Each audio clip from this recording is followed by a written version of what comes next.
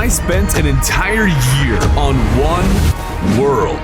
But there's a twist. Every single month, I'm only allowed to defeat a select few bosses. This means I have to stretch myself, my creativity, and my knowledge of the game to find out what can be done, to break anything that I can find, to do the craziest things that I can think of. This run is not about progression. This run is about stretching the game to its limits by spending as much time in one world as possible. And you heard me right. This project was a year-long journey. For 12 months, 52 weeks, 365 days, I was in this one world on Terraria's Calamity mod. This is what happened.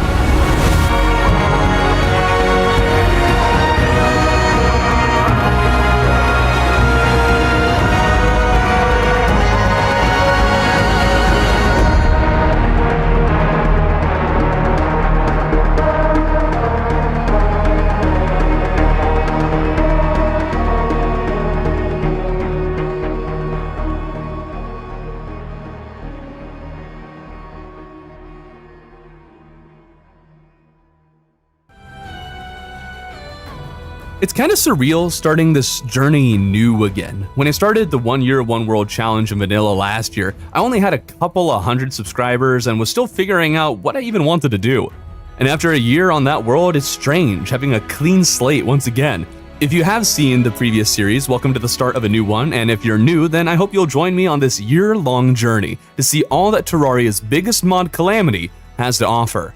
Last year my world was Crimson, so I figured this time I'd generate a world with Corruption, and of course I chose a large world on Master Mode, though in the end I'm not sure if Master Mode even matters, because apparently Revengeance Mode, a difficulty chosen in-game, is the quote, intended difficulty for Calamity, so I guess we're going to do that. I get a bag full of starter loot, and already things are moving a lot faster than in vanilla. One thing that's also different with this run is that I know much less about Calamity mod than I do about vanilla. In vanilla, the focus was diving deeper into Terraria's content than I had ever done before, but I had a strong foundation from which to explore further, but this time, there'll be a lot of stuff I don't even know about. I've played Calamity a few times, but usually with friends who end up doing a lot of the farming and searching for materials while I'm coast. So if you don't know what's going on with this mod either, you're in good company. Right next door to spawn is a cave with a treasure chest in sight, which is a lovely thing to see in any world. I am so nervous when generating a world for this challenge because whatever I end up with is what I'm stuck with for an entire year, so seeing a nice cave at the start is good. The first chest has climbing claws, and another one a little further down has an aglet. I swear some worlds don't even generate with these in them, so finding one is nice, but Calamity also adds a super easy recipe to craft these things. So of all the worlds to get an easy aglet, this wasn't when I needed it. A minecart track further down led me to absolutely nothing until I came to an opening where I promptly stepped on a trap and was crushed by a boulder. Oh! Sure, didn't take long for me to die. As I gather more wood, I should mention the mods I'm using. This is Calamity with absolutely zero add-ons. The only quality of life mod I'm using is magic storage, because with the number of items in this mod, organization with normal chests would be a nightmare. I'm not even using vein miner or ore excavator, whatever you might want to call it. There might be two separate mods, and those would allow me to mine entire veins of ore in just one instance as opposed to each little chunk individually. So those are the only two content mods I have, magic storage and Calamity. I have a few others, but they don't affect gameplay in any way. One just adds color to the Calamity relics, which I didn't get until week 2, I believe. And another one is called Better Zoom, so I can zoom in closer if I want. And the reason I'm not using any other Calamity add-ons is because when I'm doing this challenge, I want to make it as purely, quote, vanilla as possible. So I'm making it as vanilla Calamity as you can possibly get. With that out of the way, I found the desert where a Wolfram enemy greets me. There was also a big hole in the desert which looks like 1.3 generation or maybe even 1.4.3. I thought they were removed. Maybe Calamity added them back in, but I have some memory of these things having a chance of still generating in vanilla, just maybe a really smaller one. A Wolfram rover sends me home, and I just realized I have a short respawn time, which is neat. While I was home, I figured I needed some shelter before night fell. Usually, I just immediately make a shoebox, but I actually flattened out the ground before building the initial box. I have plans for a massive castle in the future, but for now, I'm more worried about gearing up. With the shelter up, I crafted full cactus armor, finished the suitable housing, and headed underground where I found my first heart crystal in a little lake with nothing more than a weak little jellyfish. Oh shoot, that's just a lot of— oh! But we got a life crystal, that's good! Oh, and I'm spawning on top of my house, which isn't ideal. Back to the mines where I find a few more minecart tracks and focused on gathering gold, and as I'm doing all of this, I can't help but reflect on how the video for the entire month of January last year wasn't even 5 minutes long. This almost feels weird diving into the game like this while I'm just getting started. It's like a normal run at this point, hardly even a special run, but at the same time, it's super special because the first year I hardly paid attention to what I was doing, but now every little thing is special because it's a long series of firsts. Where are the treasure chests? Treasure! Heart crystals? Hello? Oh, there we go. There we go. Okay, what do we get in the very first golden chest in 1 Year, One World? What is it? Hermes boots. Hey, sick. Let's go. I also had this epic moment I have to include. Oh, get juked. Oh, let's go. That should have worked. That really should not have worked. At home, I built a little room for my spawn area, and as I left, I spotted a lawn gnome just randomly there. So that's cool. Time to keep going left. I got to check out the surface for the first time on this world. Exciting. I come to the corruption, where I thought I found an enchanted sword shrine, which was also exciting until I found out there was nothing there. Aww. No sword shrine? Oh man! No sword shrine!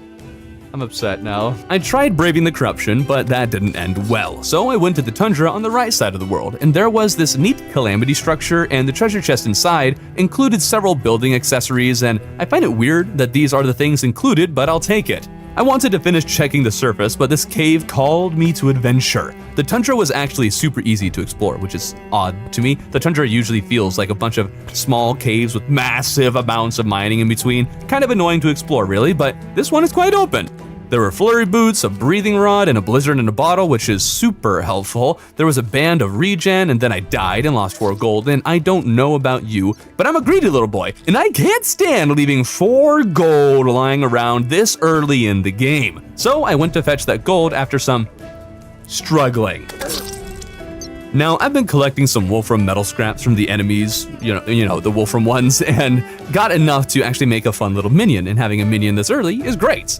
I spent a long time exploring the caves and mining for gold before I finally continued to the right side of the world and just about cleared the corruption when I spotted something special. Alright, who's the one who said I get a desert pyramid? Who said that I get the desert pyramid? Because here it is! Someone earlier had said they blessed my world with a desert pyramid, and they were right. They just failed to tell me it generate weirdly like this. The chest had a magic carpet, and the pyramid itself was rather large and went into the corrupt caves, which is kind of neat. Soon after, just before the desert, I found a living tree, and a sigh of relief came over me because I was worried my world wouldn't have any of these, and I love living trees and would hate to have a world without one. Maybe I could make my own, but I mean, it's harder to get the living wood wands without these, alright? It was also fun because a modded shrine was down there, though the accessory is just kind of okay. It's better in multiplayer, in my opinion. I made it to the ocean, but it's not the ocean, it's the sulfuric sea, which is really deep. And I fell in, and remember my trident gave me extra movement in the water, so I figured I could swim down and perhaps snag some gear because I'm a greedy little boy. Oh, I forgot those did damage. Ow! 30!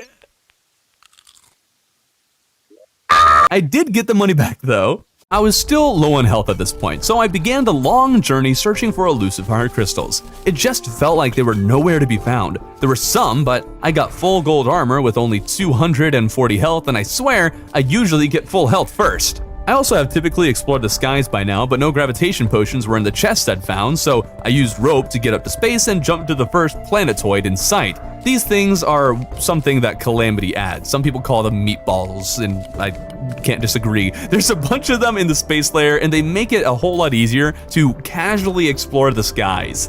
I think some of the stuff is important or something, but I don't know. I was just here to collect an easy enchanted sword and mine copious amounts of iron. It did lead to a little side quest though, where there was this honey chest and I needed to know what was inside it, but then I died. Wait, the bee! That bee has all my money! The bee stole my money! No! Needless to say, it took a while for me to get it and be rewarded with a bazaar. Now that I had an enchanted sword and gold armor, I could easily search the left side of the world, but there wasn't much there. Just found the jungle and there's massive living mahogany tree in like the middle of it, and down below is a giant beehive I was too afraid to explore. Queen bee isn't unlocked yet, so gotta be careful. I can't be accidentally summoning her. The ocean was also this goofy looking one. Man, still on week 1 and I need more to go. I am doubling the amount of time I'm spending each week on this world than I did last year, figuring I'd need that extra time considering Calamity's size, but that also means there's so much more to talk about. Either I'll have to cut more, or else these videos are just going to be an hour long, which, I don't know, would you want them that long? Anyways, there was a lab inside the tundra which had free Arctic diving gear, and I found another blizzard in a bottle.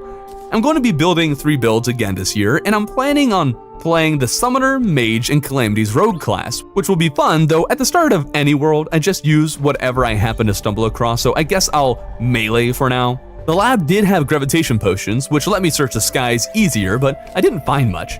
Yeah, if you haven't liked it already, be sure to like, comment, and subscribe, dude.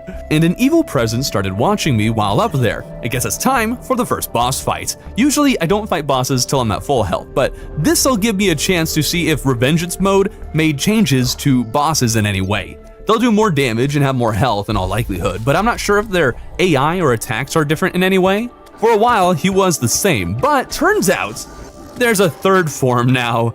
Yeah, jerk. Oh, that was different. Oh, okay, he is different.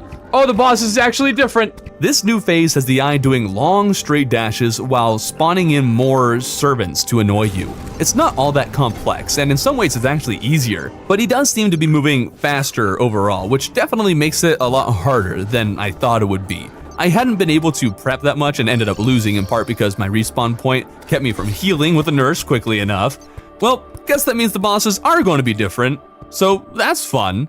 I fixed my spawn situation, and as it is one of the few places I have yet to explore, I went down to the jungle, which apparently is where all the heart crystals were hiding. I collected some supplies, found a few chests, and got to full health in no time at all. But it didn't take long for the eye to come back for round 2, and this time, I came out victorious. Oh, and if you're unfamiliar with the red and green bars next to my inventory, those are called Rage and Adrenaline. Rage fills up as I consistently deal damage to an enemy, and green one charges during boss battles and resets when I'm hit.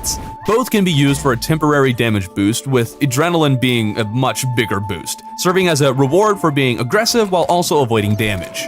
I had finally collected enough gems to craft magic storage at this point, and that's super handy. My storage situation was already getting out of hand. This will serve as the one-stop shop for all my storage and crafting needs. I also figured I'd craft the slimy crown and get to fighting King Slime. I honestly didn't expect to be fighting any bosses the first week, but here we are fighting the second boss of the run. I even crafted this weapon called the Icicle Staff that worked quite well against him. I really quite enjoyed this weapon. As for the King Slime changes, he spawned in different slime variants and at some point spawned some crystal that shoots at me, but I have more than enough mobility to deal with all of this. I found 2 teleportation potions earlier, and I love these things, so I drank one and it brought me to the underworld, and then I drank another and it brought me to another part of the underworld, but this time in Calamity's Brimstone Crag. And I can't help but wonder if the game is trying to tell me something by bringing me to this biome twice. Maybe someday I'll get the demon conch and can teleport down there myself, but in the meantime, I searched the desert for a regular conch. The sulfuric sea had this event called Acid Rain earlier, and I figured having an easy way to get to the sea to fight that event would be a good idea. And of course it was a good idea because it was my idea. So when the Acid Rain happened, I farmed the enemies till they were good and dead and chopped some of the trees here for rogue armor when the Angler appeared from the belly of a gator. We got the Angler, everyone's favorite NPC. Yeah, get him. Eat him. Yeah. What? He just, what? That's kind of broken. I will gladly take that and craft a good set of rogue armor with a golden knife throwing weapon, and I can hardly believe how well I've fleshed out some of these builds already. But that finally brings us to the end of the first week, where I spruced up the houses just a little bit until I reached a point I can get the massive kingdom I have planned underway. This week already feels weird because I'm pretty sure I'll be able to beat the rest of the bosses, which would leave over half of the month to kind of just figure out what to do. Last year, my entire time was occupied with gearing up, with a little time left over to get an initial base built, but since I'm doubling my time in this world this year, I'm already wondering what I'm going to do, but that's okay. I still have some bosses to fight for now. The first thing I realized is that I don't have a Blade of Grass. It's my favorite pre-hard mode sword outside of the Knight's Edge, so even though I'm not running a melee build, I'm still going to craft one. It didn't take much gathering of materials since I did spend time in the jungle last week, so it didn't take long for me to get my hands on that weapon. I don't know why I said it like that. Why did it sound like that? I guess I might as well head to the bosses at this point, and the first one on the list is the Desert Scourge. He's technically listed as being before the Eye of Cthulhu, so theoretically, I'm already more powerful than I need to, but I have no idea what any of these bosses are like in Revengeance mode. Well, maybe I have a general idea, but I haven't played them single player, so it's going to be different. After setting up desert housing for the sake of a pylon, I put together a quick arena and summoned the Desert Scourge. I don't have much in the way of piercing weapons, so I wasn't sure how I would fare against the worm, but it would turn out a star just so happened to strike it right after spawning, dealing 40% of the boss's health right off the bat. So that made things a whole lot easier, and the fight ended up being, well, over before I even realized it. I even did well enough to get adrenaline, and that always feels nice. Sure, it's an easier boss, but it's nice regardless. Due to the last battle being so easy, I figured I might as well fight the worm again, and the second battle was much more challenging, because not having that 40% of the boss's health gone for free definitely makes a difference. I honestly wasn't sure what to do at this point. I had a few ideas, but the beginning of this run is filled with so many possibilities, I often found myself paralyzed by choices. After some thought, I concluded I might as well take on the next and final boss I can kill this month, and that would be Crabulon, the glowing mushroom crab. I never know how to prepare for these bosses, so I extended the glowing mushroom by blowing up the ceiling. I just had to craft the boss's summon real quick at the corruption. While there, I stumbled upon this small shrine with a neat accessory inside. Never seen this before, so that's cool. I considered building more of the arena for the crab, but instead I figured I'd just summon the thing and see what happens. This was also my chance to use the rogue class. It feels weird how I already have a viable mage and rogue class so early in the game, but I quite enjoyed the opportunity to use rogue. Turns out the set bonus for this armor gives me an extra jump as well. That alone with my Cloud and Blizzard in a bottle gives me 3 jumps to utilize in this battle, which was more than I needed. The fight went off without a hitch. I mentioned before how I already had 2 classes built, and now I figured I'd get to work on preparing the third one. Crafting Victide armor, I had the base for my summon build, and I dug up the accessories that were at least somewhat summoner related. Although at this point, the crab drops a rogue weapon, and since I enjoyed using it in the last fight, I figured I'd kill him again and get me a really cool rogue weapon. I don't know how to pronounce the weapon combined with the Luxor's Gift makes a pretty cool combo and one of the fastest attacking ranged weapons I've ever seen. And if you don't know, the Luxor's Gift adds extra projectile to weapons depending on what class it is. So if you see little red balls or the purple little worm things, those are the main ones I'm using. Those are from this accessory. One more thing I could check off this month is the giant clam. He's not technically a boss and is not included in my progression, so I'm free to fight it whenever. As is though, it's still an early game mini boss. After digging down into the desert, I came across the Sunken Sea, which has always been one of my favorite biomes in Calamity. I'm not exactly sure why, I just like it. In a lot of ways it's sort of boring, but I just like the underwater theming and general vibe of this place, I guess. The enemies down here have stupidly high defense though, and my weapon doesn't do very high damage. At least it has a super fast attack, so doing 1 damage at this speed was enough to kill these things slowly, but surely. How wonderful, I've beaten every boss. It's only week 2. We're not even done with week 2, now what? Well, there is Torch God, and having Torch God's favor this early in the game would definitely be really handy. Typically, I find a place with walls to set torches on, but instead I place them on the ground, you know, the place I stand on, so that was smart. I wasn't even sure there was enough room, and I always forget how many torches are needed to get this event going, so after slapping them down on every possible block, Torch God did eventually spawn. Thankfully, I could just hang out over to the side and dodge them easily enough, but this thing inflicts so many fire debuffs, it's kind of ridiculous. And that wraps up all the bosses, all the events, all the mini-bosses that could be fought at this point, at least to the best of my knowledge. Having all those boxes checked left me with a quite easy decision. What do? I establish my kingdom. Ever since starting the year, I've wanted to build a massive kingdom at spawn, and so it's time to get to work on that. First things first, I flattened out the ground so I could later terraform it however I like. I'm not sure why I started with this before the spawn build, but the first structure I got to work on was the housing over the elevator. I had this grand idea for a medieval-looking crane build with some houses. Once the houses were finished, I added the crane. Although it does look fine, in my opinion. There's definitely some improvement to be had, but that's how I always tend to do my builds. First, I lay out the initial idea, and later I add details or reconstruct the whole thing if I deem it necessary. Having the first idea actually in the world helps a load with figuring out how to actually get what I want when building.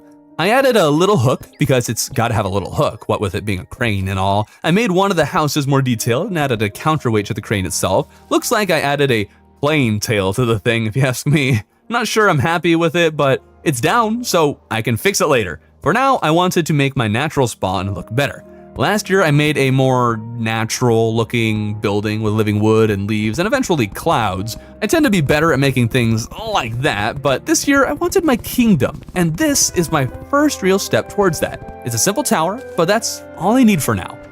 Stone is something I'll need for my castle, and I'm a bit lacking on that front. Of course, the easiest way to collect blocks of any sort is by carpet bombing with dynamite. I just needed that dynamite. Turns out the demolitionist is on the other side of the world, and a blood moon spawned, which just made things absolutely fantastic.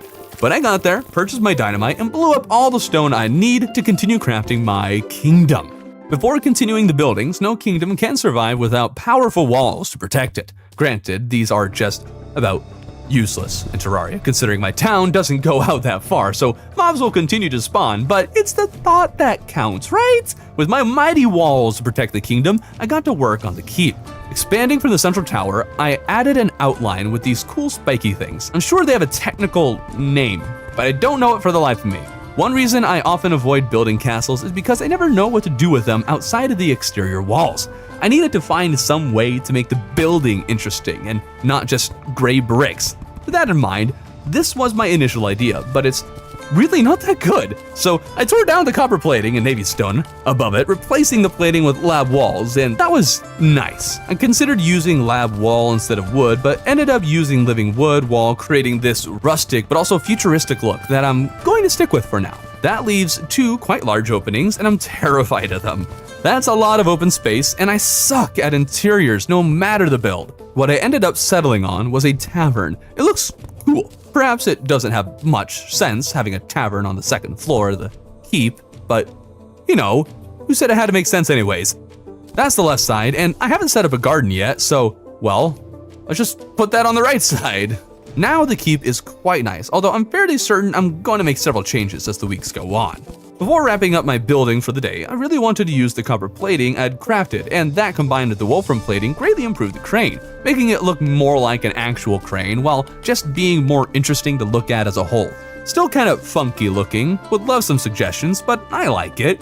To conclude the week, I spent time searching for the shimmer, ended up mining 3 separate holes before finally coming across the place, and before heading into the next week, I'm inviting you to join me in a year-long journey in Terraria. It can be Calamity like I'm doing right now, vanilla, or any other assortment of mods you like, and if you're doing a year-long journey, join my Discord and share your journey with others. It'll be a fun time and great to see your journey. If I remember, I'll even share images that you share from some of your runs at the end of these videos. And also, just because this isn't multiplayer, you do it on your own, okay? Just to be clear on that front.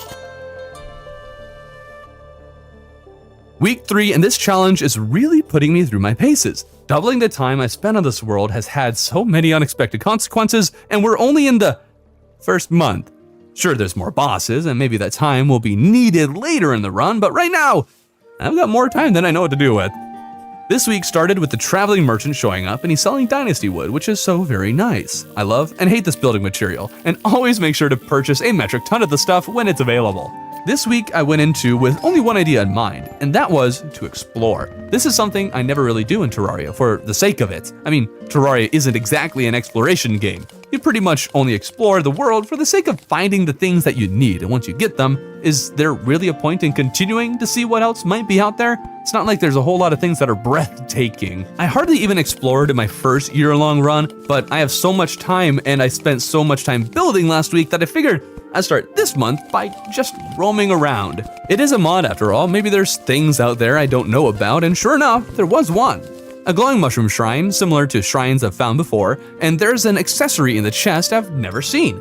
Not really a great one, but it does say it grows mushrooms when I walk on grass, so when I was done exploring, I checked to see if it'd grow glowing mushrooms on the surface. But that's not what it meant. Infinite mushroom farm! Oh my goodness, what? What? This is broken! Pockets full of shrooms, I figured I should check an item off my list that will continue to stress me out if I don't do it right away.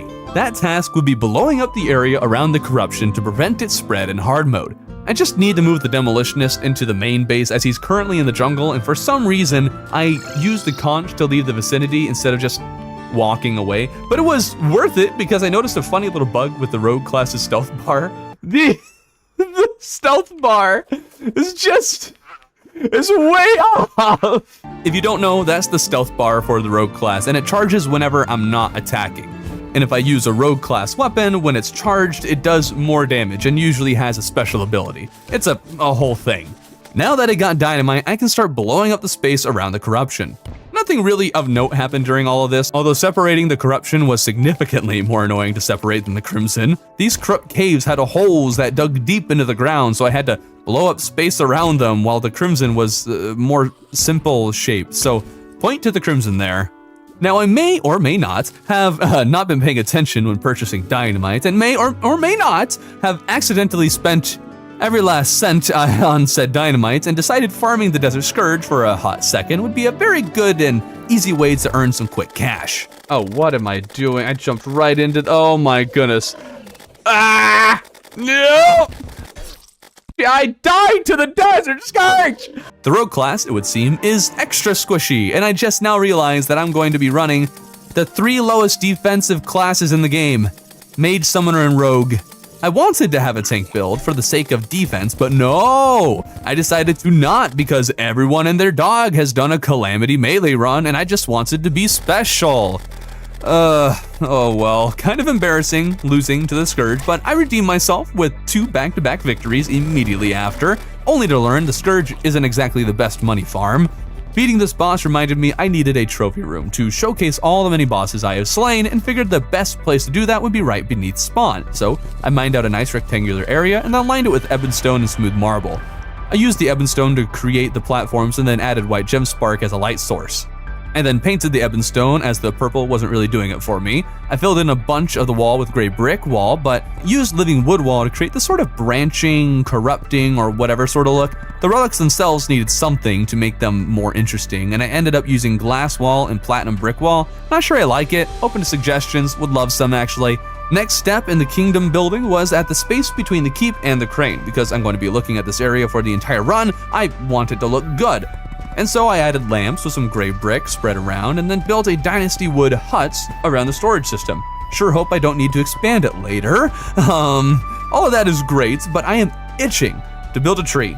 But I suck at building trees. So I built a tree, a small one, which is much more manageable, and it came out looking alright, I think. I just can't wait to get the mechanic for the actuators, but I won't get her till March, which is too bad. This'll just have to float here for now, I guess. Also, I wanted the leaves to look cherry blossom-like, you know, bright pink. I know I've seen people do that, but I have no idea how to accomplish this. The kingdom is coming along quite well, but I'm out of ideas as to what to add at this moment, so I'm going to make the tundra pylon housing. There is a house that naturally generated there, so I decided to make a building beside it using the same materials.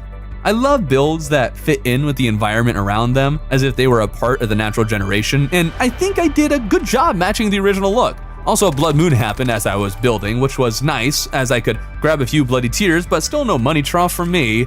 Speaking of pylons, having a cavern one at the shimmer is quite nice, but as it would turn out, the miner dude here is selling the jungle pylon. Well, not what I was expecting, but I suppose I'll take the pylon while I can and move the housing to the other side of the shimmer, which is definitely cave. Glow tulip, easy money. I'm gonna equip it. I don't even like it. I think it looks icky. But I'm gonna have it just as a flex. I don't understand people who say this flower is rare. It's super easy to find. Just start mining beneath the ocean or look around the shimmer. It's quite common if you ask me, okay? Just look there. Pro tip. I finished the building and they were definitely going to need an upgrade. I threw a copper short sword at a slime and then finished the week by completing the elevator. The final week and I am totally out of ideas, and this video has already gone for quite a while, so it'll probably be a quick one. Most of my time this week was spent building and testing a few things I was curious about. For example, I was wondering if I could summon Desert Scourge 2 times at the same time. I could not and ended up needing to fight the one worm and couldn't stop pressing the wrong button while trying to change to my rogue class build. Hitting all the wrong buttons! All the wrong buttons! I really am not great against Desert Scourge, it would seem, though he was quite helpful because he killed the traveling merchant, so I guess I might as well shimmer his hat, and I'd actually totally forgotten this was a thing until I saw the hat on the ground. So good job, Desert Scourge. Something I thought would be fun to do, but required an eye summon, which apparently I don't have, somehow. Makes no sense to me, but crafting one is no big deal. I ever so slightly added to the desert arena, and I'm going to need it. See, what I want to do is try and defeat the Desert Scourge, Eye of Cthulhu, and King Slime all at the same time. Oh, it's a Blood Moon too. Oh, this is perfect. This is going to go great. The battle was definitely interesting. I would never have thought of trying to take on all 3 of these bosses at once, at least not in this phase of progression. I ended up being wiped out, but this is definitely something I want to accomplish now. I farmed the Blood Moon for a money trop and was way too excited when it dropped. Oh, right at the last second, let's go! That finally opened up my inventory and I figured it was time to build the jungle pylon. For this one, someone in chat recommended an overgrown castle and I liked it so much, that's what I went for. It was a small castle styled to be similar to the one back home, but this one was built into the mud and I tried to make it look a bit more broken down. Of course, I needed some housing for the eventual pylon and the houses are okay, but overall, I like the build. The next night was another Blood Moon and that's kind of crazy. Didn't stop me from attempting the 3 boss fight again and I managed to take down the eye during the battle, at which point I figured victory was in hand, but then I ended up losing. So, at least I'm making progress, I just need to get good. I finished up the jungle build by adding this gem spark thing. Don't know what it is, but it's kind of interesting. I painted the ice platforms brown to make them look more desert-y. I could have replaced them with a desert platform of some sort, but I did this instead, and I suppose for now I'm sticking with it. And the only pylon that doesn't have a special build other than the caves is the desert one. The building didn't end up quite the way I wanted, but I still need a few more things to finish it. There are so many build ideas I have, but I can't really do them until I get my hands on actuators. I guess I could technically build them, but then they would have a bunch of blocks in the way, so it's not really practical. I'm excited for March, is what I'm trying to say. The night upon finishing, I attempted the 3 boss fight once more, and this time I came out on top. It's just weird, because the eye always died first, then Scourge, and then King Slime. King Slime ended up having next to no damage done to him over the course of the fight either, so I guess all the other bosses were body blocking for the slime, or he was just easy to run away from. I don't know, it was weird. But it was kind of cool fighting all 3 bosses and beating them, so maybe I'll have to do this in future months. At this point, I figured I'd explore a little bit, and the Sunken Sea seemed like a nice place to check out, and sure enough, there was a lab there. These Calamity structures are always pretty neat, but I love the giant blue crystal in the Sunken Sea one. The thing is awesome, so awesome in fact, that I created a copy at spawn.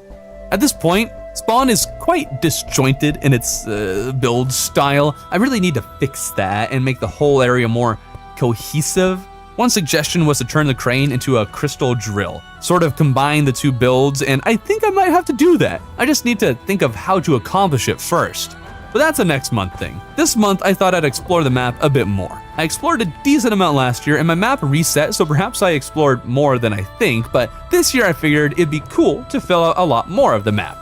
I came across a glowing moss biome, at which point I was reminded that the paint scraper can be used to harvest moss from these things. I've never once gotten it to work, although I haven't ever tried that hard. Turns out there's only a chance for the moss to drop, not a guarantee. I would also always try to scrape the purple moss that's actually on the stone, not the little bush things that are growing up. So I did it a few times the proper way and finally got this moss for the first time in my life, which is great because I need some of it to add to the jungle build. Only problem is, this is purple moss, and I want green, it would fit better. I attempted painting it with every paint available, but the stuff won't change color. Does that mean I'm just stuck with purple moss unless the green moss biome spawns somewhere? Pretty sure there's no guarantee of getting each of the colored mosses or even more than just one color, so that really stink if I'm stuck with nothing but purple moss. I guess I might as well leave it until I figure that out, but I'm hopeful for green moss at some point. I haven't really visited the underworld as of yet, so I went down to see if I could explore the whole thing, but I didn't get very far before encountering an issue. Oh. Gosh darn it! No! Well, that's quite unfortunate. Pretty sure Calamity increases the spawn rate of voodoo demons, and although that's sort of nice, it also makes situations like this so much more likely, and for this challenge, that's not great. Guess I'll have to ensure to die if it does happen again. I finished out the week and the month exploring all over the place and fighting Crabulon again for the heck of it. This month has really put me through my paces. Doubling the time in this world has given me so much time that I've run out of things to do. There were several times I was feeling a little bored and kind of wanted to sit and watch the time run out. I didn't feel particularly interested in building after having done so much of it already. There were no more bosses, and what with being so early in progression, there isn't any real farming I can think of to do. It was tough, but still a really good time, and it has me curious as to what next month has in store. The beginning of the second month, and I'm able to get into it with all that I learned from the first month. Sure, I've done this challenge before, but now that I'm in Calamity, things have changed quite a bit, and I have to change my mindset a bit as I figure out how to go about learning more about what this mod has to offer. The first week was less affected by what I learned as the new bosses have just been unlocked, but it did still have an impact. The first and most obvious task was to break a shadow orb. This will allow the goblin army to spawn, and once they're defeated, I'll be able to find the goblin tinkerer and finally merge some of my accessories. I could have broken the orbs and gotten straight to fighting bosses, but after last month, I figured it would be smart to not rush to each of the bosses, but spend some time in between each of them. I think this fits the challenge much better. After all, it's not meant to be a boss rush and then figure out what to do from there. So let's see what there is to keep myself occupied for now. Fishing quests are definitely an important task to keep performing, as failing to do fishing quests early in the game can really bite you in the rear later in the game. Turns out Calamity also increases the number of things you get from fishing quests, so this will be considerably easier than it is in vanilla. Before fighting any of the bosses, I thought it would be nice to make an arena. Perhaps I'll make individual arenas for each boss. It's something that could fill the time while also serving as a decorative build. Only problem is that I still need to get actuators before these builds can really take shape. For now, I figured I'd blow up a bunch of ebonstone, and I was hoping there'd be more than ebonstone brick that could be crafted, but that's just about it, so I guess that'll have to do. It might have made sense to create the arena from natural ebonstone, as I like builds that fit with the landscape, but this looks good too. I made an initial little tower for the arena. I never fight the Eater of Worlds above the ground, so this will be a whole new experience for me. But hey, that's one of the reasons for this challenge in the first place, doing things you don't usually do. Finding the worm in the caves has always felt much easier to me, plus it requires less prep time. Now, ebonstone brick doesn't craft any platforms, so I chopped ebonwood trees for the arena. Before building the arena though, last month I had an issue with moss. There was a glowing pink moss from a naturally spawning cave, but I wanted it to be green. Paint didn't work, and several people suggested throwing the stuff in an extractinator. Shimmering the moss creates helium moss, no matter what kind you throw in, but if you toss it into an extractinator, it could spit out a different moss, or at least so I'm told. I tried one helium moss and one of the regular pink glowing moss. Both of them spat out one of the regular non-glowing mosses, but neither was green, so I figured it wasn't worth it. I returned to the building up of the arena. For now, it'll be quite simple, but I hope to add more detail when I have actual actuators. That's weird. There's these ebonstone brick pillars with a layer of platforms. There's more to add, but before that, the goblin army was on its way. There's not much to say about the goblin army. It's kind of just the goblin army. I whacked them with a stick and called it a day. It did feel like it ended really quickly, though not sure if Calamity decreased the amount of enemies you need to kill to defeat the army, or if the modded weapons kill the enemies quicker. Whatever the case, it didn't take very long. Defeating the army means finding the goblin tinkerer is always the next step. If you ever struggle with finding him, here's my best advice. Drink a hunter potion, ride the first minecart track you see in the cavern lair, and you'll likely find him in no time, just as I did. Buying the Tinker's Workshop from him allowed me to combine a bunch of accessories, which is very, very, very, very helpful. So now it's time to return to making the arena. The solid block pillars you would think might be an obstruction for fighting, but a staff dropped by the Goblin army is most effective when it hits a solid block, more than when it hits the enemy directly. Having these pillars actually should make this weapon more effective. I finished the base of the arena and did a quick fishing quest, which happened to be in the corruption. I'll have to make a bigger fishing hole. Feels like this world hardly has any good fishing spots. Really gotta get that bottomless water bucket as soon as possible. I added 2 more layers to the arena, which you gotta have, right? An arena can't just be one single platform. I also added some campfires and heart lanterns, of course. This means it's time to blow up the final shadow orb and get the first boss of the run. Let's go, go, go, go, go, go.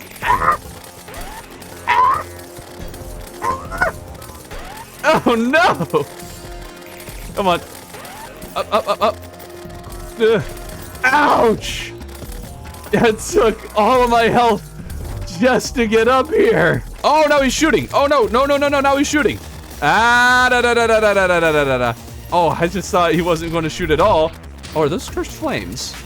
Or are those just bright? Why are they bright? I don't like that they're bright. Nope, nope, oh, cursed flames! Ah! Uh-oh! Uh-oh! Houston, we have a problem. Ooh, hearts, thank you. Okay, so the heads, let's shoot them. So if we keep the heads to a minimum, we'll be fine. The Eater of Worlds is kind of funny up here on the surface. Suddenly the big worm can fly and he can make sharp, fast turns. That's probably not a thing in vanilla, but only in Calamity. Seeing the worm turn on a dime is kind of terrifying. I beat the worm first try and then realized I forgot I had planned to use my mage build and the magic staff from the Goblin army, so I quickly went back underground to resummon it. As it turns out, however, my mage build does not have a horseshoe. Oh, Calamity does allow you to craft horseshoes, however, so once I crafted one, I merged it with a cloud and a balloon and headed back to the corruption. Blowing up a few more orbs, the worm spawned once more and I got to battling. Turns out the worm body blocked the pillars quite frequently, rendering the weapon rather ineffective, and the icicle staff doesn't pierce, so it's not great either. My damage output was quite pitiful, and after I died, I have to assume there's better weapons available for me. There was only one weapon I could craft at the moment, but it does have a certain amount of piercing and does adequate damage. I didn't want to summon the worm though. Instead, I thought it would be a good idea to figure out how I'm going to summon the Brain of Cthulhu. Calamity Mon spawns with a floating island of the opposite evil of the world. I thought this might be enough, but after visiting, I wasn't so sure. There weren't any crimson enemies spawning, and although it's possible that they could, the spawn rate was likely so low that farming would have been a real pain. I tried shimmering rotten chunks into vertebrae with no success, and then wondered if the Dryad might sell some, but she does not. She does, however, sell this summon, and he's the best little doggo. Look at him, he's a cute little doggo. Oh, he's a cute one. Oh, he barks. My next idea was to extend the Crimson Sky Island, but the blocks were not spreading, which I suppose should be expected as it's pre-hard mode. Pretty sure there wouldn't be spread, although it would also seem that the blocks that make up this island, although they are crimson, they are not the kind of crimson blocks that spread. They're more decorative, like ebonstone brick.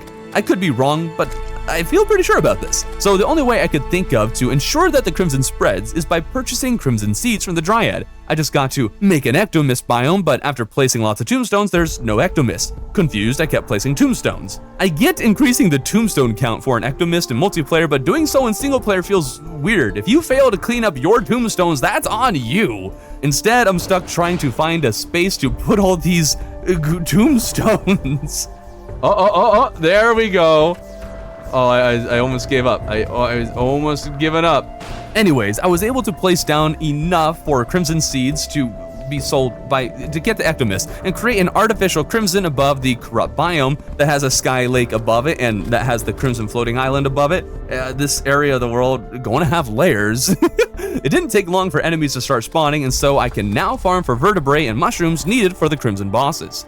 Oh, and I almost forgot, I did try shimmering more moss into helium moss and then tossing it into the extractinator. I only tried one before to see if it turned green, and it didn't, so I gave up. Well, I tried putting in a bunch more helium moss and did eventually get green, but this isn't green. How is this green? Guess I need the glowing green moss if I really want that nice green I'm looking for. So I went off to farm more vertebrae, and for some reason I ended up jumping down the corrupt caverns where I just so happened to see a meteor that had fallen earlier. I feel like it's been a while since I've seen a meteor inside a corrupt cavern. It also felt kind of funny mining this thing block by block, since I recently was playing a modded run with Ore Excavator, and it's so satisfying seeing a meteor evaporate with that. But nope, not in this run. I'm just going to be here pecking away at this thing. I got enough of the stuffs for a bloody spine, and I had farmed a little extra as I thought I'd need a few summons, but then I realized boss summons in Calamity are not consumable. I cleared a few trees I'd planted up there so I could use the wood for an arena, but it occurs to me that this wood is probably the same as what I'd get in the corruption. Am I wrong about that? Honestly, I have no idea. I thought about making the arena, but was anxious to just fight the brain and tried using my mage class. There is a third phase for the brain, and it's kind of just confusing. The brain makes these much bigger moves. In the end, dashing into the thing with the Shield of Cthulhu was all it took to avoid taking damage, but I didn't quite have the timing right and ended up dying right before killing it. Although, what made the brain's final phase more difficult was the fact that I can't hardly hit the thing. It moved too fast for my weapons. I tried the battle again with the rogue class, and this went a whole lot smoother. Now, perhaps this is a little delayed, but I now got to work on making an arena up here. There's still the perforators, I suppose, so it'll at least have some use. I also made it identical to the one in the corruption, or at least very similar, partially because I had no other ideas for a different looking arena, but also because I thought mirroring the arenas just made sense between evil biomes. I just had to paint the Ebonstone red to make it look right. When the arena was finished, rather than fighting the perforators, I figured I'd instead get to work on a village I've had in mind since day one. This is one of the main things that was affected by this whole new mindset in approaching this run. I could have easily spawned in the perforator, but I'm going to leave them for next week. Them and the hive mind will give me a little something to do next week, and will help split up every week into more interesting chunks, I think. So, onto the build. I started with a simple hut. The whole idea for this build is to make it like a marsh or swamp town with wooden houses built into the trees. It won't quite be marshy, I just want it to look pretty much like a long-lost paradise. Maybe that's a better description of it. Getting the second house then helped me figure out how the structure of this build is going to work. I added a hole below the huts where an eventual pond will be, and put some of the more natural stone walls around it. If you saw my series last year, you will recognize where this build is going, as it's in many ways very similar to a build I had in that one. That's pretty intentional, as that build was made really late in the run, and yet it was one of my favorite builds of all time. I didn't get any time to enjoy it, so now I'm recreating it here where I will have lots of time. I built the third and largest house and extended some of the stone wall to flesh out the backdrop. I then added the dirt and the stone top to give the thing a more cavernous appearance. I also discovered placing dirt underneath the wooden stilts and then planting it helped it look a bit more natural. Now, the water isn't just going to be at the bottom, but rather I wanted to put continuously falling water on the top, which obviously means there needs to be a little basin up here. There are several techniques for creating the appearance of falling water, but I wanted actual water to keep falling, and so I might actually use pumps. A rather forgotten wiring tool if you ask me. I then removed the natural dirt wall and made my own that is a bit closer to the ground. I even used living leaf walls to create the sort of mossy look growing on the outside of the other walls, and I think it's actually quite convincing. And at last, it's probably going to be quite dark in the water, but I want it to be bright and pristine, so I added 2 diamond gem spark walls to brighten the place up. I just can't wait until I can get my hands on echo paints and a bottomless water bucket to really complete this build. Week 6, here we come, or week 2 of the month, I suppose. It feels nice still to have 2 more bosses to fight, and it occurs to me I was running out of things to do last month when I had to go through the whole getting started process of collecting gear and materials, and that takes a good chunk of time. I'm really going to have to be more creative with what I do, and boy, did I find that something special this week. We'll get to it a little bit later in the week, but there's a few things to take care of first, such as fishing quests. I need a bottomless water bucket, as I've mentioned plenty of times, to finish the build from last week. Without the water feature, it just doesn't quite feel right, but I'm still happy with it. Yes, this is what it's like having a build you're proud of early game. This is very nice. First things first, we do have another boss to fight, and I wanted to start this week with a little bit of action, and so I headed to the Artificial Crimson to break a Perforator cyst and fight the Perforator. Calamity bosses, although I have fought them before, I'm significantly less familiar with, and their patterns are a little more mysterious to me, so I wasn't sure how things were going to go in this battle. Thing is, though, the boss was actually really easy. I didn't have great piercing with which to kill the worms he summons, but I was able to dodge around the worms well enough to get adrenaline a few times. The boss was just pretty simple. A few sparky things shot from the brain, looking thing, dodge around the charging worms, and you're fine. Plus, you don't actually have to kill the worms, you just have to kill the main body and you're all good. So that checks another boss off the list. Real cool. None of the drops were particularly exciting, although this one summon was gross, so I have to mention it. I refuse to use the Crimson Heart Light Pet because I think it looks gross, and the same applies here. I don't want this pulsating sack of flesh following me everywhere. Plus, I'm pretty sure my eye summon is better anyways than this summon. And no matter what summon weapons I found, I always seem to find that the eye summon was the most powerful, but that doesn't feel right. One biome I failed to explore last month is the Abyss. Not sure there's a whole lot down here, but I might as well check it out and see what is here. In the end, there wasn't much, but there were some points of interest. Oh wow, these chests are actually kind of hard to see. But we got one! We got one! Alright, where are the others? I feel like I've probably missed some. I did find some more treasure, but nothing particularly interesting. I did learn that I can place torches down here since there's torch variants that work in the Abyss, and with Torch God's favor, they automatically turn into the appropriate torch. I found it quite odd how the left side of the Abyss generated as there were a bunch of blocks spread about seemingly randomly. I thought it would be a solid wall, not this weird mess. Weird. I also figured it'd be fun to see just how deep I could go. Let's just keep going deeper and see what happens. Oh, they all explode. No, why?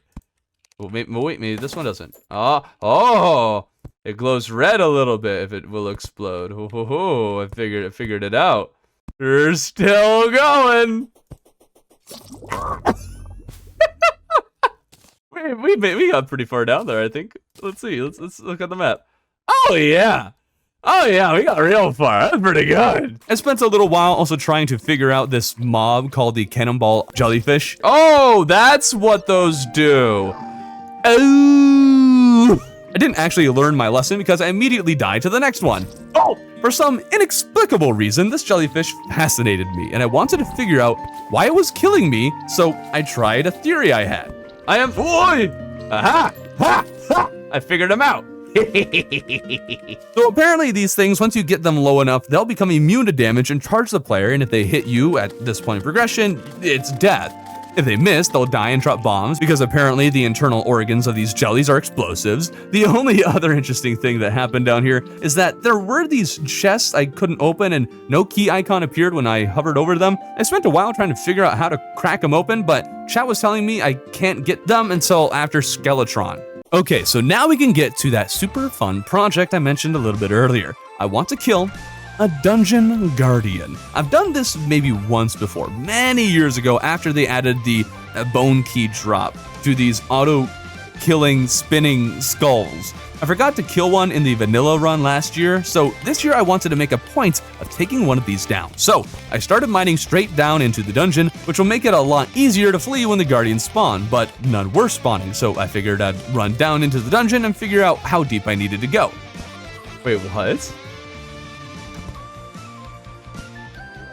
Wait, what is happening right now? What?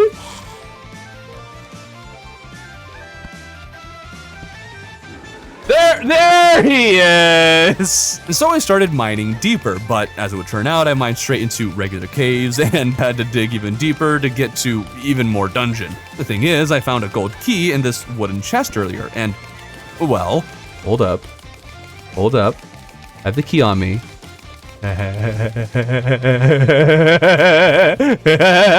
I'm going for it. Turns out I can't mine the dungeon brick down here with a golden pickaxe, so I stopped, made the pickaxe one tier higher, the Deathbringer, and that's also not strong enough. Guess I need a molten pickaxe. Last year I didn't mine Hellstone till after Skeletron because I wanted to get more life out of the Crimson armor, but I want to fight the Dungeon Guardian, so I'm mining Hellstone. It also occurs to me, since I'm not running a melee build, I probably won't really need any of the Hellstone anyways, but I mined extra just in case. Right as I was finishing mining, I spotted an ashen stalactite just lying around. It's an underworld rogue weapon, so it's pretty good. The demon I killed with it immediately after just so happened to drop a demon scythe as well, so I'm pretty stacked. Oh, voodoo. Voodoo. Gimme, gimme, gimme, gimme. Don't fall in the lava.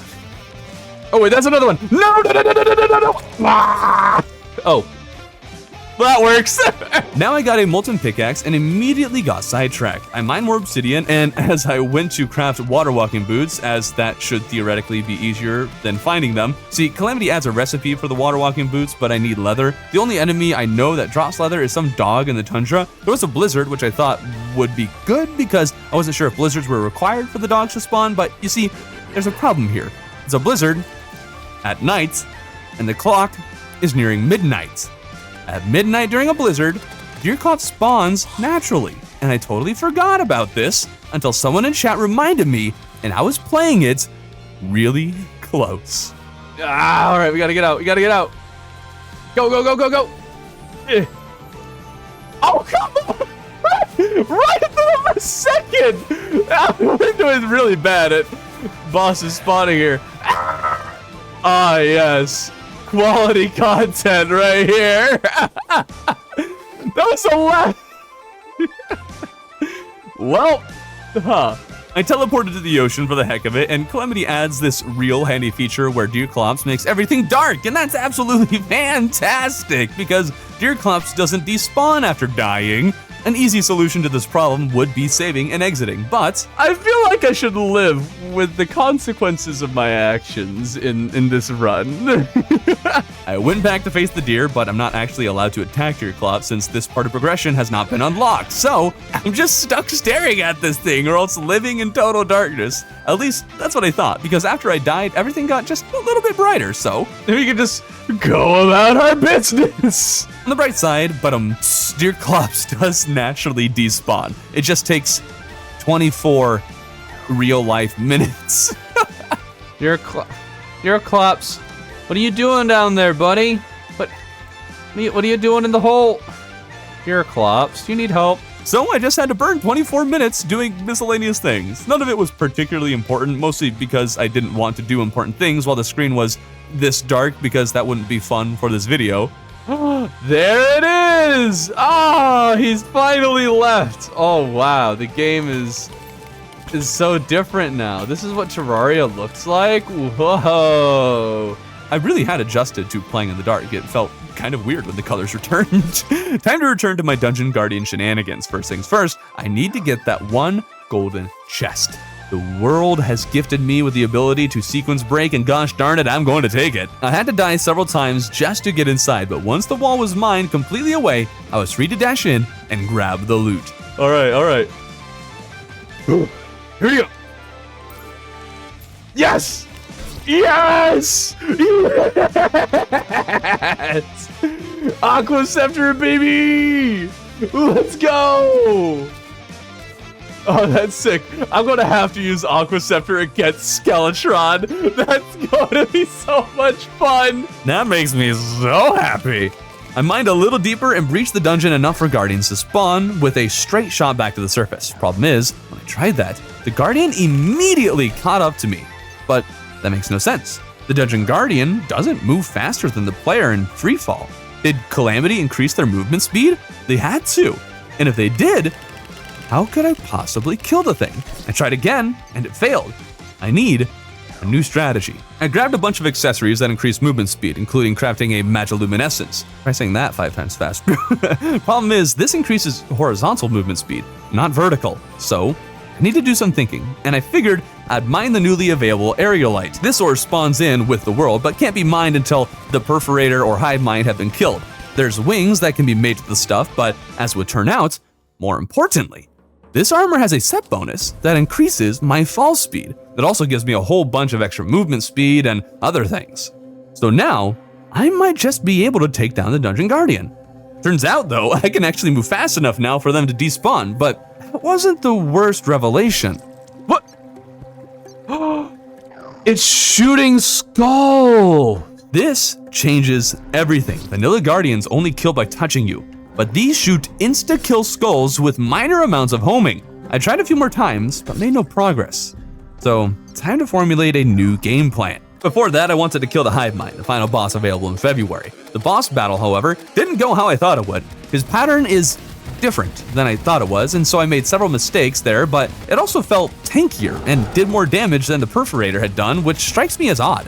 I nearly beat the thing first try, but ended up dead, and so I shrugged my shoulders and returned to the easier enemy, the Dungeon Guardian, but I was still going nowhere fast with the Guardians. The tunnels I'm flying up has no room to dodge, so once a skull is shot down the chute, I have no way of avoiding it, which means the obvious solution is to expand the size of the tunnel. And now back to Hive Mind. I fought it twice more and lost both times, doing worse than the first battle. There's a number of problems I'm running into. For one, it's shooting cursed flame orbs that I can hardly see, but also, it keeps spawning in enemies, and as I try to dash away from the main body, it'll spawn an enemy right in front of me, so I'll bounce off the enemy and back into the main body. This whole time the battle isn't feeling right, and someone from chat was telling me the boss was actually enraged, but I didn't believe it. There's no way the Hive Mind enrages on the surface, but there is one way to verify, by turning the health bar into the Calamity version. See, with this health bar, the boss's name gets outlined in red when it's enraged, and sure enough, it's red. So this whole time, I've been fighting the boss enraged! Well, that's great. I killed it anyways. Maybe this means Dungeon Guardian battle will go better. Well, perhaps not. See, turns out this armor makes me move too fast for the Dungeon Guardians, and they keep on despawning, as I alluded to earlier. The only way to prevent this was to reverse gravity again, and this total stop of momentum caused me to die. And the one time I did get out of the dungeon without dying... Oh, come on! No! No! I actually got out! So to make it easier to dodge the skulls, I increased the size of the gap even more, and for the first time, I was able to get the Dungeon Guardian out into the open. Oh! No! No! No! No! We got out! We got out! No! As frustrating as this is, it does mean it's possible. I also realized that I couldn't switch back to my rogue build once out. I wanted to use that build because my rogue weapon is insanely fast, which works best against the Guardians, but I no longer get the advantage of falling extra fast, which I need. I tried again and again with many failures and a few successes, but each time I got the Guardian outside, it would shoot skulls, and the skulls were so hard to dodge I'd almost die immediately. And the discombobulating nature of reversing gravity made it all the much harder to dodge. I could get it outside the dungeon, but I wasn't able to survive very long after, and I'd burned through all my gravitation potions and ingredients for gravitation potions, and the week was coming to a close. So, I guess this will become a project next week. With my remaining time, I added a new larger garden and actually used the appropriate planter box for each plant rather than just buying a bunch of one. I also haven't been very happy with how my trophy room looked. Mostly just the background wall around them. I messed with a few things until I settled on alternating voidstone walls and blue gem spark. I think I like it enough to stick with this. The only problem is that voidstone can only be mined with an adamant type pickaxe or something around that tier. So the only way for me to actually get voidstone is by killing a very specific enemy in the abyss who isn't necessarily a common spawn. So leave it to me to choose one of the single hardest materials to gather. That's just wonderful. So as it would turn out, last week I started a journey I was not ready for. The Dungeon Guardian must fall, and I was so determined to do that, I regret my life decisions, and you'll find out why as we go along. I had a serious problem last week escaping the Dungeon Guardian after getting it out of the dungeon. I was at least able to get it out of the dungeon, but now we need to find a way to better survive on the surface because gravitation potions, although viable, mess with my head so much that I can't hardly dodge the Guardian's projectiles. The first step in the process was creating a massive platform that extends most of the world. I already know I wasn't able to quite outrun the Guardian last week, but I have a few ideas for increasing my movement speed. First things first, I need a bunch of feathers for gravitation potions as well as aerospec armor for the rogue class, which I only realized existed this week. Switching between mage to rogue was not fun last week, and now that I realized that there was a rogue set, this made it a lot easier. I was also able to snag a water candle from the dungeon to increase harpy spawns to make the grind session a little less, well, grindy. I equipped the magic luminescence as well, and I'm feeling pretty good. Okay. Now we're cooking. We're cooking, all right? We can do this. We're about to kill a Dungeon Guardian, baby. We're going to do it. It's going to happen. I'm telling you. There's no way I could possibly lose. Easy money. All right, it didn't spawn. We'll try it again. It didn't spawn again. There he is. There's our buddy. Oh! Okay, that skull, that he cheated right there. All right, that was cheating. That's what Skeletron, the Dungeon Guardian just did. Right, he cheated. You see, because the skull moved more than normal. That was cheating. All right. So that didn't quite go as planned. I just need to get him out of the dungeon to really see whether I can outrun him. And sure enough, on the second attempt, I got him out of the dungeon. Oh, we're too slow. Oh, we're still too slow. No. Oh, this movement speed for nothing. Nothing. All right. Let's just blindly try it again. You got this. Don't you dare. Oh, I jumped right into that. Wow, okay, that has more. The hitbox is bigger than I thought it was. Okay. Oh, that's so, come on. You can't just spawn on my face. Yeah, I know the game doesn't want me to kill it. That's one reason why we're going to kill it. Game can't tell me what to do. I'll do what I want, darn it. Okay. Here we go. Oh, I'm moving at the same speed as the arch. Okay, so, okay. If I move at the same speed as the arch of the skull, what am I going to do about that? That didn't turn out too well. And so the next strategy had to be formed. The skulls shot from the Dungeon Guardian had an arc to them, and its arc was shooting in such a way that if I ran straight at full speed, it would hit me, but slowing down is not an option either. But even when I tried to get good with the gravity reversing, I just couldn't outrun the Guardian. So I need to go faster. First step was reforging every accessory I had to quick for 4% extra movement speed for every accessory. Calamity also makes it so reforging is much easier and a lot cheaper. The accessories never downgrade, so once you hit the highest reforged tier, you will only get highest tier reforges. It's very convenient. I am also doing fishing quest when I remember in a vain attempt to get the bottomless water bucket from the angler, but he is not giving it to me. I farmed some more for potions and tried the guardians again, but am still far too slow. So what can I do to increase my movement speed? Well, let's introduce the Dune Rider boots. These boots are extra fast when running on sand, including sandstone. So if it's enough of a boost, I could replace the entire platform in the sky with sandstone. I just need to test the speed boost. All right, we're at 41. We're not going any faster. Wait, what? 49. Okay, we go to, yeah, it's the same. Wait, what? Oh, I don't have them on.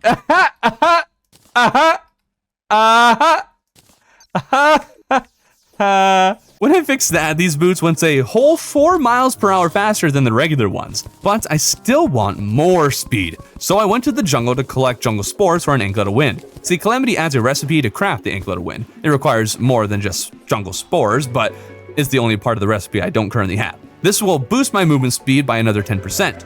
I did toy with using frozen slime blocks as well. These frictionless blocks can really get you moving, but with where we are in progression, I'd have to grapple and disable the hook at just the right time, and it's already hard enough getting the Guardian out of the dungeon, so I wasn't confident I could consistently get the hook just right, so I stuck with the sand. Before fully committing to the idea and replacing all the platforms, I placed the sand and made enough of a runway to get the general feel for it, and also put down sunflowers below, and those sunflowers also gave me another 2 miles per hour. This is by far the fastest I have ever moved in pre-hard mode, but I'm still not sure it's going to be fast enough. I summoned the Guardian again, and this is the moment I fully locked into this idea. Oh,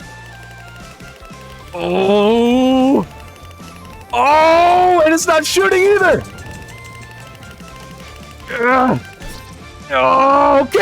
Okay.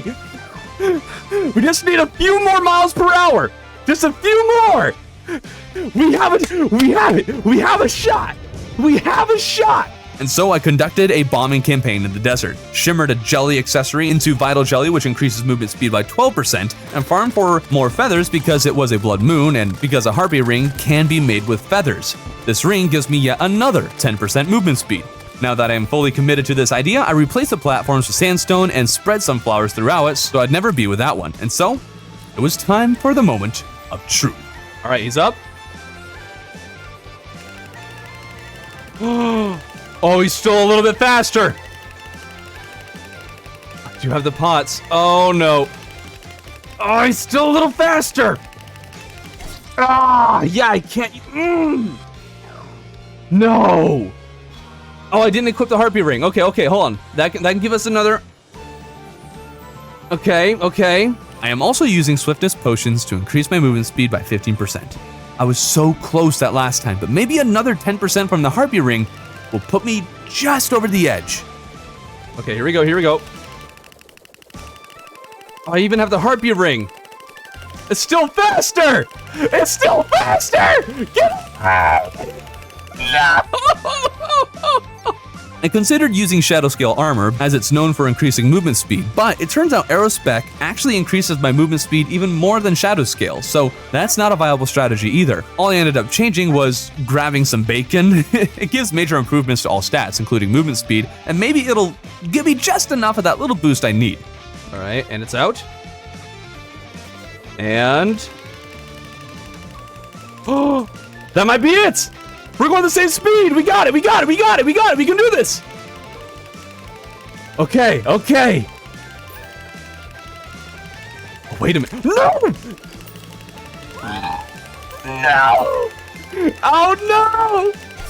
No! Slimes! No!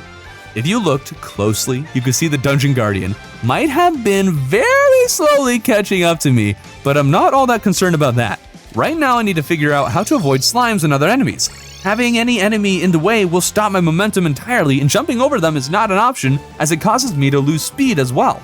I didn't like it, but I switched the Luxor's gift with the Royal Gel. This will make me immune to slimes, and that'll be great, but it will also be reducing my damage considerably. It's not ideal, but this is more of a test to see if the Guardian really does still move faster than me or not. All right, he's calling us out.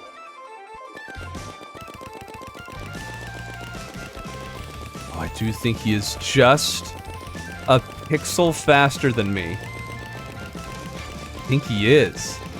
He is so ever so slowly catching up to me. Oh no! No! I have so much extra movement speed. No! No! No! Get away! Get away! No! No! No! Get away from me! Get away from me! I'm still just a little too slow. I'm not sure what to do. I kept messing around with all the accessories I could think of to increase my movement speed, but nothing was substantial enough to make the difference I needed. Now some people in chat mentioned using Hoiks, and for those of you who might be thinking the same thing, I refuse to use Hoiks on principle. I know Relogic has deemed them intended gameplay, but I personally don't like them, so I refuse to use them. Desperate for ideas, I considered using minecart rails. These are definitely fast enough, but their acceleration is pitiful. This is why I haven't tried using them yet, because I was certain they wouldn't go fast enough, but I decided to give it a try. Come on. Oh, not even close. And that brings me to the end of the week already. There was a lot of grinding and a lot of failures that I didn't mention. The number of times I've actually summoned this thing is quite staggering, and so is the sheer number of potions wasted in my futile attempt to kill it. But there is one more strategy. There's a weapon called the Old Lord's Oath Sword that drops from Bone Serpents. This weapon launches you like a cannon, and so it might be able to be used in a minecart to get that initial acceleration I need, or else I can use it to put distance between myself and the Guardian after inches a little too close. I can hardly believe I spent the whole week just trying to kill this thing and still haven't managed to accomplish it. And after 15 minutes of grinding in the underworld, I didn't even get a Bone Serpent to spawn, so I didn't get the sword. So I guess I'll have to return to this next week. Okay, fresh eyes and a new look at how to overcome this great challenge. I'm not going to go through the brainstorming that happened in my Discord or anything like that because it's not that interesting, but I'm sure some of you are thinking about a certain strategy posited by a video or two where the player used several variants of speedy boots, and as I'm sure there'd be plenty of people trying to point me to this video, I just wanted to say that it was attempted, but Calamity actually alters the way that these boots function, so they don't stack on top of each other, thus making the strategy implausible. What changes am I going to make? Well, I abandoned the Oath Sword idea, and the change that I am going to make is actually really small. We're going to equip the Panic Necklace. This lovely little accessory greatly increases your speed after taking damage, and in testing, it increased my speed by a whopping 5 miles per hour, which should certainly push me over the necessary hurdle to outrun the Dungeon Guardian. Of course, you may be wondering how I'm going to take damage for that speed bonus when the Dungeon Guardian one-shots me, and hitting other enemies can stop my all-important momentum. The answer is quite simple. I need spikes. Let's try this. Ew. That didn't get me much. Of course, gathering them won't exactly be a simple task. Oh, darn it. Ah! It was kind of funny, really, because dungeons always are filled with spikes, and yet I'm not seeing hardly any of them near where I am. I could mine around and find more, I'm sure, but I shouldn't actually need a whole lot of spikes. I can space them out pretty far at the speeds I'm moving. I did notice a potential problem, though, while testing with a few spikes I'd collected. I took a solid 40 to 50 damage every time I walked over one of these spikes, and considering how the Dungeon Guardian battle will take a while, I'll be running over a lot of spikes and taking a lot of damage. This can be mitigated with potions, but we'll have to see. So I gathered spikes, which wasn't exactly the easiest thing to do. Ow! Throw. Awesome. New strategy to kill the Dungeon Guardian. Ow! It's right there! I only ended up with 15 spikes, but I'm fairly certain that will be enough. A blood moon didn't make the process of setting up this whole arena, I guess we'll call it, any easier, so I placed all the spikes, spacing them out as much as possible, and then farmed for more feathers to craft gravitation potions and headed to the dungeon to see if we've at last cracked this puzzle. Okay, we're fine. Yes, all right, here we go. Yes, we're faster! Yes! Oh, stop it! Okay, we got, oh, right. Watch for the skulls. Okay. There we go, extra speed, get us some distance. Watch the enemies. What? What was that? What? Okay, I think I know what it was. What I thought it was the Dungeon Guardian shooting a single skull when it went through the platforms. I swear I've seen this before, but that's not what actually happened when looking back at it. But it's definitely what I thought happened, and so I spent the next 10 minutes replacing all the platforms with solid blocks. Will this make any actual difference? I don't think so, but it makes me feel better. Oh! What? There he is. All right, here we go. Let's do this. I'm even slowing down a little bit to make sure that we keep pace with him. All right. Gotta keep an eye behind me for enemies like that. Go down fast. No! Stop making stupid mistakes. Oh, like that. Oh, yeah, this is the perfect music for this. It's really getting... No. Oh, we only got 3 left. Oh, oh, come on. Come on. Oh. Potion. Go. Oh, it's above me. Did you see that curve? Did you see that? That cheated. It cheated. Cheating, Dungeon Guardians aside, I am still short on potions once more, so I farm more feathers and return to the task. At this point, I've spent some 5 or 6 hours on this single task, all to defeat the Dungeon Guardian. I poured in blood, sweat, and tears, mostly tears. I tried again and again, but actually got on a good run. Uh-oh. No! Ah! The slime! No! Okay. Clearly enemies are going to be a problem. Even if they don't hit me, jumping to avoid them can be an issue, as it'll let the Dungeon Guardian shoot skulls, and to avoid a skull I need to jump again, letting it shoot again, and it's a vicious cycle. So I replaced my Harpy Ring, sacrificing a little speed for immunity to slimes, and this one switch changed everything. 1,000. Come on, 800. Now 800. Come on. 7, 6, Come on. 5, 4. Come on. 3, 2, 1. No. You're kidding me.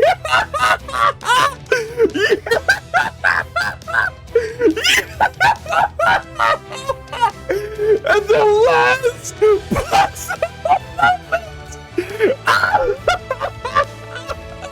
Those definitely were not the sounds of a man losing his mind, but proved that it's 100% doable. So I extended the platform and moved on to another attempt. All right. Here it comes. All right, here we go. Round 2. Well, it's a bit more than that. We increased the length of the thing. We should be fine, all right? We should be fine. We will be fine, all right? You know what? It's not even a question. We will be fine. But I have the fungal clump. Wait, why do I have the fungal clump? Why do I have the fungal clump? You shouldn't be here. I mean, I'll take it. All right, we got a 2,000. Don't need to worry about the slime. Every time I see one, I'm about to jump. Then I remember I don't need to. All right, halfway. We got this. Come on. 1,000. 8. Or I guess 9. Now it's 8. Okay. Oh, that does actually feel like it's doing more. 7. Okay. 6. Come on. 5. Come on. 4. Yes. 3. Yes. 2. Come on. 1. And. Yes. Oh, we got it. Let's go. Yeah. We got him. Yes.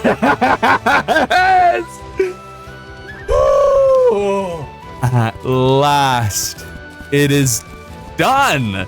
7 hours to kill this thing, and literally a half hour more cleaning up this massive mess. But I've beaten a Dungeon Guardian, and not just that, a Calamity Dungeon Guardian, baby. It is leagues more deadly than the vanilla one, all right? That's an accomplishment. To commemorate the moment, I switched out the dummy above the storage with the full armor and loadout that took down the Guardian as an eternal reminder of what was accomplished this day.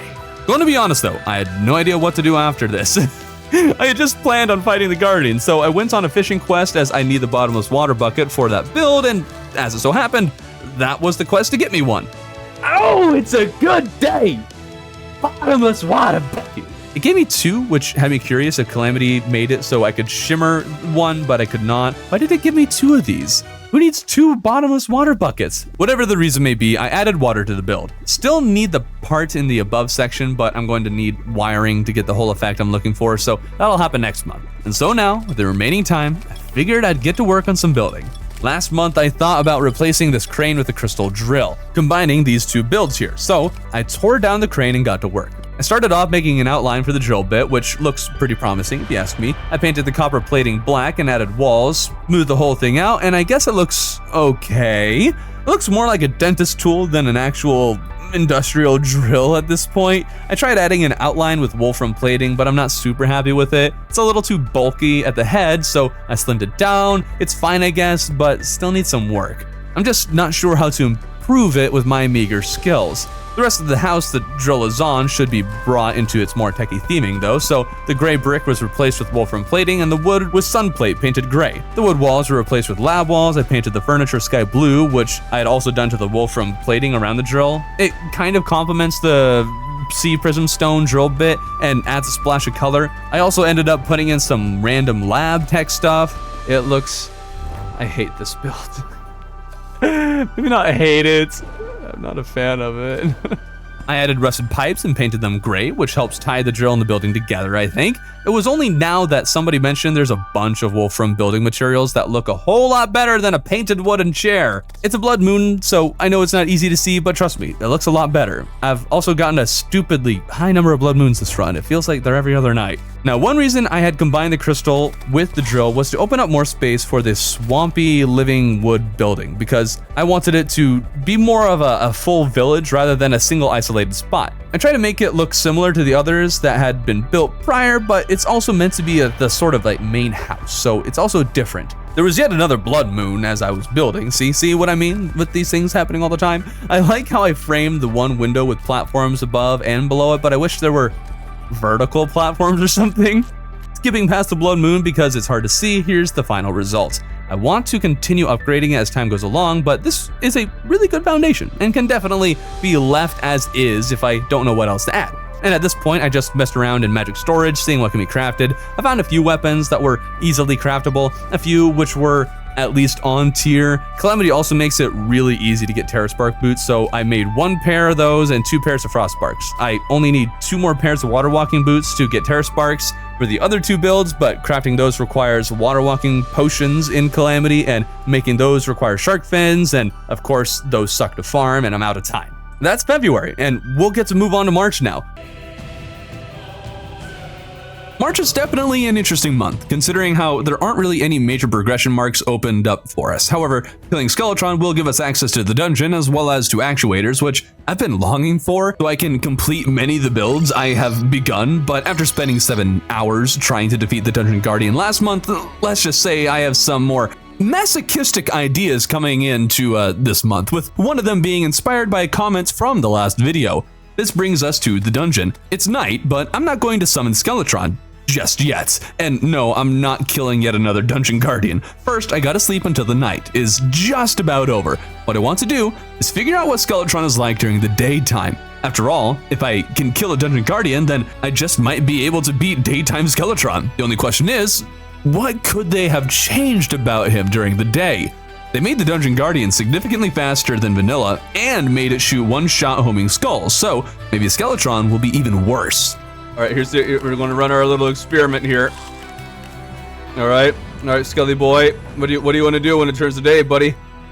What you going to do, huh? Oh, actually, go. Ah! Wait a minute. I can kill him right here. I can kill him right now. Right here. Oh no! The mic card! Oh no, I thought I had more! No. Wait, he's slow. Oh, hold up. Wait, this is actually easy. Oh, you're going down, buddy. You're going down. Easy fight. Oh no. So I fought Skeletron for a while, the whole time waiting until I took out the hands to figure out if the skulls he shot, well, would shoot. But then it got a little sloppy. Oh, wrong buttons. Oh no. So I didn't take down the hands and thus haven't learned what the skulls might be like. But even without knowing that, this battle would seem to be entirely winnable. The battle was a bit of a mess without a lovely arena, so I set up a very basic one with platforms. I want to add a bunch of stuff and make it so the dungeon entrance is significantly larger. I've got what I think is a cool idea, but the only problem is that the idea will require actuators and we don't have those. The lunatic cultist will still be fought in the dungeon, so creating a large arena here will at least have some use. Of course, once the simple arena was finished, I went to bed to sleep the rest of the night away, but came a bit too close to the morning. I gotta go fast. Nope. Ah! I did not give myself enough room for that. Woo! Okay.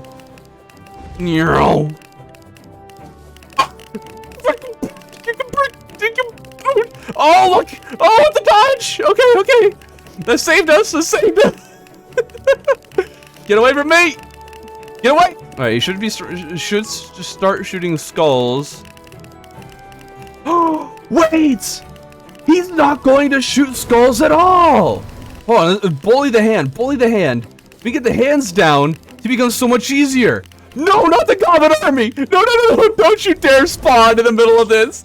Yeah, he doesn't shoot skulls! What? Oh, he does! Wait, what was that? What just happened? Skeletron, my boy, what are you doing? Turns out Calamity or Revengeance mode or something doing with this mod makes it so Skeletron teleports and shoots a wave of skulls. Whether this replaces his typical pattern or not, I'm not sure, but if it does, this new pattern is significantly easier to dodge. I'm just a bit concerned because for all I know, these skulls will one-shot me, so even if they're easier to dodge, any one mistake could end the entire battle. There's also another problem I didn't account for. Skeletron has more than twice the health and does not take extra damage from crits. Worse than that, I forgot to bring the extremely fast rogue weapon I used against the Guardian. The one I have is fine, but this is very slow going. I tried switching to my mage build, even switching the Luxor's Gift to this one while using the Aqua Scepter. I felt it might be better or at least on tier with the rogue set. For now, I just wanted to use it because I was so excited to get the Aqua Scepter against Skeletron after finding that little sequence break last month. It might be night again by the time... Wait. What happens if it turns night again? Will they still be enraged? Wait, what happens if it's still... This was also right about the time that I learned how much damage the skulls do when I'm hit by them. Oh! He doesn't one-shot with the skulls! Let's go! And right about at that 10-minute mark, so we're almost halfway, guys. We've almost made it halfway to killing Skeletron. It'll be great. I ended up switching back to the rogue set. It does at least as much damage as the mage set, if not more, while also not consuming hundreds of mana potions. It wasn't long after that switch that Skeletron decided to make a switch of his own. He got his arms back. Oh, no. Hold up. That's actually a threat. If you don't already know, these hands are not a threat because they one-shot, which they don't, but they add a lot of Skeletron to get hit by, and the knockback could stop my movement and get me hit by the head. He pushed me off of the arena, and I nervously beat away at the hands until they exploded, and this gave me the room I needed to hop back onto the arena. He then made my heart skip a beat because it felt as though this pattern had changed. Twice in a row, he teleported in front of me, he blocked my path, and I was concerned he would continue doing this, but afterwards it went back to being seemingly random, so I guess he just got real lucky random spawns twice in a row. But hey, I finished the entire day, and it's about time for night. It's night! Oh, he doesn't turn back! He stays enraged even though it's night again! Good to know! Man, aren't you guys glad I'm doing all these fact-finding missions? That's the word I was trying to use. You know, I am blessing the Terraria community with knowledge they would never want. I'm nearing that 20-minute mark, and Skeletron is quite low on health. I'm really hating this battle this entire time. A battle this long, where I can be one-shot at any time, really motivates you to take the battle seriously. And it was right near the end of the battle that Skeletron started taking this much more seriously. Others fear daytime Skeletron. I laugh at him. He is nothing compared to his brother, the Dungeon Guard. Ooh. But I'm still alive, and Skeletron is really low. 400. Ah! That was threading the needle right there. And 150 and 100. Okay, let's fall. Yeah! We killed Skeletron enraged. Let's go. Let's go. The most useless battle you've ever seen in your life. Let's go, baby!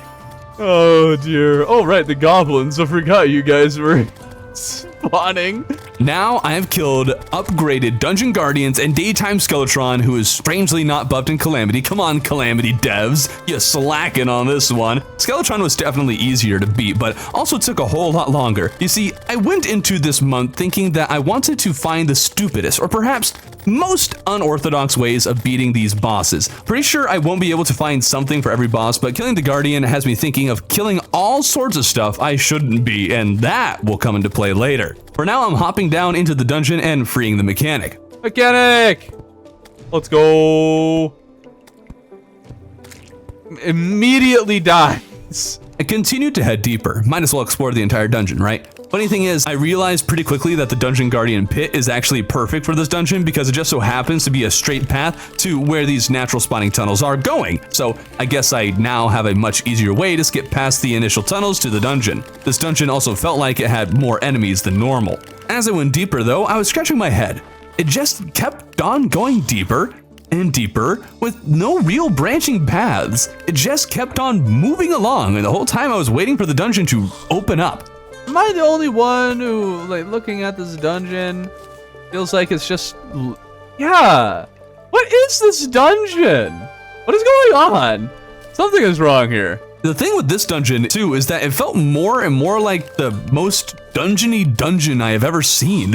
I guess I should explain what I mean by that. Why are there so many cursed skulls? Get out of here! Why are there so many cursed skulls? What? What the heck? Okay, I don't mean because there were a lot of cursed skulls. I just thought it was kind of funny. What I mean by it being the most dungeony dungeon is how many sprawling corridors there are. Most dungeons have several or more open areas and tunnels that connect to one another in one way. This dungeon, however, would have several tunnels running parallel to each other, with the connection being at the far ends or through some weird path. There were very few open spots, and overall it was very claustrophobic and dungeon crawly. That on top of the strangely high spawn rates made this feel like a proper dungeon as opposed to the dungeon of Terraria. I don't know if that really conveys my feelings about it properly, but that's what I can think of to say. Calamity adds a whole new structure or section to the dungeon. This is something for the Ceaseless Void, which I'm pretty sure is post Moonlord if I remember right, but this also was the last thing I needed to find in the entire dungeon. Like, the dungeon's over here, but then it just whooped right here? What is this, actually? What is this generation? Strange dungeon, or maybe I'm crazy and this is normal. It strikes me as weird, but I guess I don't usually hyper-examine the dungeon like I am doing in this run. Now that I had all these bones from the dungeon, I wanted to craft the void bag, but first I had to gather more jungle spores. I don't know what it is, but this run, more than any other, on needing to fetch more stuff. Maybe I just didn't go out of my way to gather jungle spores like I usually do, or maybe I spent all of them on jungle armor for my mage build. I don't know, but I got the void bag. There was a blood moon, which I really just don't need right now, but I did hang up a rogue aerospec armor as a memorial for beating the Dungeon Guardian. I'm considering making another set and need extra feathers, so I take advantage of the increased spawn rates to farm harpy feathers. Only thing is that I don't need aerospec armor quite yet, as I'll be heading into the abyss later, and the rogue armor I have right now gives me a bunch of buffs for underwater and lets me breathe down there. I also happen to get a Spiffo plush while up here. Not sure where that came from, but now that I think about it, I have no idea what drops this thing. It just kind of appears. One thing defeating Skeletron does is make a bunch of the treasure chests in the abyss openable. Openable? Open?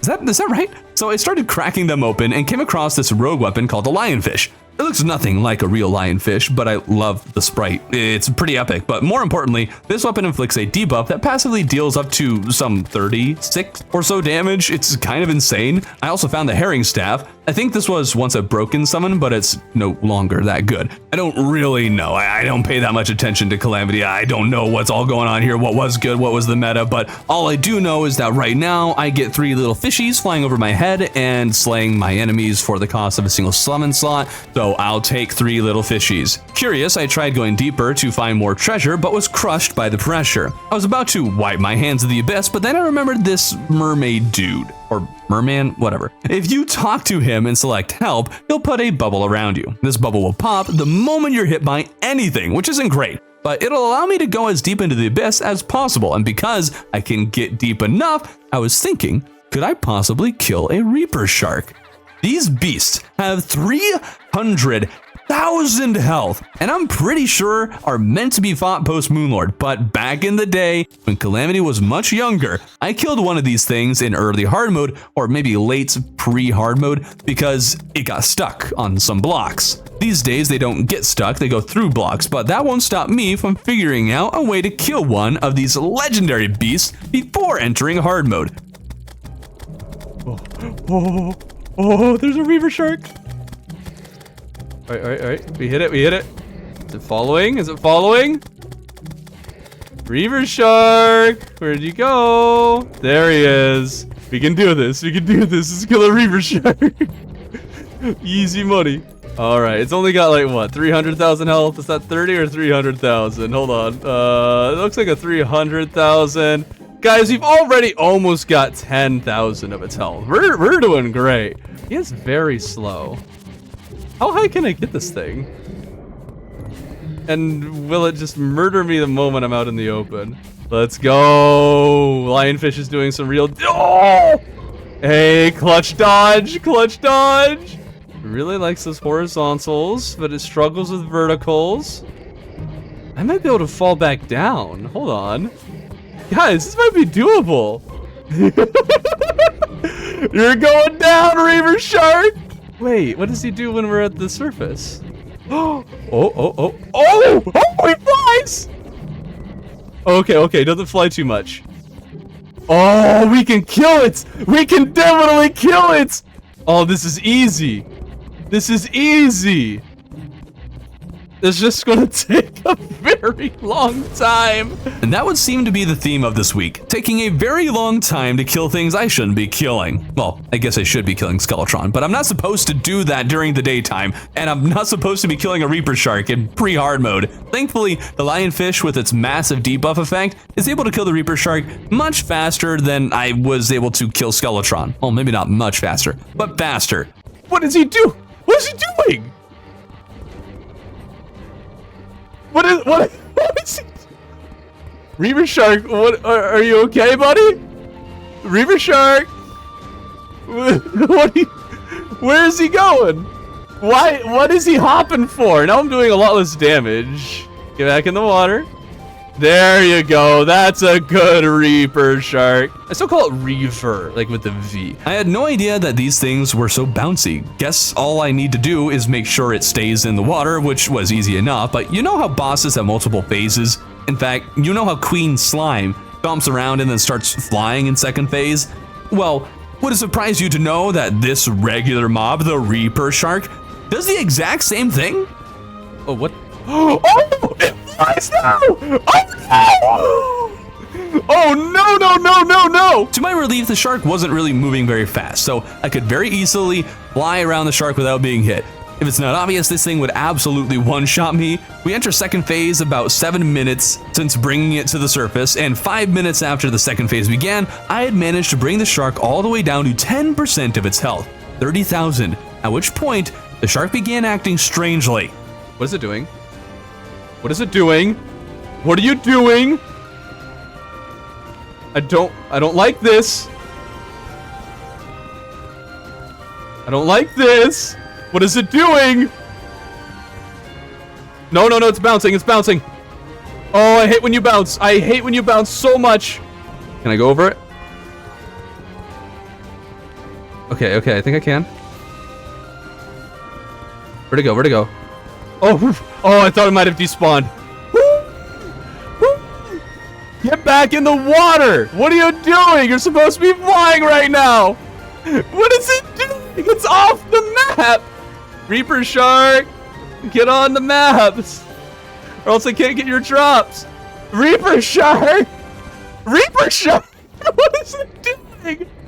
It's got 15,000 left.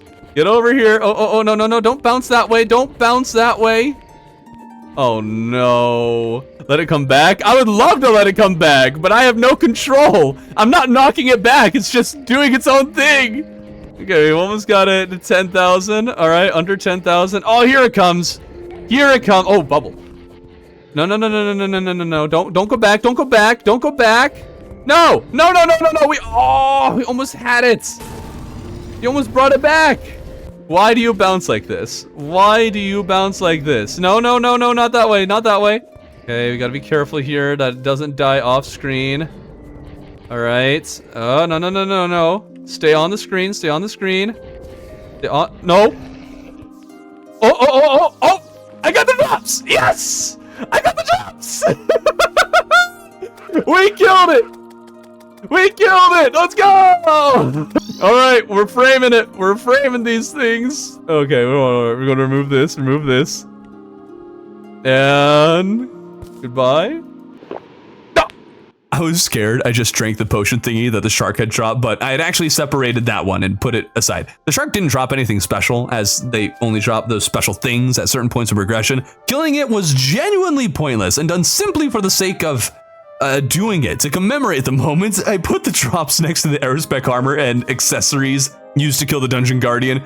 I didn't quite put all the drops there because he dropped 49 voidstone, but only one can be put on the item frame, but that's fine because the trophy room requires voidstone, so I got to working on that.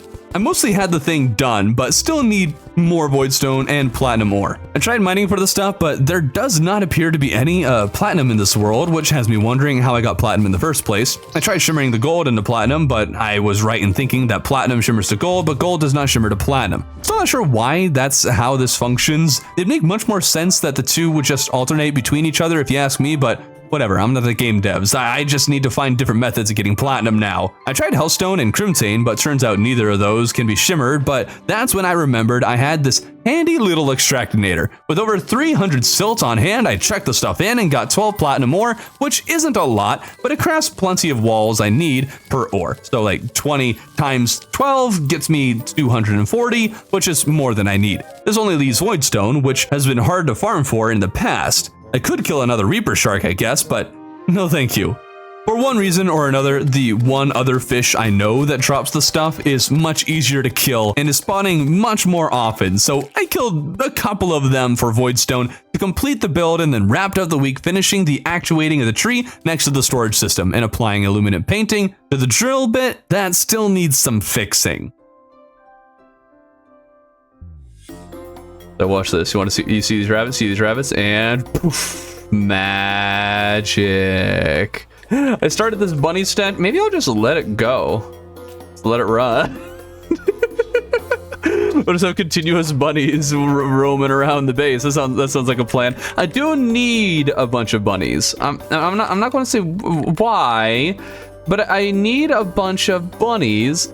And I'm not sure what the best method for getting them would be. This week launched with me trying to figure out how to complete this one simple task of gathering lots of bunnies. What for? Unspecified reasons. But this one objective led me on a whole long journey I hadn't anticipated. But before that journey, I have a whole side quest to accomplish first. I need to do something I wanted to do last month, but totally forgot to do last week.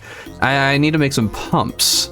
How does one make a pump, you may ask?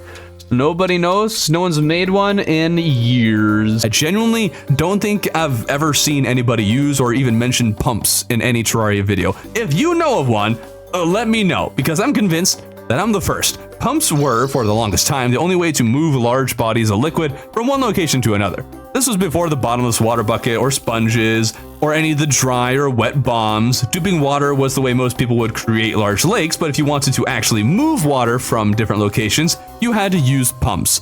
Why did I need pumps? I want a continuous stream of water pouring down, and I didn't want kind of that, I wanted it water that actually has an effect when you walk through it, not just the typical, you know, thing. Just when you can make it so that it's, I guess, flat, or so you don't really have an effect. I don't want it to just be a visual thing. I want it to actually be there. So once I connected the inlet pump to the pond, I put the outlet on top and turned on the timer. Yeah! All right! And now we just need to fill this up a bit more. All right! Look at this! Now we got a nice solid waterfall. Hey! I feel very special for this. Who else does this, huh? Nobody. Just me. I am special. I'm a special little sunflower. There was one thing I didn't quite like about it. There was an inconsistent wave created by the pump on top, and I wanted to try and make the water calm. So I lowered the pump, but then, no matter how much water I added, the water level wouldn't go up. Oh no. Oh no, what have I done?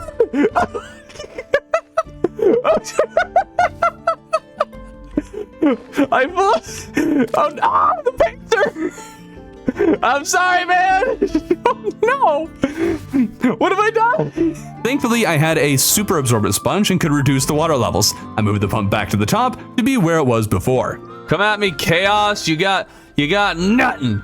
You got nothing. Hello, bunnies. How you doing? Okay, we do need to go out and catch some bunnies. Does anybody know a good method for farming bunnies? What? Okay, hold up. You were fine until I messed with it. Don't drain. Oh, it's slowly draining. All right, decided to work. Note to self, do not mess with the water up here. It might start acting funky, so don't mess with it. What is going on down here? What is this? Oh, this is also, I can't walk on this water. It's perpetually moving water. What have I invented here? I've created something. This is something totally new. Oh, I can stand here. Where else can I stand? Over here? Okay, stand there. Oh, I can't stand on the right side, but I can stand on the left side. Right, I wanted to also like make a big kind of cool dungeon arena. It'll look sick. But I need bunnies, all right? I need bunnies and lots of them.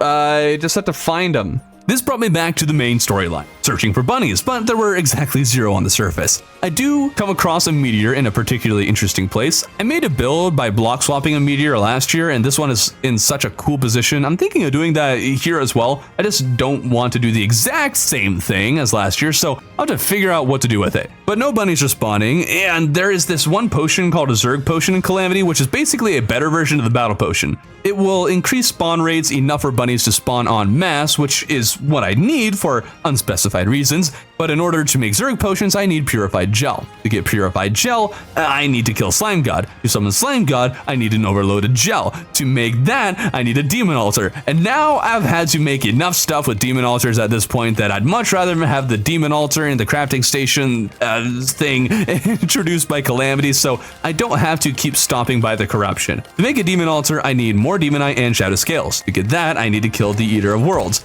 Perhaps now you can see how the simple objective of collecting a bunch of bunnies for unspecified reasons has turned into a rather long mission. This meant I had to craft worm food to summon the worm, and the fight wasn't nearly as easy as I had anticipated. Ouch, I need to stop walking directly into this thing.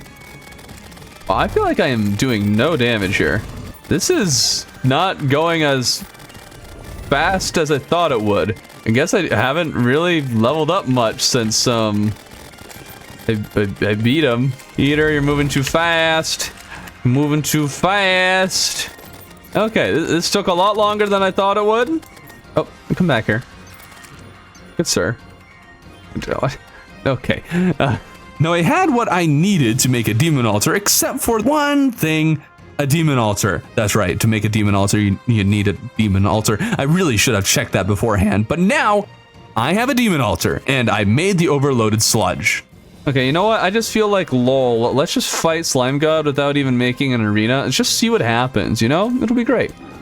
It's gonna be great. Easy boss fight. Not a care in the world. Slime God, more like weakling. Got him. This is actually going pretty well so far. Hold up, is this actually going to be easy? Wait, when is this going to get hard? I know Slime God isn't that easy of a boss, right? Right? Oh, I looked at chat. Oh, that took so much of my health. Oh, okay, don't let them touch me even for a second. They do a lot of damage. All right, we got him almost halfway there. Ah! Die, Slimed God. All right, we've almost killed them. We're almost got him halfway to not being alive. So that's good. What is he doing? Okay. Oh, they're starting to split. Oh, there's a flying one now. All right, there's still... Oh, adrenaline. Let's go. Yes. Get pounded, you slimy boy. Oh, never mind. I got pounded instead. Okay. Guess I'll need an actual arena then, and it occurs to me I don't have a regular arena yet. I have a Crimson and a Corruption one, but otherwise I don't have a place to fight bosses, and I'm staring at all these Sky Islands and get this idea in my head to make a massive Sky Island arena that could be useful for all future non-biome specific bosses. And don't worry, we're getting to what I need the bunnies for. This is just all part of the process, all right? Trust the process. And I'm addicted to Sky Islands, and every one of these long form runs feeds this addiction even further. It's not healthy. I can't stop. I need more clouds. Relogic. I need more clouds. Well, actually, you're adding that slime cloud. Cloud slime? You adding that? That's good. Making Sky Islands of my own is always this super double-edged sword too, because I end up destroying the existing Sky Islands for the sake of making my own, and I know what you're going to say, but Thorben, you can fish for clouds in the Sky Lakes, and yes, technically you can, but it's not exactly the most efficient or fast way to gather sky blocks. I often need thousands of these cloud blocks, and sky crates drop at most 100, so at minimum I'd need 10 sky crates just to get 1,000, and that's not enough. Plus, sky crates can be quite rare, so I destroyed 3 sky islands to get the clouds necessary for this building project. With 5,000 cloud blocks, I got to make a sky island arena. I see you when you're sleeping. I know when you're awake. I know if you've been bad or good, so get brainwashed for goodness sake. Oh, you better not pout. You better not pout. You better not pout. You better not pout. We were having way too much fun on stream this week. I am a Terraria YouTuber. Clearly, I know much more about science and measuring than people who make literal spaceships. No, I am not adding more context to that clip. With the Cloud Island base complete, I added 4 layers of skyware platforms. I just need a bunch of light sources here, and I ain't going to use normal torches. I was going to make skyware lamps when I came across a different recipe I hadn't seen before. Dynamite? Throws a floating explosive that defies gravity. I don't have any. Oh no. Where is it? Where's my demolitionist? Where are you? Over here? Ooh. Ooh. All right, let's get somewhere where we're safe. Where we know we're safe. Oh! What? What?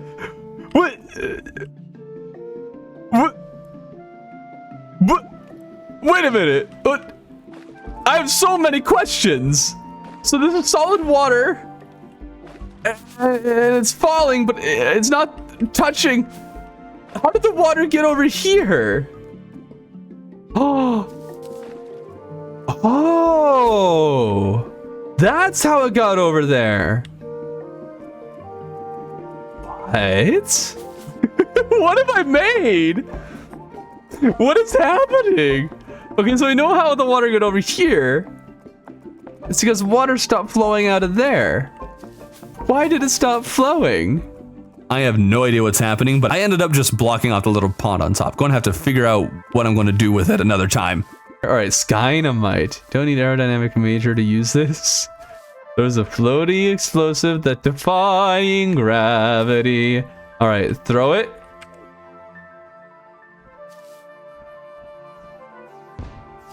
Oh, that's fun.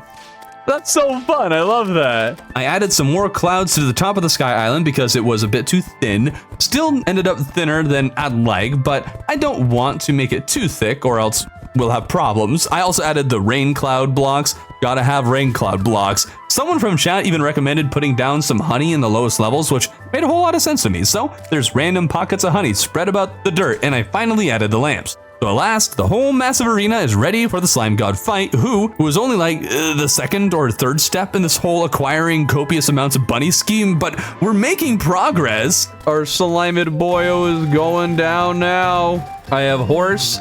Ah! All right, don't use horse. Slime god doesn't seem to be the worst when it comes to trying to dodge him. So maybe that's why he hits like a truck, because he's not the hardest boss in the world to dodge. But I wouldn't doubt he'll get a lot harder to dodge as we go along, because he's going to start separating, and those will become widespread. Oh, right before I hit it, we took a hit. We're going down. Ouch. Okay, now they're just teleporting everywhere. Okay. It swarmed too much. I shouldn't have been flying up. That was my first mistake. Oh, stay lower, stay lower. Okay. I think we cleared a couple of them, so it should be easier now. I'm not turning back. I'm turning back now. Oh, clutch with the dodge. If I can hit this last one at all. Wait, that's 0 health. Oh. I was so concerned it was going to be like, oh no, it's not over yet. At long last, Slime God has been defeated, and so I crafted the Zerg potions I needed. This is all for bunnies. And I slept to the day. Even though I'm not the smartest Terraria player in the world, I'm fairly certain bunnies only spawn during the day, and that's why I slept to it. Come morning, I drank the potion. All right, Zerged up, and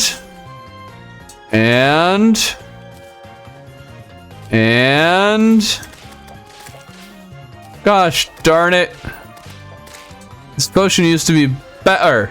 Zerg potions used to make spawns like 50 times. Like, there was enemies everywhere. It was quite overwhelming, and surviving the duration of the potion was an accomplishment in and of itself, and I loved that about Zerg potions, but ever since it's been updated like a long time ago, it hardly feels any better than a regular battle potion. But this does beg the question, would drinking a battle potion and using a water candle stack on top of the Zerg potion's effects? Turns out, they all do stack, but now there's so many enemies, they're killing the bunnies that do spawn. There's one. Good. I'm not collecting bunnies for any kind of nefarious purposes. I can guarantee that one. That's for sure. All right, let's grab another bunny. The farming went fine. I got 30 bunnies. Wish I got a lot more, but I suppose it'll do because now I'm stuck with a blood moon. And, well, that gets me a little sidetracked. Blood moons increase spawn rates. What if I drink the Zerg potion and battle potion during a blood moon? See, enemies during a blood moon drop blood orbs, which are very helpful for potion crafting. This is about as many. This is almost what it was like with the Zerg potion before they nerfed it. Normal, totally normal amount of spawning. Woo! And so I spent the entire night farming, got a lot of banners, drops, and hopefully money. Literally at the start of the week, I couldn't afford to purchase a Switch from the mechanic. It cost like 10 silver. 17 to be precise. I am dirt poor and I don't understand why. All right, time to take a step closer to my plans that involve bunnies. To prepare the bunny escapades, I had to destroy large sections of the massive hive in the jungle. At first, I considered mining, but the bees got annoying, so I visited the demolitionist to make things easier. Boom. That's a lot of bee. That is a lot of bee. Casually blowing up the hive. Ouch. That stripped the entire left side clean, which brought me back to the much larger right side. And the whole time, I didn't run into a single larva, which struck me as odd. Yeah, oh, there's a queen bee. What, the queen bee thing? Oh, I got another one. Oh! Well, we found where the larvae are. What do we want to do here? Oh, I didn't want to throw dynamite. This is probably going to be better at the whole homing thing. When they get close, hit them with the lionfish. They're far away, use this. Okay. Okay, we need to get into a better rhythm here. Oh, the bees! Oh, the dynamite! Ah! Oh, but we got this. We got this. Two queen bees at the same, and I threw another piece of dynamite. Oh! I should not have looked at chat. I could have beat that. I could have won. I could definitely have won that if I hadn't. Anyways, I am looking to make an arena for Queen Bee. My original idea was to make a massive hive on the surface next to the living mahogany tree, but now that I look at it, I think instead I'll end up just rebuilding most of the hive and flattening it out to make it a more proper boxy arena shape. I wanted the arena before fighting Queen Bee again, but became really confused when I couldn't place hive blocks. Can't remember the last time I tried placing these things, and turns out you need the hive wand from Queen Bee to place them. Guess I'll have to spawn Queen Bee, and instead of making a summon, I figured I'd break another larva. Larva, otherwise known as bee babies. Wait, I never even thought about that. Wait a minute. Queen Bee spawning because you're killing her children? And so she spawns in a rage to kill the person who slaughtered her child in cold blood? Oh, dang. I thought way too much about this now. Oh, man. Whoa. Whoa. I found the larva, but didn't summon Queen Bee quite yet, because it's time to actually reveal why I wanted these bunnies in the first place. See, if you strap sticks of dynamite onto a bunny rabbit using duct tape, you can turn these trusty little pals of yours into your ultimate weapons of destruction. What I want to do is see if I can kill Queen Bee in a single shot using dynamite bunnies. I only got maybe 30 of these things, so I doubt I'll hardly even put a dent in her health, but I'm not even sure they will hit Queen Bee in the first place, so we need to do a proof of concept before full sending the idea. I also made sure to test if these dynamite bunnies would despawn, because if they didn't, I could leave a bunch in the box and lead Queen Bee to it, and if they do, then I'll have to place them during the battle or something, and unfortunately, they do despawn, so guess I'll have to drop them during the battle. Kill the child. Oh, wait a minute. Oh, wait, I forgot. Uh-oh. Mistakes were made. This is still work. Hold up. All right. We still got this. Come here, Queenie. Come here. You got nothing on me. You got nothing on me, Queen Bee. You got nothing. All right. Let's just place down the bunnies. Place down the bunnies.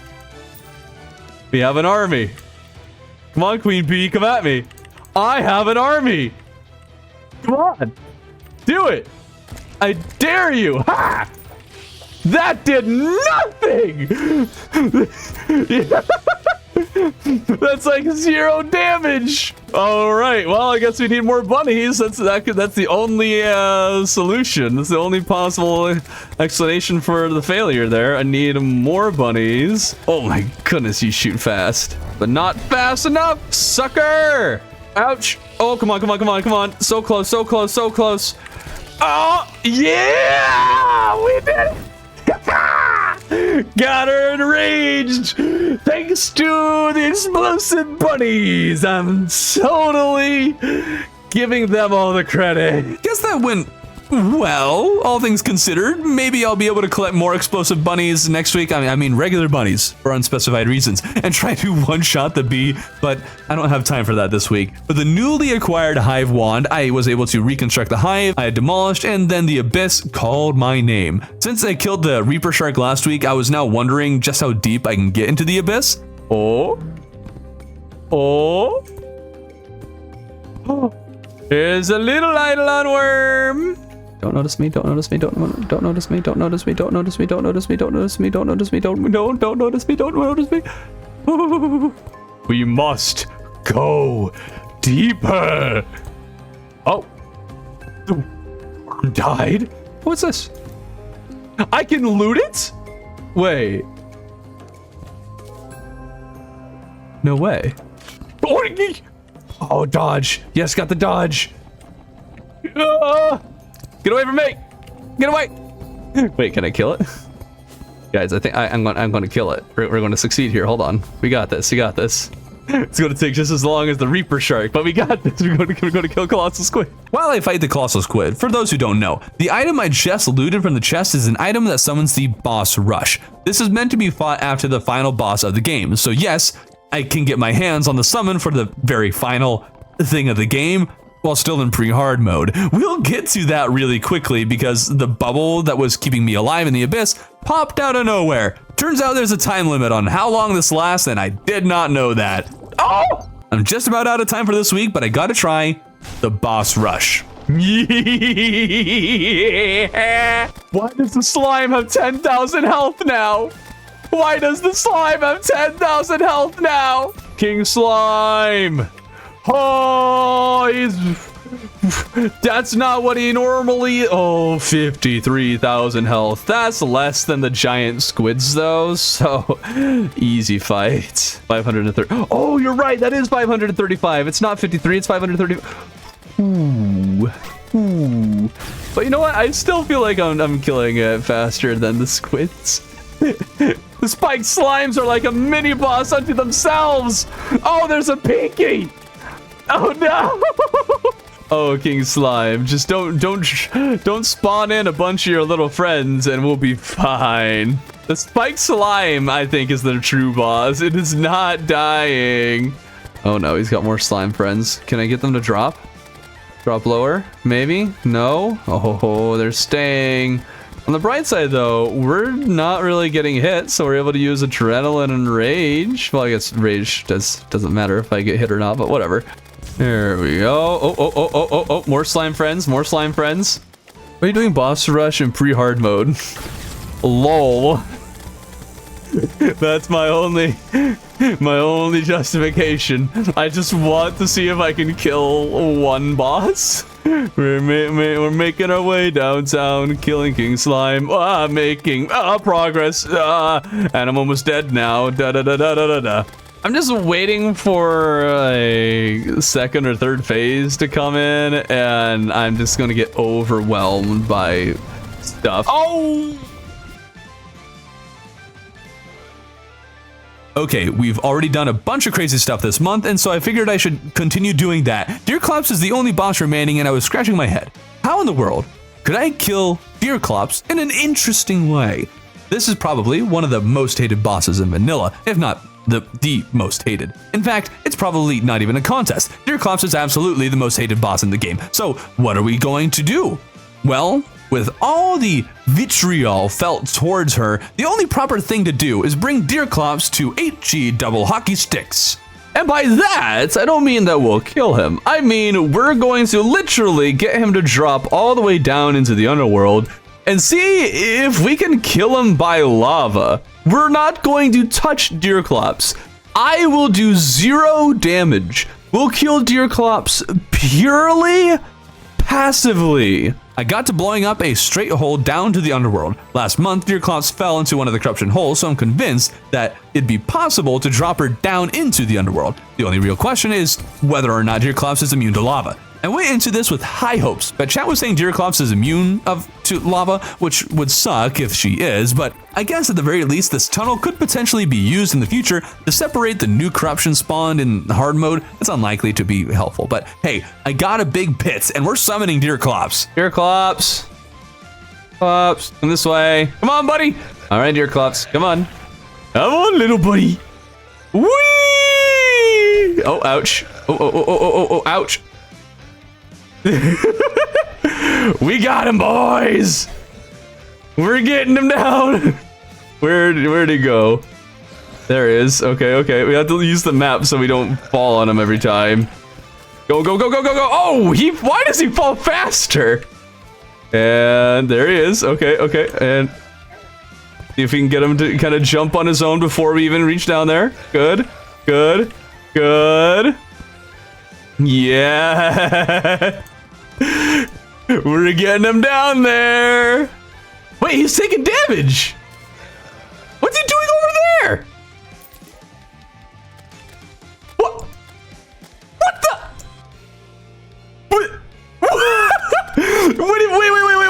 Wait.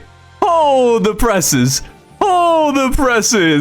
Guess I'll talk while I walk back in the dark. I didn't expect Deerclops to just appear on the surface. She literally just went and teleported back on the surface, and that does not bode well for my plan to bring her to the underworld. What if she refuses to leave the tundra at all? Is it possible that she'll never fall into the underworld? Well, wasn't about to give up after a single attempt. Come on, there we go. I need to put on the slime mount. Maybe then I can fall as... Oh, wow. Deerclops falls almost as fast as the slime mount. Oh, let's go. All right. We got Deerclops falling straight down. Here we... Oh, ouch. And... Keep going.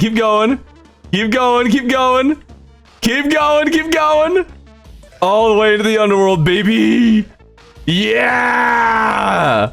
We got Deerclops in the underworld. Oh, and she can't escape. Looks like she definitely won't take damage from the lava, so that's unfortunate. So we'll just kill Deerclops now. But we got her in the lava.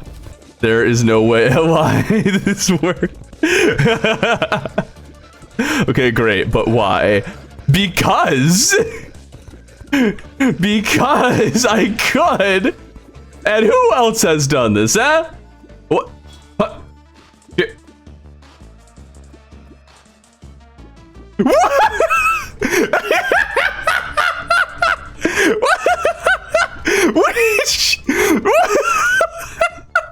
Guess there's no killing Deerclops with lava. She is definitely immune, and even though I can trap her in the underworld, if she finds a way to move somewhere in the lava pit with no blocks, then she'll fall right off the map and teleport back home. I could technically fight her in the underworld, but I figured I'd just finish her off. We've proven the theory. We are fully capable of bringing this deer to hell. I had genuinely planned on that being the primary thing I did this week, but I've hardly spent any time and we're done. So I check boss checklist to see if Slime God had any drops that'd be helpful for me. No rogue weapons, but a few mage ones that could be pretty nice. This is one of the hardest bosses on tier in my opinion, but I suppose I should save that conclusion until after we've beaten the game at the end of the year. Because of his difficulty, I brought several potions along with me. I might not have actually needed them as the fight itself went quite well, but at the same time, Slime God is a boss that you basically have to no-hit because you will die in like 3 shots, and if you're hit once, you will likely be hit another time or 2 soon after. Anyways, I killed the slime and I got a summon and a mage weapon, which is exactly what I was after. There was an interesting idea posed by someone in chat though. Could I shimmer Slime God? What happens if you bring a boss to the shimmer? Would the boss phase through? Would they turn invisible? What would happen? Well, Slime God was basically unaffected, which was sad, but then I tried King Slime, and all of the slimes that he spawns turned into shimmer slimes, so something happens. Not to the boss, but the fight definitely is different now. I guess with the bosses down, we might as well do some of the building that I've been thinking of for the swamp village. First off, I wanted to expand the lake to go a little deeper to the side. What we're going for? Everybody looks here is like, whoa ho ho, what's happening down there? I gotta know. That's how people respond. That's what they're going to say. It's going to sound exactly like that. Every time I make a video, they'll look at this build and say, whoa, what's down there? I then wanted to make one of those cool rickety jungle looking bridges using bamboo platforms and fences along with vine painted lime. Ooh, I like how that sounds. Vine painted lime, vine painted. Okay, I got this neat looking bridge that I'm pretty happy with. It's a little too bright green compared to the rest, I think, but we'll see about fixing it later, or maybe I won't. If there's a bridge, then obviously there's got to be another house on the other side, but it can't just be hanging around, so I needed to add some supports. A little thin, not very happy with them. We'll figure it out. I took a short break to return to the bottom of the abyss, planning to try and kill a different enemy from the deepest depths. Bobbit worm. Oh! Oh! Well, we know what a bobbit worm is now. It didn't go very well, so I returned to being productive. I added leaves around the house, but have another random idea pop into my head. I had the Clothier Voodoo doll, meaning I can summon Skeletron by equipping it and killing the Clothier. Goodbye, Roland. What? There we go. Ah! Okay, so we can summon him anywhere. Wait. What if we just go about our day? They just keep on doing our thing, but you know, just have Skeletron following us for the rest of the time. You know what? Fight another boss. Ooh, that's a good idea. We can summon in another boss, or we're fighting Skeletron here. Let's summon Slime God, the easiest boss around. All right, just stay over there. All right, when is he teleporting? There he is. Okay. Over. Oh! Ah!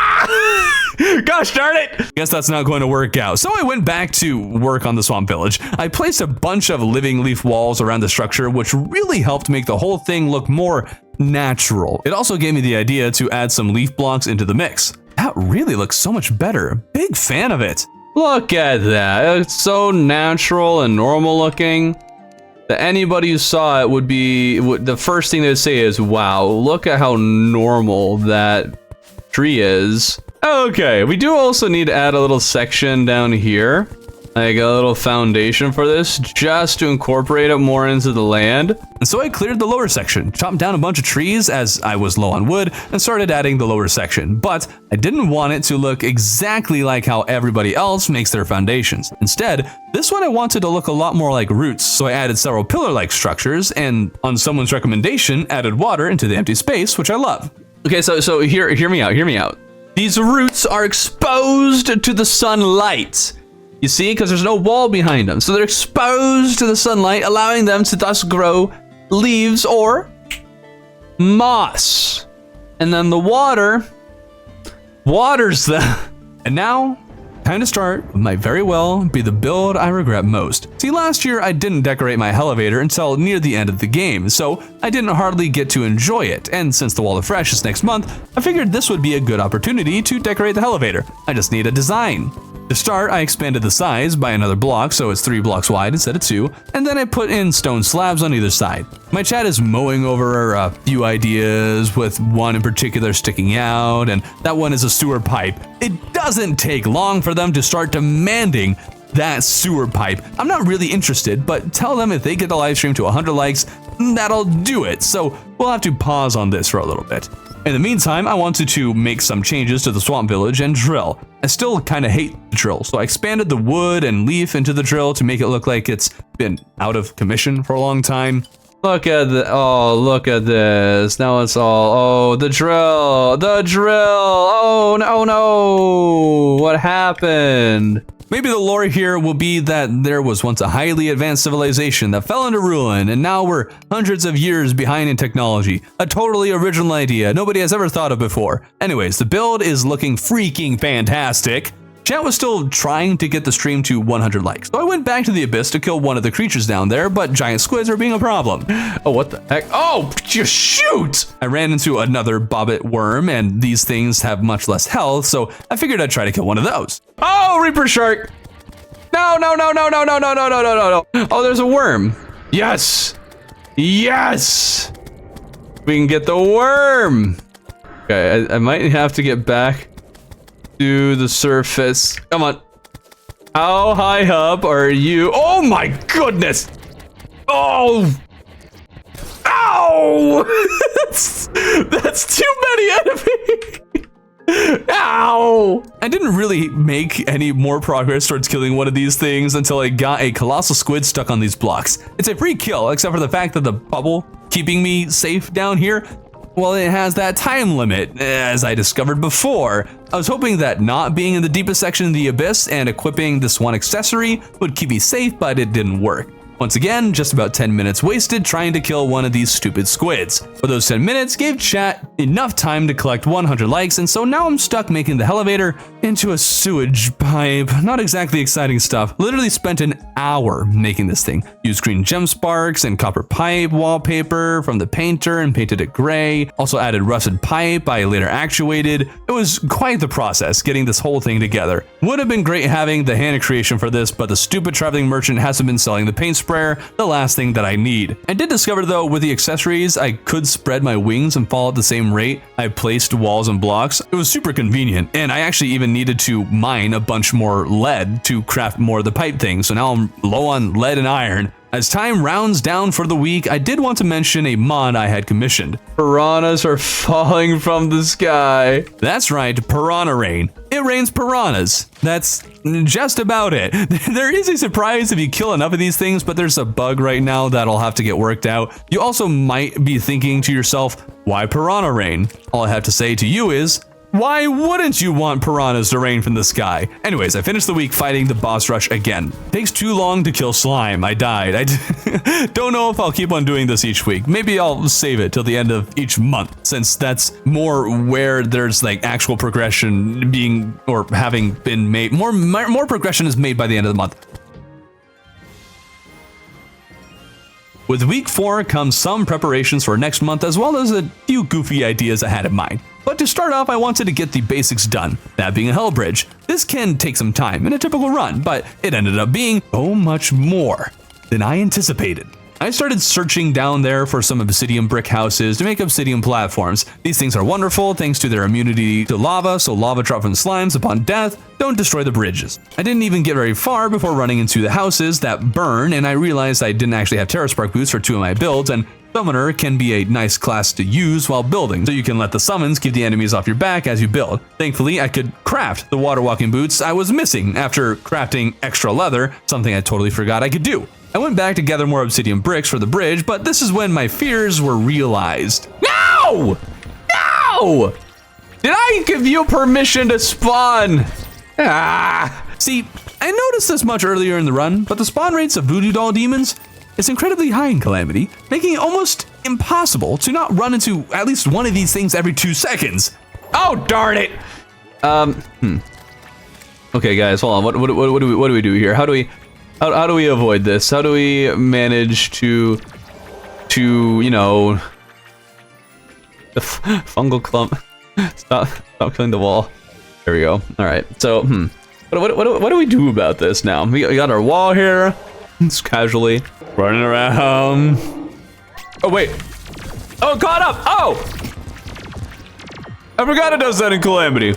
These spawn rates almost convinced me to not use the summon build so as to avoid them killing demons out of reach and dropping voodoo dolls into lava over and over again. But when I did that, it really started to feel like spawn rates in the underworld were just really high overall, and I wouldn't have any time to build. All right. Let's do magic. Watch this magic. All right, we're going to get out of here.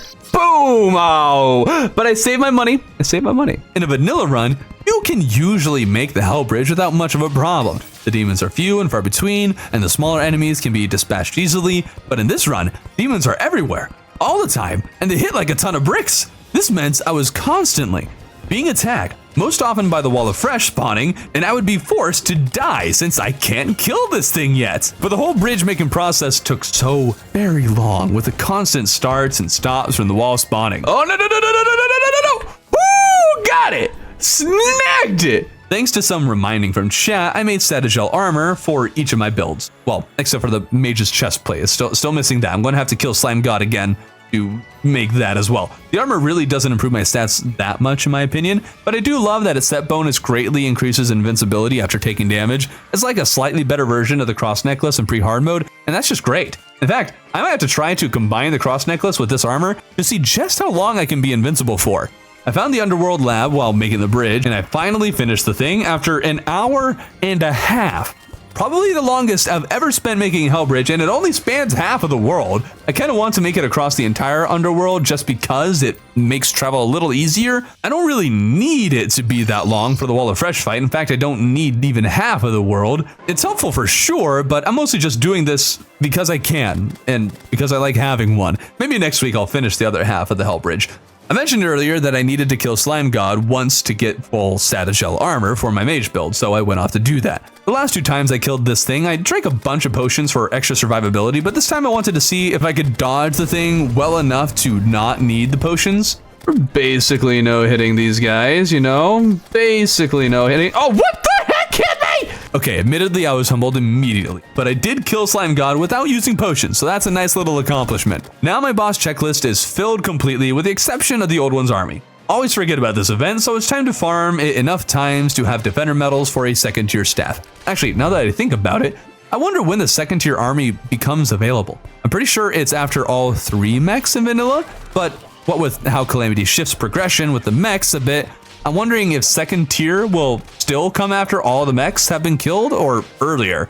I'll have to remember to check in with the Tavern Keep periodically to find out. Pretty sure I need 25 defender medals, so I beat the army 5 times using my summoner build because summoners get quite the advantage against the army since it's heavily sentry based and the sentries are stronger as a summoner. I might have to try using some of the sentry armors just for a bit of fun later in progression. I also made sure to use the deer clop sentries to help against the army, which was very helpful against the flying ones in particular. I didn't think any flying enemies spawned in tier 1. Is that a change Calamity made? With the Old One's army taken care of, I wanted to prepare for an idea I think could be a lot of fun, but also potentially quite helpful. It all starts with lava fishing. I need to gather a bunch of lava bombs, or else the bottomless lava bucket, which of course means I got to spend a bit of time fishing in the underworld. Spending a lot of time down here in the underworld this week. It didn't take long to get the bombs I was after, and I accidentally spent every last cent on dry bombs.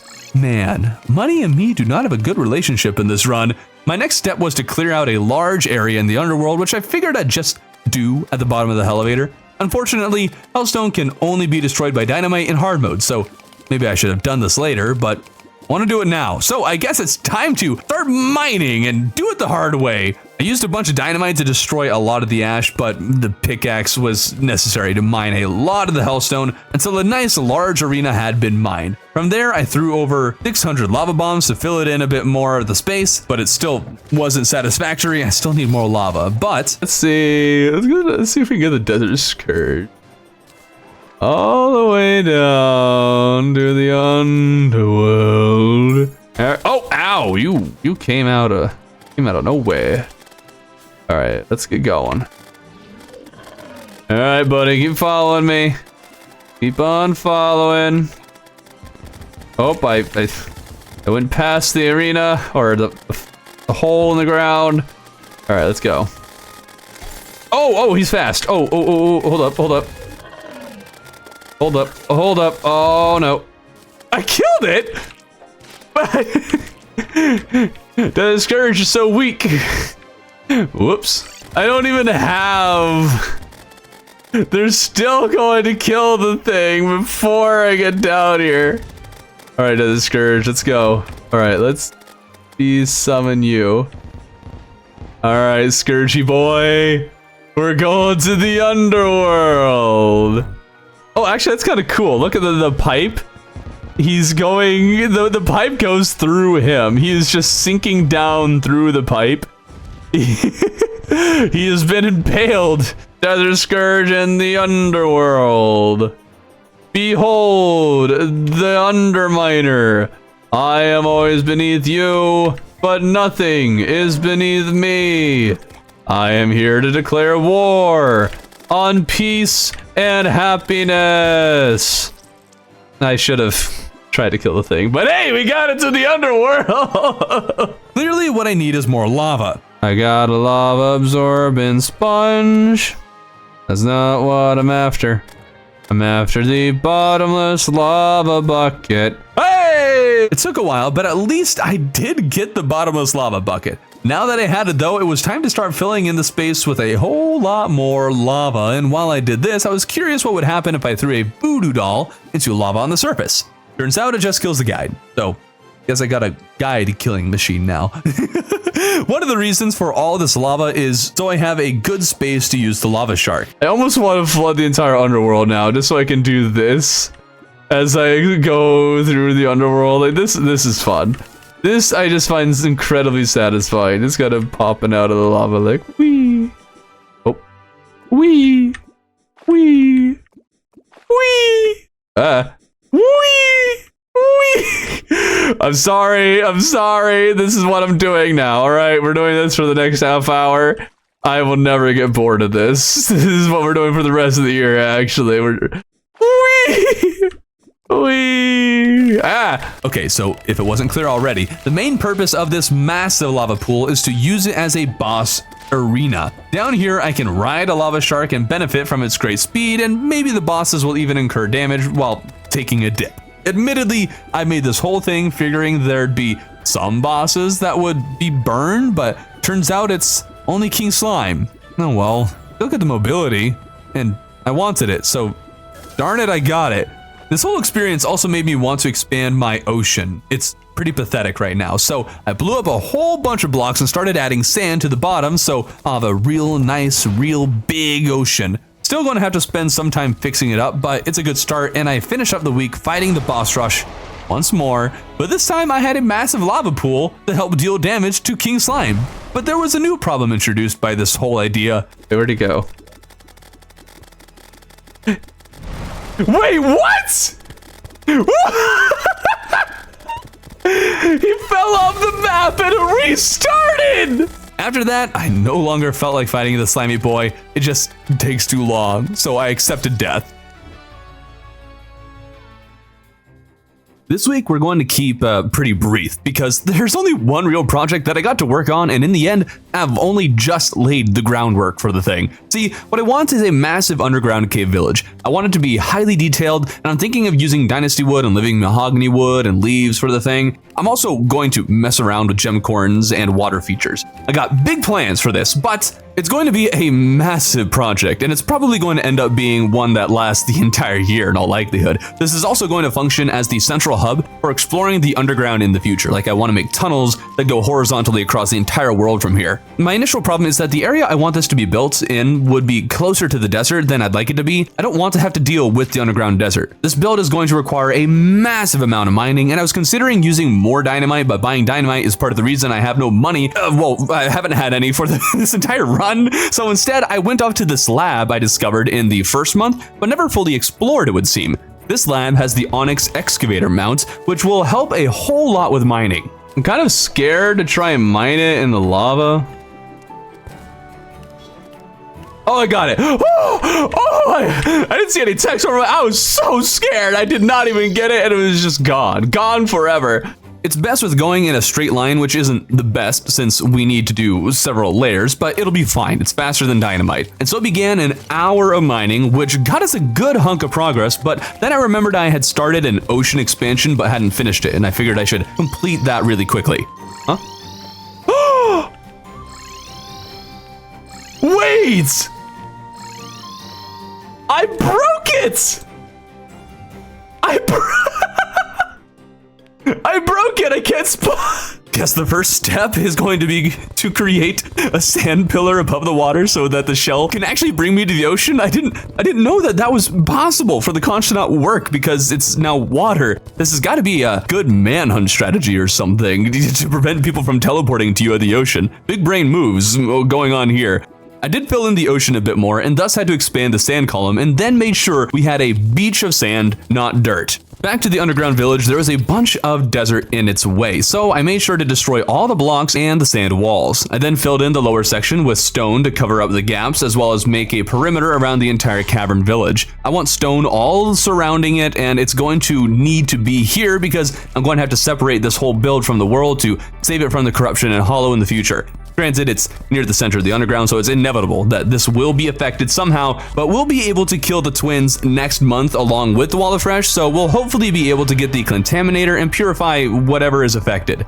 The next step was adding several stone columns and connecting them all with the first or perhaps second floor to the village. I might fill in the area underneath this layer with columns of water or something. There wouldn't be anything village, it'll just be a nature layer, I guess. The problem right now is that the glowing mushroom background is here and I don't like that, so I destroyed the top layer of the glowing mushroom so it remained normal caves. And while I was at it, I started blowing up the area around the cave to keep it safe from infection. You know, after we purify it, since there's no way that it's not going to be affected come hard mode. But that wraps up March. With the month of April, everything is going to change forever. Pre-hard mode is so nice during these year-long runs. Its simplicity and beauty is something I've really come to enjoy. But the show must go on, and so we'll have to forge ahead into hard mode this month. On the bright side, there's plenty of progression to be had this month, and so it should be pretty easy to fill out the time this month. There might not even be room to do some of my own personal side projects, or at least not as much time as on previous months. What do you mean the Wall of Fresh? What do you mean? Okay, so we could casually kill the wall right here. We absolutely can. You know, we got this whole. Actually, wait a minute.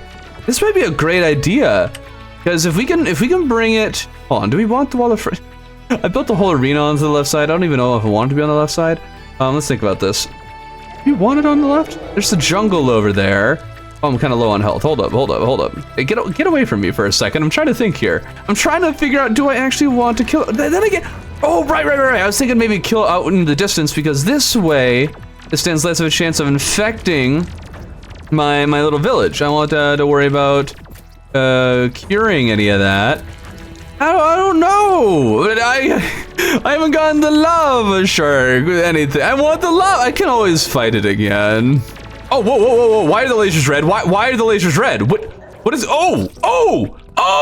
I'm not sure what the deal was with the red lasers. They're kind of cool, but I have no idea what they do or even if they're different at all. I just had to assume that Calamity Revengeance mode added this as a phase to the wall, even though the lasers didn't appear to do anything different. Maybe they do more damage? I don't know. Anyways, before fighting the wall, there was one thing I wanted to do, and that was create a large area with lava. This won't be the same as the lava basin I made last month. For this one, I just wanted to remove some of the ash that's the closest to the surface of the lava, and then flood it in just enough to use the lava shark. I desperately want to use this mount against the wall. It's something I've wanted to do for the longest time, but realistically, who is going to actually take the time to fill in the underworld with enough lava for the shark to actually be useful? It takes significantly longer than building a bridge. And well, because I'm spending a considerable amount of time on this world and have a mount that drills straight through massive amounts of ash and hellstone, there's no better opportunity than right now. Oh, come on! No! The wall was continuing to be quite the problem, especially now that I'm making a massive area of exposed lava. No! Why? Leave me alone! So last month, my chat mentioned there's an item that prevents voodoo doll demons from spawning. I refused to make it last month because I was being stubborn, but now I just want a bunch of lava, and since I am actually allowed to kill the wall, I figured I'd stop it from spawning until I actually wanted to fight the thing. Say hello to the voodoo demon voodoo doll. That's a mouthful. Try saying that 5 times fast. And having this was, well, made everything so much easier. So I got back to mining away massive quantities of ash, made a shell phone because I apparently have spread out a bunch of the accessories I need into piggy banks and other builds, like builds with accessories and armor. Not like building builds, whatever. And some could be crafted because Calamity added extra recipes. I could have had this forever ago, but now I got the thing. Yay. Am I going to use it to teleport to the underworld? Quite rarely, honestly, because I made a elevator build, darn it, so I'm going to use it. About an hour or so of preparation, and there was enough lava for the shark to swim comfortably, so I went to grab voodoo. 128 voodoo dolls. That's normal. That's a normal number of voodoo dolls to have. At long last, I summoned the wall of fresh a little ways further out just because I wanted to make sure I didn't kill the wall in the center of the world, because that would suck. The lava path is nice, but I'll probably fly through it, so we'll do initial damage now so the lava section can feel more meaningful. These lasers feel slower than they are in vanilla. Okay, now the lasers are red. Lasers feel like they're getting faster. Oh my goodness, that's a lot of damage. All right, lava shark, let's go. Let's go, lava shark. I should probably do something with more range. Yeah, lava shark. Oh, the wall is keeping pace. Oh, it's faster. I don't like this. Slow down, buddy. Okay, there it is. Okay, he slowed down. We're fine. Woo, woo. Okay. Go, lava shark. Come on, lava shark. You got this. You got this, buddy. Oh, man, we're out of lava. All right, but that was fun. We got to use a lava shark. Oh, my goodness, it froze for a second there. Let's go. Nice. Oh, we got the goat skull. Goat skull in the first try. Let's go. The wall dropped 3 emblems as opposed to the 1 that drops in vanilla, which is pretty convenient. After consuming the demon heart for an extra accessory slot, I was able to equip each of the builds with a handy little emblem. A lot of the NPCs were also selling new stuff now, and there was this one NPC whose name I forget that sells rogue stuff, and one of them is a cane that could cause enemies to drop more money. And as someone who's been operating in the red on this world ever since I created the thing, this could be very valuable to me. I headed over to the corruption to break demon altars and spotted another meteor inside the caverns here, and it's kind of funny how 2 separate meteors hit the bottom of the corrupt caverns. What are the odds of that? Would be pretty inconvenient if I was actually looking for the things rather than casually coming across them, so I guess this is a good place for them to land? I don't know. Now, one thing that Calamity changes is that hardwood ores are staggered, and demon altars don't spawn in ore. Upon killing the wall, cobalt and palladium both spawn in the world. After killing the twins, mithril and orichalcum will spawn, or maybe it's just after the first mech. But whatever the case may be, first mech means that you now have, mithril and orichalcum, and second mech means that it's titanium and adamantite. I'm pretty sure that the order is supposed to be Twins, Destroyer, and Skeletron Prime, something around these lines. All I know is that Twins are the only ones I can beat this month, and the other 2 are next month. Regardless, if these ores spawn after bosses and not from altars, why am I breaking these? Well, Souls of Night still drop from them, and Wraiths actually don't even spawn en masse like they do in Vanilla, which is actually kind of sad. I kind of like that feature.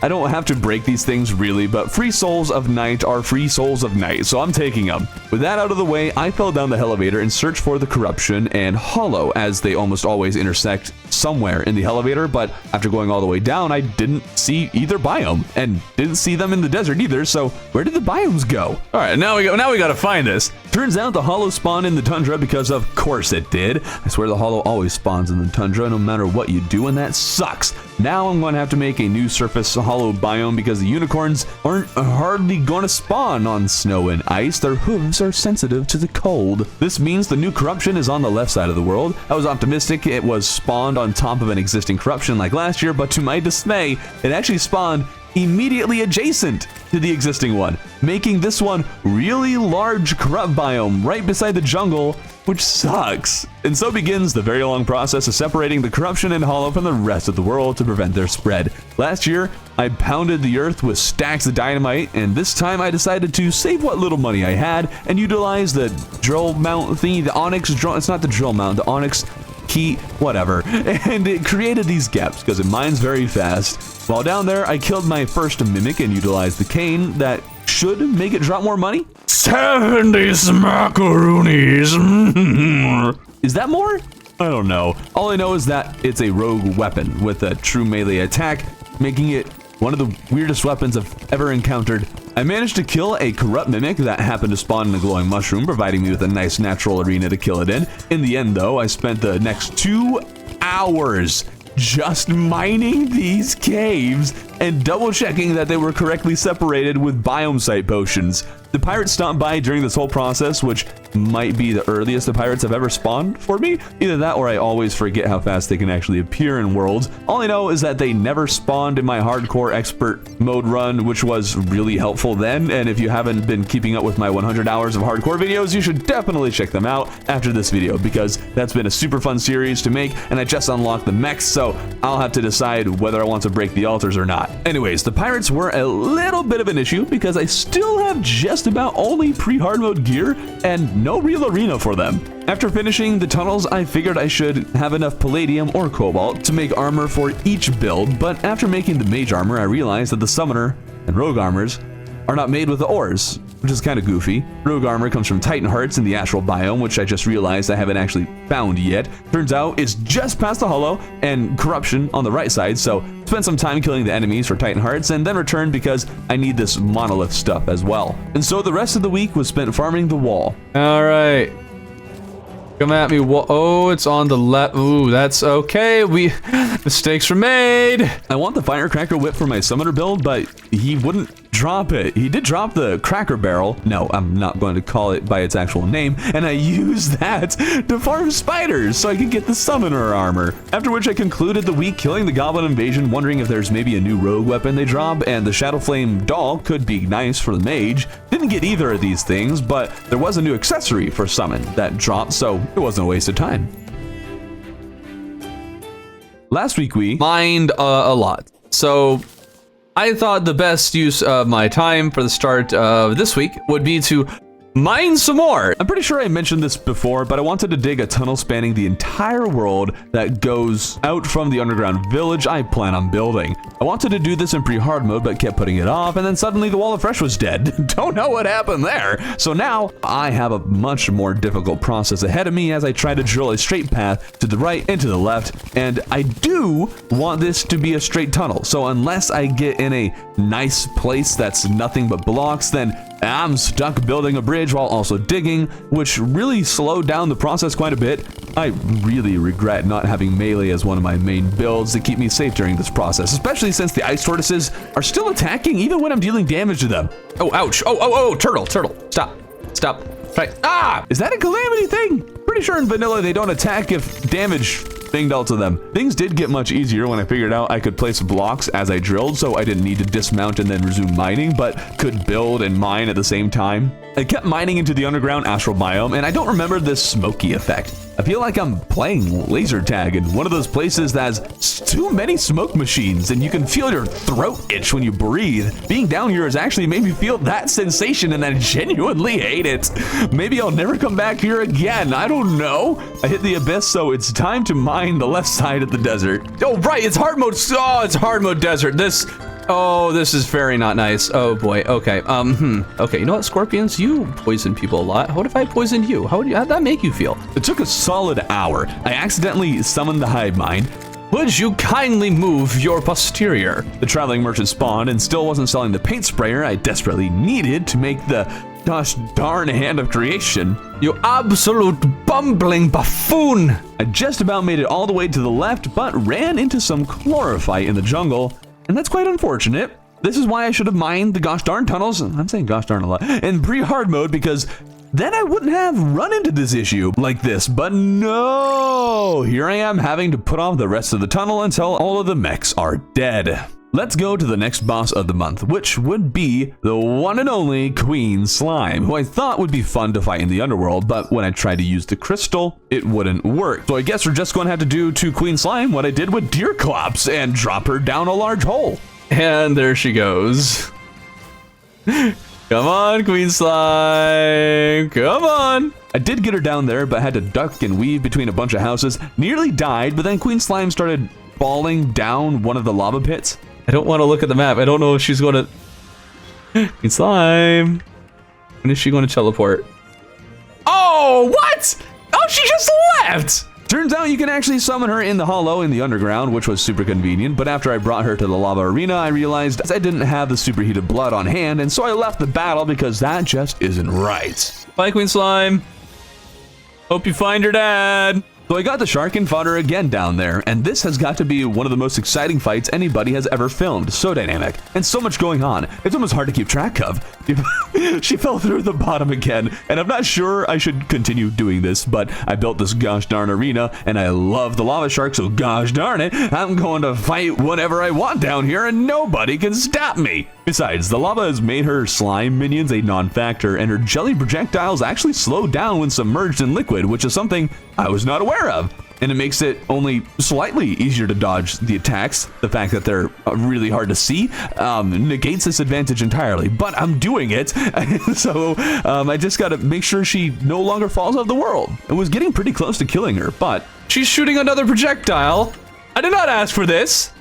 I did not ask for this. So that little difference, which is actually kind of a major difference, resulted in my death. The traveling merchant isn't selling the paint sprayer again, and I decided I wanted to actually see the Queen Slime and her new projectiles, so I summoned her in the hollow and hopped on over to the Crimson Arena. I've been sticking with Rogue primarily, but I don't have a whole lot of long range weapons for Rogue, and I did get the orange Zappinator from the traveling merchant, so I started using Mage against her in the second phase, but despite that, and my increased visibility, I still lost. Oh, no! Not again! I'm doing so bad.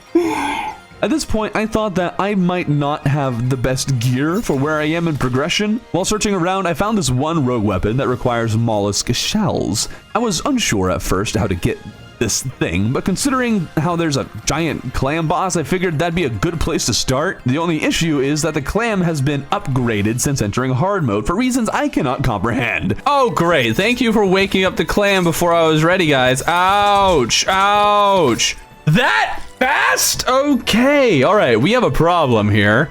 Haha. I gave it a few more tries, but lost each time because I had absolutely no mobility down here and ended up being squished by a giant clam. I lost 3 times, by the way. I need to do a lot better job of dodging those. That is not that hard to dodge, and I'm failing on an extraordinary level.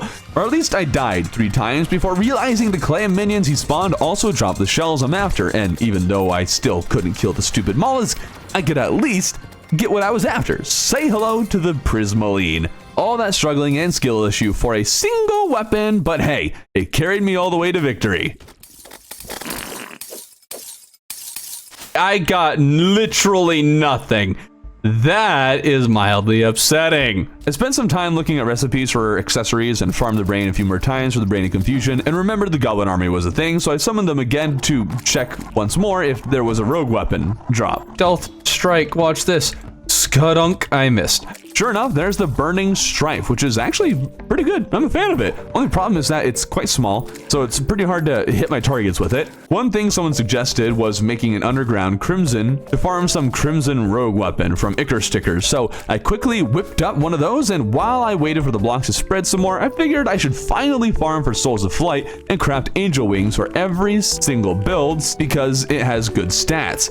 Calamity adds some extra effects to them if you don't know, mostly survivability stuff, which is nice, like extra health. I think there's more regen. With these upgrades, I figured I should redeem myself against the clam. Come at me, wait, this whole time I could have been using the, I could have been using shark against the clam. This would have been so much better. It still didn't go nearly as well as I thought it would, but I still killed the thing. I got him. Hey, hey, hey, we got him. Now, I've spent a lot of time crafting stuff for Rogue and general accessories, so I wanted to make sure I wasn't missing anything for the other classes. Hey, a little dragon. Look at him. All right, I'm using this now. It's a dragon. I love dragons. I don't care. All right, hold on. Actually, go summoner. More dragons. So now we're running the summon class, and the dragons inflict at least 3 debuffs, and 2 of my accessories cause them to deal 2 more. So with each hit, I'm inflicting somewhere between 4 and 6 separate debuffs, and I am really loving this. So much so that I stuck with this build for a little while, including while I farm for the Ichor drop in the Underground Crimson. Get him. Wanna get him. I wanna get him. It's really not worth it. No! Of course he... Oh! He faked me out! He just faked me out! Dang! Alright. I kind of actually respect that. That was a good move. Okay. Took a little while, but I got the Ichor Spear, which is kind of a neat weapon. If nothing else, Rogue can now inflict the Ichor debuff. I spent the rest of my time this week making a massive Tundra arena in preparation for the Cryogen fight, which will be pushed until next week. I actuated all the ice and snow blocks and painted them with luminant painting, but was out of time, so I'll have to finish the rest of the painting next week. But I really quickly checked what the traveling merchant was selling, and he had the bamboo leaf, which I don't actually have yet, and I need that for my sick branding. I love the red panda, which does mean I need to replace the guardian pet, but no worries. I'm going to put it front and center in the main house. We're going to kick off this week by going straight into the third boss of the month, Cryogen. I've been doing a pretty good job of actually separating each of the bosses into their own weeks, which has been great.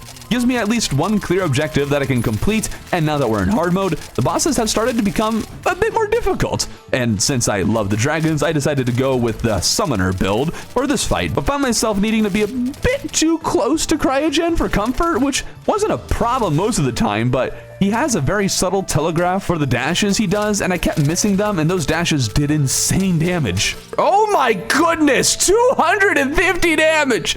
Nobody needs that! I gave the battle a second attempt while using the rogue armor, as it allowed me to stay further away from Cryogen and hopefully take less damage. Plus, rogue has served me well up to this point, so I figured I might be able to win with it. I just lost half my health in a single... Oh my goodness!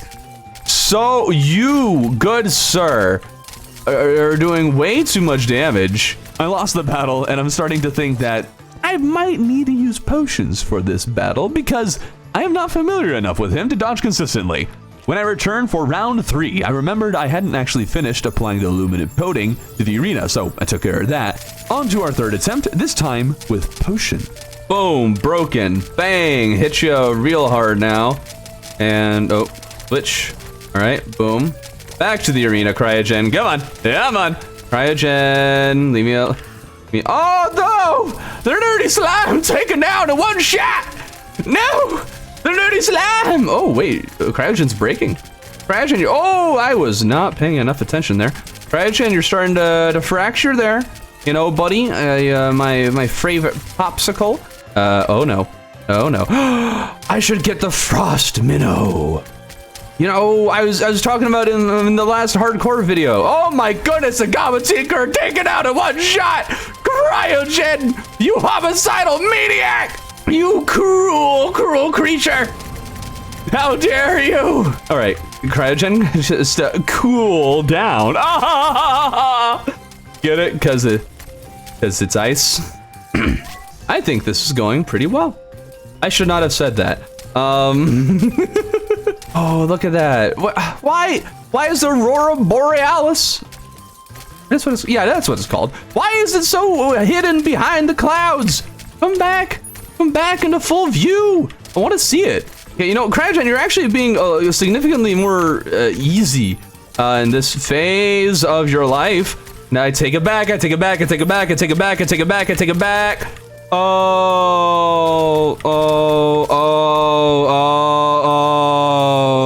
Okay, so I guess I'm going to get frost minnows with which to make warmth potions, a potion and fish. I was only reminded of like their existence very recently in one of my 100 Hours of Hardcore series. videos, which you should check out. Once again, all right, plug, there it is.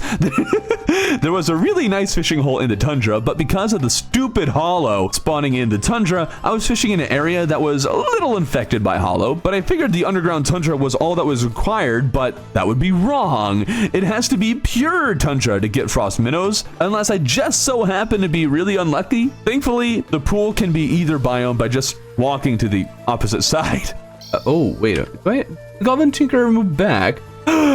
Goblin Tinkerer, where are you? Where are you, buddy? Oh, buddy actually might be a little bit of a stretch after the hardcore video that went up. I made the warmth potions, the Goblin Tinkerer did return, and so I reforged some of my gear, and now it's time for lucky attempt number 4, which wasn't actually that interesting because the potions were far more effective than I anticipated. Cryogen was maybe doing 20 or 30% of the damage from the first fight. Warmth potions combined with endurance and iron skin and even the weakest, lowest defense builds can take several hits from Cryogen. I wonder what it would be like if I was melee. I might be just taking 1 hit or damage, which I think is appropriate against Cryogen, who is quite the tank himself, so he deserves a taste of his own medicine. I took down the ice cube, and when I picked up the loot, I was about to leave, but then saw this dude standing here. What the heck? You came out of there like an egg. Was I fighting an egg this whole time? Oh, I don't have money. I never have money. Oh my, okay, we're gonna need to farm for some money, guys. Money and me have not had a healthy relationship this run. I am going to farm for some moolah later, but for now, I wanted to give Cryogen another attempt. My summoner got 2 separate new accessories from the fight, and I was thinking of trying to beat the boss with each of my 3 builds, so I summoned him and used nothing but a warmth potion this time. It helped, but wasn't enough. Guess we'll put Cryogen aside now because I've been meaning to start the underground village for the longest time at this point, and I wanted to get something done. Sometimes a massive project just needs a little piece to be done so that the rest can branch out from it. Things don't get done by staring at them. So I jumped down there and gave it another look as I figured out exactly what materials I wanted to use. I also blew up some of the glowing mushroom because some of the background was still appearing in the village and I didn't want that. One material that I just had to use was mahogany wood, which I think is one of the hardest wood types to gather simply because these trees don't drop acorns. With the axe regrowth, that's not a problem, but I often forget to use it. I also wanted to use some boreal wood and so collected that and put together a really small hut to just get something down and visualize how the mahogany leaves will look with boreal wood. I thought it might look nice, but I'm not so sure now that I'm looking at it. I tried adding painted living mahogany, but it and boreal do not work well together, so I added regular mahogany with a living wood variant, and I think it looks pretty good, which, I mean, they're made for each other, so I guess that's how it would be. Guess this means I'll need a lot of mahogany wood, and I'm not interested in waiting for more trees to grow, so I'm going to make some fertilizer. The only material I still need is, well, poop, so I got busy. Poop session done, I made plenty of fertilizer and started growing trees. I was hoping to make more than 2 trees at once, but that seems to be the maximum number of trees you can grow with this stuff. But whatever, I got a whole lot of mahogany from this and made a nice little hut, but I'm not sure how much I like it. It's fine looking, I guess, but feels really out of place down here, and it's quite similar to the swamp village I built in the kingdom, and I wanted to stand out a little more from that build. I thought about it and remembered I had considered making this a sort of wooden Chinatown. Breaking out the dynasty wood, I replaced the mahogany, and I think this looks a bit better. And I added some of the living mahogany leaves at the top, which will help make it feel a bit more natural and overgrown. It's meant to be a sort of moss, and it's definitely leaning into the overgrown vibe I prefer in builds. It's much more along the original vision I had for this village. I added the second house with the red shingles instead of blue ones, and it still worked well with this style, but I did improve upon the original one by having the second house on stilts, which creates a separation which is really lacking from the original. I'm going to have to fix the first one at another point, but that's enough for now. I moved some NPCs into these houses to reduce spawn rates, and before I forget again, I killed the brain 10 times and finally filled my coffers with plenty of money. This week had plenty of building, and the second structure I decided to set up is going to be the teleportation hub. There are a good number of pylons, and Calamity even added a few more, but I know there are going to be places I'll frequent that a teleportation hub would be great for. Not sure why I didn't do this for my first year-long run, but for this build, I made a nice square area and used glass and different lab blocks to make a futuristic-looking room. There really isn't a need for this many teleporters, I suppose, but I'm going to leave plenty of room for future expansion. For now, I only have 2 that are actually operational, one that goes to the underground village and another to the dungeon. One build I had considered doing last month was a large expansion to the dungeon, making a sort of super dungeon entrance. The only problem with that is that it would require a whole lot of blue brick, but there are no methods for crafting or even fishing for more of these blocks, and I don't want to destroy a bunch of my dungeon to make this build. That kind of sucked, but because there were no other options, that's just what needed to be done. And this whole project took a whole lot longer than I thought it would. All I'm really doing, at least at the start, is recreating the original dungeon entrance, but then making it 4 or 5 times larger. So it's like Texas. Everything is bigger in Texas. I thought this might be a longer project, but what I hadn't anticipated was that the placing of the walls like this would take a whole 40 minutes. And it brought me all the way to the end of the week with just a little bit of time to collect some of the monolith stuff from the astral biome that could be used to make these cool crystal lamps and lanterns. This week has me excited for one reason and one reason only. I have successfully put off every boss so that there's one for every week, and now I can fight the final one of the month. That one being the twins. Super exciting, and I decided I would fight the twins as a mage, because I haven't hardly used the mage this run, so it's time to actually break out this build I have been, well, building. I just need to get some weapons because the orange Zappinator simply isn't enough and has never really impressed me as a weapon, even in vanilla. Someone recommended I make the Frigid Lash bolts, so I figured I should do that, and then I remembered I actually had another mage weapon, a sort of icy trident, I'm pretty sure dropped from Cryogen. I forget though if that's actually the case, but I have it, so let's fight the twins. This should be enough, I think. All right, buddy boy, time for you to go down. If I can remember how I play this game. Hold up, I'm trying to remember. Oh, you think you got some spheres to shoot at me? Well, I have some spheres to shoot at you. How does that feel? How does that feel, buddy? Boom, and then gun! Ha, I'm a ranger now. Oh, I think it just transformed. Spasma boy. You might want to get those spasmatisms looked at. Okay. Oh, it's purple. Oh, his fire is purple. Yeah, nope. Oh, this isn't going well. Oh, that's not está bien. Okay, I am low on the health currently. Hold up. Guys, I'm trying to get back to my arena. Please leave me alone. Wait a minute. Did he recover his health? Or did they change it in Calamity so the health bar doesn't? Right, I need to remember that this is the dash button. That's what's messing me up. That's what it is. I'm trying to do these horizontal dashes with the ram here and there, but it doesn't work because I'm doing the double tap, and that's not how it works. And I thought I was on the ram. Burn, you psychopathic eyeball. Wait a minute. Oh, darn it, it already changed. No, I did not permit this. I did not allow for such a thing. I did not consent to you transforming. Rude. I feel like they have more health than normal. That the extra health bar thing that nope. Wow, hold up. Red's already getting pretty close to the same health as Spaz. How is that the case? Really, how? Keep it going, keep her moving, it's fine. I like that I'm using just about all the weapons except the orange Zappinator. That's wonderful. Oh boy. Okay, could one of them kindly perish like Spaz? Spasma boy, my bob. What are you shooting now? Spasma boy, my bob. He shot cursed flame balls. I didn't know. This is not permitted. Oh, come on. You gotta die sometime, right? You've been alive for long enough, I think. Oh, ouch. Oh my goodness, they just won't die. They live, and they live, and they live for 250 damage! What the heck? So the twins have really been upgraded, and I swear that the boss fight took absolutely forever. That was like as long as the Cryogen battle, which doesn't make any sense. Cryogen always takes forever. The twins shouldn't be matching his annoying tankiness.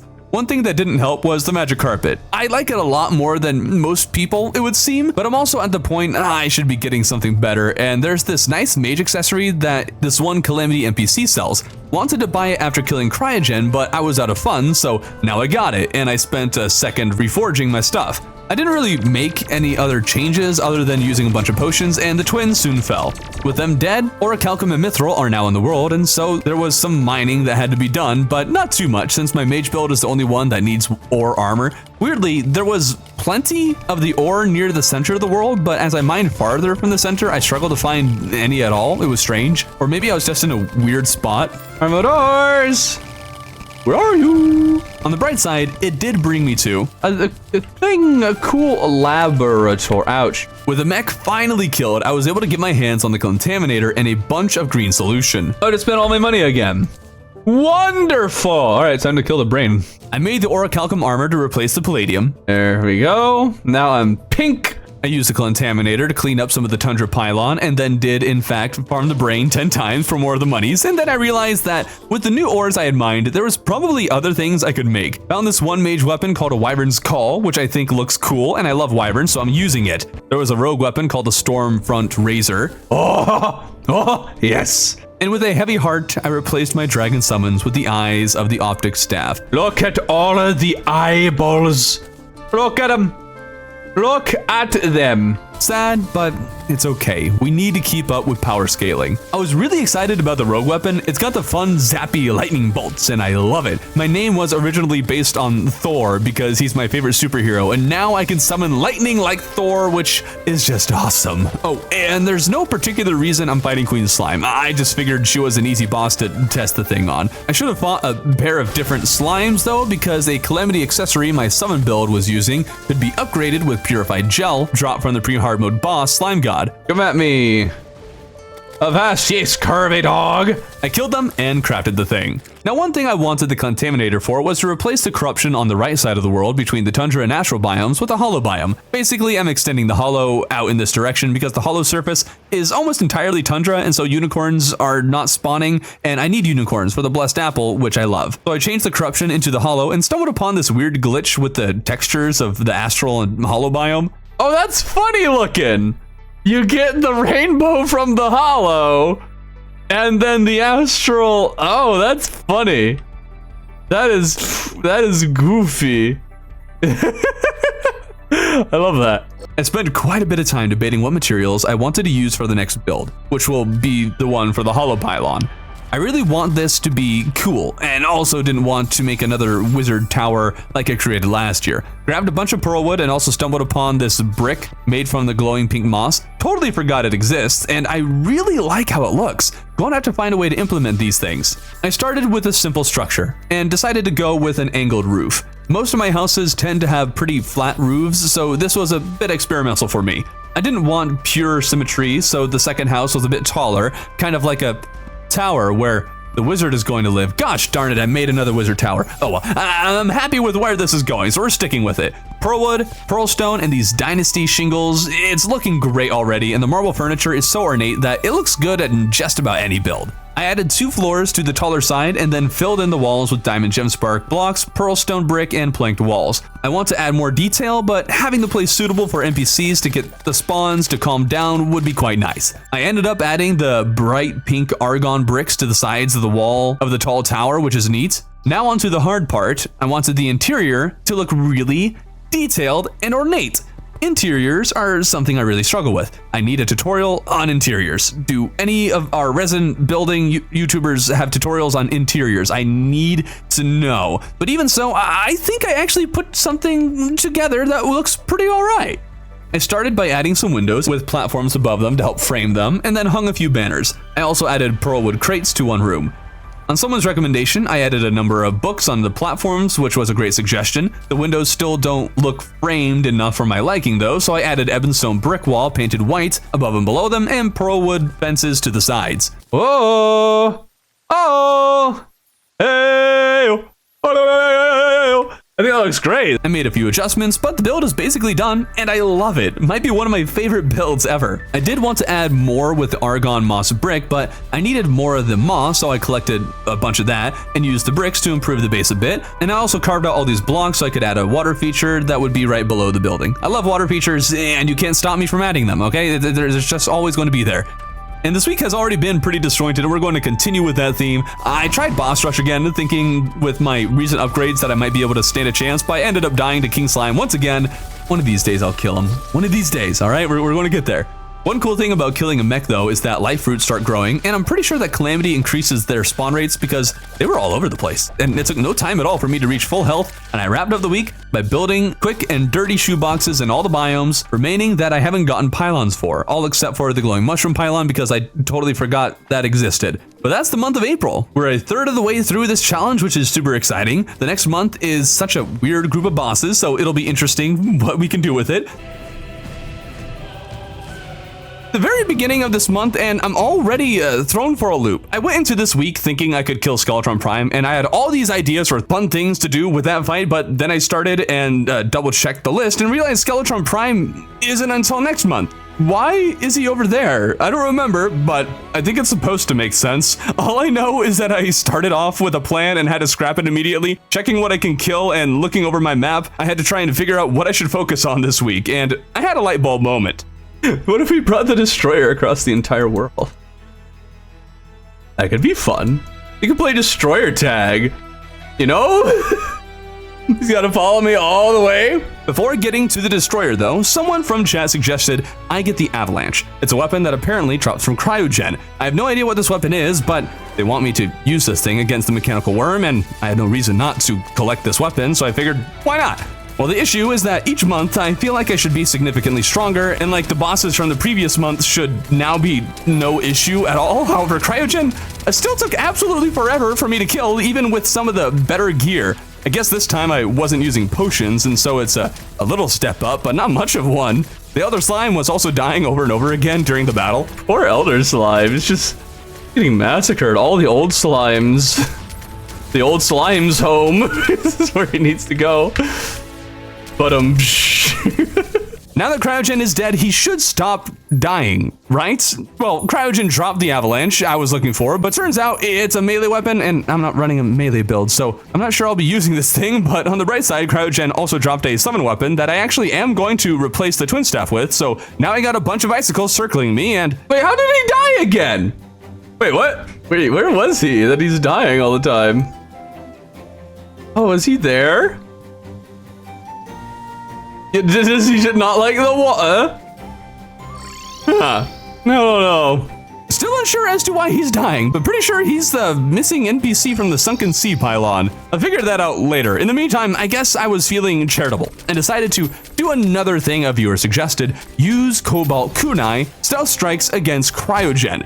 They assured me the stealth strike would be worthwhile, but then I tried it, and it was very much underwhelming. It broke Cryogen's shield significantly slower than all the other methods and weapons I had used when I was on tier. Stealth Strike still confuses me, and a lot of people tell me almost every single one of these videos to save it up, but I simply don't think most rogue weapons are worth their Stealth Strike. I found spamming much more practical and has higher DPS for most weapons thus far.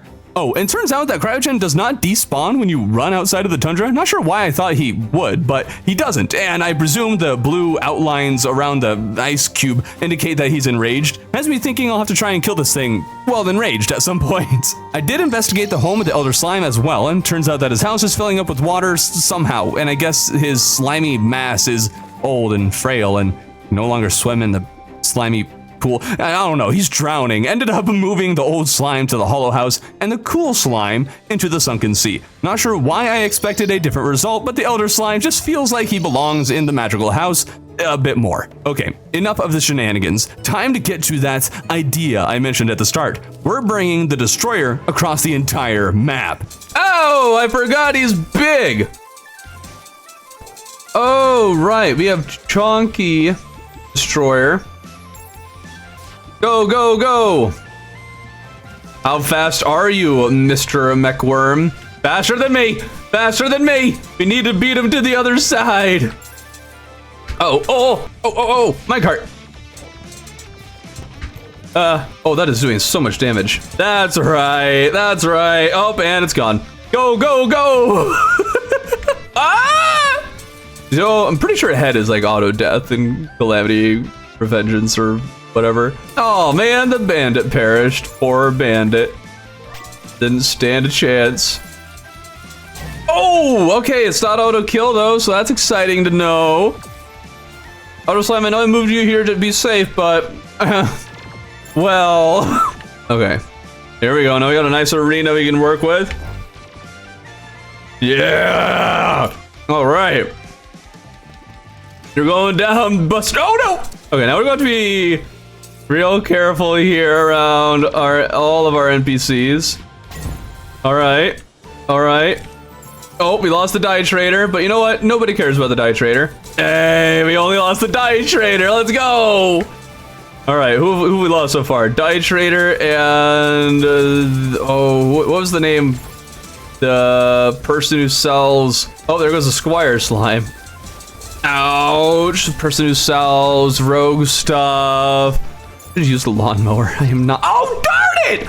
Oh, we got so far! Is this a totally stupid, pointless, and ultimately useless idea? Absolutely, but I'm excited about it and I want to do it, darn it. I'm going to drag the destroyer from one end of this large world all the way to the other end simply because I can and because it's fun, all right? I'm a crazy person who's easily entertained. Join me in my insanity. I don't want to just make another bridge like I did with the Dungeon Guardian in February, though. I wanted to run across the surface as it is, and so I need more mobility. This means it's time to break out the magic carpet, an accessory I feel so many people say isn't that good, but I absolutely love it.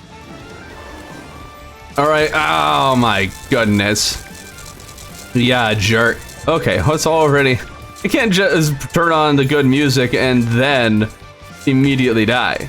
No. I cannot do that. The enemies is dead beyond your control. You're going down, destroyer. All right, we gotta watch for the tree that's coming up. Maybe we should save our adrenaline. Never and again. We have no. Okay, there we go. Let's see if we can save more of our NPCs this time. Last time we didn't lose that many though. We did a good job. Oh, and we lost both of our tundra dwellers. That's unfortunate. Yes. Magic carpet for the win. Oh my goodness, he got up here and I did not see him for a second. There goes the halfway point. Go, go, go. Oh, there goes the zoologist. Does anybody care? No, silly. I don't want to kill him. Oh, before we get to the other end of the world. That was a close one. Oh my goodness, stay away, stay away, stay away. Okay, we gotta land. All right, there we go. Keep her move. Oh no. Okay, whoo, clutch dodge. Clutch dodge. Saving. Stay away from me, buddy boys. Oh, okay. We lost some ground, but it's fine. Oh, I don't have enough life. Come on. Ah, no! Oh, he got so far. Let's see, the jungle. Oh my goodness. He died right before the end. Ah. I'm not satisfied with that. Gotta touch the other side of the map, all right? You gotta touch it. I tried again, but died without getting very far. Apparently, riding the goat mount on the ground does not actually reset my flight time, which is what I expected to happen. Kind of confused by that, but okay then. Going to have to work around that. On the fourth attempt, I was able to bring the destroyer all the way across the jungle once more and into my extended ocean. All right. We got this. Oh, there goes the pirate. And touch the other side. Boom! Didn't get there first, but you know what? I'll still take it. Now we just need to kill the thing. What the heck? It has purple lasers. It has blue lasers. Hold up. The little segments look like. Oh, they're purple. Oh, no. Ah, darn it. Well, but we did get it to the other side. And so my mission, my dream, has been accomplished. I brought the destroyer across the entire world. Not nearly as impressive as killing the Calamity Dungeon Guardian, but I'll take it. Racing this massive worm across the map was a hoot. But I do need to actually kill the thing, and a gelatinous pillion would be a big help, and as it would turn out, I don't actually have one. So I killed Queen Slime again, and it still takes forever to kill her. I feel like these bosses should be easier at this point. The slow progression thing is messing with my perception of progress, especially in Calamity. I got the mount though, and decided I'd use Summoner for this battle. Get us a worm going. Oh my goodness, so many probes. That might have been a mistake. That might have been a mistake. Holy cow. Oh boy. Oh no. Oh, of course a wraith comes by and just does crazy damage. Gotta love that. feel like I could have a better whip right now. Oh wow, that was a lot more damage than I thought that would do. So many probes! I don't think I got this many probes through the entirety of the rogue one. And we're not even, oh, we took so much damage right there. Okay, how many hearts are around here? Ouch. Need some hearts, but I also need enemies to not be around them. Oh, what? What hit me? Destroyer is not going that well. I guess drinking potions would probably change things quite a bit, but I'm also considering using my rogue and mage build instead. The build would be solidified when somebody from chat recommended I make a weapon called the SHPC, I believe? I recognize it as a mage gun one of my friends used during our Get Fixed Boy Calamity run. You can check out the playlist if you want to see that. And it was a very, very busted weapon in that run. So I wonder how it'll perform here. Holy cow! That's busted! This is one of the dumbest weapons I have ever used. Adrenaline with it? Holy, we're at 10,000 damage per second for a moment there. Holy cow! I'm still gonna die, aren't I? Hold up. Try to win this. Alright, land for extra flight. You. Oh, look at all these hearts. Look at all of these lovely, lovely hearts. Thank you. Oh, darn it. All right. What the heck is this stupid weapon? Oh, what? You weren't on the map. This weapon is so dumb. Oh, come on. Ah! Oh, the mage accessory comes in clutch. Let's go. That gun is stupidly overpowered. I'm going to have to beat the worm with my other builds just to see what it's like fighting the thing when I'm not busted. Maybe my other builds just aren't using the proper gear and weapons and should be able to stay on tier with it SHCP, but I doubt it. Oh wait, I just said SH. I said it in a different order. Those are the 4 letters, I'm pretty sure. The damage output isn't even the only problem. It's usability. It's just busted. Even the projectile, each projectile hits so much of the screen through walls and enemies. It's like an Inferno Fork with a much wider range and a projectile that's some 3 times the size. And the Inferno Fork, you used to be able to get it pre-Destroyer very long ago, but Relogic moved it to be afterwards because it's broken against the Destroyer. That Inferno Fork was my go-to strategy against the worm back then, and now this weapon is even stronger than that. Well, it's kind of stupid. That's just how things are though. So I started mining the newly generated titanium and adamantite, as those only spawn in after the second mech is killed. There was quite lots of mining to do, and chat was going crazy about pizza toppings, and no, it's not the pineapple conversation. Just because 2 things are good doesn't mean they're good together. No. Why would you put a banana on the pizza? No. This is now a cardinal sin. No. Watermelon on pizza? You're banned. You have committed the other cardinal sin. Stop. What are you people putting on your pizza? Watermelon on pizza sounds good. Don't encourage this. No. Don't encourage this savage behavior. What are we, cavemen?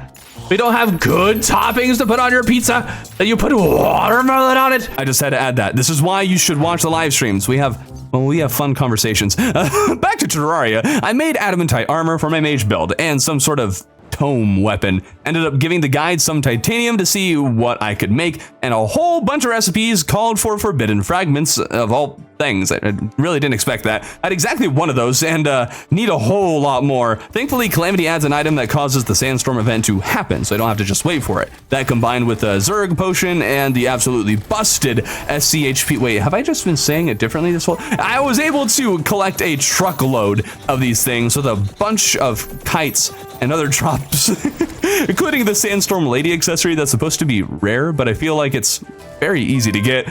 One more ore that I'm able to collect now that I have the adamantite pickaxe is cryonic ore. It spawned in the tundra after killing Cryogen, I'm pretty sure. Don't know if I actually needed this pickaxe to mine the stuff, but I was reminded of its existence by chat and got to mining again. I replaced my Titan Heart Rogue armor with the armor set from the cryonic ore, called Daedalus armor. I got these super cool sharks, not from the cryonic bars, but from the forbidden fragments. The cryonic ore, though, got me this one summon of these crystal pill men. Why are there a bunch of pills following me? I like how the sharks look better. I'm using them. And I need them too, because the next hour was just spent fishing for ebon koi, hemopiranhas, and prismite. I had a bunch of fishing accessories and could switch the armor on and off. All I know is that I wanted those 3 fish, but the evil biome fish in particular were just hard to find. I kept getting everything but what I wanted. I swear vanilla had far better rates for these fish, which is not what I expected from Calamity. I wrapped up the week by building a whole bunch of houses for the underground cave village. I have been setting up little by little.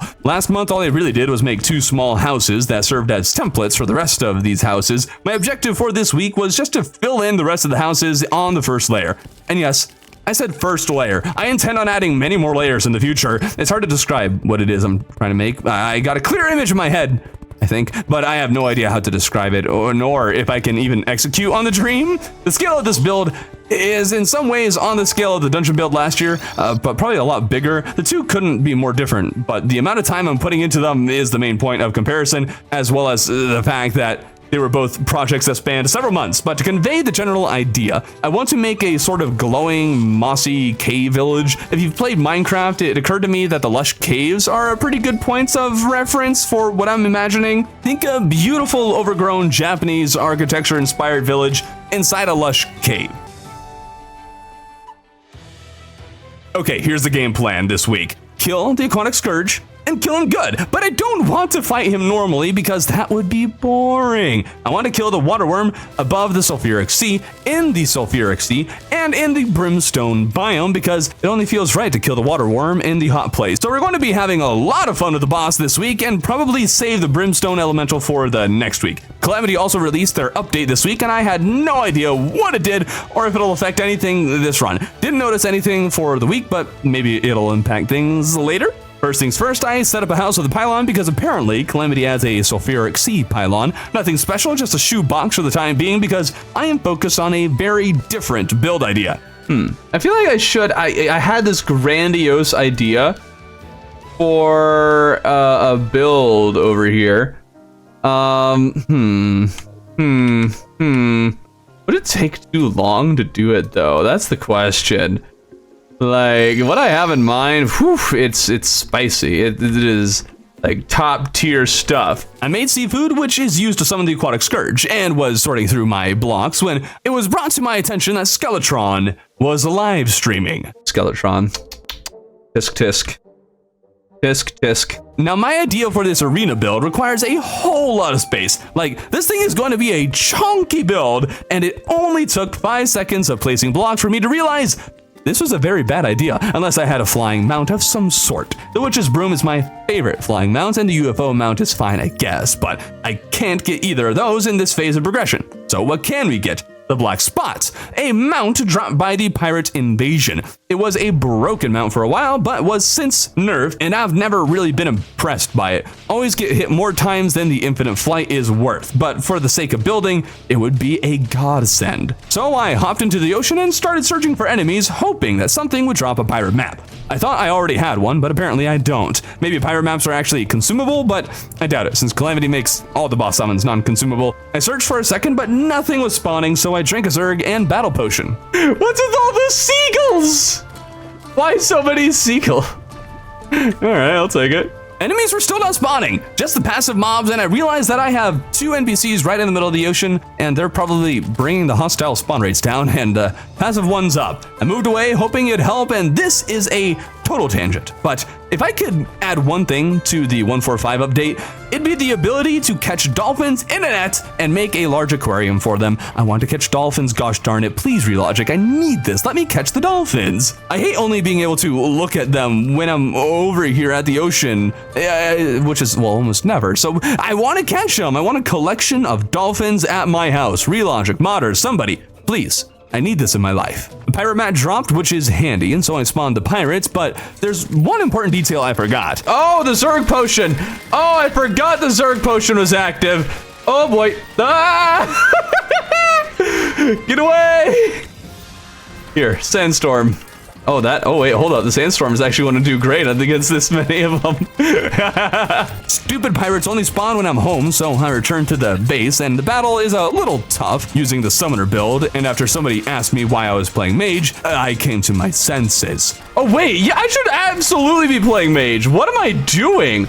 Oh, silly me. Why have I been playing the significantly inferior class when I have mage? Clearly, there is no reason to ever play Summoner again for any reason other than building. Mage is better in every way, shape, and form, especially with the SHCP. This weapon is absolutely busted, and it carried me through the rest of the event no problem, and thankfully a black spot mount did indeed drop. First thing I need for the arena is sulfurous sand. Not a whole lot, but a good chunk. And so the mega project began. I want this to be a super tall dome. It's not meant to have a large rounded top, but it is in fact meant to be rounded. Only problem is that the top of either side is well too far away from each other to effectively measure, let alone see. So I started by placing mostly random blocks in a pattern. I spitballed it on the right side and then did the same on the left. Not by duplicating what it did, but also by applying a random pattern, spitballing the look of it at first. I connected the two on the top, and so the dome is finished. Started placing the sulfurous sand when I made the mistake of looking at the map. Oh, that's gonna bug me. Oh, that is really going to bug me. It's beautiful, guys. It's beautiful. All right, right? This is wonderful. It's great. Maybe I'll fix that. Maybe. Started painting the sandstone on the outside brown, so it'd fit better with the sulfurous sand, and this is when my alligator problems began. Now it's time to paint the outside. Nice, lovely brown color. What the heck? Trashers can climb up walls? Why can a crocodile climb up walls? Okay, so we're fixing the dome. I can't stand this. Pretty sure. Ouch. Stupid flying crocodile. Also, why are these dropping what is dropping these turtle shells? Stop it! Perish, you crocodile. After tearing it down, I figured I'd just start going back and forth and adding the same number of blocks in the same pattern. Builders, I need your help. How do you measure things across long distances? I feel like I'm missing something obvious here because this was a very tedious process, prone to error. Maybe it's required, but I'm not convinced. And, well, there's got to be a way to make this easier, as well as likely encounter fewer issues. Oh, I also checked Skeletron's stream again. Are we beefing? All right, here we go. Are we beefing? Are we beefing? Yes. There it is. There's your answer. Speaking of how this process is prone to error, the two sides connected. Is this considered? I think this side's a little bit. I'm not fixing it. I'm not. No. I did make a slight change, but didn't totally fix the thing. It's a little harder to see how the two sides are slightly different heights, but you can clearly see it if you look. So just don't look at it. After choosing the blocks I want for the rest of the build, I got back to work. What the heck? It phases through blocks too. What is wrong with trashers? On the far edges, I placed sandstone walls, and I also needed to get the sulfurous sand outline to the dome. Oh my goodness, why did the crocodiles keep going through the floor? After placing just about all the sandstone wall I wanted, it occurred to me that it might be worthwhile painting the sandstone brown. Maybe it'd fit better, and sure enough, it does. Next step, sandstone brick wall everywhere. And when I say everywhere, I mean everywhere. I was filling in the whole massive box of mine with these walls until I eventually got tired of it and wanted to add some more detailing. What detailing am I going to add? A series of windows. They were mirrored on both sides, and so were these two waterfalls created using the waterfall wall. I also added this little spigot kind of thing that the water is coming out of. Not sure exactly what they're supposed to be, but they help the water feel like it's coming from somewhere, probably the third dimension, and we'll never know exactly where until we figure out third dimensional travel. Now, the windows need to be framed. I hate windows that have nothing around them. They really feel out of place, and after some thought, I ended up placing spider wall of all things around them. It's a textured, almost black wall that is smooth enough to fit the sort of Egyptian vibe of the build, while also being rough enough to give it a desert and worn feel. At least that's what I'm thinking. Now, one problem with the massive arenas like this are light sources. I don't like slapping torches or lamps down in all my arenas. I want more ways for large arenas to be lit using blocks. I wanted to use gemspark blocks, but none of the colors felt like they'd fit. That was until I had the idea to use diamond gemspark and paint it teal using a deep teal paint, and, well, the teal fits in perfectly with the sulfurous sea. It's perfect! I don't think it's the perfect again, wall type to frame the waterfalls, but it gives me the light I need, and the color now matches the biome. A little bit of smoke block and negative paints, and a mist is added to the base of the waterfalls. I continued adding sandstone block walls, but need more detail in the center, so I left a rounded rectangle to fill in. Before I could decide what to fill the space in, there was a blood moon, and I hadn't thought to kill the Dread Nautilus. Maybe I don't need the Sanguine Staff, but hey, I should kill the thing, just for the sake of checking it off the list. Hey, Nautilus, my boy. Nautilus, my boy, me Bob. I am doing a very poor job at this whole dodging thing. Oh, come on. What? What do you mean these are hitting me? No! Uh-oh. I'm going to lose. Okay. Run away. Run away. Run away. I'm going to lose. Oh, what hit me? Was that a crocodile?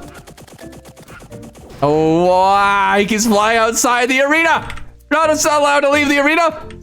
I made the arena specifically to keep you guys. Well, not really to keep you out, but to kill you. The Nautilus actually took the opportunity to scamper on off to the great ocean in the sky, so I didn't actually kill the thing, and still have no Sanguine Staff. Kind of sad performance, but oh well, time to focus on finishing the arena. What am I going to do to fill in the empty space?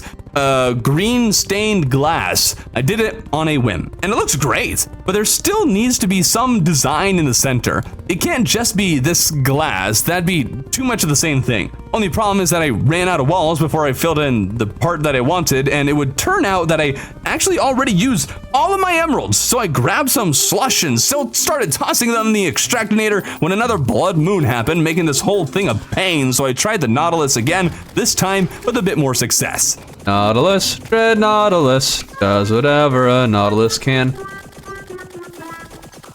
There we go. I kept trying the extractinator, but I swear, I got literally everything, including diamonds and rubies, but 0 emeralds. So I guess maybe I should just mine for the stuff instead. More like diamonds. Oh, it's sapphire. Everything is sapphire. That's more sapphire. Emeralds! Emeralds! What the heck? What the heck? Oh, look! More sapphire!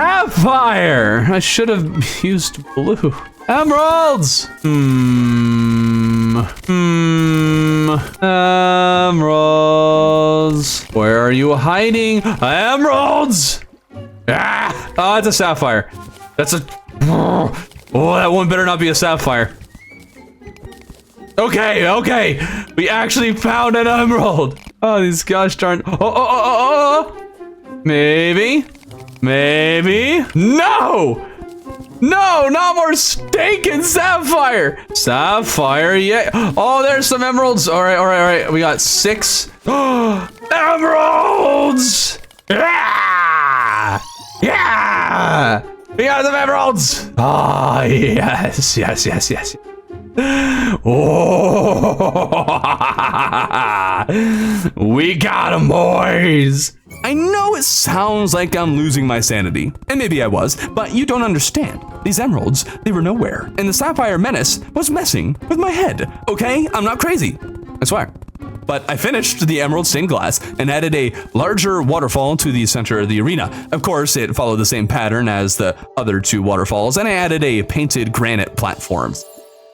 What the right at? Oh, come on! Stop! Once the campfires and heart lanterns were added, it was finally time to fight the aquatic scourge. Scourgy boy, me Bob. Come to me, my friend. You are worm. I have gun that probably do very good against worm. So, my apologies. You will not last long. I also might not last long. So we'll see who can manage to not last long the least. This has actually been very easy so far. We're just kind of doing ring around the rose. Yay, okay. I need to not say it's easy before he decides he wants to be all funny. Oh, Cloud. Oh, that did almost all of my health instantaneously. Big fan. Also, I cleared out like a quarter of his health with that adrenaline and rage. That's kind of insane. We're gonna have to fight him with the other classes as well, just for the sake of having a build that's not busted. Oh, right at the wrong moment. Right, don't. Well, that didn't go well. Back to the aquatic scourge, it was really an easy kill with this busted mage weapon. Turns out there's the acid rain tier 2 that happens after the scourge dies. I noticed the new enemies, but didn't actually see the percentage cleared thing on the bottom right, and went straight into fighting the scourge again with my rogue build. And it actually went a whole lot better than I thought it would. The lightning weapon really does a number on the segmented enemies like the scourge here, and it wasn't feeling that far behind the CHCP, I think. I did end up losing, but only because I got really carried away at the end of the battle when I had adrenaline and rushed headlong into a bunch of projectiles. It was a real big dump, but very doable as rogue. I then thought I would try the underwater battle. Yes. Oh,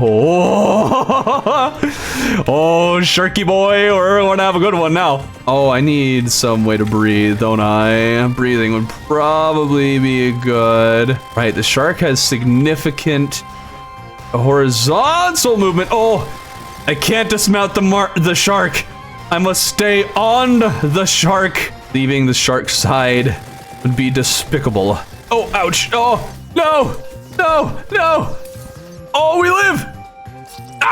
Figuring I wouldn't have time to set up a way to get the scourge to the brimstone biome, I decided I'd just see what happens when I draw the thing away from the sulfurous sea. It would seem it moves faster and maybe shoots more projectiles, but he's really quite manageable. But that wraps up the week. Why is the difficulty blue now? Oh no. Looks like Calamity's update did actually have an impact, and Cataclysmic warned me about Skeletron Prime being busted or something in Master Mode Calamity, which, as what turned out, is the difficulty I'm playing, Master Mode, but it's fine, I'm sure. And besides, I can't actually fight Prime until next month anyway. What can I fight? Well, the Brimstone Elemental is the only one remaining. I need to include the Husky and like stuff. I love him. I love him so much. I need the pet so I can just have him around with me. Now, I still kind of want to bring the elemental to the sulfuric sea. I know I said I wanted to bring the worm to the brimstone, but we're doing vice versa here. Or perhaps maybe I'll bring the brimstone elemental to the tundra and the aquatic scourge to the brimstone. But considering how I'm not as familiar with these bosses, I think it'd be best to first figure out how to beat them normally. But obviously, after spending well over 2 hours creating the aquatic scourge arena last week, I was faced with the hard decision as to whether or not to do the same thing with the brimstone elemental, and well, put all that detail into it. But this week, I'm not really feeling like building all that much, so I'm going to keep it simple. Just need a bunch of this slag here. And with that slag, I made some flag to slab, and went to work on repairing the broken bridge down here. Didn't feel like repairing the pillars, and so I just focused on the actual bridge part. This will give me a flat ground I can run around on for the boss fight. Was thinking of making a castle on top of the thing, but wasn't sure how to execute on the idea, so I figured I'd just go straight to the boss this time. But to make the summon, I need some... So what the heck is swivite?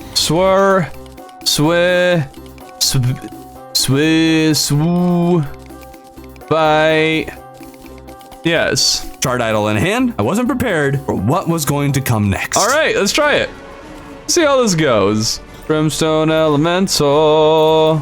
Playing fun games. Gonna be an easy fight. You weakling. You goober. All right, when's the hard part coming? Is it like second or third phase? You loser! If I fail this battle, I will be very disappointed in myself. Stupid other enemies are going to be a bigger problem. Black spot. Boom! Now she's got even less that she can do. Sucker! What you want to do when I can fly? Huh? Bet you didn't think about this. What? What was that? When did she get a sniper scope? Oh, now she's just going to use it. All right, all right. Okay, it does hurt me. It does hurt me. That I needed to know. What is with the way that it moves around? That was unfortunate. Maybe let's use like a potion or two. Let's do that. I am doing so much worse, and I have all these potions this time. What happened to my skill? I had so much skill last time. Boom. Get some. Ugh. No, not me get some. You get some. Brimstone Elemental. Calm down. Oh, no. No, no, no, no, no, no. Get moving. Get moving. All right, let's try this again. I'm making almost no changes to our strategy because we are the best gamer who ever lived. You could just not shoot at me. That would make this boss fight a little bit easier. Oh my goodness, I hate with a capital H, the stupid laser. I cannot with this thing. Just no. No, no, no, no, no. Way too low, way too low. Oh, no! You don't like a laser thing, Sam I am. Laser thing is dumb. Gotron said it tries to predict your movements. I don't think it tries to predict them. I think if it was, it's doing a pretty bad job at it. Because if it was trying to guess it, it would be easier to dodge. Go, go, go, go, go. No, no, come on! Clearly something needs to change, so I farmed for a blessed apple for some horizontal speed, but also ended up with a Lilith's necklace. Now we got Wolfith Gun! Wolfith Gun is going to carry us to victory, and if it doesn't, I will be very sad. Am I just now noticing this? Has she always just had one eye? I thought she had two eyes, like a normal lady. No, she just got one eye. Why she just got one eye? Wait. When was that a thing? That always been a thing. No, that's new, right? Yeah, that's gotta be new. I've been playing this game for 11 years, Buster Brown. Kids these days think they're the hot stuff. I remember when we had dial-up internet. Oh yeah. Oh yeah, I'm dodging games off the charts today. Yeah, it is. No. No. No. No. No. Okay, let's try this again. Those necklace for the win, baby! Guys, trust me, I want to be so good at this game. When this ends, I'm going to like be able to no-hit everything without even thinking about it. There we go! Ah! Yeah! Actually use the route to Discord in battle properly! Ah. 1, 2, 3. 1, 2. Oh, I got your number. I got your number. There's another 1, 2. A little off. 1, 2. Oh, I jumped right into that. I didn't need to do that. I made a goof. No! Run! Save yourselves!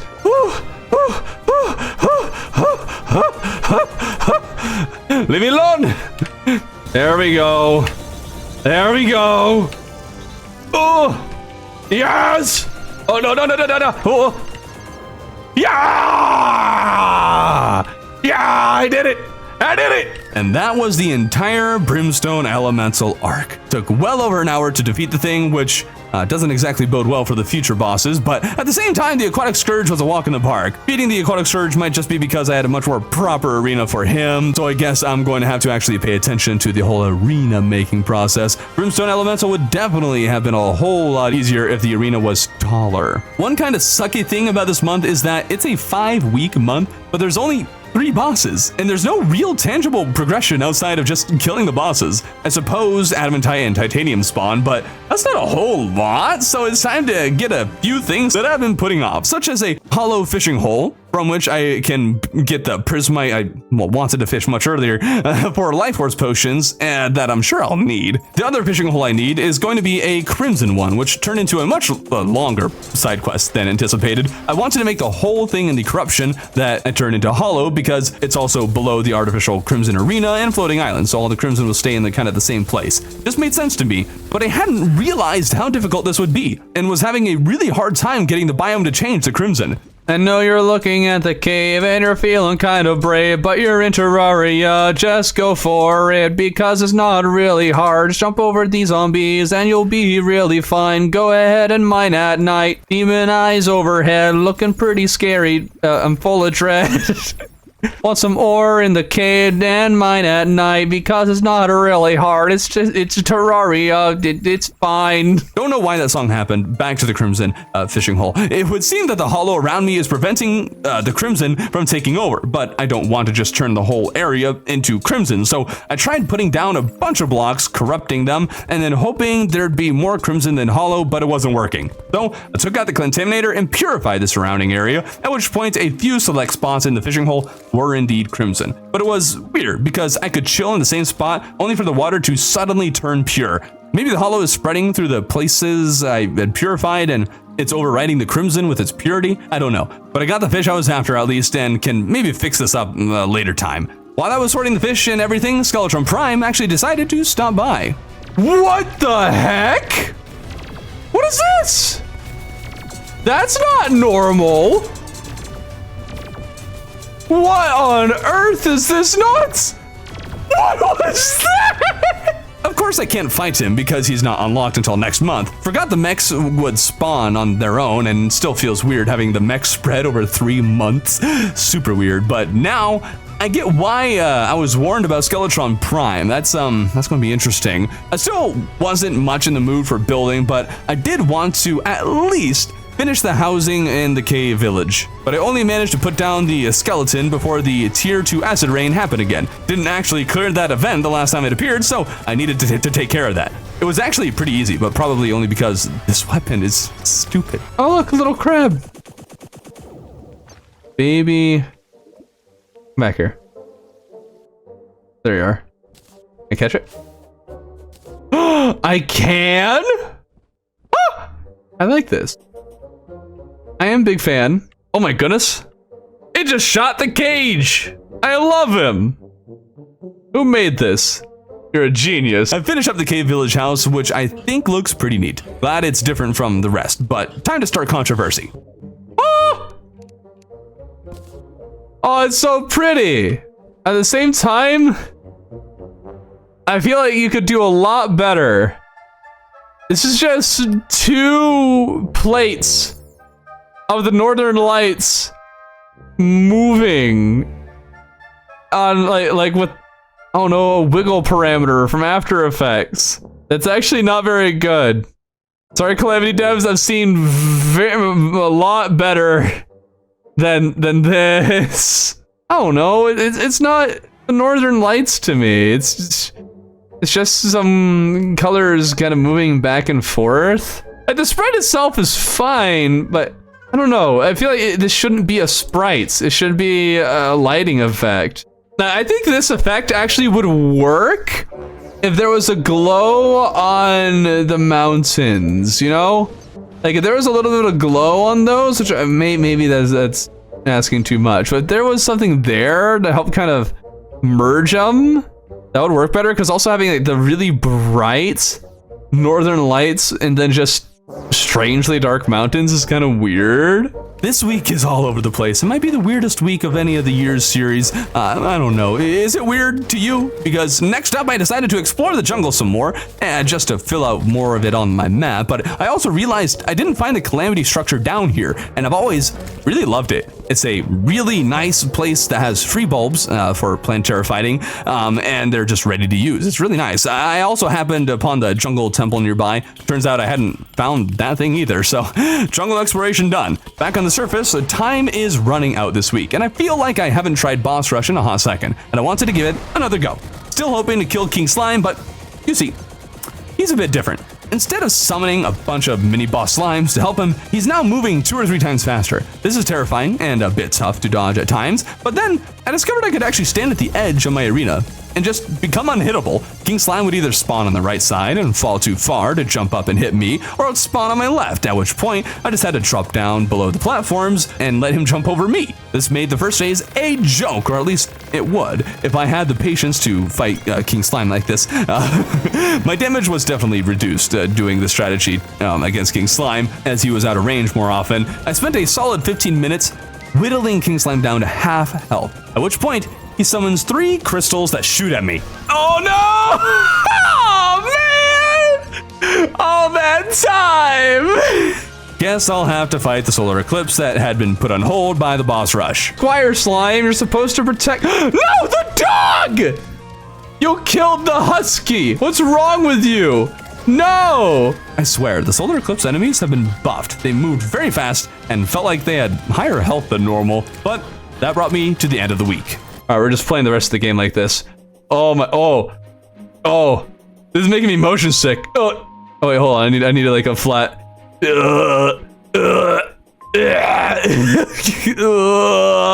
gonna bounce up and down. Whee!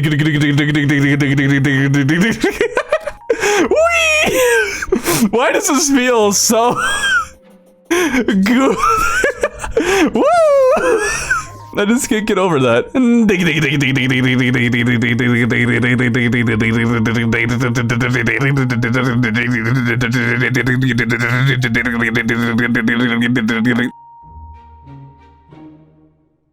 Finally, time to fight some bosses, but enraged. For real this time. But first, I want to make a quick build at the sulfuric sea. I know I'm delaying it more, but we'll get to it. I had this idea for a lab that could be there, and so I want to get that down before fighting the bosses. The first step, of course, was mining out the space and setting up an outline. Considering how it's a lab, the more square shape should work. I then added back sulfuric sand on top of the outline so it looked buried. First things first, for the interior, I need 2 bedrooms so I can get a pylon set up here again. Should have left the previous house in place so I could continue using that pylon until I was done with the replacement house, but this is fine, I guess. I do have the shell phone and can teleport over here pretty easily, so it's not a big deal. I couldn't settle on a design though. I think that the lab wall is boring to look at and needs something to add a little more detail, but nothing matched the lab well enough or in a way that I was hoping. I still added nothing but lab wall to the other section that will be the actual lab part, but I usually just fill in walls and design later.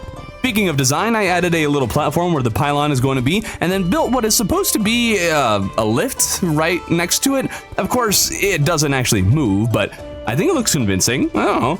I also added a hazard chevron wall around where the pylon will be and a caution sign. The pylon will be the sort of science project. Maybe this is where all the pylons were originally developed. Who knows? Ooh, juicy lore. I threw down some science things around the place. It makes a whole science scene, and I got the pylon in place. Very cool. Next stage is adding a chamber where the crab I captured earlier is going to be held. I'm not exactly sure why the crab has been imprisoned down here, but maybe it's dangerous and needed for experimentation. It did move super fast, so maybe its speed was used in experiments to develop teleportation. Ooh, there we go, more juicy lore. The whole chamber came together pretty well, I think, but I still wasn't happy with the detailing of most of the labs, so I made a stop by the laboratory in the sunken sea so I could see how they were constructed and use that for inspiration as well as harvested forest materials.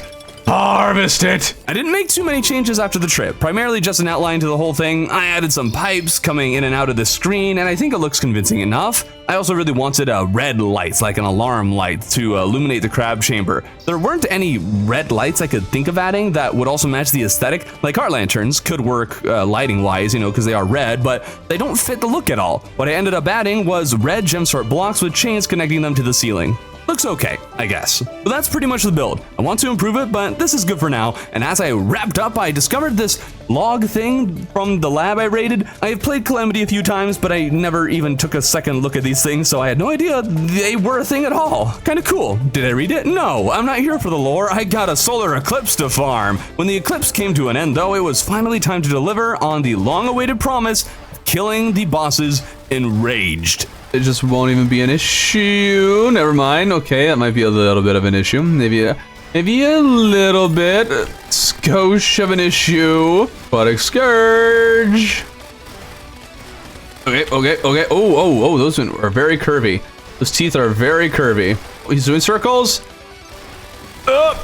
Okay, not great. Not great. He does so much damage.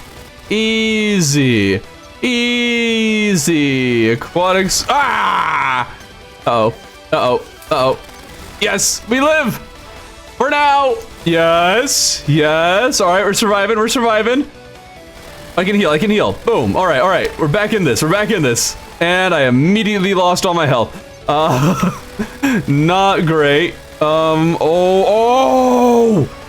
the needle.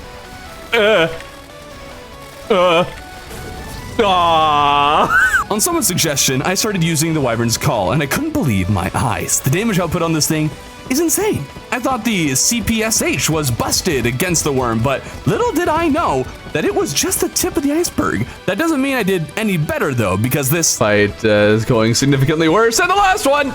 Yeah, I'm toast. Let's try this again. You're going down, buddy boy.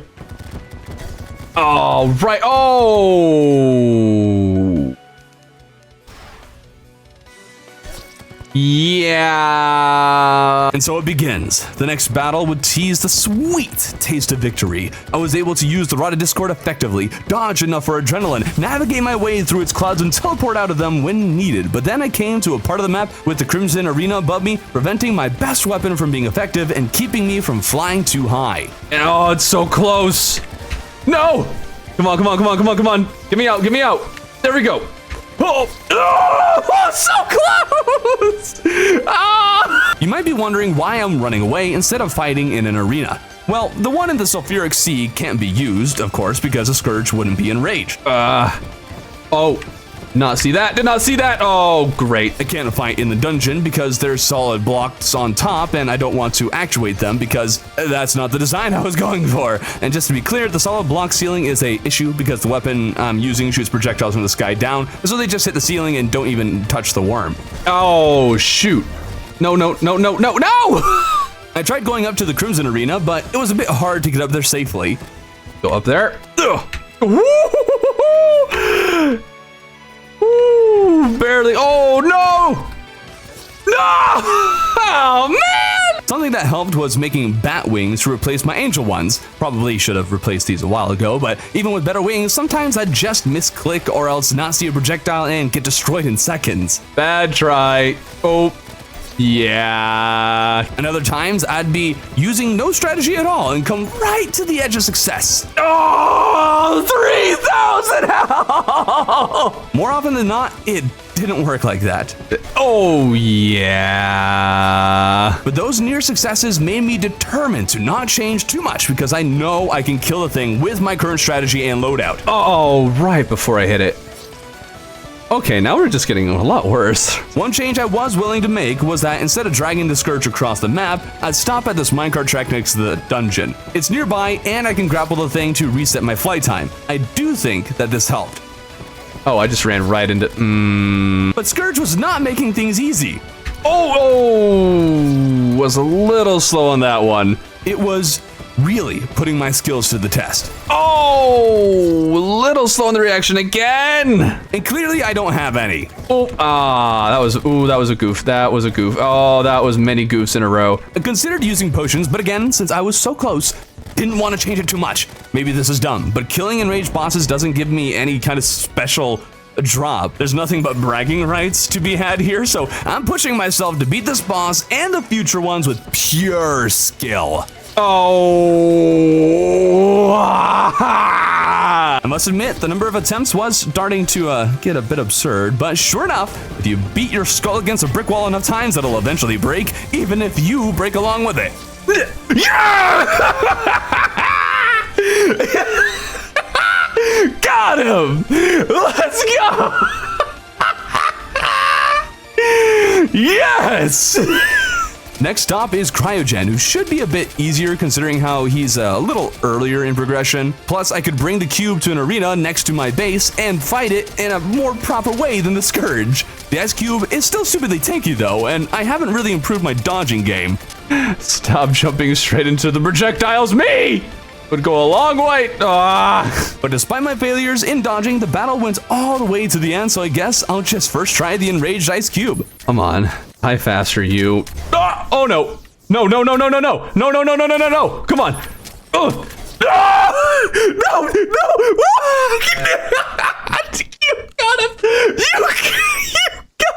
be kidding. After another failure,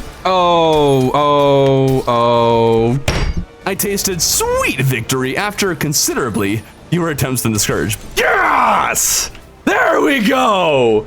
There we go! But this brings me to what I'm sure will be the hardest boss, Brimstone Elemental. What I want? No. What I need to do is bring her from the Crimstone Crag all the way to the Tundra Arena. Nothing else will do. The first obstacle is getting her out of the crag into the surface, and so I built a elevator down there. I then tested how far I could get up with a grappling hook and flying, but that wasn't very far. Next time, I tried using the pillion to avoid being hit, but once bullet hell started, there was nothing I could do. I tried gravitation potions, which avoided the bullet hell, but once she started the what I guess I'll call the vulnerable bullet hell phase, she kept pace with me and blasted me away. None of these methods worked, and so from a chat suggestion, I tried using teleporters. Had to do some preliminary testing to make sure I didn't teleport too far away from her so that she'd despawn, but it was actually possible to do this after a bit of work. Boom. We got to the surface! Let's go! Now my problem is getting her to the Tundra Arena. She's faster than me, and I don't have a good method of travel, so I set up a minecart track. Sure enough, this works like a charm. As a matter of fact, I could probably cheese the boss using this, but I mentioned earlier, don't want to cheese the enraged bosses.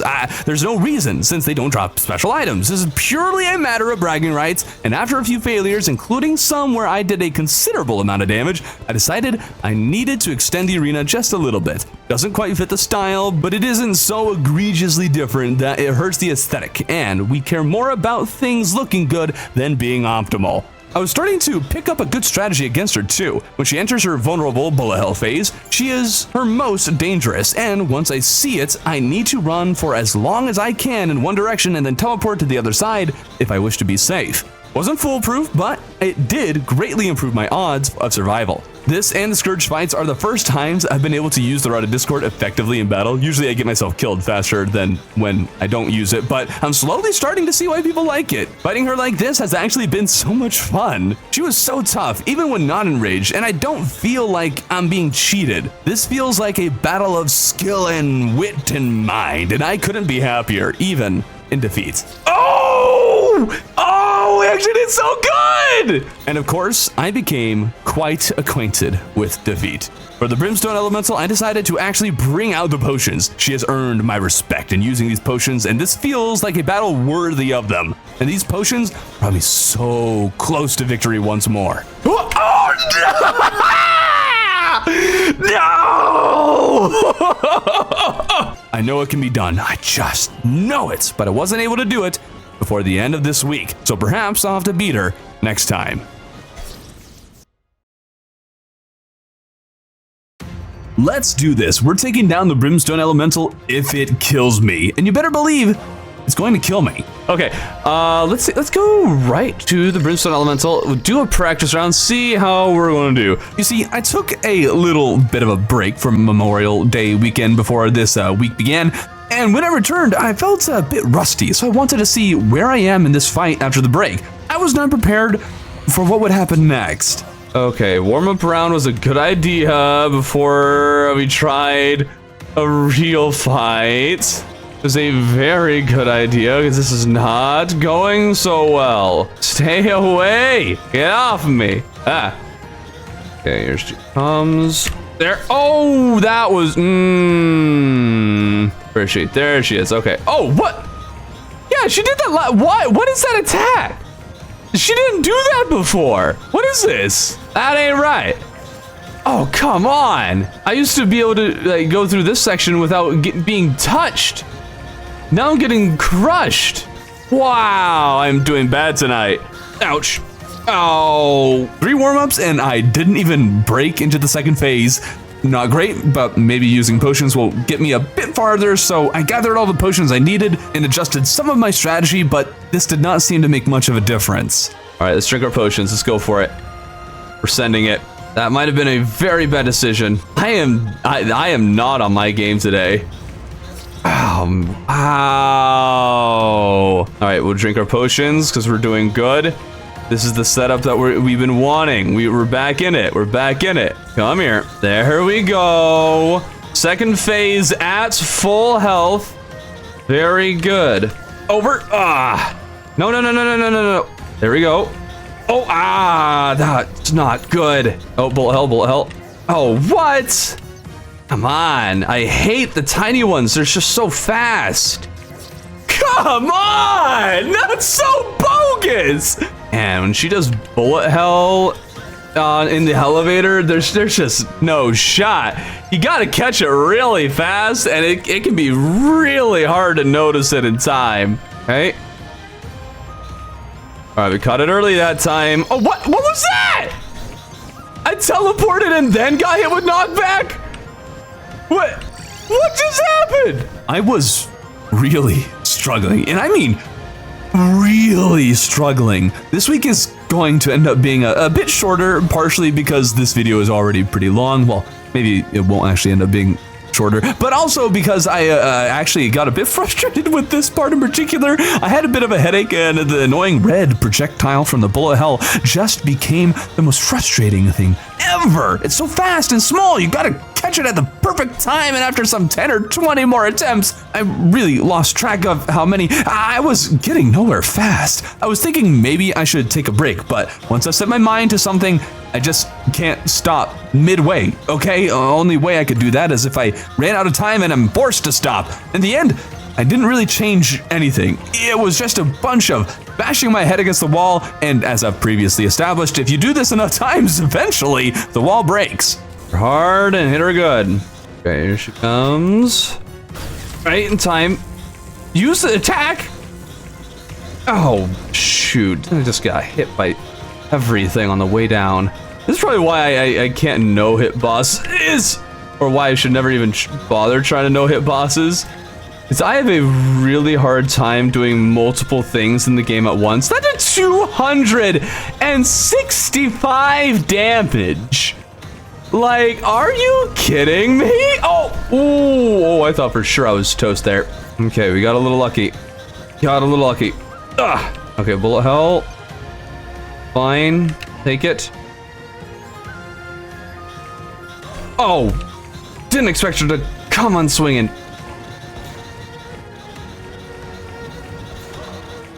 Okay. Not even looking at her health bar. Yup. Oh. Okay, that was good timing. Oh, of course, I'm right at the edge of that. Oh, I shouldn't have gone down. Okay, but we live. Okay. Okay.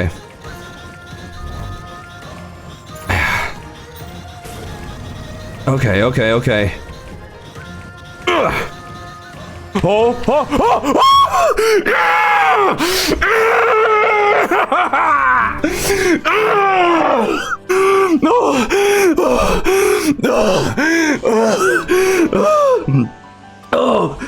Oh my goodness. Was all that headache and heartache worth it? Absolutely. Why? Because I killed Brimstone Elemental in the tundra. The fiery boss was killed in the snow, and it makes me happy. Who else has done this? Anyone? No, I thought not. You only get original, kills on this channel? Yeah. Oh man, I need help. The rest of this week I'm dedicating to building to calm my nerves, and I'm super happy I decided to do this because my cave village really started to come together. What had to happen first was the creation of platforms connecting each of the houses. The village wouldn't make sense if you had to keep on jumping to reach the doors, but these platforms need a support of some kind for them to make sense themselves. So what did I do? I started making living mahogany leaf and wood bushes / supports. I painted the living mahogany brown as I think it fits the underground theme better, and placed lime painted living leaf wall behind it to fill in the space. Also placed lime painted vines beneath some of the leaves to fit the more lush cave vibes I'm going for. Only problem now is the lanterns.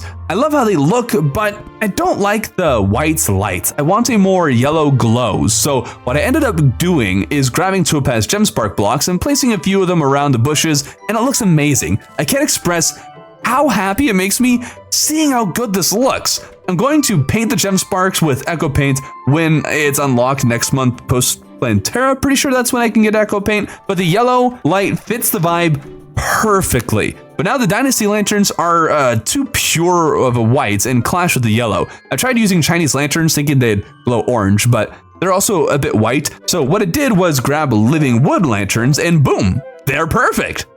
I'm going to add more to this build a bit later, but an idea suddenly popped into my head. And I want to see if I can make an elevator. One that'll be, really slow, but an elevator all the same. Something I'm sure most people don't do in Terraria is mess around with wiring too much. There's a lot of unrealized potential with wiring, I think, unless you're the one guy who made a computer in Terraria. But other than him, I'm pretty sure just about nobody does anything but basic wiring, just connecting point A to point B or something. But something I discovered a couple months ago is that you can set up timers to turn each other off and on. And so if you hook them up correctly, you can create clocks that last just about as long as you'd want them to, so long as you have the space for the timers you'd need, as well as these sequential activation thingies. Not sure what a good term for them would be, but as you can see, I can make the blocks turn off in designated order. But right now it only brings me down and not back up. I need it to bring me back up, of course, for an elevator. And yes, this is far from the most efficient way to make an elevator, but it has a use case, mostly for building, I think, like for design purposes. And I'm thinking I might include a physical elevator like this in the cave village build, assuming I can get it to work correctly. Some people in chat recommended hoiks or water with the inflatable accessory, but I want to use purely blocks and wiring, and I want it to be a two-way single shaft elevator. I did bring the design underground near the village just so I'd have it for reference later when I add it to the build, and I would also have space I could mine out so I could do a couple of iterations of it if I need. I still couldn't get it to work right, and I did some troubleshooting with chat, who gets quite a lot of credit with figuring this whole thing out. The second design did the same as the first, but is bigger and thus didn't accomplish the end goal. I also found with the original design that if I spam jumped when the elevator went back up, then I could actually ascend with the thing, so I guess that technically works.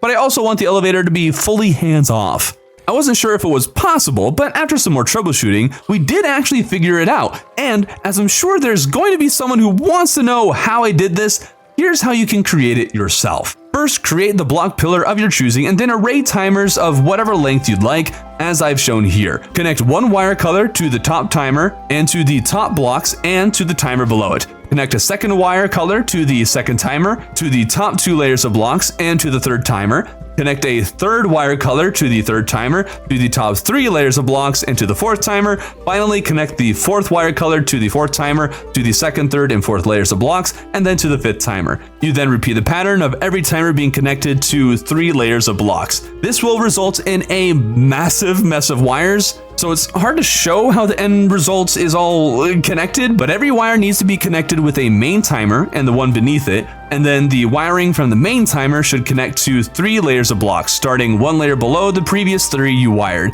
If you do it right, this will be the end result. Okay, moment of truth. Oh, it's beautiful! And back up! Oh, that's awesome. Yes!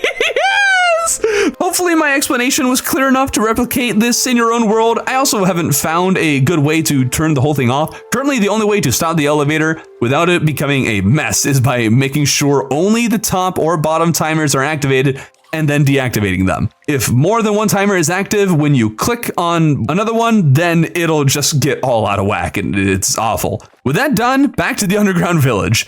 Tried adding fog machines, but I don't think they actually make it look better. Not necessarily worse, but not good, so I removed them. I updated the center of the village near the elevator to look like the rest of the build, but that's still not good enough. The bushes between the houses feel a little out of place, so I added more bushes beneath the houses. But then there was this weird separation between the ones under the houses and the ones between them. So I made the bushes more integrated into the landscape by having them break through the house's pillars. The end result looks fantastic. Can't wait to add more. It's all coming together, but the week was coming to a close. And I noticed something on the map after somebody asked about how I had contained the corruption. Uh-oh. Oh, wait. Oh, no. Hold up.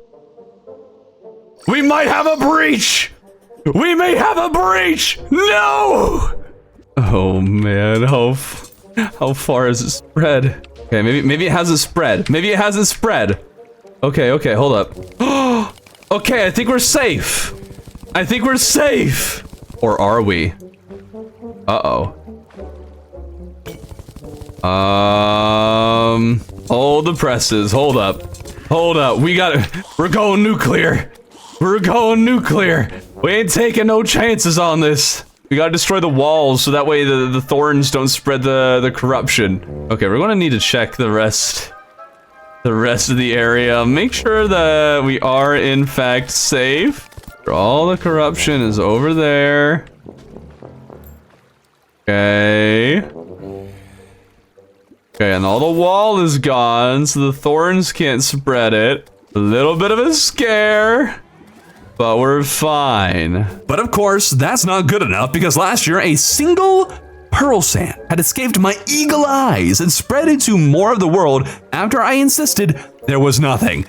And so, after I missed some in this world, chat decided to try and gaslight me again into believing I had missed a block once again. Keep going. No!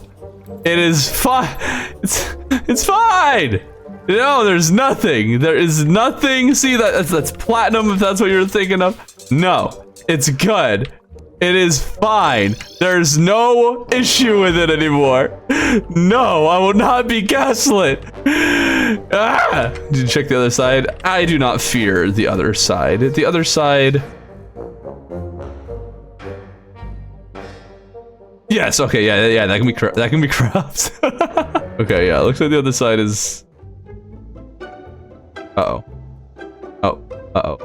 No! No! No! There's another breach! No! Gosh darn it! Ah! No!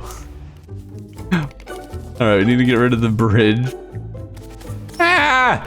Okay, it looks like that was the only spread that happened, though. It looks like we're good. Trying to gaslight me again! And you know that I'm susceptible to it because you guys are right about the pearl sand! But you will not be right about the Evan Stone! Assuming you have another corruption, I'm hoping for your sake that it's fine. Actually, you know what? I don't think I...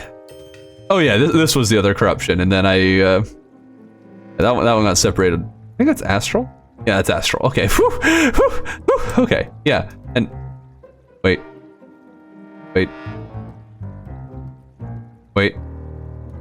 Uh-oh.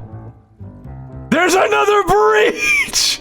How did the hollow get down there? Perish, darn you! Oh, we have a breach! Oh, and it's a big one too. How could this happen? I took so many precautions. Oh, the pearl sand. Oh, how far did it get? Can crystal shards spread hollow? I don't think they can. Can they? Okay, but it looks like we've come to the bottommost part. We might have gotten it all. We cleared out all this area. we should be in the clear, right? And that's how the month ended. So, I got a glimpse of what Skeletron Prime was going to be like last month because the boss spawned naturally. Of course, I didn't fight it because the boss was not yet unlocked, but it was definitely a sight to behold. Now, when I started this challenge and made this world, I decided to go for Master Revengeance mode. Keep in mind, I had zero understanding of how these difficulties work together and chose Master thinking it'd be good for the relics and the pet drops. Turns out Expert is what most people recommend you choose, and last month, Calamity had an update that evidently changed what the bosses are like in Master Mode Revengeance. I didn't notice anything last month, but this week, I came to the awful realization that I may now be in way over my head. There we go. Whoa, buddy, calm down. This is not right. What the heck? And why is he the twins now? This is Skeletron Prime. He shouldn't be have two heads. Okay, I think we figured out how to not be just spam attacked, so that's good. Wonder when the next phase is going to happen. That's not going to be fun, is it? Oh, what the heck? That's, ooh. Why was the destroyer here? Fellow YouTuber Cataclysmic had warned me, in much more colorful words, that Skeletron Prime is actually unfair. What is this boss? What the heck? It would seem he was not off base in the least. Every battle was going absolutely nowhere. At best, I could get to the point that the destroyer would spawn, but I was blown away immediately after. Okay, hold up. Summoner might actually be cooking. Oh, never mind. Oh! I tried Summoner for a hot second, but my class was not the issue. Okay, looks like my DPS has gone up, and I fell down here again. This is not how I'm supposed to be doing this. Hold up. There we go. Ah! But you see, I didn't really want to expand my arena because the one consistency I did find with Skeletron Prime thus far is that going in a straight line is a good way to avoid damage. And so I started making the Great Railway. Side note, you might have noticed the blood moon during the last Skeletron Prime fight. Well, before testing my rails, I needed to make it night again and, well... What do you mean three blood moons in a row? So I tested the rail, but it was way too short to figure out if it was a good idea. Never mind me, Skeletron. No! I'm pretty sure the Summoner class is also not the best choice for a railway strategy, so I figured I'd return to the Rogue class, but then again, none of my weapons have the usability I need for the battle. The only other weapon I'm considering is the Kelvin Catalyst. Not sure how it works, but I could craft it to find out. Only problem is that I need 2 more drops from the cryogen to make the thing. I killed the Ice Cube twice! Still takes forever to kill him, and neither time did he drop what I was after, so not interested in farming the Ice Cube endlessly, I figured I'd just use Mage. We just need to make a longer railway now, but not fully commit as I need to figure out if it even works. Cheese! Cheese my way to victory! Cheese, you gotta cheese my way to victory. Ouch. This is actually incredibly effective. I don't know if it'll remain that way into the other phases. That's the big question. Okay, we have the destroyer here now. How is he going to change things for us? Ouch. That's good enough, I think. With more runway, I could potentially put myself in a better position since Destroyer hit me on the way back, so I extended the rail out to the Sulfuric Sea. However, that was not the solution. Destroyer, calm down. Calm down, Destroyer. So much damage. Oh, right into the head. That was unfortunate timing. Enacting insanity mode. Let's try it again with no adjustments to our strategy. Oh, right in the... Ooh. Okay, so maybe the rails are a bust. I tried the Sulfuric Sea Arena from last month as it allowed for more vertical movement, but that did not help either. Returning to the rails, I thought that maybe I could do a hybrid strategy, using the rails to start off the battle, and then Destroyer appears, dismounts, and use the arena.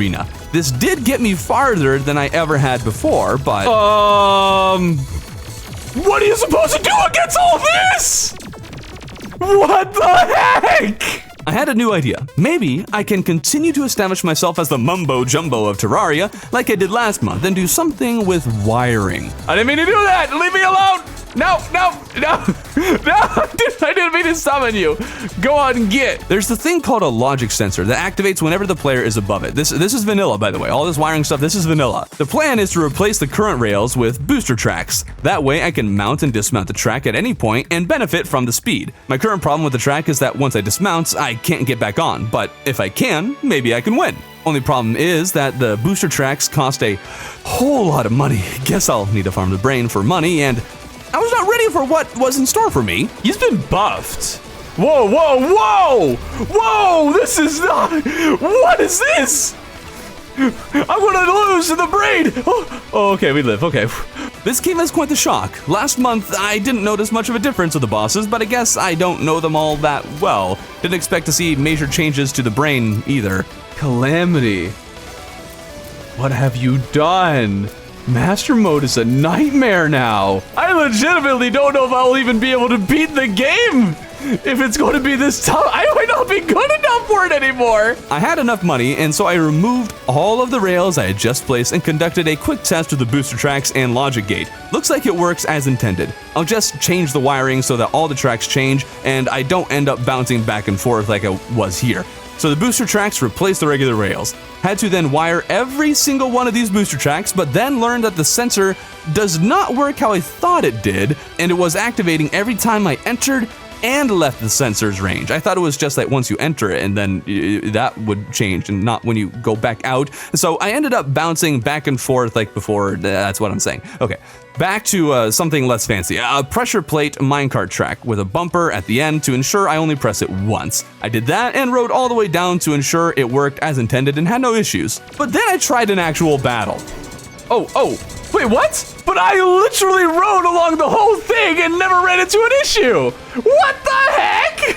I flew along the track and kept finding random points where the booster tracks were not changing. They did the first time, but now every time I press the button, it feels like it's activating fewer and fewer booster tracks. Not sure what the problem is. Maybe it's a limit on block updates or limitations on the wiring activating so many things at once. As much as I'd love to troubleshoot, I need to kill the boss eventually. So this basically means I need to scrap the whole Rails idea.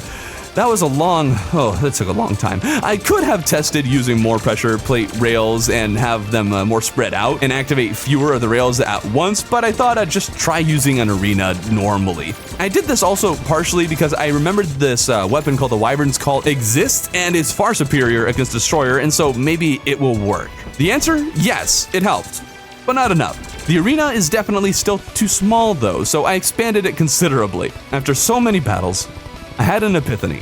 It would seem that I don't take contact damage from some of Skeletron Prime's hands, so I intentionally ran into some of them in the heads. By the looks of it, the heads only do damage either when they are spiky or at the very least spinning. And then there's a saw hand that also does contact damage. I still have no idea if the grabby hand does contact damage, and the saw hand looks identical to the one that shoots bombs or rockets. In this one's case, not the clearest what I can and can't avoid, but not needing to avoid every part of this boss allows a lot more flexibility in where and how I move and dodge. One issue due to the massive number of lasers is knockback, so I sacrificed some of my mage buffs and revive for knockback immunity, which was a very big help. I never actually survived the revive cooldown anyways, even with some of these adjustments though. I could not get much farther in the fight and was playing not improving. Not getting worse, but I have no idea how to dodge the random laser shot all over the arena. I switched to Daedalus armor, which is about on tier with what I've been using. Not sure if it's actually helpful, but it's a change.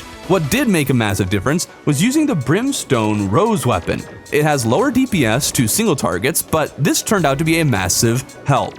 See, the web of lasers did enough damage to the hands to clear them while not doing too much damage to the heads that Destroyer spawns, because Destroyer spawn is linked to Skeletron Prime's head's health. Basically, this allowed me to clear twice as many hands or more before the second boss even appeared, making that second phase much more manageable.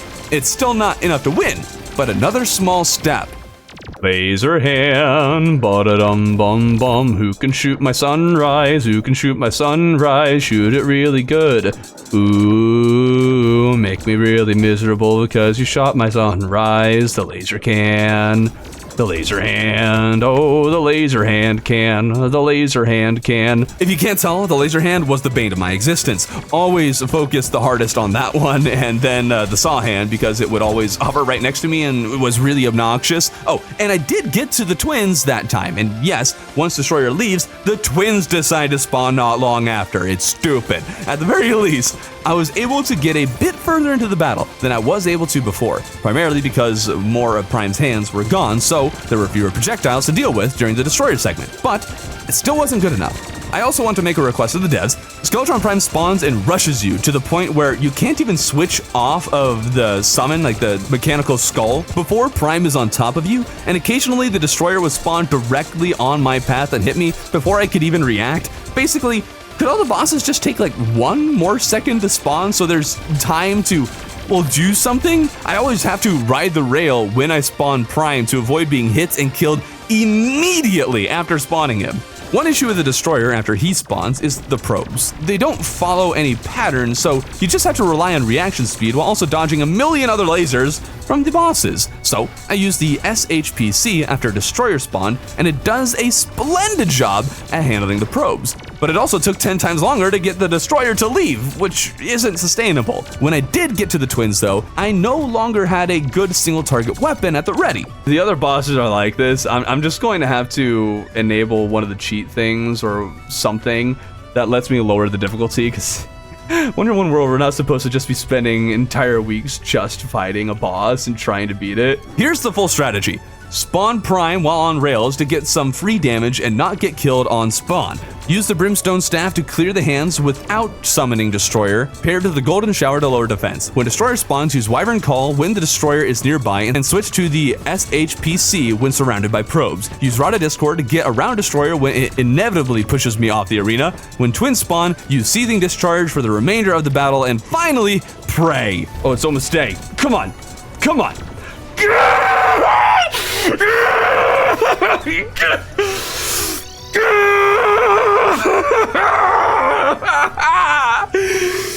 Oh, finally down. Oh. That took 41 attempts just to kill that boss once. Now in Calamity, killing all 3 mechs makes hollowed ore spawn in the hollow, so I mined all of the ore my heart desired, crafted armor for my mage and summoner, as well as a few new weapons, but I need Souls of Sight for 2 of the weapons I want, and when I tried fighting the twins, turns out they have seen a major upgrade as well, and I'm out of time for the week, so I guess I'll need to return and see how to kill them. Here's to hoping the other bosses in the game don't give me nearly as much trouble. The second week of June begins, and I'm concerned once again. I wanted to collect Souls of Sight for those aforementioned weapons, but the twins were not cooperating by kindly perishing. Instead, they became a problem similar to the accursed Skeletron Prime. I couldn't put much of a dent in them at first, but upon both of them entering second phase, I quickly learned that if I focused heavily on my vertical, I stood a chance at the very least. But even then, I wouldn't stand a chance without the pillion mount. This strategy only worked for so long, and they're still really hard to dodge. They cook like they got no business to. These guys are professional chefs. They need to stop. I just couldn't get them past half health without dying, and I didn't want to consume all of my potions after burning through so many against Skeletron Prime. I don't have quality of life mods that get me free or easy potions. I got to actually fish for all my materials, and I don't have quality of life to make fishing easier either. All I need are Souls of Sight too. These mechs are having me seriously scared of the rest of Calamity, because the point of 1 Year 1 World isn't to spend entire weeks on beating one boss at a time. Messing around with the boss and doing silly things with them for a week, sure, but beating it for the sake of normal progression, not so much. I didn't anticipate the difficulty having a ludicrous spike mid-run. If the other bosses are going to be as much of an issue as the mechs, I might need to use another mod to lower the difficulty, which would really suck. Anyways, I was told the Drunk Princess candles could be helpful. Turns out you need to have this thing called the Fab Souls vodka in your inventory to get her to move in. The Drunk Princess, by the way, is a modded Calamity NPC. After making the vodka thing, I also realized that I had the optic staff, so I could shimmer it, to craft the other items I wanted with the Souls of Sight, such as the hollowed pickaxe that I need to mine chlorophyte. I also made 2 rogue weapons that I thought would be nice, but I don't end up actually using them, silly little me. I'm also able to upgrade 1 set of Terrace Bark boots into angel treads. I could make 2 more probably, but I need feathers, and I don't feel like farming harpies right now. I'm itching for chlorophyte, so I mine it all to craft full chlorophyte armor for my mage. I'm also surprised Calamity didn't add hardly any recipes for chlorophyte. Like, why? It's kind of a cool ore. The drunk princess spawns in this time, and she works entirely differently than she used to. You used to be able to buy a bunch of these candle things that give you passive buffs like campfires, but now each candle is super expensive and functions more as an enchantment table where you click on it once and get the buff. On top of that, only 1 candle's buff can be active at once. They're all a little confusing exactly how they work if you ask me, and their benefits might be mostly unnoticeable, but I went with one that improves my regen. Still searching for ways to improve my chances against the twins, I visited this one NPC who sells a mage weapon I hadn't seen before, and is perhaps one of the coolest weapons I've ever seen. And you know I like something when I got to use this weapon while farming a solar eclipse. Was hoping that the enemies would drop this veil thing that I know the eclipse enemies are supposed to drop at some points, and I need those drops for the next rogue armor and progression, but none of the enemies were dropping the veil, so I guess that's at another point of progression, maybe post Plantera or something. Doing this did show me, however, that this weapon barfs so many projectiles out there that it's hard to keep track of the enemies or their projectiles. I am happy with the weapon. It's called a cryophobia, by the way, and I figure I'll check out Plantera to see if she's going to be a problem like the mechs were. Had to mine out a path to this pre-generated arena. Really love it. I also noticed that the chlorophyte armor step bonus is different in Calamity. The leaf does not shoot. It pulses, and those pulses do damage. It also heals me occasionally, and this upsets me greatly. I love my auto turret on the head. Gosh darn it, Calamity devs, your changes to the game are not making me very happy right now. Let's see if my displeasure will increase with the Plantera battle. I'm currently enjoying this and how it's just shooting. That's a lot of shooting. That was a lot of shooting. Plant raw. Calm down. I don't think that first test really gave me a good gauge of what the boss will be like. So I summoned her again and managed to bring her all the way to second phase without any potions, and that's a very, very good sign. Maybe only the mechs have been turned into hyper dangerous monstrosities. So I figured I'd give the battle a real attempt after removing the center island because it kept blocking my freeze gun. I love this arena, it's super cool, hate breaking it, but it must be done. This next attempt taught me that Plantera dashes in her second phase. Oh, what was that? Plant raw. What are you doing there, buddy? Ended up losing, kind of ashamed, but the battle sure does have a whole lot more things to dodge than, in vanilla. I lost again because apparently the clingers detached from the boss and hunt me down, and they kept doing a lot of damage without noticing. I really didn't think Plantera would be much of a problem. Okay, we're not doing so hot. I must say, I would like to be doing hot because fire worked good against plant. Pokemon taught me this. Somehow I did end up killing the boss. Okay, we got the boss, and it didn't take 1,000,000 attempts. Woohoo! One drop Calamity adds to Plantera is this thing called living shards. These allow for a bunch of different items to be crafted, which would be cool. A lot of recipes require a modded ore called perennial ore, so I checked out the recent text messages to see if it mentioned where or if the ore had generated, and saw nothing interesting other than that the desert sands shift intensely. Not sure what that means. From here, I need to spend a bit of time collecting materials to craft parts for different recipe trees, or whatever they're called. Also remember to clean up the hollow spread I missed last month, and had to make a corrupted sandy area for dark shard farming. And of course, more life shards are required, and thus Plantera must be killed again. Ow, was not paying attention. There are clouds. Remember Thorbin. There are clouds. They do damage. You don't touch the clouds. All right, die, you stupid, filthy cabbage. My cabbages! Stop it. I'm trying to farm you. You're a plant, right? You should like that. Or maybe that's why they don't like me. I don't know. Do plants like being farmed? Question of the decade.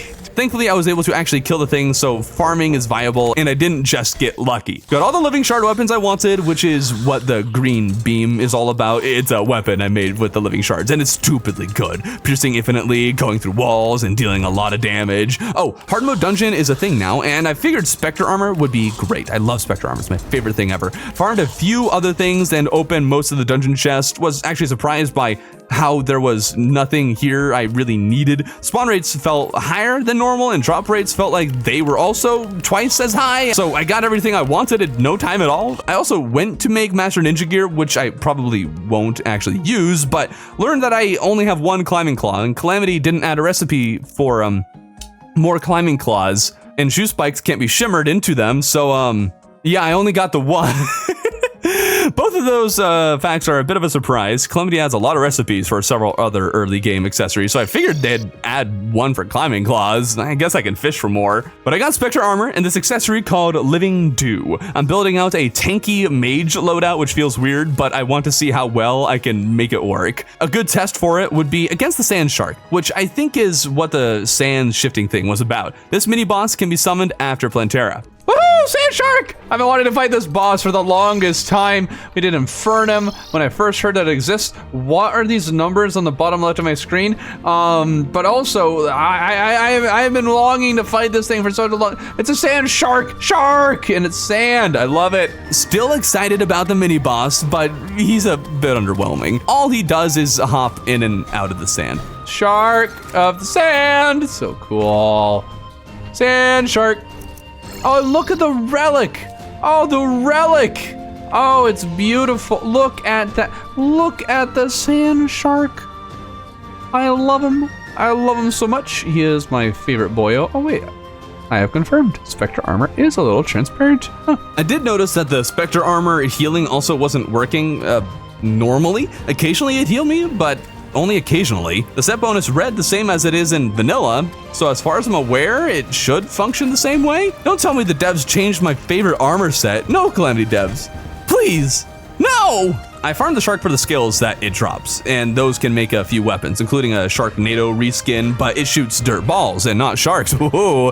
There was also a magic missile upgrade that was really funky because once it's shot, you can't shoot it again until it hits something, so I found myself launching it in a direction where it could feasibly fly across the whole world, and sure enough, I assume that's what it did because I would shoot the thing and it wouldn't let me use the weapon again for some 10 seconds until it presumably hit something. It's pretty silly. It also doesn't function like the magic missile normally does. Seems to have a harder time targeting enemies when you let go. That is a weird weapon. I don't like it. It's bad. Bad weapon. All right. The theme of this week, I guess, was just collecting things, upgrading, and gearing up. And I finished the week doing exactly that. Finding and mining perennial ore and farming Plantera just a little bit more, stretching myself to kill the thing without potions. Before we do anything else this week, I can't help but notice how the Desert Scourge relic is a little different looking. So I gotta figure out what it looks like now. Whoa. Oh, this is pretty cool. And it opens its mouth and it gets close to you. I love that detail. It definitely matches the style that they've been going for. Oh my goodness, a big meaty chunks. What's the big meaty chunk? Hold on, how does the big boss do that? Oh my goodness. Oh, the chunks. This is going to be, this is like R-rated now. This week just might be the shortest in all of my One Year One World videos. Earlier this month, I expanded the arena in the skies, but I only expanded the platform so I could focus on actually killing the bosses, as I wanted to make sure I could actually, kill Skeletron Prime in the first place. Well, I figured that now is a good time to actually finish the build properly, as I plan on this arena being the main arena for future bosses. It took a good long time to place all the blocks and align all of the Skyware lanterns properly. When it was finished, I thought I might as well fight the final boss available this month, the Calamitous Clone. Hopefully, it won't be as painful as Skeletron Prime. Bring it on, buddy boys. I have peaceful music playing as I do this. That means you're easy. We want to no-hit this thing. That's what we're going to do. Just watch. It's going to happen. It's so going to happen. Oh, wait, what? You transformed? Oh, this is like bullet hell. I don't think I can do damage. Ooh! Oh, let's go! Wait, that means that I use adrenaline right when he went to, oh, that makes me upset. Wait, am I actually, I've no-hit this, I've legitimately no-hit the boss so far, right? I don't think I'm taking any damage. Oh, right, we got the two fast ones now. Oh, oh, oh. Not hit, not yet, hits. We still haven't been hits. Let's go, come on, I want this. I want this so bad. All right. Whoo, that was close. I fought this thing in like, the Get Fixed Boy and Infernum, and maybe I've just got so used to fighting it in those that the actual fight, the normal fight, has become significantly easier. I don't know. Whoa! Okay, that didn't hit. Oh! Come on, come on. Come on. Oh, no. No! Oh my god, so far! I was right about to use a Rod of Discord to get out of there, too! No! Man, that is frustrating. I wanted to no-hit it so bad.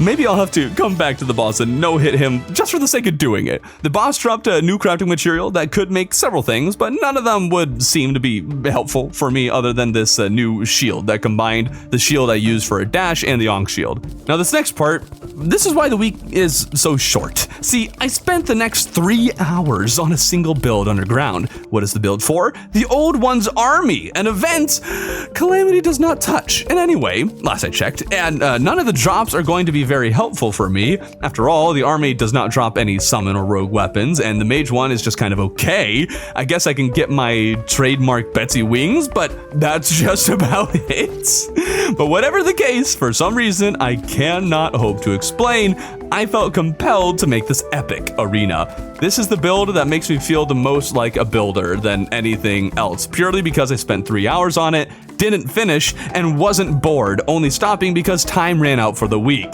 Using cracked dungeon brick?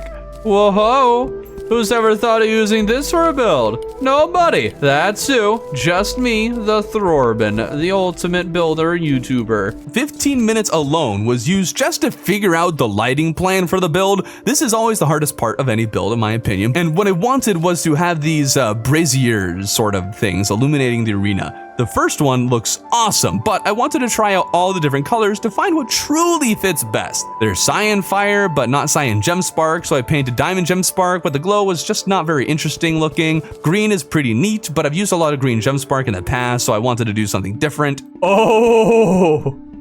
Oh my goodness!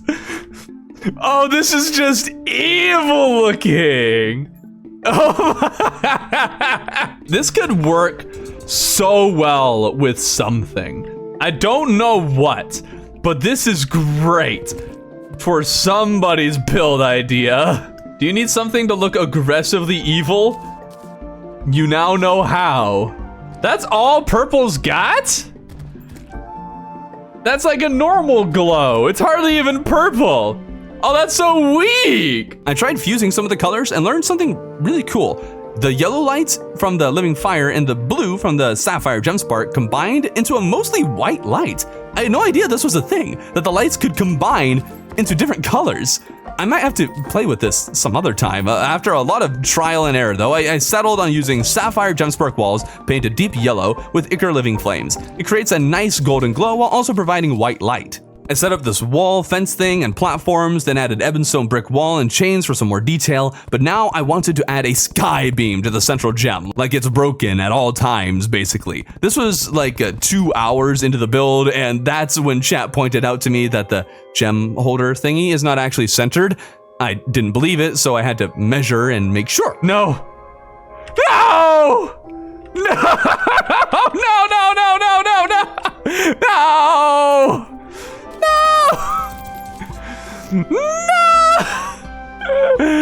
No! I'm not fixing it.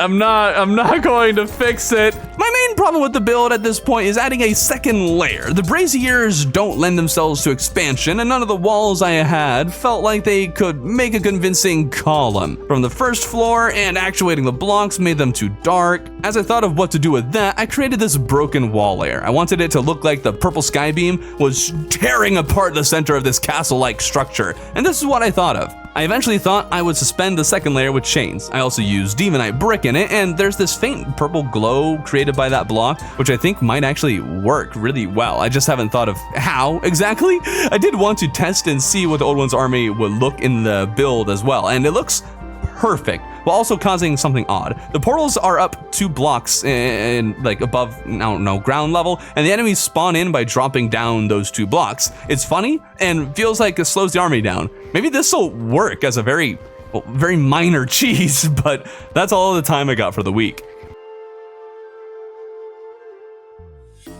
Now, what I was thinking for today is that it might be fun. I don't remember what Plantera is like. You know, when you bring her out, the jungle, but let's bring her to the underworld because, well, I've been bringing a lot of things to the underworld, but plants in hot place, that just seems right. Obviously, the first step towards this goal is to mine a hole down to the underworld so I can bring this sentient salad to hell. Dragging her down there is still obnoxious because she's so gosh darn slow, and Vanilla bringing the plant to another area on the map isn't the worst thing ever, but when she shoots a whole lot more seeds at you, then it's quite a bit tougher. When I was able to get her to the underworld, things didn't exactly get a whole lot easier. Calm down here, Planty boy. Calm down here. Oh, Planty girl. Oh! All right, now she's cooking. Now she's cooking with motor oil. Oh, that's so much damage. I kept breaking bulbs, and sometimes she'd flee, other times I'd die. I found a new lab, and she killed me again. It's already become quite difficult to find some of the Plantera bulbs, in particular ones near the underworld. I'd be curious if Calamity happened to add a summon for Plantera. Okay, this says... Yes! Yes! There's a portable! This makes things so much easier! Well, wish I had found that before spending a half hour dragging the plant through the jungle into the fiery hot place. I also thought it would be funny to have the wall there as well, so I grabbed this thing, which I thought summoned the wall. Still had to summon Plantera in the jungle, technically, but the jungle is basically touching the underworld, so I could get her down there easily. Now just need to summon the wall. All right, here she comes. And get the wall going here. Oh, I can't summon the wall, man. I died and then realized the item I thought summoned the wall, well, it does not in fact do that. So once I got the right one, it was time to get the two going at the same time. Yes, we got the wall in. Oh my goodness, it's fast. Ah, back off. Back off! Oh my goodness, these two. Oh my goodness, why did it separate? What is this? This isn't normal! This is not normal! This is highly abnormal! This is not, no! Oh, Plantera's gone. Oh my goodness! What is happening? Oh, I'm trapped! Routed. There we go, okay. Whew. No panic, don't panic, don't panic, don't panic, don't panic, don't panic, don't panic. What am I witnessing? Oh, that must have come with the update. That must have, yeah, that was the update when okay. Now things are making more sense. I still found myself running too far away from Plantera during the battle in the underworld. It's hard to keep her close enough to stick around while also not being blasted away, as being farther away makes dodging her seeds much easier. In theory, that won't be nearly as much an issue once I bring her to second form. That's just easier said than done. No! Oh, come on! I got it so far! Oh, hold up. Clouds, do not touch the clouds. We learned this last week. Oh no. Oh no. Oh, spiky. That's very spiky. Oh, that's a lot. Okay, whew. I'm too good. Wait, I was on a platform. Oh, I didn't know I was on a platform. No. Oh, no. Where did the platform come from? I did eventually manage to get her to second phase. Oh, this is so much easier. Oh, never mind. I mostly need to avoid the array of seed shot pretty frequently while also avoiding Plantera's dashes. Watch those dashes. Oh, we're out of arena. Actually, oh wait, we can double back. Go. No, Plantera, get back. Oh, come on. Yeah. Yes. We're surviving. We're surviving. There we go. If we can heal. Okay, we're back in this. Ow, and I immediately got hit. Stay alive. Come on. There we go. That's some good healing. All right, back to damage. Hit it hard. Come on. Oh boy. Oh boy. Ugh. What might be hard to notice is how hard it is to juggle staying far enough away to not be devoured by the cabbage's toothy maw, while also not being so far away that I have to fear her running away. Like, the moment I'd slow down or move closer is the exact moment she'd dash and be on me like glue. It was tough, but I am tougher. We got adrenaline and rage. Go! Yeah! We got her! We got her! Let's go! One thing I've been messing around with a whole lot more in Terraria is wiring, and I wanted to see what else there might be that I can use for more interesting designs. Two sensors I didn't know existed are the day and night logic sensors. These things activate once it turns to day or night, so I decided to hook these things up to all of my lamps and lanterns so that during the day, all the lights turn off, and during the night, all the lights turn on. It's only really noticeable early day and the moment night comes, but it's super cool having all the lights turn on at night like street lights. I was hoping I could use some of these sensors to get the waterfall thing working here. It's a very old project at this point, but nothing I tried worked just right. Pretty sure my main problem is just that I can't leave anything running here while in other parts of the world because the world won't load it right or something like that. Messed with a couple of sensors, but I won't go into it because nothing worked. Basically what I want is actual water falling here constantly. No hammering blocks or walls for some waterfall imitation. I want actual falling water, but have yet to find a way that doesn't result in flooding when I leave. Now, I had nearly no-hit the Calamitous clone on my first attempt, and I figured I'll just do that now, super easily. But, turns out that's not how things were meant to play out. Need to, like, actually focus up a bit, though. I already got hit! Flee! Flee! Flee! Is it actually going to follow? You can't flee! Fleeing was never an option. Calmly dodge all of the things. Oh, what do you mean that hit me? Let's just do it again.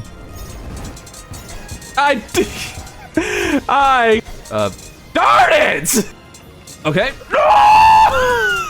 I gave up and returned to building. See, the Cavern Village has been needing some more love. It's always been meant to have at least 2 layers of buildings in it, maybe more, and right now, well, there's only one. Before building the next layer, there needs to be supports built, which include bamboo platforms, a craggy stone wall mixed with living leaf wall painted lime. From there, I expanded on the whole thing by making the small living mahogany bushes into small trees that held up the platforms, and it fits the vibe perfectly. From here, I spent quite a long time just adding more of these trees, and all that really amounted to was placing blocks for a very long time. You might be wondering how I moved between houses with these trees in the way, and well, that was solved when I had the genius idea to set up pressure plates that actuate the trees when I need to walk through them, and on the way out, the actuators turn the tree back on. I can't believe I didn't think of this before. Now I can use solid blocks more often than I have been using. Anyways, this is the results of all of the building.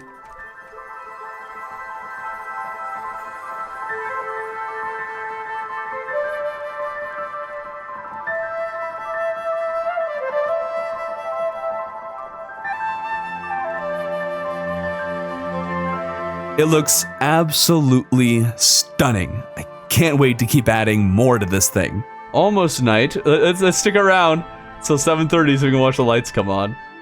This just makes me giddy. Boom! Look at that! I just about run out of time for the week, but I did have enough time to fight the boss rush once more, and while I do that, I just wanted to say that we've officially made it halfway through the year-long run. Thank you all so much who watch all of these videos, especially those of you who watch it all the way to the end. It's so much fun doing another year-long run. They're some of my favorite videos to make and favorite runs to play, and I love taking my time in this game and taking it slowly, so thank you. Your continued support means so much and justifies all this time that I put into this game. So thank you very much, and I'll finally, for the first time, kill the King Slime with over 800,000 health, only to immediately die to the Desert Scourge. Just for you. It's not much, but hey, we've actually made some progress in how far we can make it in Boss Rush. we're going to be kicking off with this month with something maybe very dumb and very time-consuming. So Leviathan is the first boss next on the list, and well, he's the Leviathan, you know. He's a big boy, big chonky boy, you know, biblical proportions, and well, I think he needs a big ocean, like a really big ocean. So we're making a big ocean. Now, I fear you might not have understood me when I said big ocean. See, first step is to make a nice little air pocket for our friends at the ocean pylon. Next step is to create an outline for how big this ocean is going to be, and if you would take a moment to appreciate just how high up these outlines go, you might begin to understand the awful undertaking that is about to take place. When the outline was finished, it was, of course, time to start pouring water everywhere, and as expected, it was pretty slow going. After about 10 minutes, I hadn't even fully submerged the bubble, and the basin increases in size as we go along, so it'll only take longer. This isn't going to be sustainable. My first attempt at making this whole process faster was purchasing water bombs. Are they actually faster? Well, I'm not sure they are, and even if they are, then I'm not sure the slight difference is worth the massive amount of money I spent on those bombs. This is when chat brought to my attention that, as it turns out, you can make automatic water dupers, and this person, Sorco Pico, had a little tutorial on how to make these. If you want to make them yourselves, then you'll have to watch the same tutorial I did, but I set up 3 water dupers and, well, maybe it helps, but I doubt they do a whole lot. I'd need a massive array of these things to actually make a real dent in this process. Another potentially better option is wet rockets. These are another very expensive method, but at least I don't need to spam click to shoot these things. Plus, with ammo conservation, I get a whole lot more bang for my buck, and so began the rocket launcher phase of this whole process. At this point, we're an hour in, and this much is filled. I'm also out of rockets and needed to farm brain for money. I also made Ranger chlorophyte armor for more ammo conservation. This process is still obviously going to take way too long. I could spend the entire week and not fill half of this thing, and so it's time to do something I have never done before in any 1 year, 1 world video.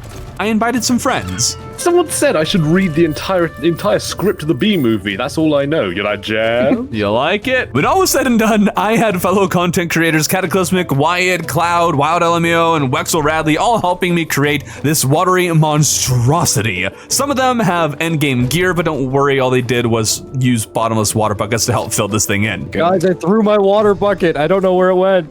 Let's go. Dude, it's gone. I don't have an extra. It is sunk.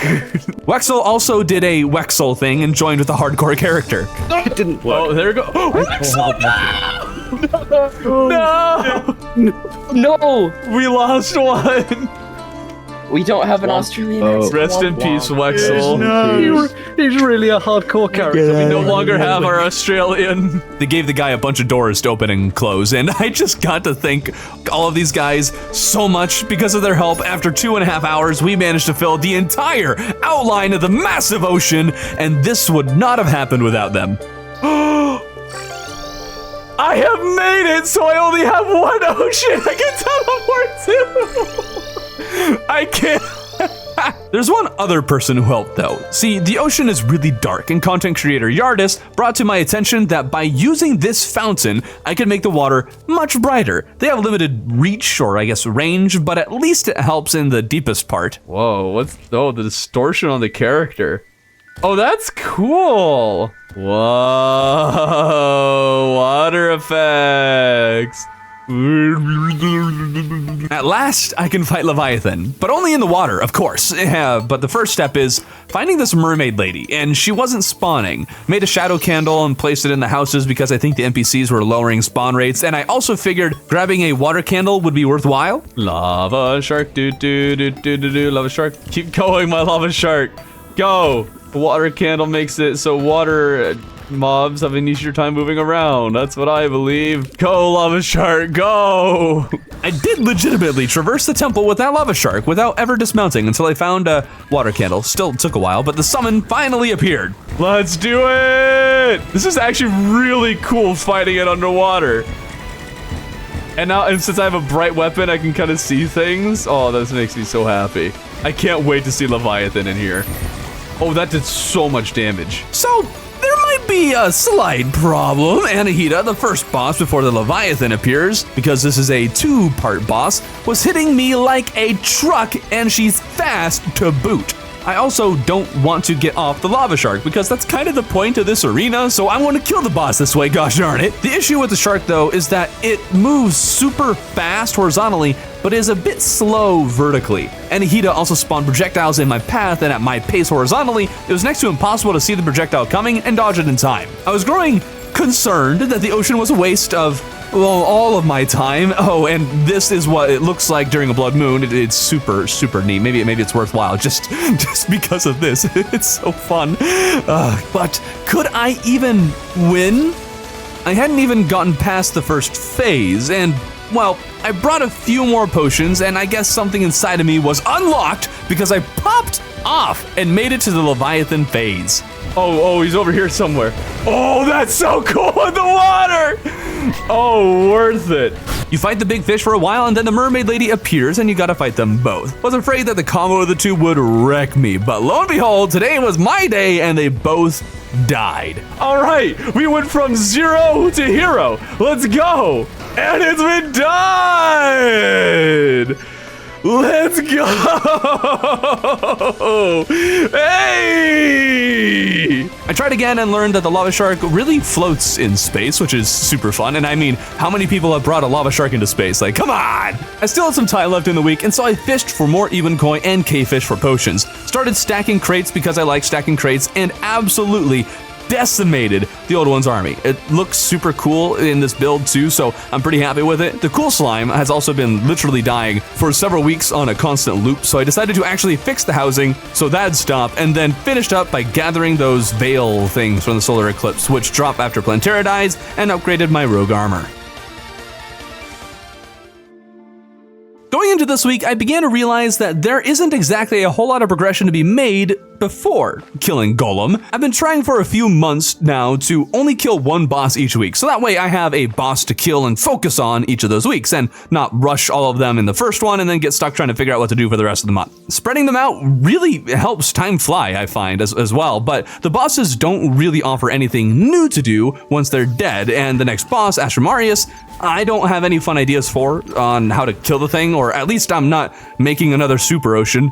So there isn't exactly a whole lot I can do with the guy, but it turns out a special idea might not be necessary, and we'll get to that soon. First, I wanted to actually make a nice build where the astral pylon is. I still got a few shoe boxes hanging around in different places on this world, and they need to be upgraded. Eventually, every pylon should be a nice build, and since I'm going to be in the astral biome for a hot second, I might as well upgrade it now. I knew I wanted to use the astral monolith for the build, which is what this wood drop from the trees is called. Why is all the desert stuff growing so much? Oh, shark. I think that's astral shark.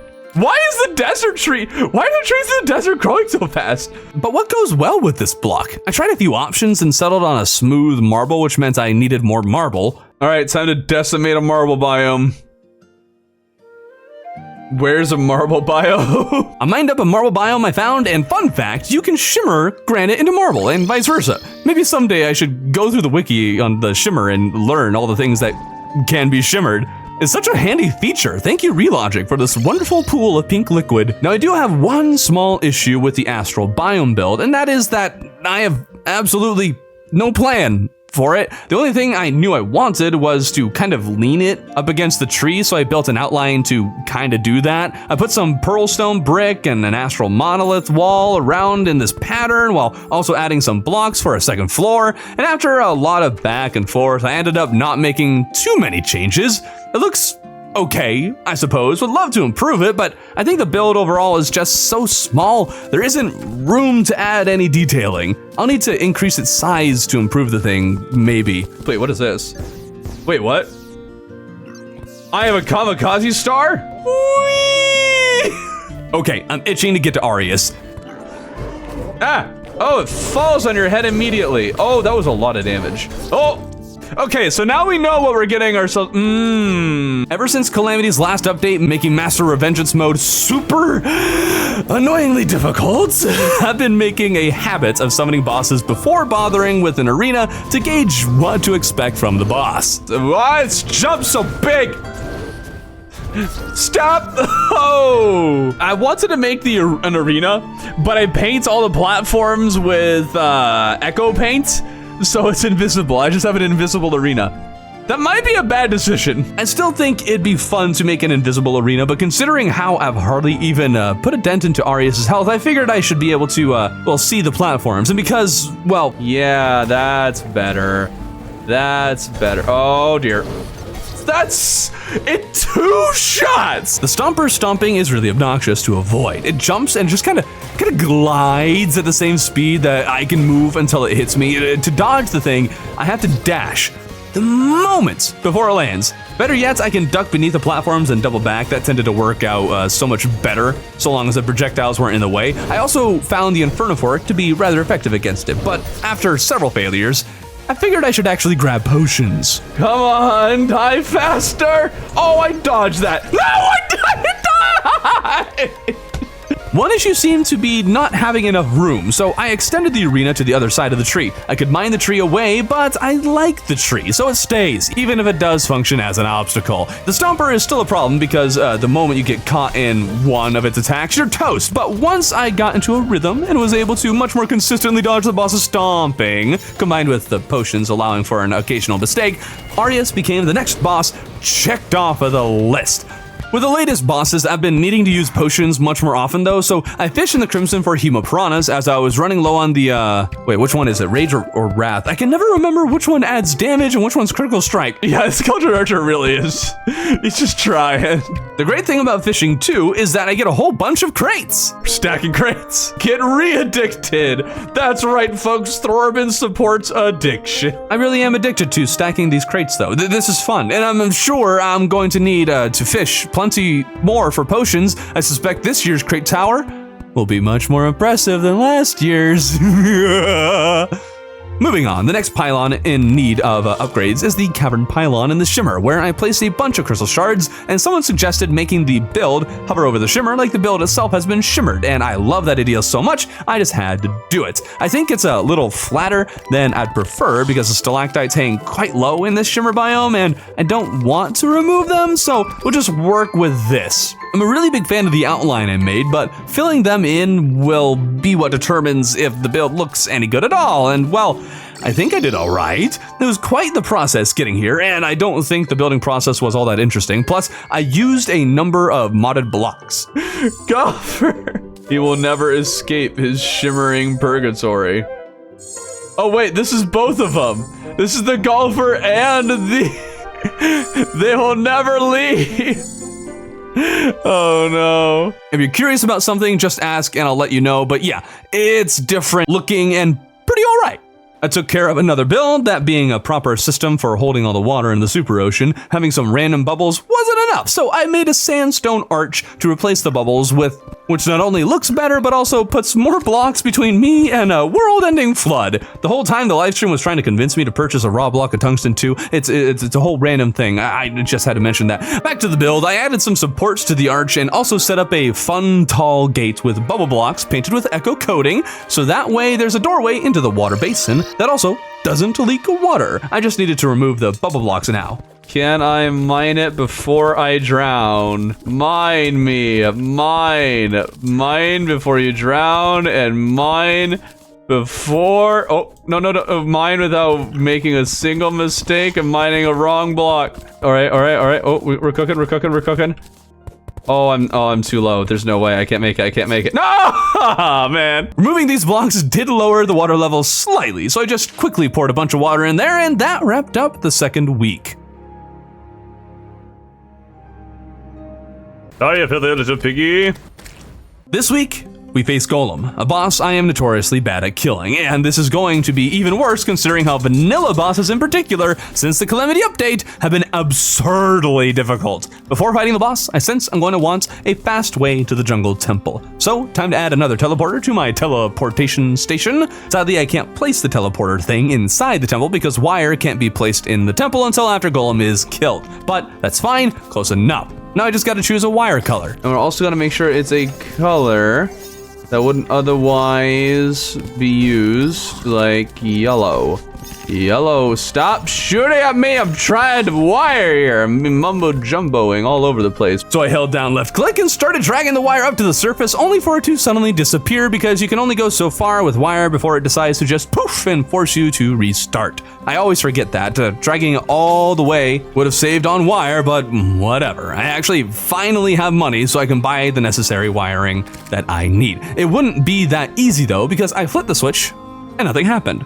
Gosh darn it, what'd I miss? So the investigation of the missing connection commenced. Weirdly though, there appeared to be missing wire near the very start of the thing, which didn't make much sense, but whatever. I dragged more wire to connect the rest of it and headed back to make sure nothing else was missing. Wait, what? You saw that, right? I just added that wire. Why is it missing? I checked closer to the beginning and once again there is wire mysteriously missing. Something very not right is going on here, Scoob. Maybe some of the wire isn't loading in right, so I tried saving and exiting and then connected these two strands of wire despite the fact that these two strands, well, shouldn't exist. There should only be one in the first place, but whatever the case, it finally worked. Now it's time to clear out the jungle temple. Time to remove a bunch of traps.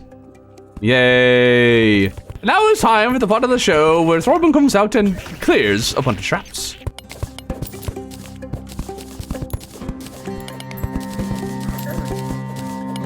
As I neared the end, I encountered one of the single coolest generation errors I have ever encountered. Wait, what the heck?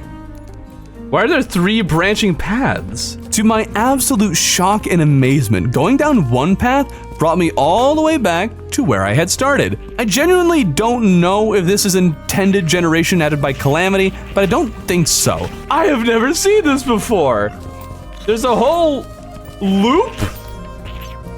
A whole loop that leads to a whole bunch of nothing? Oh, this is bizarre. This is so cool. What if the jungle temple actually had misleading paths? Wrong directions that you could go in. That'd actually be super cool. I like this idea. It could have been a rare oddity that occurred from a combination of Calamity mod and Terraria's vanilla generation, because Calamity does add this massive arena, but whatever the case, I love this a lot. I don't like how big and open this is. Oh, I'm going to have to use all of this. I know I am. There's only one reason you make an arena this big. You're expected to use it all. Oh no! There was a metric ton of pressure plates on the bottom, and of course I need to remove them, but enemies won't stop spawning and their gore is covering all the pressure plates, so I couldn't make heads or tails of where the pressure plates might be, and so I just had to mine things on the floor, and of course that got me killed because I couldn't defend myself. I had to mine the pressure plates, and after I died, the pirates were around and ready to loot and pillage. Guys, can you stop killing my NPCs? I work so hard to have them here so I can use my pylon. Stay away from the bunny. Stay away. Stay away from Oreo. Oh, it's Oreo is his name. Oh, it's so cute. You will stay away from Oreo. I will defend him with my life. No, get away. No, Oreo, no, stay inside, Oreo, stay inside. You'll be fine in here with me, all right, buddy? Oh, no, don't go that way, don't go that way. Okay, yeah, I think he's fine. There's no one out here, to hurt him. Ah, get away. That's right, furry. Protect Oreo. Oreo must live. Hey, where's Oreo? Oreo? Where's Oreo? Wait, how did Oreo get up here? All right. Now, yeah, get yourself a well-deserved rest. Probably stressed out after all that. With pressure plates removed and Oreo saved, it was time to kill Golem. At first, I'm rather confused because I do not appear to be doing any damage. Turns out though, I have to take down all 4 of his fists. Yes, I said 4, and then I can hit the actual body to lower his health bar. And once I reach this phase, Golem gets a little interesting. Ooh, he can jump. He's got some real hops. All right. Oh, ouch. There's also a million fireballs bouncing around, resulting in immediate death. This is not going to be easy. I didn't think I'd need a lot of platforms, and being able to fall fast felt like something that'd be helpful. Plus, I'm afraid of Golem landing on all the platforms and becoming even more of a threat, so I added a single layer of platforms for the battle. The second battle went poorly as well. Wait, what? It ran away! I am very upset. Come on! Okay, small rant, but if any game, any mod, gives you a pre-built arena that you're forced to fight the boss in, then you should not be capable of running away from the boss as long as you're in that pre-built arena. Being able to run away from a boss while in the designated zone is stupid. Anyways, first phase is very easy, and I almost always was able to go hitless and charge adrenaline, but once second phase began, it was all over. We're hardly putting a dent into Golem. Clearly, potions and passive forms of damage are going to be necessary for this battle, and although they did help, in the end, I was not all that close to actually killing the thing. The fireballs were nearly impossible to dodge, filling the screen in moments. Then Golem's jumping was inconsistent and weird. Now, you're not really meant to fly over Golem when he jumps, rather you need to go underneath him, because that's a much more reliable way to dodge, or at least that's what I would say, but his jumps were all over the place. Sometimes it was nice and casual, other times he cleared the whole arena, other times he just about went straight up, sometimes he went straight down, and others he'd glide at an angle, and on the rare occasion he'd jump without actually jumping. This unpredictability combined with fireballs littering the screen made the sentient hardened clay nearly impossible to survive. I hadn't even brought his health down halfway and entered third phase for the first time after about an hour of fighting the thing. All right, we're getting farther. Oh, the fireballs are shooting weird. I wonder, are these shared health or is it separate health? So far, it's significantly easier though than the last phase. Fireballs were the worst. Don't get carried away, don't get carried away. Ouch, come on. Oh, fireballs. No. Calm down. Oh, come on! So close! Ah! Third phase was a rare sight indeed. I didn't wrap my head around why it's so much easier than second phase, but I guess I'd rather die earlier than spend most of my time fighting the boss only to die late in the battle. Even with that said, I'd rather actually kill the thing, and as you saw, I have been using the Rota Discord, but it's not always a great idea in second phase because there's no telling where the fireballs might be wherever it is I'm teleporting to, so I could be bringing myself right into the line of fire. There were so many small changes made to my strategy, but it mostly came down to just dodging the stupid fireballs. I could get close, but never clinched it until someone from chat suggested the game-changing strategy, which was using a new weapon. Say hello to the tears of heaven. I had to mine a single sea prism from my drill for this thing. This weapon has slightly more damage, but most importantly, it homes. So now I'm no longer missing any shots. Since changing to this weapon, I was able to kill the boss on the very first try. Holy cow. Oh no. No. Oh my goodness, it's dead. Oh my goodness, it's finally dead. Dang, I'm going to have to be much more experimental as we head into these later phases of the game, and maybe use the wiki for recommendations because these bosses are, well, they're taking hours to kill, just once, and I don't actually know what weapons there are in Calamity, at least not in this phase, and their damage alone isn't enough to know whether or not they're worth farming for. With the Golem dead, I could use the Pixaw to mine this ore called Scoria deep in the Abyss biome. Scoria can be used to craft a number of things, and I got my eyes set on this mage accessory. Only issue is that I need a Celestial Emblem, which requires an Avenger's Emblem, which requires souls from all the mechs, and I'm fresh out of Souls of Sight and Fright. I'm scared to try to farm for them after the 3 or 4 hour pain that was Skulltron Prime, so I sought out something I could shimmer. Thankfully, I had a now lower tier rogue weapon that required 7 of every soul. In order to shimmer it, though, I had to actually dive into the shimmer and throw it because it floated and it's kind of silly. Scoria combined with some other bars can make this thing called Life Alloy. Life Alloy makes a fruit that increases my base health by 25, as well as a host of other items, most of which can only be crafted with the Ancient Manipulator and Lunar Fragments, which just sucks. I can't get any of that until September. In the end, I couldn't make a whole lot of weapons and accessories with Scoria or Life Alloy, at least not yet. I'll need to do more farming. I could make, though, this one mage book that's a massively upgraded version of the Inferno Fork. Scoria did at least let me craft a new armor set as well. I don't like that No. I don't want the smoke as I'm walking around. Especially like these small steps. Now I'm just shrouded. No. This cannot stand. And at long last, I started to actually make my TM branded Thorben vanity set. Issue is, I have fedoras, but not a hunter's cloak. I know the traveling merchant sells them, but the Clothe the Year does as well under certain circumstances. It's not Ectomist though. Turns out you need a high enough golf score. Did I just burp?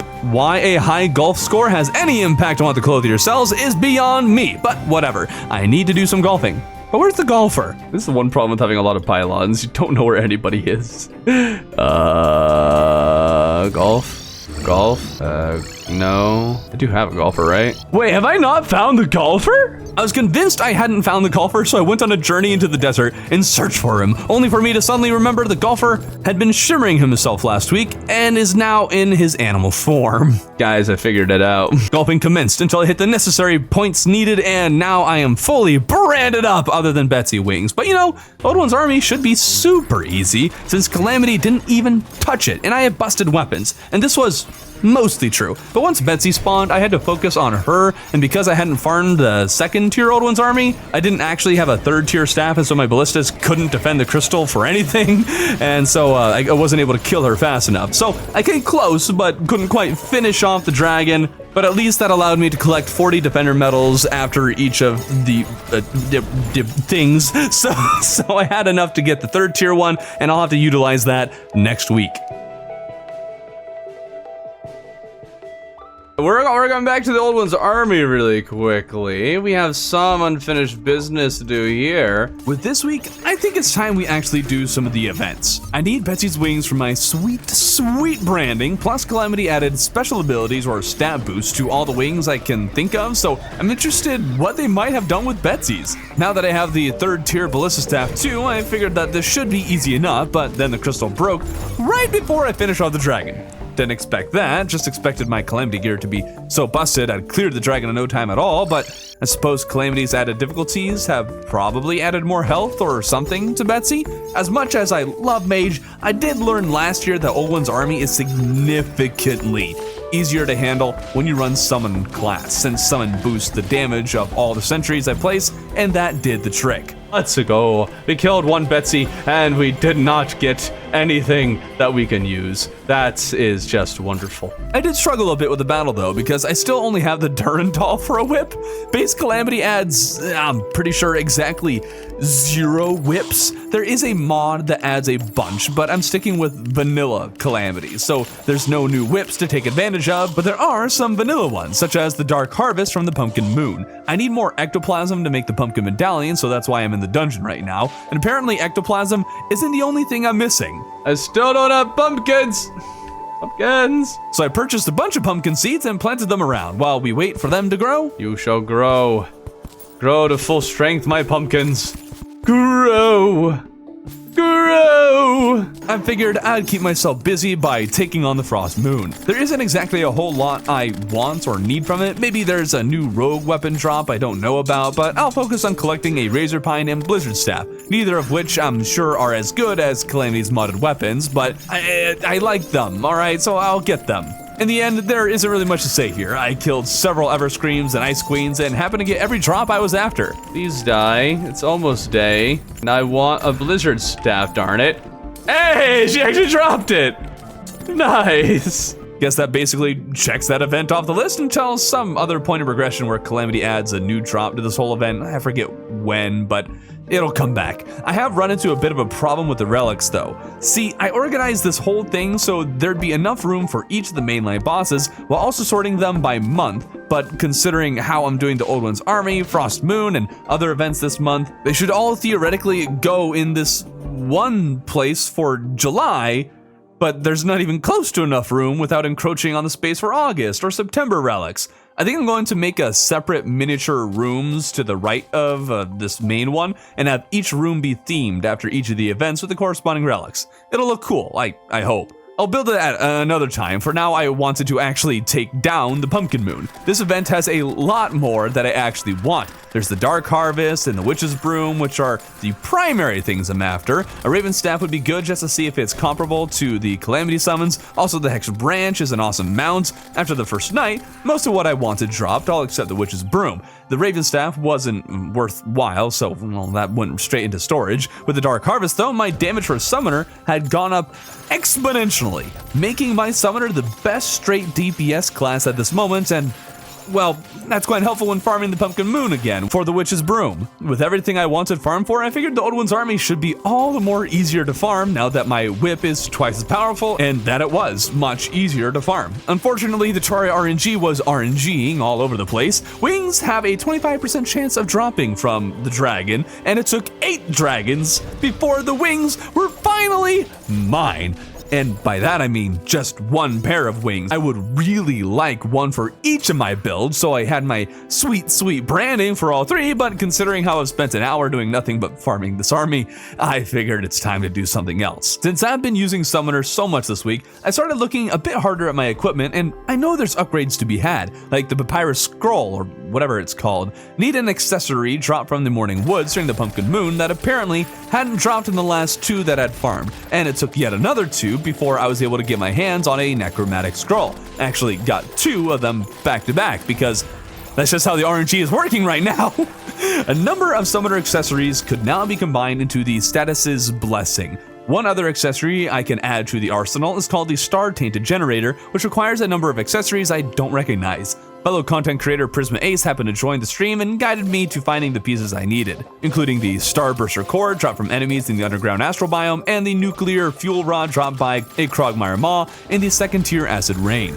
Now Summoner is much better built out, but I'm still missing one accessory called the Heart of the Elements, which I think is a good Summoner accessory. Issue is that the last piece of the accessory I'm missing is dropped by Leviathan, and I haven't made too much progression since last killing the thing, so I didn't expect I'll be able to farm him too well. I'm also a bit out of practice with using the lava shark in this massive ocean. Maneuvering this thing makes all the difference in the battle. I gave it several attempts using my new summoner build and came really close twice, but couldn't quite clinch it, and I didn't want to burn a bunch more of my potions just to farm the thing. Potions are expensive and take time. Keeping them in stock, especially when bosses require 10 or more attempts a pop with twice as many bosses as last year, it's really put quite a strain on my potion supply. Fishing and stacking crates has become a much more regular part of my rhythm at this stage of the game. Now, as I mentioned, bosses are incredibly hard to farm unless they are way back in progression, so I've been holding off on farming the mechs for their souls and hollowed bars for a while.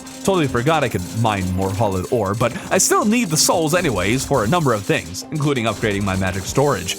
Been too afraid to give them another try, but I'm feeling good and was able to bring Skeletron Prime to what I guess we'll call second phase on the first attempt without potions. The second attempt, using a little more precision and strategy, revealed that they are very much doable. Oh, the mechs are farmable. They are actually farmable now. Let's go, okay. Issue is though, I spent 4 hours trying to kill Skeletron Prime, learning his pattern and how he works. The other mechs have been upgraded too though, and so despite being much more powerful than needed, it was a little tough figuring out how to dodge the twins, for example. I farmed the Destroyer a little more than the others, so I didn't need to collect Souls of Might quite yet, but we'll get to him. For now, taking out the twins and fully upgrading my magic storage is good enough for me. And with that, marks the end of July.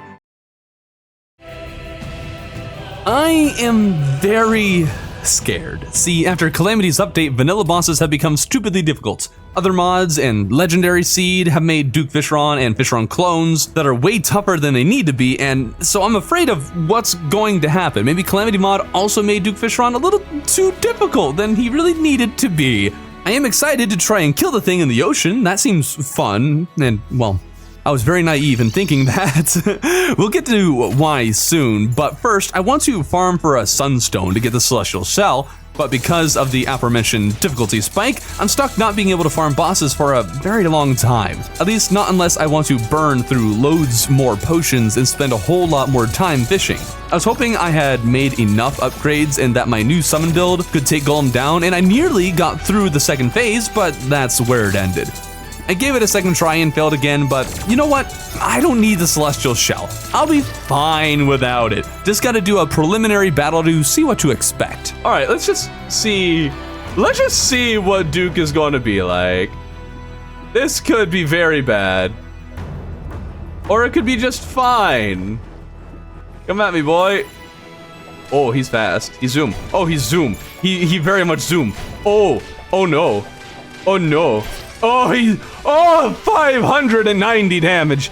Okay. 590 damage. I do believe that's a little bit of a world record. I do say so myself. All right, is he enraged? That's actually a good question. He might have been. We might be so high up that he's enraged. Oh wait, I can fish from here. What am I doing? What? All right, here we go. Oh, he did a little whirly whirl. All right. Okay, this is feeling a little more reasonable. 616 damage. He one-shot me. All right, abandoning shark. We're making an arena! And so I got to constructing an arena outside of my beautiful ocean. I hate having to do this, but I'm afraid this is what has to be done. It's plain impossible to dodge Fishron with the lava shark, and while I was building this, there was just a random thing that popped into my mind. I was recording a collaboration, and while we were waiting for the world to load, we were just having fun reading the suggestions. And one of the suggestions said that shooting a target with a gun at point blank range does more damage. I have never heard this. I need to test this. Okay, merchant. There you are. Give me that sickle. I need more grass to chop. Hold on, does it work with vines? No. All right. We're just going to grab a single shot weapon, because then we have more consistency. We're going to set it down right here. Boom. All right. Wait, what? But it does extra damage to enemies at point blank. No! This vanilla thing said this. No. No! Wait, was Calamity just reference? No! I can't do the test! I can't test this though if Calamity just says that it does that. That's not how. No! Back to the arena. If it wasn't clear, a suggestion thing that appears when loading the world said that using a gun at point blank range does extra damage. Now that I think about it, I actually had Calamity enabled when that suggestion appeared, so maybe Calamity added these suggestions. I thought this was a vanilla feature at first and nobody knew about it. It was in one of the suggestions that probably nobody actually reads. Anyways, Martians! Hey, I'll take it. I have terrible luck with these guys, so I'm gonna take it while we got it. Come up here, you boogers. I swear the probes never spawn when I want them to spawn, so I'll gladly check them off the list. Plus, the one summon dropped by the saucer is apparently good against moving bosses like Fishron. Not sure they're as good as the modded butterfly summon I have, but might as well collect the thing, right? Oh, come on! Oh, we still killed it. Let's go. Always viewed the Martians as almost pointless just because I never get them, but their drops are actually great. In vanilla, at least, they are great, but Calamity weapons are usually going to be better, but now I got the relic and all the weapons. The Martians in arena are done now, so I figured I'd return to the Fishron battle. All right, can I fish for Fishron here? It's gonna work, guys. I'm gonna wait. I'm waiting. I did actually stay there for a minute, but had no bite. All right, hold on. What how far in do I have to go to actually be in the ocean? There it is. All right. Any moment. It's too much. All right, can I get Duke here? There he is. Run for it.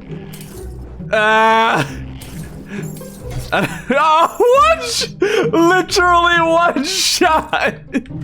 All right, we need to think of another plan here. We need another plan. I don't know what it was, but I was feeling really goofy. Anyways, new plan was to use teleporters to teleport from the ocean to the arena, but there was a new problem I hadn't anticipated. Wait, what? What is happening? Have I confused The fishing line? It's a bobber. It's bobbing. Yeah. That's what's going on here.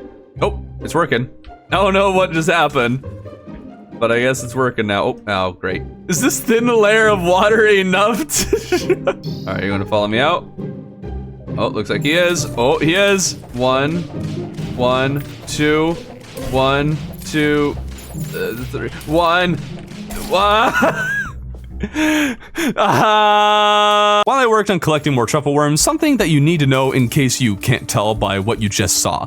Duke was spawning in 3rd phase, and not only that, he's moving much faster than normal. So the typical strategy for dodging didn't seem to be working. Granted, I wasn't doing the best, but part of that was my shock and confusion by how quick the fish was moving. I also know that while fishing him up in the actual ocean, he was in 3rd phase as well, so he's clearly just going to do that no matter where I am, so no reason I shouldn't fight the boss outside of the ocean, as it would seem he's enraged anyways. So it doesn't matter that if we're in the ocean or not, Duke is going to be the same. So we might as well take him out to our arena. All right, that's good. That's good to confirm. There's still the issue with Duke one-shotting me. On top of that, I can't hardly deal any damage back to him. My summons can't hardly keep up and my whip does, well, basically nothing. I even tried my slightly more bulky mage and was still killed in a single tap. I did, however, find that running on the Hex branch allowed me to dodge the boss more reliably. So I made a runway to use the mount on, and despite the fact that this boss is literally hitting me here, I was not taking damage, so I'll take it. This was consistent too. The fishron wouldn't touch me while I was doing this, so I guess this will work fine. I even got on enough of a roll to do some real damage until... Duke? Why is he normal? What? Turns out Duke is doing his phases in reverse, starting with his final phase, then going to his first. Only now he's moving at 10 times the speed. He didn't quite one-shot me, but easily two-tap me in this phase, and although that's great, I'm still not anywhere near where I need to be. Maybe potions will give me the edge I need, and now that I'm running Summoner for the first time in a while, I figured I should fish for variegated lard fish for some potions. Figured you could get those anywhere, but after not having any on the line for a few minutes, I looked up the wiki. Turns out they're only underground, and now the underground jungle has these Plaguebringer mini-bosses that won't stop spawning and harassing me while I'm trying to mind my own business and fish variegated lard fish to the point of extinction. Every fishing trip also means I get to add to the crate tower. Now you might have noticed how the health bar was different. I did this earlier in the year to learn that the hive mind was enraged on the surface because the health bar gets a red outline when the boss is enraged. With this, I could figure out if Duke is in fact enraged, and it turns out that he is indeed. I don't think anything can be done about it though. Fishron still was doing these dashes and everything in the ocean, so he must be enraged in the ocean as well, right? After several more failures, I was encouraged to try and fight him in the ocean again to see if he actually was enraged, and as would turn out, he isn't. I am very upset right now. I literally did this so many... Once more truffle worms were collected, I was curious as to whether I could summon the Duke fish in the sulfuric sea and use the arena I built for the Scourge over there. Turns out it worked just fine over there, and I was able to have a much more viable battle against the boss. Didn't get into the right rhythm, and so I died kind of quickly, but he is far slower. Okay, there we go. Everything suddenly becomes a lot more viable. Maybe. I sure hope so. After a few more failures, I found another point of frustration. Duke's exploding bubbles can no longer be popped, and they move faster than I can, forcing me to use the Hex branch to run away. Either that or dodging back and forth, which can be hard to do with Sharknadoes being around. I hate this! This is too high adrenaline! Ah! My heart can't take this! Oh my goodness! Oh! Giant shark rods! Oh no! Why was there giant shark rods? No!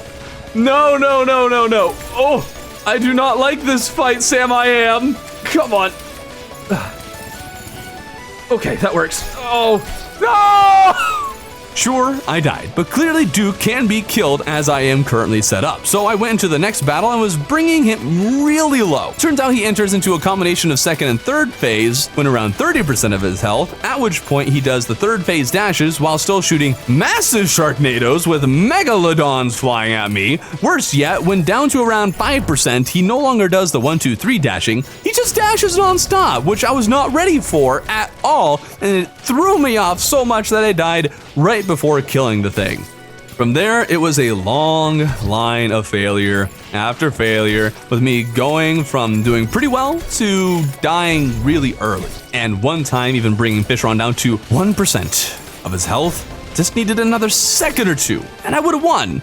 Honestly, this run has gotten quite frustrating in some ways. The update stepped up the difficulty massively, and this was not what I signed up for when starting this year-long run. There's a reason I don't do a lot of challenge runs and only do the more challenging difficulties in multiplayer, because I find fighting any boss for more than an hour to be kind of obnoxious and frustrating. I'm just not built like the other masochists out there, which is, well, kind of most of the Terraria YouTubers. It's all a bit much for me, and I've grown quite nervous that I won't be able to beat the endgame bosses at all come December, but I guess we'll worry about that when we get there. It's been interesting trying to figure out how to beat these things, but so far these updates haven't felt so much like a challenge and more like I'm being bullied by a screen full of projectiles or requiring me to run at top speed non-stop for the entire duration of the battle, and it's a bit draining and sometimes feels unfair. Anyways, I just wanted to mention that because if you want to do a run like this and don't like bashing your head against the wall fighting bosses, then don't choose master mode when making your world. At one point, I ended up opening the arena and making the whole thing a little longer, which wasn't a bad idea on concept, but it turns out there were pockets of that side of the arena that weren't considered oceans, so Fishron would go in and out of enraged form, and that threw everything out of whack, so I had to reserve it only if I absolutely needed it. Other than that, it helped with a big tornado spawning outside instead of inside the primary arena.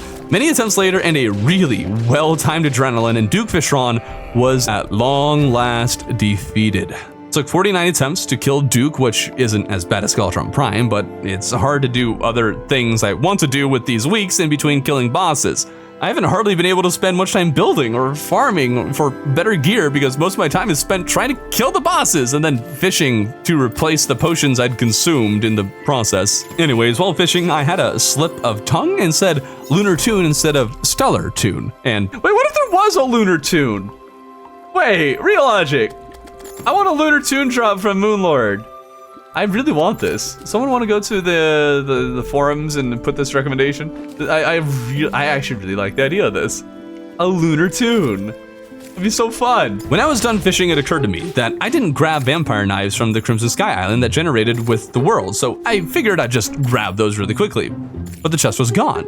I double-checked my storage and the knives weren't there, and I know the chest is supposed to be up there, so where the heck did my vampire knives go? There's no way I trashed them. I would never trash vampire knives. I still haven't found them, but I moved on to getting a little building done. There aren't many pylons remaining that need their own builds, but one of them is the one in the modded Brimstone Crag. Going to use some of the modded blocks you find in the area to make a miniature temple looking thing. I also wanted it to look like it was floating here, but this is lava, and so I couldn't place blocks over the liquid. Ended up placing silt to keep the water level high on one side so I could place blocks on the other. Remove the silt, and now it looks like it's just a little submerged. I'm modeling the build to look a little like these naturally generated structures, and I think I did a good job with the skeleton.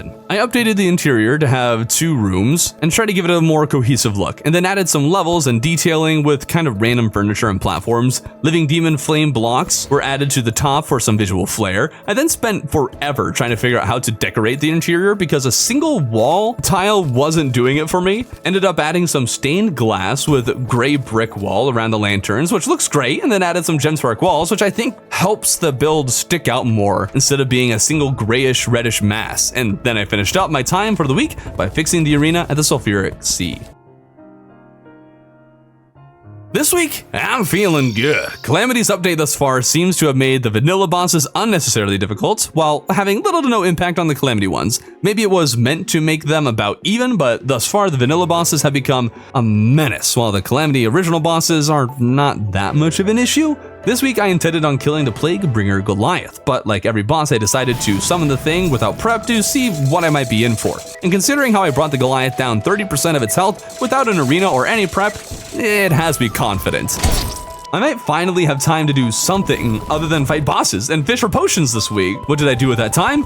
I mined a massive hole in the jungle. Now you might be wondering why I'm doing this silly little thing. Well, there's this massive unexplored area in the jungle just beneath the surface, and I like to leave the surface as natural as possible. This arena I had planned was going to be massive, and I mean massive, so I didn't want to destroy the entire jungle surface. So to preserve the Amazon rainforest while also making a suitable jungle arena, I mined a massive hole underground for hours. Sometimes Plantera bulbs were in the way and I'd end up spawning the sentient cabbage. Couldn't really beat her casually, but could come close. Imagine dying. Hey, hey, hey, hey! She's buffed like crazy, and that's a very, very bad arena for her. All right, and that had to be super close. How big was the hole I dug? This big, and of course it needs to look good, so I started placing gray brick around it and then mudstone brick painted gray. You can also see I added these emerald gemspark walls for light, and there are 2 layers of spooky platforms painted gray. Not a super special build, but it's better than just an empty hole. Now you may be wondering if this whole several hour long project was worthwhile, and to that I can honestly say, I have no idea. I'm sure it'll be great against the Goliath, but other than him, I'm not sure what other bosses I'll fight down here. Maybe the Jungle Dragon Yeren, Dragon Folly, or maybe Profane Goddess? I don't know, it's so big I feel like I need to use it. The Sky Island Arena might not even be relevant anymore. This one definitely benefits from having much larger gaps between platforms, which is a lot more helpful later in the game when you can, fly around like a madman. I should really focus more time on the small builds that look nice rather than these massive soulless arenas. What is this, Costco? But I mean, the bosses are requiring the space, so I guess this could carry me for the rest of the run. That'd be quite ideal. Mining the massive hole did have some unforeseen side effects. I made it so the arena was no longer considered jungle on accident. Plaguebringer becomes enraged when outside the jungle, so this was not ideal. I tried making these neat little jungle stands, which could be an issue during boss battles because it's, solid blocks that I could run into, but they look nice. Didn't work though, so I used another method for junglifying the arena once more. To do this, I mined a hunk of the jungle temple, built these cubes of lizard block until the jungle background appeared, and then actuated them. Someone reminded me of this during stream, but I remember learning from the 100 Hours of Hardcore challenge that the jungle temple blocks can create the jungle biome, which I think is weird, but super helpful in this case. The arena is ready now, just need to fight the thing, and I'm considering switching back to Rogue. Haven't used it in a while, so I needed to upgrade many of the accessories. For the first time, I focused purely on accessories that buff damage and stealth. I don't know all the best options out there, but I found what I think are some pretty good ones and reforged them. I also chose the Dust Storm in a bottle, and someone in chat said it worked very well against the Plaguebringer for themselves. I also decided I'd actually wait for the stealth bar to charge, as people keep commenting that rogue weapons are far superior when you let it charge, so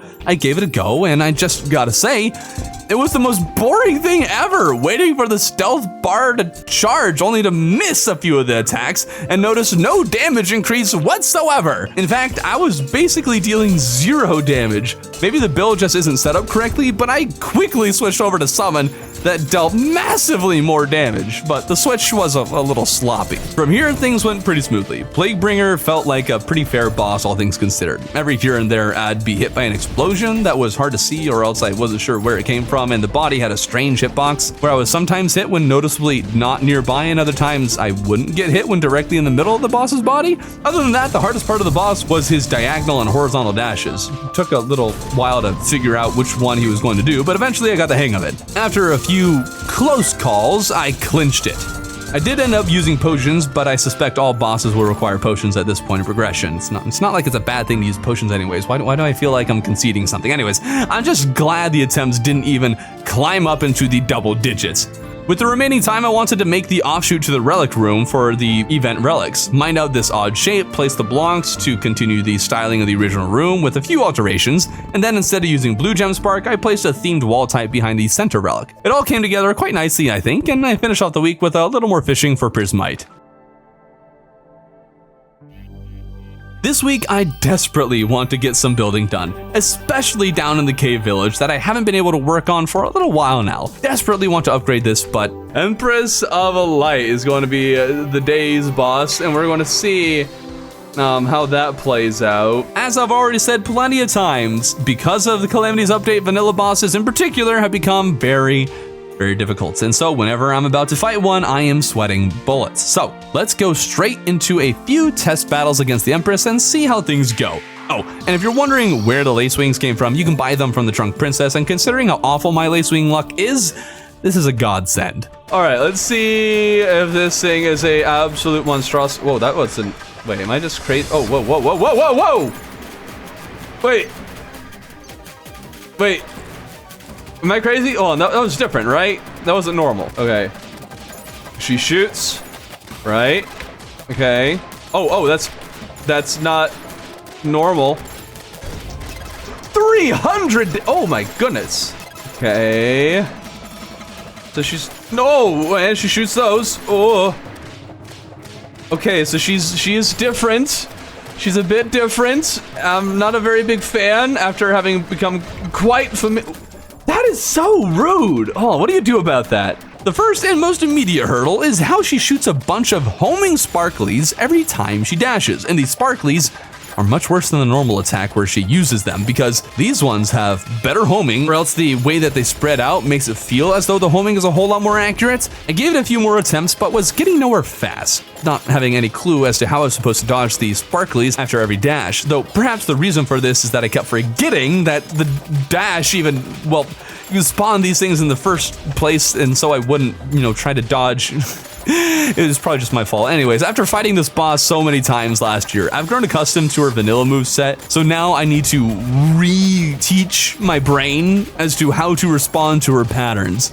I double-checked things that I could craft, wondering if I could maybe become more powerful, but wasn't really seeing anything. I also totally forgot I had the Cosmolites and was sleeping to skip past the day to get to the next night where I would practice against Empress without any luck. Oh, wait, whoa, whoa, whoa, whoa, whoa, whoa, whoa, whoa, whoa, why is it daylight? Oh, wait, it is day, isn't it? Oh, that was a mistake. I made a mistake. Whoops. After several more failures, someone from chat recommended a different armor set that can be crafted with some of the plague stuff related to Plaguebringer. Can't remember if I actually needed to kill the boss for the armor set, but I figured I'd equip the new plague armor in the hopes it would help. I'm not sure it actually does though, as it has less defense and less summon damage than the previous armor set, with its only real benefit being that my attacks inflict the plague debuff or something, and apparently that's a really strong debuff. I'm not sure how much of a part this new armor played, or if I was just becoming better at seeing and reacting to her attacks, but I made it to second phase for the first time. Oh, second phase. Oh, I guess they must have had. Oh, what the? Okay. No, she's still doing this. No, not that again. Another suggestion was to use this one summon that I wrote off as useless because by the looks of the summon, it's just a bunch of spheres floating in a circle around me. I was also informed that the summon class apparently can't deal crits. I had no idea this was a thing. Since when was this a thing? I always assumed that summoner could do crits like everything else. That said, I reforged everything to menacing or warding, and during the next battle, I learned that the sphere summons actually shoot homing projectiles, making them a pretty good summon from what I can tell. Why do they have these balls circling me if they are just going to shoot? Why?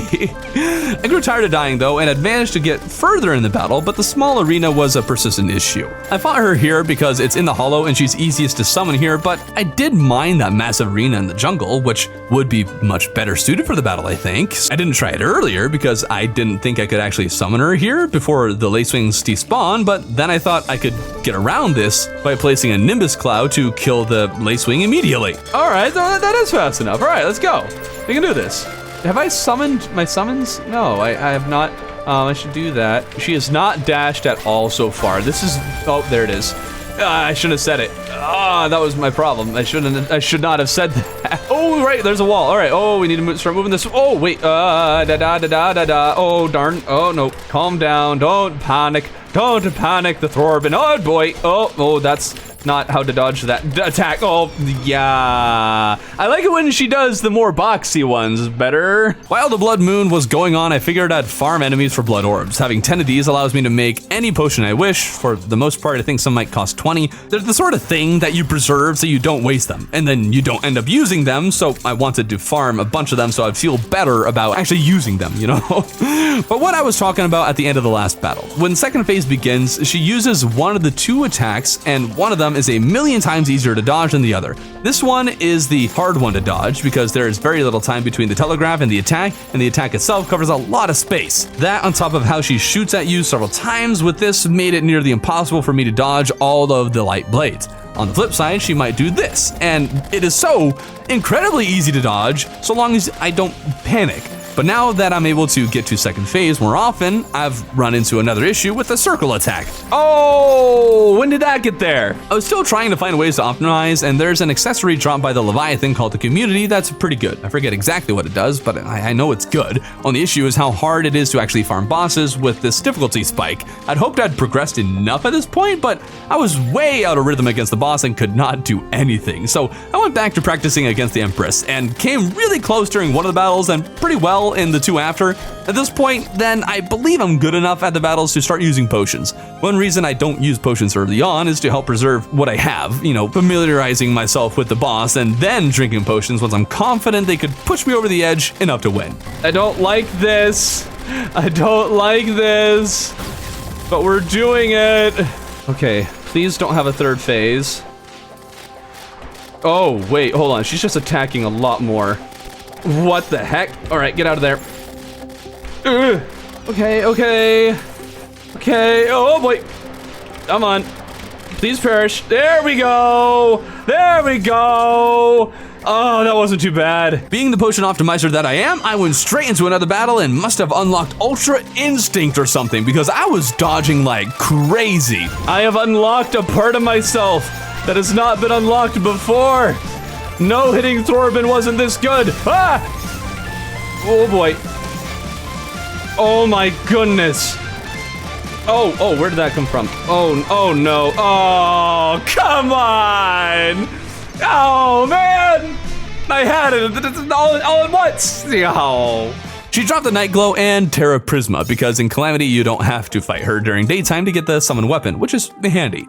Wanted to kill her again for the Kaleidoscope Whip, but, I was happy to not focus on farming her, so I could finally focus on building for the first time in quite a while. Dropping down into the underground village, I wanted to build the second layer to it, but I also wanted to nail down a design for the houses. Interiors are my greatest weakness when it comes to building, but I knew I wanted something and kept going through iterations, finding nothing that I thought looked good. None of the walls I used melded well with each other. They all felt like random walls slapped into different places rather than being a cohesive structure. Eventually, I landed on something that was leading somewhere. I used mahogany beams and placed gray brick in between them with a lower layer of gray brick on the other side of the beams. I also placed Destiny wood platforms on the ceiling.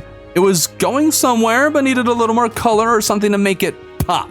Ended up settling on placing offline Gemspark walls on the top where the platforms are and using blue Dynasty wood wall on the inside of the beams, which is finally, at long last, an interior I really like for these houses. And I also used this exact pattern with small iterations for all of the different houses. The iterations only being used to compensate for the different shapes of the houses. I also used the ruby offline Gemspark for the houses with red shingles and blue offline Gemspark for the blue shingled homes. The big houses ended up looking a little weird with the style, but also good. I'm pretty happy with it all, everything considered. Somehow that relatively small adjustment actually satisfied my building urge, and I returned to trying to farm the Empress to no avail. Was trying not to use potions and came so very close a couple of times. I did end up running into solid blocks every once in a while because there are a few that I left in the arena without really noticing. So at the very least, I found these and fixed them. And the rest of the week, nothing notable happened. I kept farming blood orbs, fish for Ibenkoi, always feeling as though I'd fished up twice as many as I actually had. Fought Leviathan over and over again, all the while being entirely incapable of beating him, to my great shame and embarrassment. But to be fair, this massive ocean actually makes the boss harder than he should be. And turns out the pair of them are enraged when I go high enough in the ocean. So, well, I guess that's my fault. But I'm not removing this ocean. It's too cool, all right? Despite not being strong enough to farm Leviathan without potions, I figured I'd give Boss Rush another go at the end of the week to see if I could get much farther in it. I'm definitely able to kill the bosses faster, but still not enough to get past Desert Scourge. This week, I have two plans. I want to add an elevator and start the second layer to the cave build, and I want to kill Ravager. And of course, with the way that bosses are, we went straight into Ravager to see what to expect. All right, let's see how this goes. I think I'm going to first try Ravager. Easy boss. I have fought him in with a higher difficulty recently. That might actually be true. That this won't be very hard. But I could also be totally wrong about that. Never mind, he's halfway dead. And I have not been hit yet. All right, we're doing great. We're doing wonderful. Oh wait, what if he has second health bar? What if he's one of those bosses?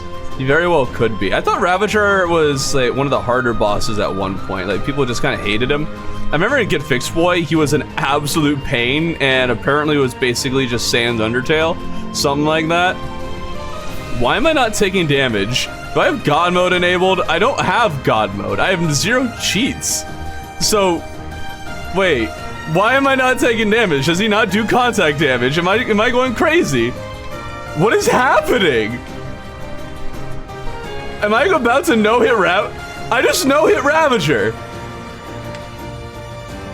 What? I was in such disbelief. I even checked to make sure all the correct mods were enabled, and I didn't accidentally leave some God mode enabling mod on without realizing it, but no. Turns out he only does damage when stomping downwards during that last part, so I just first try no-hit Ravager somehow. I gotta fight him again. This doesn't, what is going on? So I fought him again and crushed him once again. Well, that was incredibly easy. Didn't expect to be done with him so soon, but I guess that gives me all kinds of time to work on things that aren't boss fighting, but instead of getting to building, I figured I'd spend a little time trying to farm Empress. But the thing is, she keeps using this one attack, and it ends just about every single run without fail. I genuinely don't know how you're supposed to dodge this without getting lucky.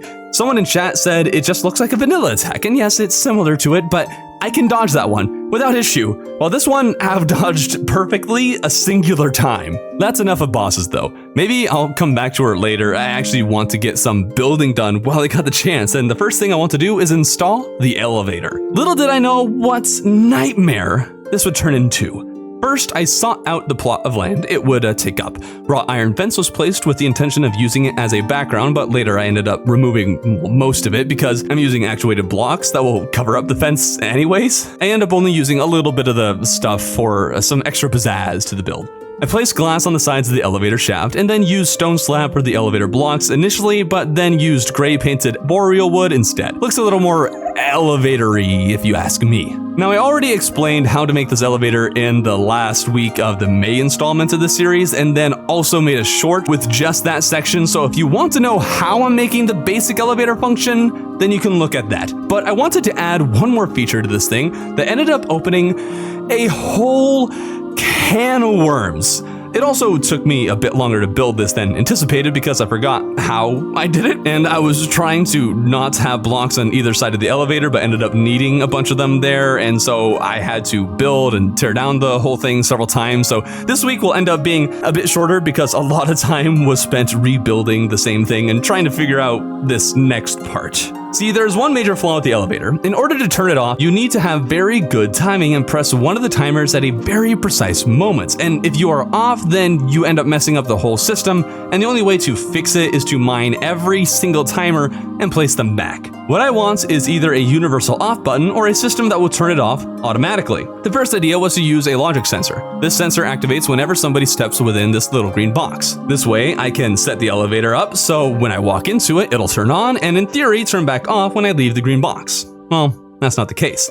The issue with logic sensors is that they activate when you enter and leave the sensor's range. This brings up a very serious request I have of Relogic. Can we pretty please have a sensor that only activates when you walk into it and not when you leave? I feel like this is a massive missing feature. The way logic sensors work right now has its use cases, but adding one that won't reactivate the attached wiring when you leave the sensor's range would be a game changer. And for those who might have missed May's video or didn't watch to the end, yes, I am fully aware that there are more efficient ways and better ways of making something that accomplish the same purpose as this elevator I'm making right now. But I'm doing this because, for one, I want a physical elevator, darn it. Secondly, this is my way of playing and experimenting with wire in ways I would never have, which is point of the reason for the whole year-long series, to stretch the game to its limits and do things that we don't normally do. Speaking of which, I had totally forgotten about some wiring features sold by the mechanic and had no idea the steampunker sold a bunch of logic gates. I can't fully explain what they do as I'm not fully sure myself.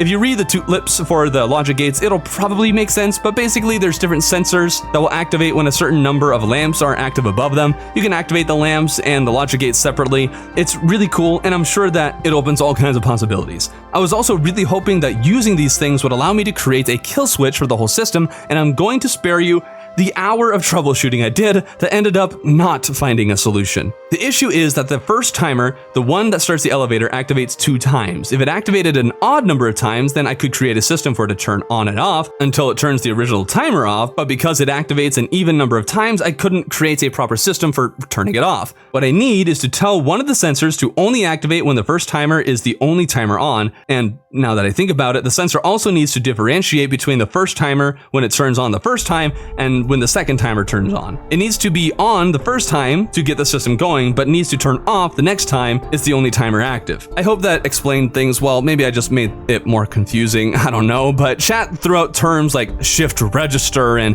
memory gates at me, but I have no idea what those mean. Maybe some of you are wiring savvy. If you got any ideas, let me know. If I could get this elevator working, I genuinely think it'll open up so many other doors for wiring in Terraria, at least for me. I finished up the week hoping I could finally kill Empress for the second time. I was a bit frustrated, losing a lot, but at last it happened. Oh, she's finally dead. Okay, finish off the day with a victory. If I don't get a kaleidoscope. Here, let's get rid of these. Kaleidoscope! Alright, nope. I have potions active right now. I can't!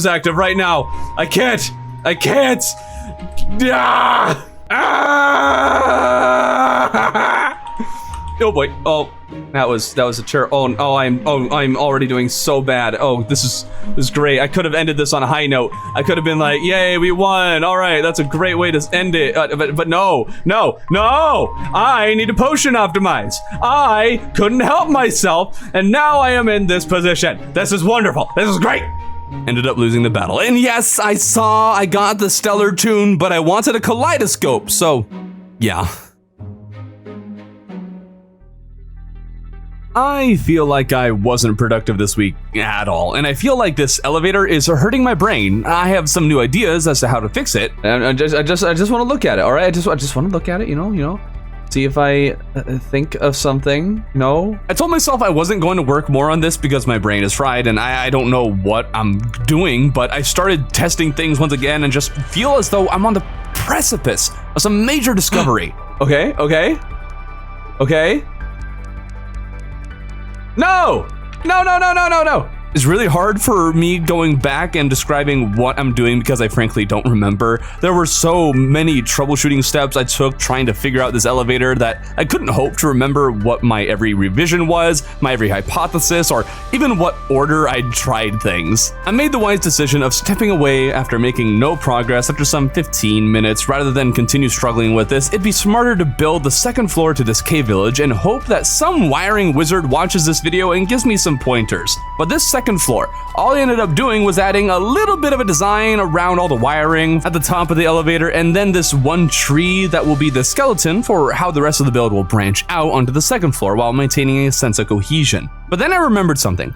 I wanted to do something with the area beneath the village, and I think it makes sense to finish the lower sections before building upwards. So I filled all the mini caves with water. I debated with myself for a while as to what I wanted this lower section to look like. Part of me wanted to make them look like the ocean, and that would be cool, but also a little too different from the original, I think. I ended up continuing to lean into the current design and extended the trees I'd built to make it look as though the roots stuck out on the top of the watering holes on the ceilings. I still added living mahogany leaf around the roots, which I guess doesn't really make sense, but I just liked the splash of green, so I added them. Vines painted lime were added, with a few having yellow gem sparks at the end of them. A solid start, but the bottom sections needed design as well, and that was where the bigger debate was had as to whether this should be more ocean-like, jungle-like, or even maybe abyssal. What I settled on was a combination of jungle and ocean. First, the entire bottom layer was covered in mud, and by bottom layer I mean whatever the water touched. Smoke machines were added to create a mist over the surface. Look at it.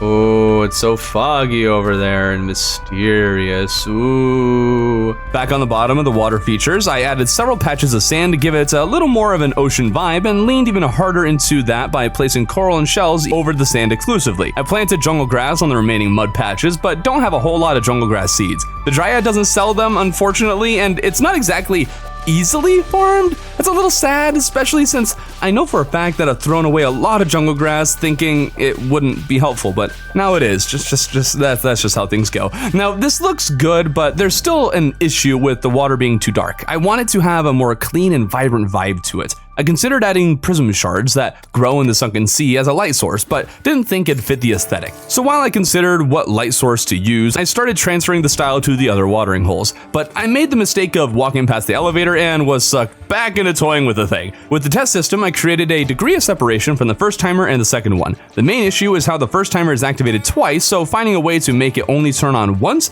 could resolve my every issue. The system made it so the first timer turned on this logic gate that turned on the second timer, but this doesn't solve the issue, it just moved the issue down a single timer. I hopped back over to building, using sapphire gem sparks to create a neat blue glow at the bottom of the pools of water. They were painted with echo paint to prevent them from looking odd, and I think the deep blue works quite well with the green and yellows. Other than the watering hole where the wiring is, I filled them all in and worked on filling the watering holes on the left side. Nothing really happened other than repeating the design, unless you count the fact that these things called armored diggers wouldn't stop spawning on my face. They aren't weak, but they aren't super strong at this point in progression. They just became a bit annoying, constantly spawning due to the immense amount of time I was spending underground. I was nearing completion on the lower section and still had time to work on the second layer, but once again I got caught up in the elevator. I can't for the life of me figure out how to get the timers to start on the first one, go to the end, and stop, and then also be able to go back in the opposite direction, stopping in the same manner. I just can't think of how this could be possible, but I want to find a way. With this current design, I have created a one-direction elevator, which is something, I guess. I could make two one-direction elevators rather than continuing to figure out the wiring for having it work both ways, so I installed the new system and it worked pretty well. There were a few kinks with some of the blocks not activating the way they theoretically should, so I tried to fix some of those minor bugs. I think I fixed some, but not quite all of it. It's basically perfect other than the fact that you have to jump at the start or else you don't ride upwards. I thought it might be more fun and even more convenient to make the elevator so that it starts off all actuated rather than solid. That way I could still use the thing, there's open space, and I can walk through it without needing to turn the thing on. This worked just about perfectly, but the first step was a little janky and I wanted it to be perfect. So I got to tinkering, and this was the worst mistake I could have made. For some odd reason, this started happening. And so I got lost in over a half hour of trying to figure out how what I did caused the whole system to break. Sometimes I came close to fixing it, sometimes I made it worse. In the end, I was never able to really get the thing back to what it was, and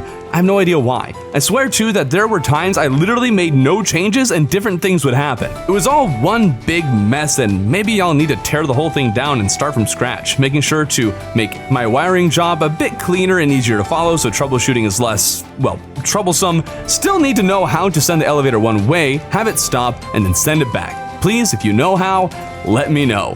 At the very least, the week was not a total waste as I was able to complete the lower section of the cave village. Is that how I've been wanting to add the second layer and have intended on adding it several times over the past weeks and even months really, and yet have hardly even started on it. But hey, the cave village is turning into a year-long project and I love it and am not going to rush the thing to completion. This build is going to be my magnum opus.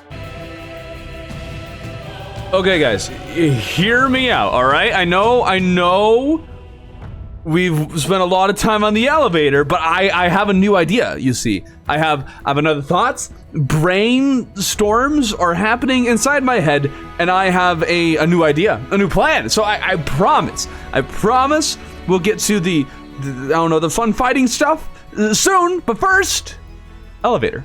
I had this idea that if I could use switches rather than timers, I'd avoid the issue I've been having with timers activating the first clock twice rather than just once. My hope was that I could wire switches together, flip one switch and have the next one flip as a result of it, and then make a chain of switches flipping each other, but unfortunately this did not work. I tried using logic gates, but had no luck with that either. Well, that's unfortunate. Okay, I have another idea, but we won't do that one now. We'll try to figure it out another time. Don't doubt the elevator, all you elevator haters. It's going to happen. And then you will all be ashamed of yourselves forever doubting the elevator. Cultist is the first boss on the checklist, and it's exciting that we'll be getting to post Moonlord here very soon. A good number of things should be unlocked after this. I'm also stoked to actually use the Stellar Tune. We're about to fight Cultist in an arena that is no longer a proper size for him. I built this a long time ago. Don't blame me, blame the system, man. All right, let's Let's do this. And we're also going to see how the Stellar Tune performs as a weapon against the cultist in E minor. Oh, can it not go through? Wait, I thought it could go through walls. I'm very confused. Oh, extra lightning. Oh, what the? Okay, hold on, I need to pay more attention. I definitely wasn't giving it my best effort there, and I totally forgot to consider how long it might take for the cultist to reappear. I figured Calamity would make the respawn super quick, and I tried spamming the Cosmolite to see if that would help, but they still weren't there, which has me a little concerned. If cultist turns out to be absurdly difficult like some of the other vanilla bosses, and I have to wait forever for the cultist to respawn, then we're not going to have a fun time. They did respawn sooner than they would in vanilla, but the battle didn't exactly go any better. Extra icicles is not a fun time. Rather than sleep a bunch to get these guys to reappear, it turns out there is an abyss enemy called an idolist that spawns deeper in the abyss after the wall is killed. Haven't gone down there since pre-hard mode other than to mine scoria if I remember right. Don't remember seeing those mobs down there, so hopefully they aren't too difficult to find or kill. Only issue is that although I'm resistant to the pressure, the bubbles are still gradually disappearing. We'll be fine, guys. I believe there's oxygen somewhere down here, right? There is oxygen somewhere down here. They wouldn't put in an abyss without balancing it out with a little bit of oxygen, right? My exploration was helped very much by potions of return and Mermaid Man's bubble. After surviving down deep for a whole 2 seconds, I find some luminol and learn that I can make better gear for surviving down here if I just farm a tiny bit more of this stuff. Well, that's cool. I like Gulper Eel. All this is great and all, but the idolists aren't spawning, well, at all, or at least not very often, and I have no idea what the drop rate is for the thing that I'm after, and the time spent down here might not be worth it if it takes forever. Oh, well, there we go. All right. Just required 2, and we got our hands on Eidolon tablet. First thing I learned to do against cultist was move the battle outside of the dungeon arena I created. Really sad I need to do that, especially since I spent quite a long time building this thing, but I'd rather win the fights than force myself to keep it in the puny confines of the pre-hard mode arena. Now, cultist was primarily changed by just about tripling all of his projectiles, and by far the worst change is the ice mist, these icicle spike things. These things ended about 80% of my runs, while everything else wasn't that bad, but occasionally got the best of me. What made the ice mist so bad was how fast they moved, forcing me to book it as fast as I could to avoid the thing. If I can run away, they don't have a whole lot of range and can be dodged, but it's not always a guarantee that I can get that distance, as other things might be in the way. Perhaps the worst thing is how the ice mist can inflict the frozen debuff that basically guarantees death, considering how I can only take 2 hits from him. I added a layer of platforms above the arena. Immediately after adding it, I was doing much better and also discovered that when the cultist does the clone thing, you can't actually hit the fakes. You just have to hit the real one, and even if you do, it'll still spawn the golden squid guy. That said, Ice Mist is still the main issue. We're still alive! I shouldn't have said that! I'm sure there's some good way of reading the Ice Mist attack, as they do shoot in a consistent way, but with 2 of them, I'm not sure how easy it is to dodge both. But this alone made cultist much more of a roadblock than he normally would be, and the struggling made me much too excited when I came close to success and, well, I made dumb mistakes. Quick aside, but I would look here and there at what potential upgrades I could make, as I'm sure I'm not perfectly optimized, and some people recommended the hollowed rune that says when my minions hit stuff, I get a random buff, which sounds cool, but the text that followed said hollowed this and hollowed that, which I interpreted as meaning it only give me those benefits if I had hollowed armor on, and so I haven't been using it. I also thought the random buffs were referring to buffs you get from potions, but now I think I understand that the random buffs are the 3 hollowed things listed below that line. Am I just having a brain fart here, or is this actually a little confusing? Whatever the case, I figured this out a bit later, but felt like mentioning it now. I kinda needed a break from cultist anyways. This guy was just bullets everywhere with little rhyme or reason. Most of them just required slow circles to dodge, but the icicle ones, I was only able to dodge by running as fast as possible, making the easy to dodge ones a little harder to flee from, and the prophecy end attacks was just bullet spam. It sucks when there's this one consistent thing that loses every battle in. Nothing is more frustrating than a boss you know you can beat, but for whatever reason don't. Many attempts later, and the cultist finally was conquered. Thought he dropped a bunch of magic weapons in Calamity, but alas, there was nothing for me. I really want to switch back to Mage, but I just can't get the DPS up high enough to justify the move. But onto the pillars we go. Wait, the Nebula Pillar's underground? Oh, that's cool. The pillars were actually quite samey. There's some quality of life added with enemies dropping fragments on top of what the pillars drop already, so there's less pillar farming required, but also Calamity has a lot more stuff crafted from fragments, so it kind of evens out. Plus, the enemies drop these meld blobs that are used to craft rogue things. Before taking down the 4th pillar, I want to check out the available recipes for the fragments I had. A summon accessory can be made, a few mage weapons, a rogue weapon. There weren't as many recipes as I thought there would be. I feel like I'm throwing a fridge. Why am I throwing a fridge? Though I'm sure I missed some as I headed off to the final pillar to kill off Moonlord and get to the good stuff crafted using Luminite.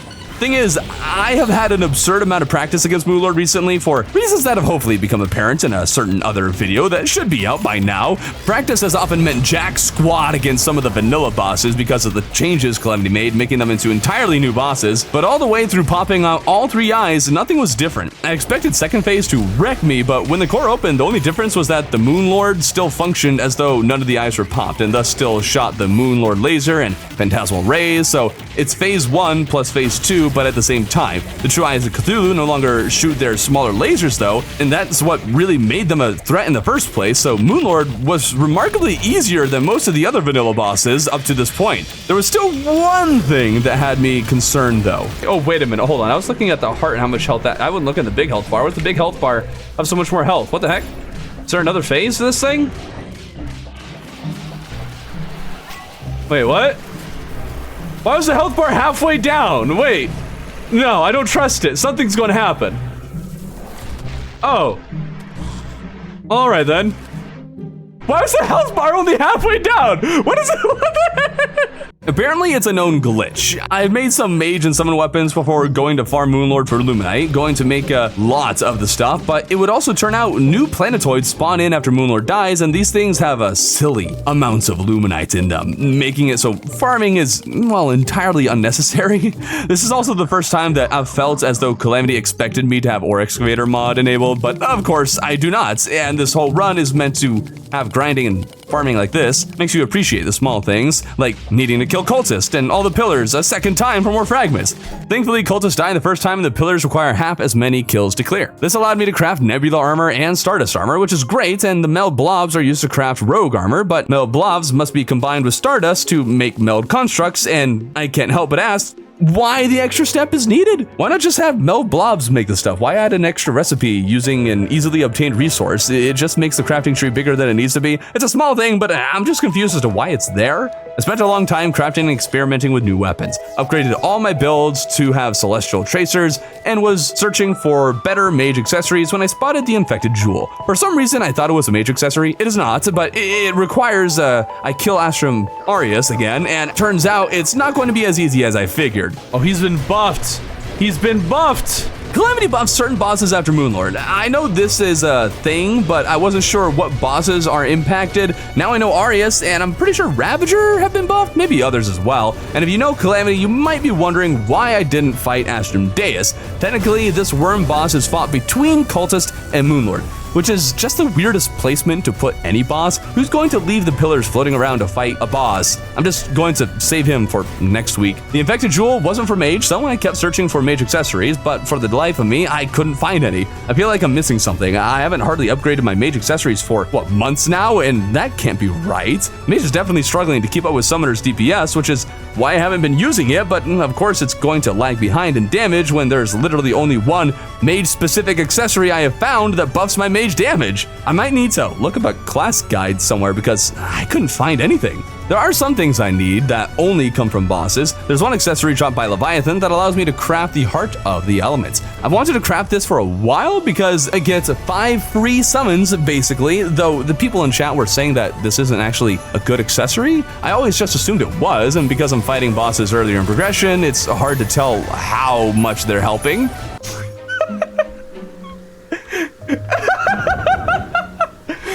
The seagull is ascending beyond our control. Watch him go. Go, my seagull. Go, go, go. He's ascending to space. We'll have an astral seagull. See, this is why you make ocean. This is why you make a big ocean. Keep going, my seagull friend. Keep going. There he goes. Flying off into space. His other space seagull friends. What might be a better accessory is this thing called the Community, which has a 10% drop chance from Leviathan. And because the Leviathan doesn't have a way to summon the thing, like, you know, like a boss summon that you just, you know, click on, there would be times I would have to search around forever and ever just to fight the fish duo. And after killing them some 15 or so times, I never got my hands on the accessory. Bored of the fish, I moved on to the Empress to get a kaleidoscope. Killed her 7 more times, totaling 9 kills, and didn't get the kaleidoscope. But I did find myself with 3 whole stellar tunes. If you've been a fan of the series and remember what happened with Empress last year, the dark humor is not lost on you. I'm happy to finally be able to farm bosses, as it's been a long time since I could actually do this, but at the same time, I farmed and farmed for hours, but couldn't get anything that I was after. I don't know what I must have done. Maybe I walked under a ladder while breaking a mirror with a black cat stepping on a crack and whatever unlucky things you can think of, because I'm getting nothing and, well, didn't end up with anything before the end of the week. Maybe the last battle today. Oh my goodness. Oh, it's day, I forgot! No! Oh gosh, darn it. You know what, we're fighting it. We're just gonna do it. Send it. I don't know if her attacks are more difficult. I don't think she's doing more attack-wise. I think it's just, now they do a lot more damage, and she can take a lot more damage. Are we actually gonna do this though? I'd be so happy if we actually beat a daytime Empress. That'd be great. Only halfway through? Oh my goodness. This is insane. Her DR is crazy. Ugh. Oh my goodness. Ah! Oh, what just happened? What? Oh man! I almost had it! So, we're going into this week, and you know, Sorbet Cafe recently released a video about wiring, and that just makes me think, you know, wiring has so much more relevance. So I should keep doing wiring because it's highly relevant to the Terraria community, and everybody is going to love it. Plus, somebody sent me an email. Some Chad viewer, the ultimate viewer, sent an email saying, hey, I figured out how to get the elevator to work. So, I think we need to see if it does indeed work. Super big thank you to who figured out this whole elevator thing for me. You are the absolute best. Now, I've been doing plenty with the elevator, so I won't go into great detail as to what's going on here. But basically, we're adding a logic gate for every timer, and each will have 2 lamps, with each timer turning on 2 lamps on different logic gates. This pattern you see here conveys the general concept, although putting this into practice with my elevator is the real challenge. Because this whole system does in fact work. It goes to one end and turns off without leaving anything actuated or unactuated that should not be. I did have to tear down everything I'd previously done and restart nearly from scratch, and starting to build the thing quickly reveals that there's going to be an issue where space is concerned. With only 4 wire colors, and the fact that each level of wiring requires a 4x4 block grid just to get the elevator to go up by 2, means I'm going to need to find some way to not get all the wiring to overlap. It does not look pretty, and after spending nearly an hour making sure that this system could even work properly, but we do need to fight the boss of the week, so we can upgrade our storage system. Oh, forgot a Titan heart. Glowing things. And worm.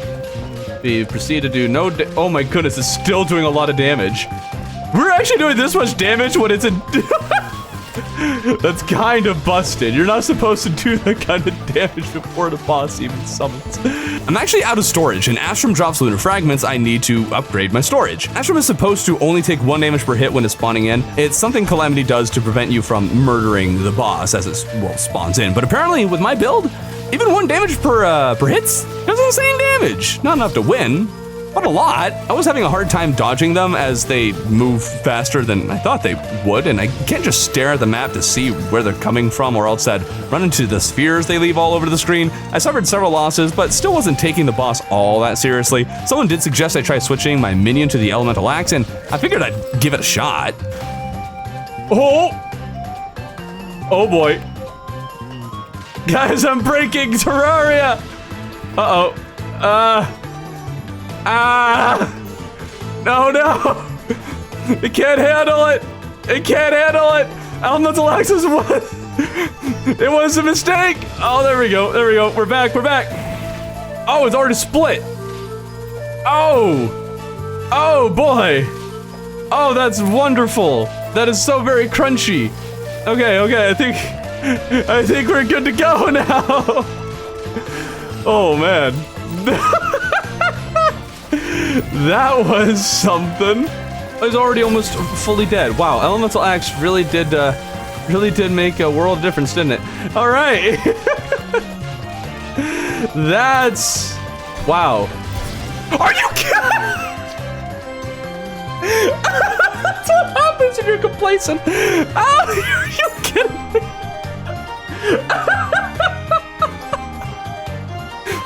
How did I mess that up? How did I mess that up? Oh, that's oof. I will never recover from that. One of the biggest L's of the series. You know, you're not wrong. I killed the worm 2 times immediately after that in vengeance. I would have upgraded my storage at this point, but turns out I need another upgrade first that requires shroomite. And you know what I haven't done?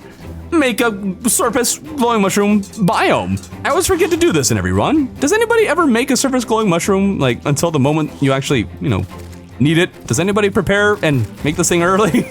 Now, a lot of people will make glowing mushroom platforms a little bit in the sky, and by that I mean, I used to do that all the time. I don't know if anybody else did, but now I replace some spot on the landscape and make it into a glowing mushroom, which is a wonderful biome as it doesn't get corrupted, or so I thought. I had to spend some time to get more chlorophyte to make shroomite as well as specter bars. This allowed me to upgrade about half of my storage system. Going to have to grind a little more to get the rest, but before taking care of that, we love the elevator, we love the elevator, we love the elevator, yes we do. The problem with building straight up from one side is that the wires quickly start to overlap on their way to the blocks they need to actuate. So to prevent this, I need to send the signal over and around the whole system to the other side. This comes with its own pitfall in that you can only send the signal over the top so many times before you run into a problem with a bunch of crossed wires. So I had to balance sending the signal to and fro, but even after doing this successfully on both sides, I ran out of room next to the elevator before I covered the entire thing. I could shorten the elevator, but I'm determined not to.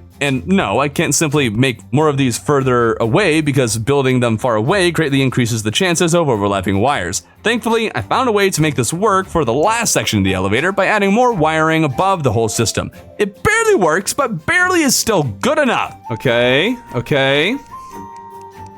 Keep going.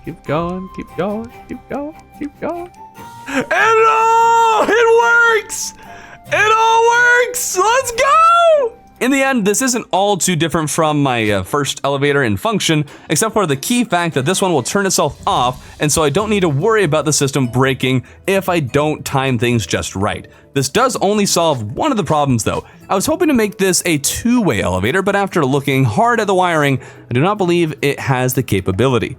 You can ride up, but you can't ride back down. That's very sad. It's very sad indeed. We'll just have to make second elevator. I painted the whole system with echo coating, and so we'll never have to look at this thing again. Until next week, when I decide to fiddle.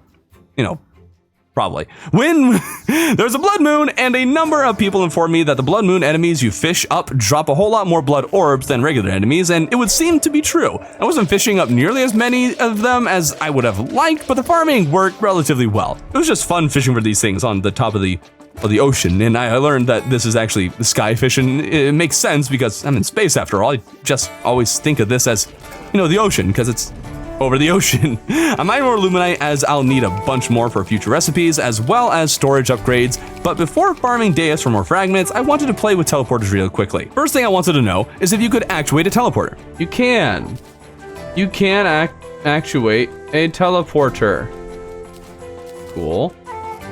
Now, the next question.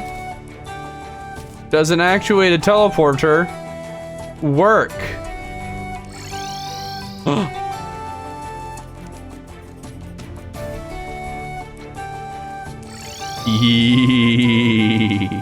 Actuated teleporters work. Does this mean that if I were to be underneath it?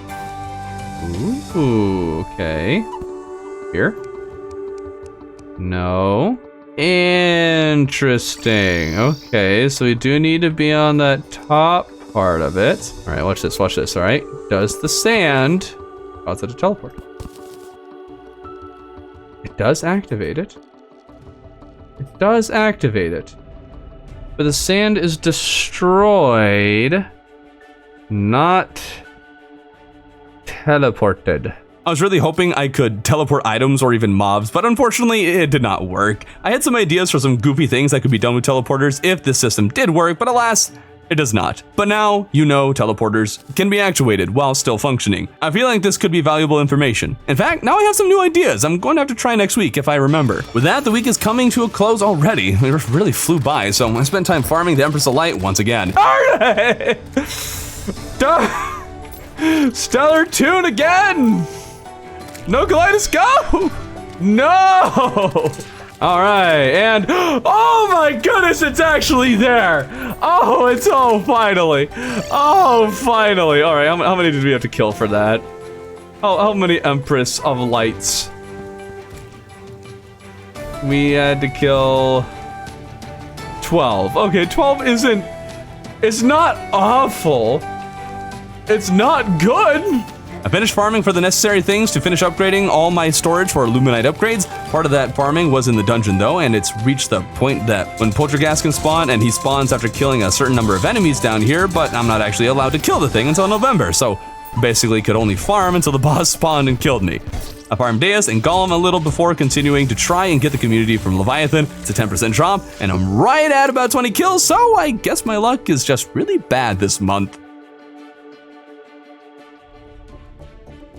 Right off the bat, we're going to fight the final boss of the month, Dragon Folly. Only issue is, I need life alloy, and to make that, I need cryonic ore, which is found in the tundra. Did I bring a spelunker potion to help find the stuff? Of course not! Was the ore particularly easy to find? Where's the ore? Be down here somewhere. Right? Didn't find nearly as much as I figured I would, but enough to make the summon for Dragon Folly. Dragon! Oh, wow. I love dragons. Will this be a hard boss? That is an open question. This might be a very easy boss. I don't remember. Well, I feel like Dragon Folly / Bumblebird has gone through many phases of being very difficult and very easy. Oh, what's that? What's chasing me? Oh, what the heck? And it also did damage? It was not leave me alone though. How am I supposed to dodge that? Oh, darn it. Dragon Folly did not appear all that difficult, and it's still bewildering to me how the Calamity bosses have been so easy compared to the vanilla bosses ever since the update. It has me very confused, and I can't plan my time around these bosses as a boss could take 5 minutes or 5 hours. I also wasn't sure whether Dragon Folly needed to be in the jungle or not, so I switched to Calamity health bar and noticed that the boss was enraged, at which point it dawns on me. Wait, I have that whole underground arena. What am I doing up here? Why am I here? Turns out Dragon Folly is an easy boss and died after the very first battle after having moved him down into the underground jungle arena. I did try farming the thing, but failed on the second battle after some serious skill issue. Not a pushover, I guess, but also not hard enough to keep me from clearing the dragon right out of the gate. Oh, I love the Dragon Folly relic. That's sick. Before moving on to building, someone mentioned that you can summon Slime God and teleport to the ocean to auto-kill him. Turns out, it works. What? New personal best. Let's go. Treasure bag and everything. What? How? That's all I can say. How is that even a bug? Now, Dragon Folly dropped some things that I figured I could use to make weapons or accessories. There are a number of things, and one is a rogue accessory called the Nanotech, but I need another accessory that requires obsidian that I am somehow lacking. Once it was collected, I noticed another ingredient that requires a special drop from the pumpkin and frost moons, as well as the solar eclipse. These items are only dropped after a certain boss is killed, but I wasn't sure which, and I just assumed that now had to be the time, but after fighting the pumpkin moon, turns out I don't get the drops after all. Pretty sure the pumpkin moon's drop is called nightmare fuel or something like that, but whatever the case, I actually can't make a lot of the things I wanted to. With all of the bosses dead for the month though, and plenty of time, I figured I should get to work on actually getting a community from the Leviathan. The darn fish refuses to give me the accessory, although there was another issue. Oh. Well, that's unfortunate. All right, you guys saw nothing. I didn't die. That's all I gotta say. Thankfully, I only had to kill the fish one more time to get my hands on this elusive accessory that gives minor increases to several stats and also scales with progression. Oh, we actually got one, let's go! So at last, I was done with farming, or at least that's what I would say if I didn't decide I absolutely desperately needed to get a second community, because you never know if you might need a second one for, you know, another build, right? Did I get one? No. So off to more productive ventures, such as starting the second level of my cave village. But before starting, I could really use the one pylon thingy that lets me see things in echo coding so I can build around the whole wiring situation. Thing is, I've never made one of these pylons, and what's echo block?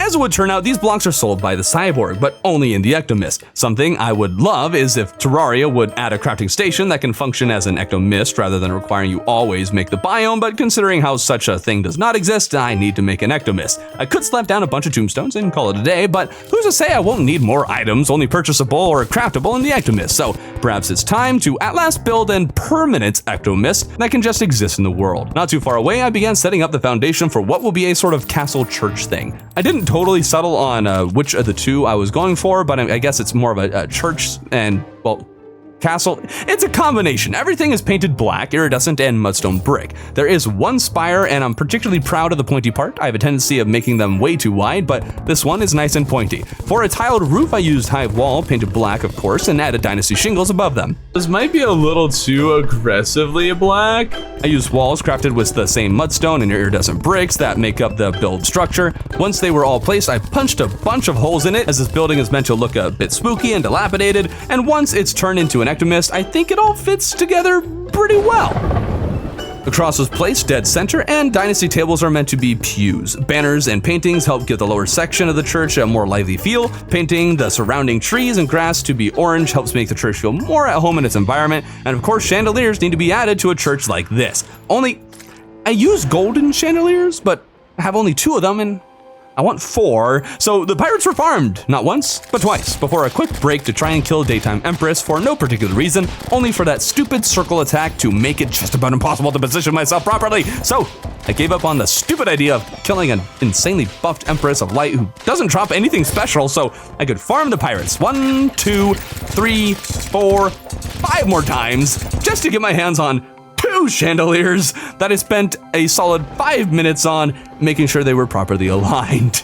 All of this effort only to finally make a small house in the basement that I could move the cyborg into so I could buy the echo blocks I was searching for. And the echo chamber is pretty neat. I wrapped up my time for the week by mining a bunch of stone because all of my builds have required a copious amount of the stuff, and I need more, and more time than I'd like to admit was spent trying to and failing to kill Daytime Empress of Light. If you're wondering, yes, Oreo is still alive. So there is one question I have that we're going to answer right at the start of this thing. Is there a way to get a cannon to fire? Like what happens when you attach a lever to it? What does it do? Does it just move? Is that what it does? And then you wire that sucker up. Oh. Wait, what? Wait, why is it shooting? Wait. I thought this wouldn't work. Put the switch down. Man, put it down, darn it. All right. No, don't kill the... Get out of here. All right, possessed armor, here we come. No, why does it do no damage? Oh, that's so lame. I had so many ideas for what I was going to do if the cannon could be used to shoot enemies. Can we get something like dispensers in Terraria? Think of the potential. If we could use wiring to move blocks like pistons can and shoot things like dispensers. I hate taking inspiration from Minecraft, but I mean, look, think of the possibilities. I know in 1.4.5 we're getting hoppers in Terraria, but Relogic, you're leaving so much more on the table. I wanted to have a big cannon home defense system. It was going to be great, but no, apparently it's not allowed in this establishment. Anyways, the points of this week. Elevator! No, not actually. It's all right. We're not going back to the elevator. I've actually really been looking forward to this week, though. There are no bosses I need to kill, and I've messed around with farming bosses and trying to kill a daytime empress already. So this week, I want to finally make some progress on the cave village that I've been putting off for far too long. This build has become a much longer project than expected, not because it's necessarily the biggest build ever, but just because I'm so distracted with other things, such as, well, the elevator. As excited as I am about finally being able to build this thing, there really isn't a whole lot to talk about, as I'm basically attempting to make an improved version of the first layer of the build. First, I created trees growing off of the roofs of the first floor homes, and skeletons of the houses were built on top. The houses on the first floor all came out looking very similar to each other, so I wanted to be intentional about the shape of these ones so they'd stand out more. Strangely enough, I learned something new while building, though. I'm growing chlorophytes? Wait, how did the chlorophyte get here? Wait, so does chlorophyte generate even after you placed it? Or even after the start? Like, I always assumed that once hard mode began, you get a certain amount of chlorophyte and then it spreads, and that's it. I didn't think you could get more by just planting mud and seeds. Wait, what? One of the more unique houses I'm proud of was a tree split in half with a lake in it and a fishing hole placed in the center of the lake. Or perhaps it's more of a pond, but whatever the case, I love how it looks. It might not make a whole lot of sense where things like physics are concerned, but we don't care about that. As you can see though, there's a lot of mahogany wood being used in this build, so I had to make many trips to chop down newly grown trees, which actually had me thinking about something. Can we get an upgraded fertilizer Relogic? I don't know if any of them watch these videos, they probably don't, but the base fertilizer doesn't go very far, growing maybe 2 trees at a time. I wish there was an upgrade, even if it required chlorophyte or something, if it meant we could double or triple the number of trees that grow from fertilizer. It'd be really nice for tree farms. I was a little concerned how I was going to connect the 2 sides. I had in my head that there needed to be a bridge connecting the second floor, but it can't obstruct the pipe to the underworld nor cover the cross. Just as Jesus is the center of my life, so the cross is going to be the center of this build. Ended up just making the branches reach out to each other like this, and it's actually one of my favorite parts of the second floor. Really frames the build well. Oh, that tree, oh, it's got so much more personality. I love it. All right. I tried to do something a little different with the last building, but ended up creating something a little weird. And since it's made using a lot of leaves that I can't get the wood back from by mining the stuff if I were to tear it down, and mahogany wood is scarce, I didn't want to, well, tear it all apart. So instead, I placed a whole bunch more blocks and dug myself into a deeper hole that I was convinced looked good.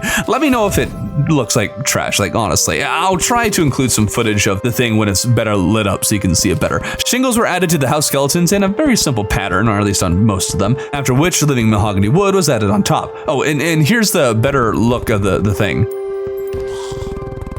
This gives us a second layer! Second layer! Let's go! It's been a long time coming, guys. It's been a very long time coming. I did something a little different with the parts that connect each of the second floor homes using bamboo platforms and fences. I also randomly added vines painted lime, which I think make it look even cooler. Look at all of that green!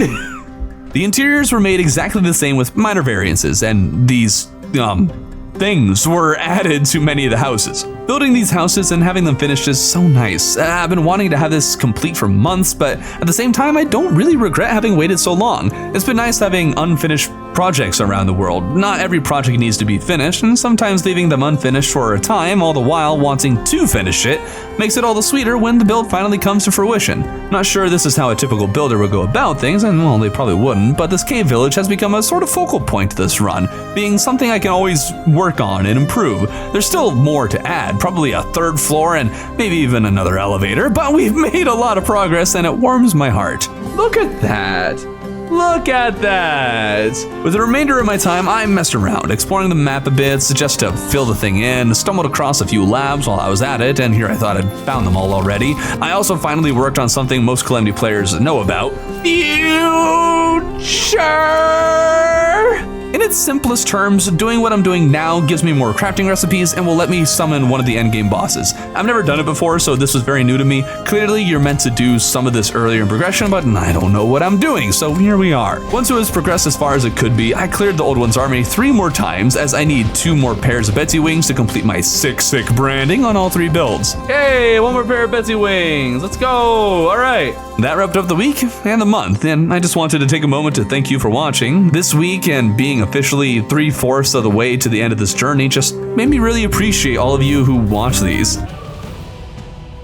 Today we got a whole new slate of bosses. Well, I guess this month we got a whole new slate of bosses. For the first one, there's like the Profane Guardians, and we need Unholy Essence. I'm pretty sure that's found in the Underworld or the Hollow. So we're just gonna go for the Under Hollow, and you know, hopefully things will spawn there. Also, we'll be able to just hang out in our pool of lava I made forever ago, so that'll be fun. Maybe I should start making a whole lot. Ooh, just destroy the entire underworld. That could be something, but we won't do that right away. How do you like the different intro? Was that weird, or do most of you skip it anyways? I don't know. This is a fascinating month. There are more bosses to kill in October than any other month, but that's because the Guardians and Providence are sort of grouped together, and Stormweaver, Cygnus, and the Void Thingy, or Sentinels, or whatever these group of bosses are called. I'm going to call them Sentinels. They're all in the same spot in progression. It's like having 2 separate groups of mechs. There we go. They're down here after all. Boom. I really like that resprite. I just gotta say that again. I really like the resprite. Unholy Essence took no time at all to gather. Oh, you know what? Hold on. Fire Imp Banner. Wait, it is Fire Imp Banner. Wait, they called Fire Imps? Wait, is there a different imp in the game? Wait, is there more than just the Fire Imp? Oh, wait. Is there another imp? Because we have Fire Imp. Where's Water Imp? Where's Air Imp? Where's Earth Imp? I want I want the elements to just bring an avatar here. With that, I figured the Guardians were a jungle boss, but it turns out that is not the case. They are to be fought in the Hollow or Underworld, and I don't really have a Hollow arena, so I figured I'd use the Hell Bridge. Oh my goodness! Oh, they are so much different than I remember. What the, nuggets, oh no. Oh, this is, oh, that did so much damage. Oh my, okay, so this might be a little challenging. Okay, reading the summon item, turns out they enrage during the nights, and as it turns out, it is in fact night. Oh, do it again! Woohoo! Watch me actually beat them. It's going to happen, guys. It's going to happen. I'm going to beat them. Enraged. Second try. Die. Oh, we got him. We got him. Oh, or did we? Oh, ah.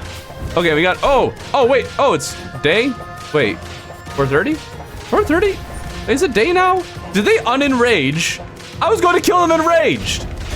You can't do this to me! The sad truth is that beginner's luck is a very real thing. Oh, we had that. We had it. This is easy. This is so easy. Those words could not have been less true, but there is one thing I need to give myself credit for. If you've been a fan of this channel, or perhaps more specifically this series for a while, then you may have picked up that I am as stubborn as a mule. I'm trying not to be so painfully stubborn, so that's why I'm here, mining the roof of the underworld so I can make the chicken balls easier to kill. Is it a full arena? No. Would it be easier to drag the Guardians from the Hollow to the Tundra arena that's literally right next door? Maybe, but this is what I figured would be best to do because killing the boss after them, Providence in the Underworld, does give me a special drop. So this arena would likely be necessary for that boss anyways, and I wasn't sure if the Guardians would enrage, and I don't know.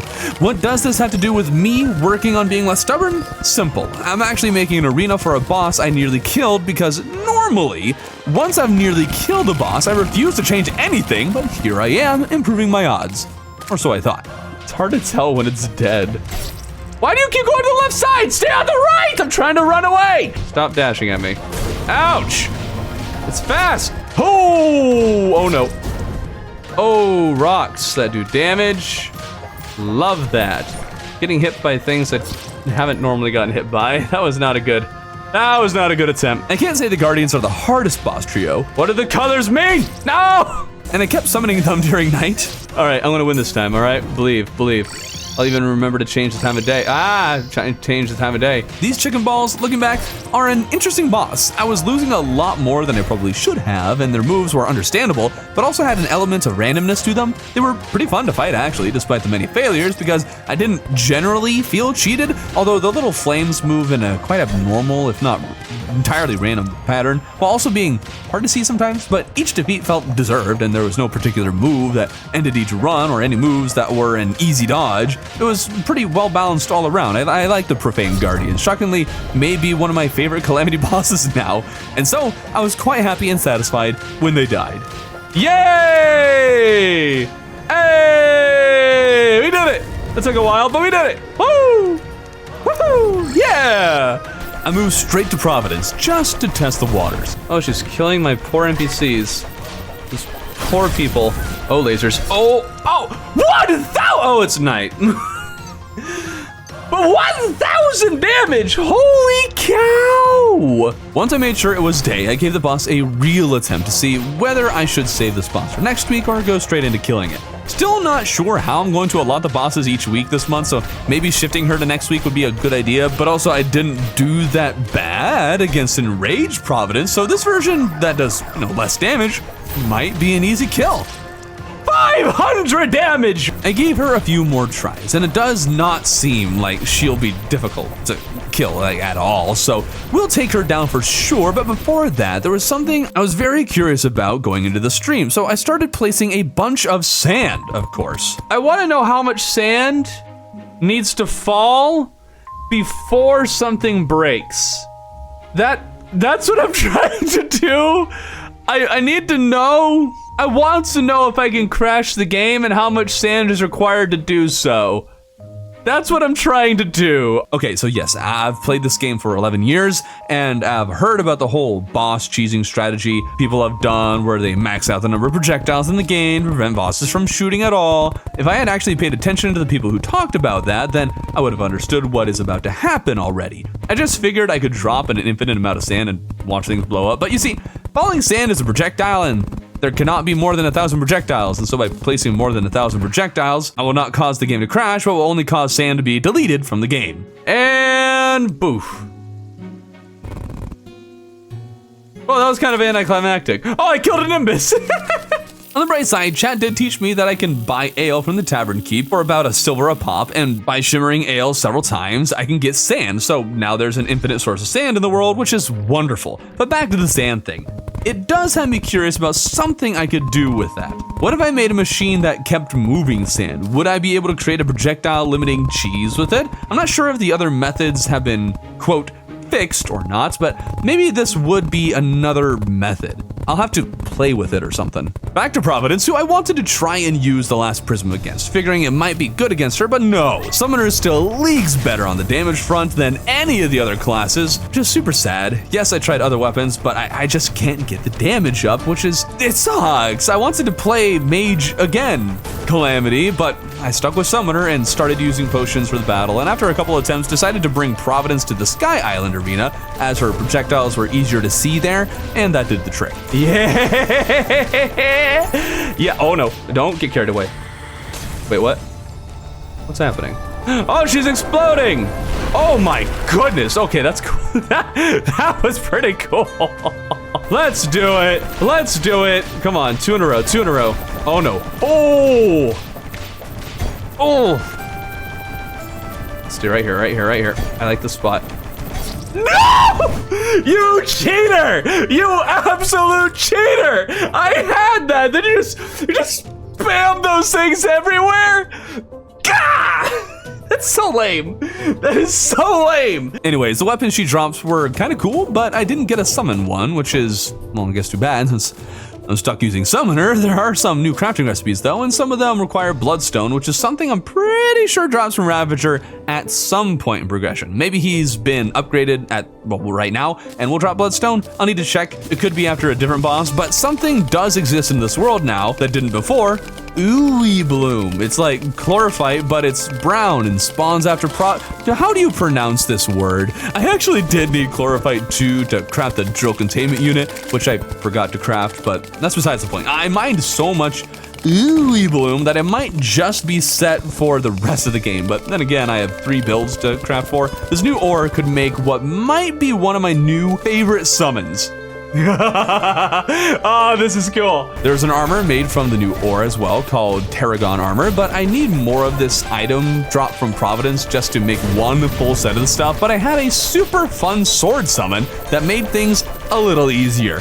With Summoner built out a bit more, I needed to turn my focus on Mage and Rogue, and one of the Mage weapons needed materials found in the Abyss. Thing is though, my swords, I figured, would do really well against a worm, and then I wasn't able to move around as fast as I thought I would, trying to dodge the thing. I figured I'd just teleport to avoid taking damage. Oh, that was a mistake! Oh, no! I forgot about this!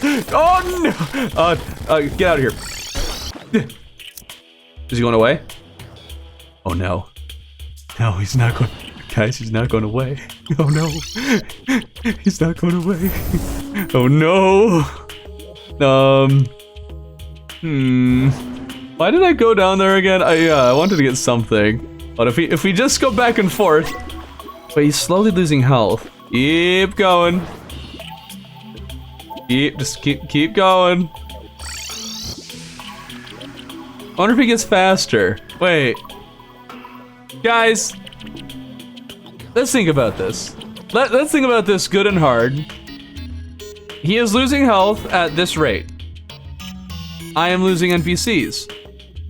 And if we just keep doing this for, let's just say, a very long time, we could get a free kill. Just how willing are we to do that? That's when I was reminded that this boss can't actually be killed until December because the whole boss order thing I have going, and that kind of is just tragic. I really wanted to spend the entire stream, and I'm not joking, just doing this. Slowly getting the most ridiculous kill on this boss possible. But no, can't go out of order. It defeats the whole point of this challenge, but at least I did find a fun instrument through the whole experience.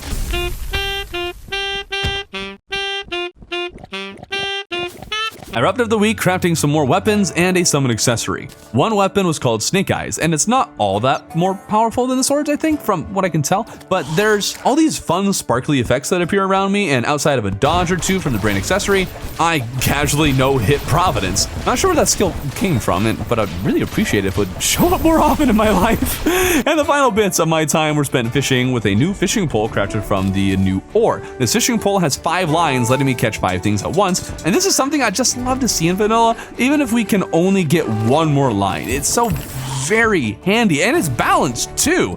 Each line independently can use bait. So even though you get fish so much faster, you burn through bait just as fast, while also fishing up a bunch of things you don't want. With a single line, you can be more picky about what you fish up and only use bait when you get what you want. But with 5 lines, you likely are only fishing up one of the things you actually care for, and then 4 things that you don't, but you consume baits for 5 items. All it does is quicken the process while also making it so using more lines will inevitably be more expensive. Relaunching. Let's add an accessory that adds more lines. Part of me wants to just say it could be a pillar upgrade, but also that seems a little late.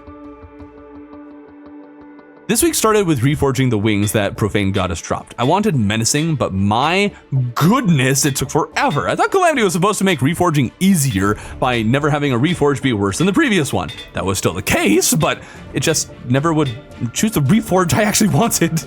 Before getting to the Sentinels this week, I wanted to kill a Profane Goddess in the Underworld. There's a special drop for killing her down here, as I mentioned before, and she hasn't dropped her summon weapon yet, which I could also use. Not going to be a walk in the park, but shouldn't be the worst thing in the world. At least if it weren't for the sparkly fireball attack. It kept killing me no matter what. It feels like it's so much harder to dodge in the Underworld than it was above ground, and room isn't an issue. I am dodging this with just as much room as I had when I was out in the sun. Oh, yeah, we live. Oh, no, come on. Was more obnoxious than anticipated, but I was able to win after some 5 attempts. Oh, whoa, oh, we got the free blocks. Free blocks! I'll take them. She dropped her summon this time, and the special shield drop would appear to just be a straight upgrade to the Asgard's Valor shield I have equipped. If you don't know these shields, they give a dash that doesn't bounce off of enemies, but actually can allow me to bash through them, dealing damage to them while avoiding taking damage myself. They also provide immunity to a number of debuffs. And one last thing before the Sentinels, the trophy room needs one more layer for the next 2 months. And considering next month's bosses, I think we should make sure we actually have this build ready and don't need to spend time on it next month. With that built, time for the first Sentinel, Stormweaver. I fly up and then fall back down. Aha! Got him! Didn't see it coming. You know, actually the swords would probably be better against a worm, now I think about it. This was a mistake! Oh my, okay, he's kind of threatening. Kind of threatening us a little bit. I don't like tiny lasers. Tiny thin lasers are bad lasers. Although so far, I guess after the shock has worn off, you know, we're doing all right. We're doing all ouch right. Yeah, oh, it changed. Oh, why did the sound go? What was that? I learned pretty quickly that doing circles in first phase was a pretty easy way of avoiding damage, but second phase was a different story. What is that? It does 500 damage, just boom, dead. Just instantaneously. What is that attack? I don't even know what's happening. It's just suddenly dashing. First phase is also really weird because I'm pretty sure you can only do real damage to the tail and everything else you can only do 1 damage to. Even then, I'm not sure I was actually doing 1 damage to the other segments. I just know I could debuff them. Managed to dodge the first dash in second phase, which was exciting, but it does more than dash. Wah! Here's the thing though, dodging first phase perfectly builds adrenaline, and you can deal damage to all segments in second phase, so if I could get these two things to align just right, just get adrenaline and poop, he's gone. Goodbye. That ended up very suddenly.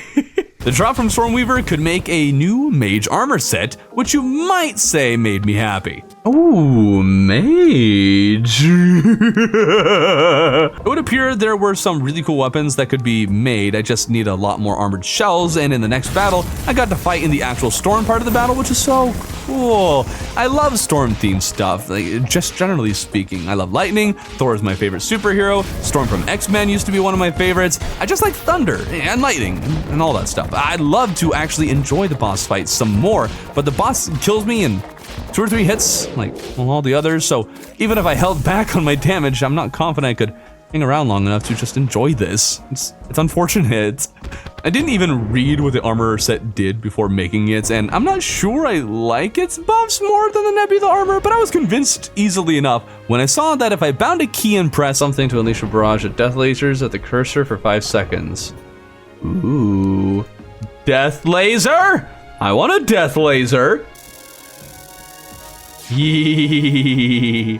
Ah. There's this one summon that's pretty neat, but it charges and shoots, and I wasn't confident they'd have good aim, and I'm still desperately trying to find something that makes my mage build more viable, and so I tried crafting all the mage weapons, including one that requires an Aqua Scepter as part of its recipe, but I can't craft an Aqua Scepter, so I guess the only way I can get one is to fish in the dungeon, which is something I'm pretty sure I've never done ever before. In hindsight, Calamity might have made it so the wizard sells the Aqua Scepter, but I forgot to check. The next Sentinel I faced was Cygnus, and I'm not really sure what to say about this boss, as there were a bunch of different tiny little sphere attacks, and I couldn't make heads or tails as to how to read these things. I just dodged around like a madman, relying purely on instinct to avoid them. Only thing I really know is that when he does this dashing thing, that dodging into him or on sharp angles towards him tends to work better than dodging away. Cygnus died after a few attempts and dropped his stealth accessory. Nice try, but I doubt I'm ever going back to Rogue. It's just not that good. Ooh, a rogue weapon. Wow. And I'm especially not switching to Rogue after I found this one summon weapon that looked promising. I love it so much! Can I get more? Oh, I love it! Dragons! Dragons! Yes! I am never getting rid of this. Oh, I love it so much. The final sentinel is Ceaseless Void, and the last time I fought this thing was on Legendary Seed, or maybe it was Infernum with some friends. Whichever it was, it locked the camera in place, and we moved around a locked camera arena. It was very unique. It actually became what I started to picture as Ceaseless Void, so when the camera wasn't locked, it actually threw me for a loop. I feel like I've heard Ceaseless Void is the toughest of the 3 Sentinels, but he actually took fewer attempts than the other 2. Oh, we beat him. Second try! Second try! Easy boss! He dropped a cool mask.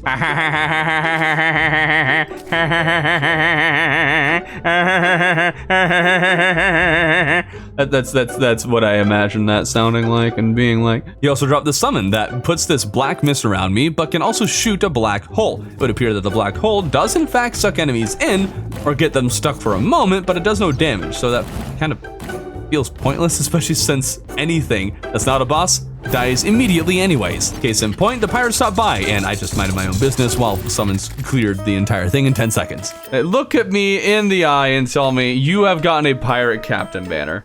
Guardians, you're in the way. The pirate captain banner. I mean, who gets this? One of the mage weapons I wanted to craft required a drop from the clam that is apparently only dropped after entering hard mode or something like that. Took forever for the thing to spawn, but I also needed a Razor Blade Typhoon from Duke, who I was never able to farm before. Holy cow! That's a lot of damage. I'm not doing that much back. Oh, shoot! This is not... Okay, we'll just do this strategy. Oh, no. He hit me. He's not supposed to do that. Okay, now we're in next phase. Shoot! How did I beat him again? I've totally forgotten how I...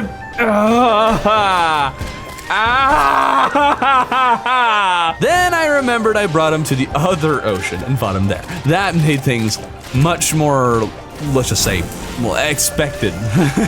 Turns out the weapon I wanted to make used the Nuclear Fury as part of its recipes, meaning I've skipped over the Nuclear Fury phase of the mage, and it makes me mildly upset. I love the Nuclear Fury, and I can totally space that it exists. That's just about everything I need from this week, though. But there is actually a decent amount of farming that needs to be done, especially with my 3 builds. So I went off to kill Ceaseless Void and planned on killing Cygnus later for more of their drops, but I didn't expect this to happen. Man, I beat a second try, and now we're struggling. Oh, come on. Darn it. Ah! Don't panic. Come on. Oh, come on.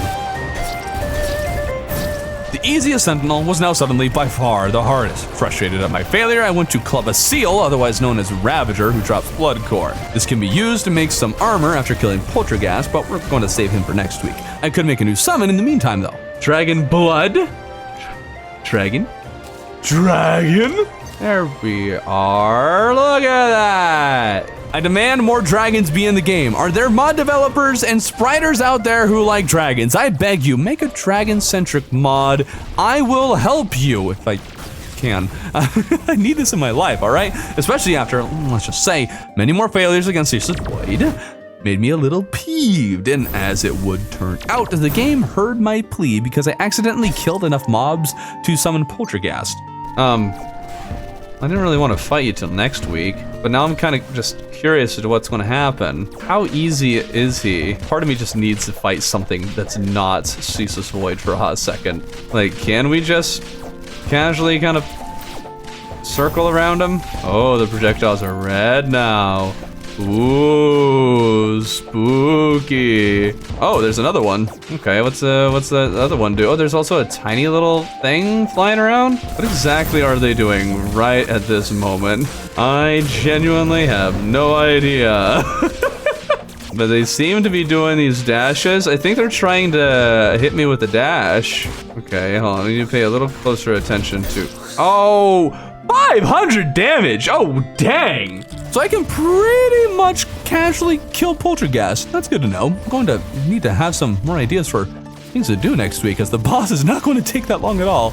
I did kill Cygnus really quickly on the first attempt before having the goofy idea, wondering if I could summon all of the Sentinels and fight them at the same time. To do this, I needed to summon Stormweaver, bring him all the way down to the underworld, where I tried to summon the next Sentinel, but it didn't work. So unfortunately, this fun idea didn't pan out. I did still try to see how far the other Sentinels would follow me, and Cygnus came all the way to the surface in the astral biome using the same system I used to bring the Brimstone Elemental to the Tundra biome for reasons. He didn't appear enraged either. He was actually much easier to kill. I could bring Stasis Boy into the underworld, but he became a bit more difficult, partially because of the weird shaped space for the battle, but also I was doing less damage, either because I was having a harder time hitting the boss or because it was more damage reduction out of the dungeon. I don't know which. And with that, my time was pretty much up. I tried farming Stormweaver for a rare light pet drop with no luck, mined around an unexplored area of the map just to fill the thing up, and also learned that drinking a flask of party made it so my dragons continuously drop confetti everywhere, which is really fun. It's like Chinese New Year or something. I just need a lantern night to complete the vibe.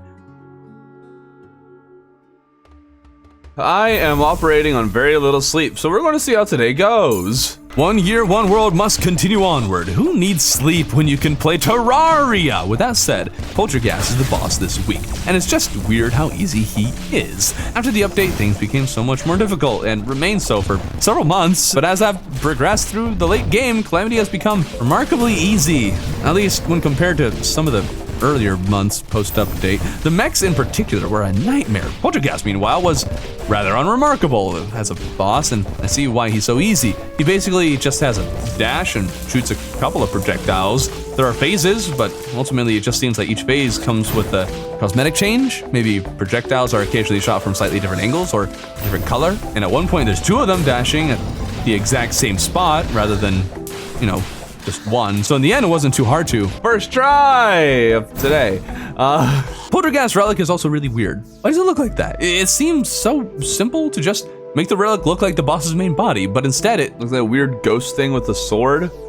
I don't get it. To be fair, I added a mod that, well, adds color to the relics. Maybe this isn't what the original artist had in mind for the relic, but even if that's the case, I'm not sure what the shape is meant to be. Killing the ghost plant does open the door for many more recipes, including this cosmic hand that I replaced my bone dragon minion with. And now summons are starting to take a bunch of slots, and this hand with the dragons take a very weird number of slots. So now I have 3 separate minions to summon. I was considering using this other summon called Sirius, like Sirius Black or something. What is this, Harry Potter? As it would appear to do more damage, and using it meant I couldn't have my dragons, which I'm not very happy about, but I do need to progress. But before deciding to stick with it, I figured I'd fight Poltergeist. I do need to farm the thing, so we'll see how well it does. And as it would turn out, the Sirius weapon does half of the DPS that the dragons were doing. I don't get it, but I won't question it. I get to keep my dragons. Had to kill the boss several times to make the weapons and what have you I wanted, with the last prism upgrade, the Dark Spark, being the one I was most excited about. At long last, I figured Mage had caught up to summon. Oh, now we got color! But even with this exciting new weapon, the DPS was half that of the summoner. And with no other benefit to Mage, there's just no point. And no, potion sickness wasn't the issue. It does a quarter of the summoner's DPS when under potion sickness. I am very upset about this. I love Mage so much. The summoner feels like the only viable class right now, at least of the 3 I'm running. A new armor set can be made with the ruinous souls dropped from Poltergeist called Blood Flare armor. But more importantly, a certain food that starts with the word blood could also be crafted. What is this? Bloody Moscato! A bloody Moscato! Chug. I think one of the reasons for Mage lagging so far behind, though, is how there's hardly any Mage-specific accessories. There's literally, I think, one more crafting recipe for a Mage accessory a little later in the game, and I haven't been finding any for the past couple months. Meanwhile, Summoner has so many accessories I have to pick and choose what to use. Simply adding more accessories could make the Mage so much more viable, and I think there is a lot of creativity that can be had with Mage accessories that is just never realized in vanilla or mods. Turns out this is the phase of progression where Abyss enemies can be killed relatively easily. They also drop weapons that are apparently on tier, so this could be the right time to do some farming. Maybe I should have done this earlier, I'm not sure, but I'm here now. I didn't really do anything with the stuff these enemies dropped anyways, but it was cool being able to fight them. The Abyss just has such a spooky atmosphere I love, but also the Eidolon worms would drop multiple of the same weapon, which is odd. All these upgrades begin to beg a certain question. How many bosses can we beat in boss rush now? It's been a little while. Scaling in Calamity is pretty crazy. Turns out these bosses still hit like a truck and will kill me in 3 or 4 hits, and since I'm much stronger, I'm not being as careful and took a lot more hits at the start. King Slime still died, and I was optimistic about a worm, but the Desert Scourge can do a 180-degree turn directly into me faster than my dash can recharge. So after a few defeats, I decided I'd had enough and got to work on the newest major build project. Last year, I made my home into a floating hunk of land, and I figured I'd like to do that again, but on a grander scale. The start of this is to mine a tunnel beneath my home. I was about to use the chloropite jackhammer to break all the walls when someone told me to try right-clicking with the drill containment unit. What? Is this a vanilla thing? Wait, what? How did I never know this? I genuinely had no idea I could do this. Now, of course, cloud blocks are added to the bottom of the floating hunk of dirt, but considering the scale of this thing, I'm going to need a buttload of cloud. I'm unwilling to destroy my existing sky islands. I love them too much to do that. So the only way I could get more clouds is by fishing for Azure crates. Thankfully, I have multiple fishing lines. I rest my case for why we need something like this in vanilla. As you might imagine, there was a lot of fishing, and the crate tower continued to grow even taller, but all this building has given me a vision for something even greater. I need to remove that minecart track because there's no reason for it to be here anymore. But we could have several sky islands kind of in the general vicinity, kind of floating around, maybe even have a sky civilization. That'd be cool. If I did do that though, that would definitely mean that the cave village will never be truly finished, because I wanted to fill out this entire space. But I am very happy with where it's at. Lots of clouds are needed, more fishing is required. I never did get rainy cloud blocks from the crates, but turns out those can be crafted from regular cloud blocks. I had no idea this was a thing either. Cloud walls are used to add a little more depth, and I made the tunnel even larger to create more separation. But perhaps the coolest or most different thing added to this build are some rocket boosters that hold the whole thing up. Wolfram plating painted black makes up the main booster with conduit plating around it, and then this blue living fire, whose name I forget, is used for the flames. 3 of these were added to the build before I figured I'd save more of the work on this for next week and turn my focus on Enraged Profaned Goddess. I brought this thing down to about half health before, or at least I think I did, so I figured this wouldn't be the hardest thing ever. Okay. Oh! Yeah, you really have to catch that. If you don't, you're dead. I'm starting to wonder if Enraged Goddess is easier in the underworld. I swear I did better against her down there. Or maybe that was just a lucky run. I wasn't having any luck now, though, and someone mentioned that if I killed Goddess using only the accessory that summons these floating dudes around me, that I get a special item. What is that item? I'm not sure, but if the only way to get it to drop is to kill a boss in a very masochistic and highly specific way, then it's gotta be good, right? And you know what I have an abundance of in this run?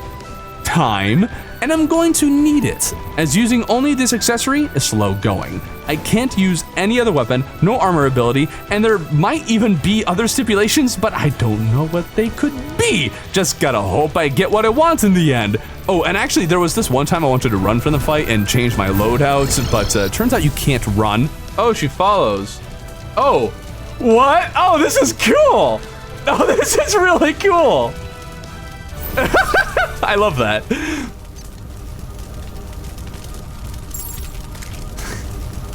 The sound didn't go away. Did I accomplish my goal? No, not even close. But I was out of time, and now I have a clear objective for next week. We have 2 objectives for the day. For 1, we want to beat Profane Goddess. Ooh, pretty. We want to beat Profane Goddess, but only with this accessory, because apparently we get something special for that. And I want to be special, so I'm going to do a special thing. Second goal, make this into a massive sky island, sky base thing. picking up right where we left off last week, which I swear is uncommon for this series. I'm constantly leaving projects and ideas unfinished or unrealized, but this time we're going straight into it. For defeating Profane Goddess with only one accessory, I had to make sure none of the ones I had equipped could do damage, which did allow me to pick out some more survivability accessories, which is going to be very helpful. I could also reforge them to be warding for even more survivability. Something about fighting her like this that makes this week odd is that the battle could easily take over a half hour just for one attempt. Going this slow did teach me a few things about the boss, however. For instance, the lasers start shooting when she's reduced to 75% of her health. When she starts shooting them, she will go from sparkly fireballs to laser to arrow bow hell to laser to arrows to sparklies and repeat from there. Does this really matter to any of you watching? Maybe. Probably not, but I ended up learning this boss's patterns really well after such a long battle, so now you can share in this knowledge without, well, being in as much pain as me. There was one unfortunate detail I totally forgot to consider though when facing Profane Goddess like this. With my pitiful damage output, I can't actually kill her before the day ends, and she enrages at night. I can't use it! I can't use the Cosmolite! Oh no. Shoot. What can I do? What can I do? See, I can't run away, but I can go. We have a sundial. Maybe the sundial I can use. Come on. Okay, we can use the sundial. No!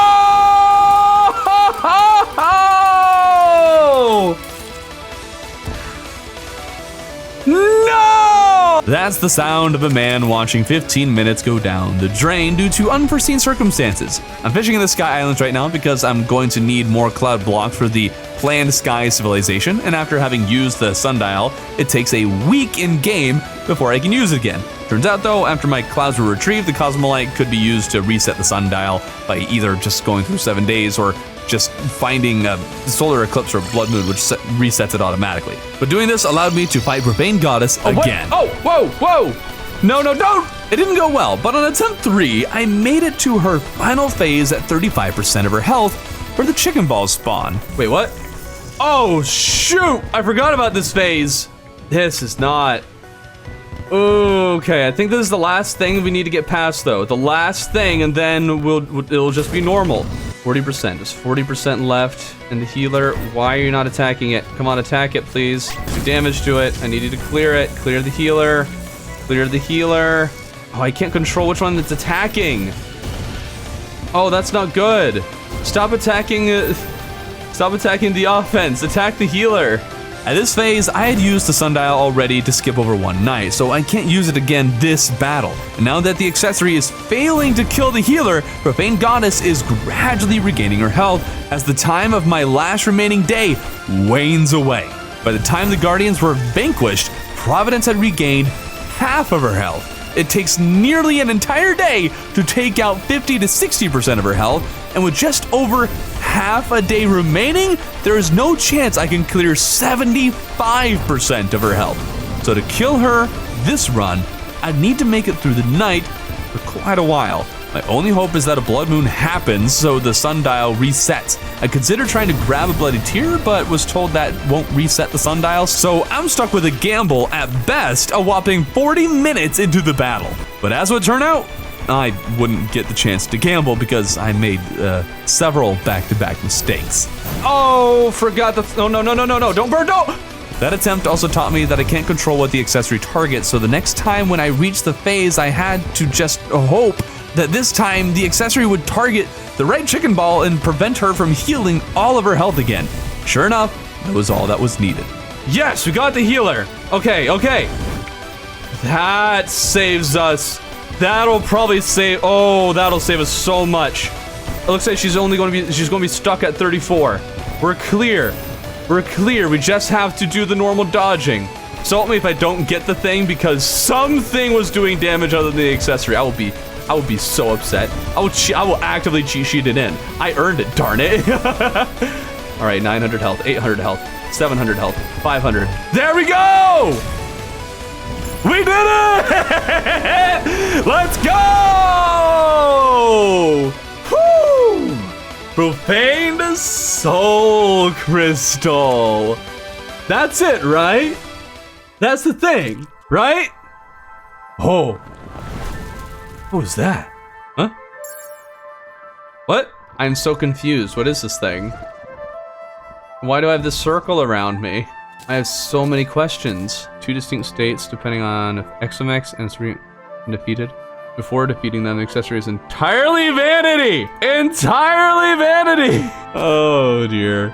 I'm happy with this. I'm still happy with this outcome. We still beat Profane Goddess. And I am mildly upset that it's like, yeah, you can get it, but I mean, it doesn't do anything. It's like, really? Why? What's the point of that? But you know what? We'll take it. So yeah, the Profane Guacamole can only be used after beating the end game boss. Why is it available to me now? I have no idea, but I got it and framed it next to the Dungeon Guardian and pre-hard mode Reaver Shark trophies. I see this as a total win. I'm not salty at all. Okay, with that checked off, I moved on to the sky civilization I wanted to begin. We need to figure out how do we make an interesting looking cloud. My cloud just looks really basic, if you ask me. What are some tricks for improving clouds, making them look more interesting? I know I've seen some people do it. For now though, I do have a more concrete plan for how to make an island more interesting, well, like a sky island. My secret is to use a lot of wood painted brown. Surprising, this didn't occur to me before. The outline is mahogany painted brown. The doors, workbench, and part of the wall are ebonwood. The large bamboo wall helps add more structure to the, well, other woods. A small tree is added to the island with brown painted living mahogany added for texture. I also used the, what is this called? The gravel maker to add bushes to the island. I decided I wanted the dirt to have some detail too, and I accomplished this by using sand painted brown. It looks so much better than I thought it would. One thing I knew I wanted with Sky Civilization was neat bridges between a number of the islands, so let's get designing. I started with large bamboo connected by 2 layers of platforms. Behind that I placed ebonwood wall and the railing was made using silk rope. I added miniature boosters beneath the bamboo and was considering adding smoke blocks but decided against it. Glass was added above the ebonwood, followed by boreal wood topped with gray brick. It looks neat, closed off, but also open at the same time. Part of me is really wishing that I could build this civilization right from the start of the world. Like if I had imagined it at the start, that I could have actually, built it. The only problem with this year-long run thing and building is that there's only so many blocks I can gather early game and only so many accessories that can make the process easier, not to mention gathering the blocks will take much longer. I also could never have gathered this many cloud blocks without clearing all the islands in the world, which I would have hated to do, and would have never had the patience to fish for all of the clouds that I wanted. I guess what could have helped was having a much better idea as to what the home base would be right from the start, because after establishing the first structures in, well, the current run, I didn't want to fiddle with it after that and didn't have any ideas for expansion.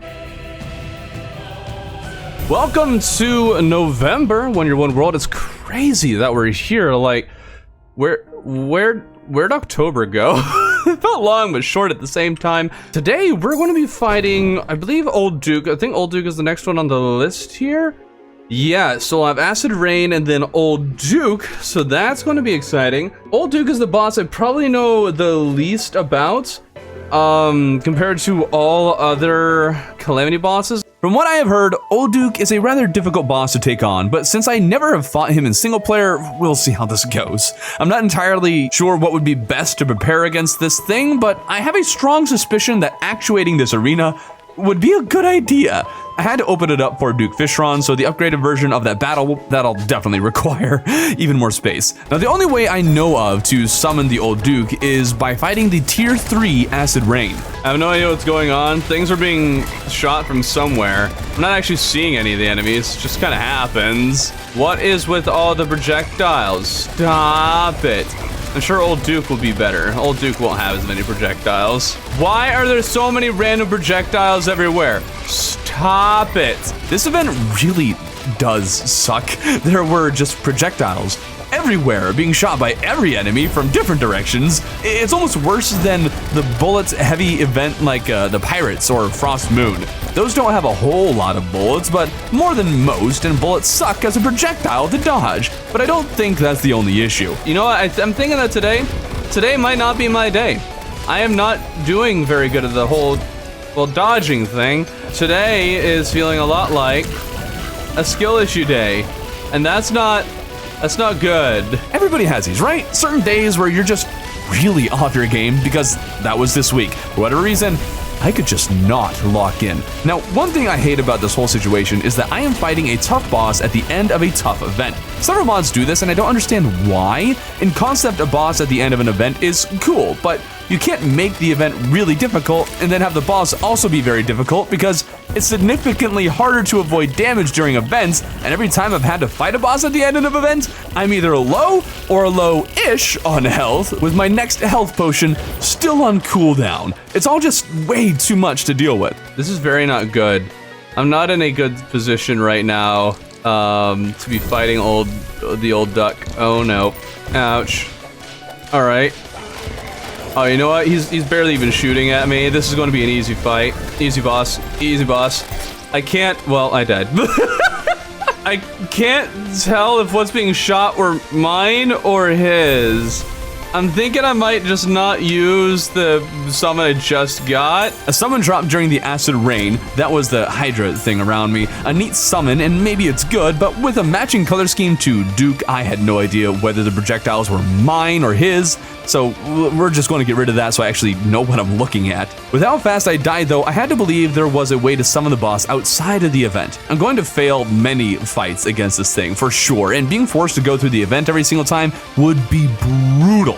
I need this thing called a blood worm, and I would have no idea where to get this thing if chat hadn't told me. Although in hindsight, I could have intuited where it could be found. Then again, maybe I need the help because I found myself searching for these things at the bottom of the sulfuric sea. For the record though, I did find one, but they're much more common on the surface.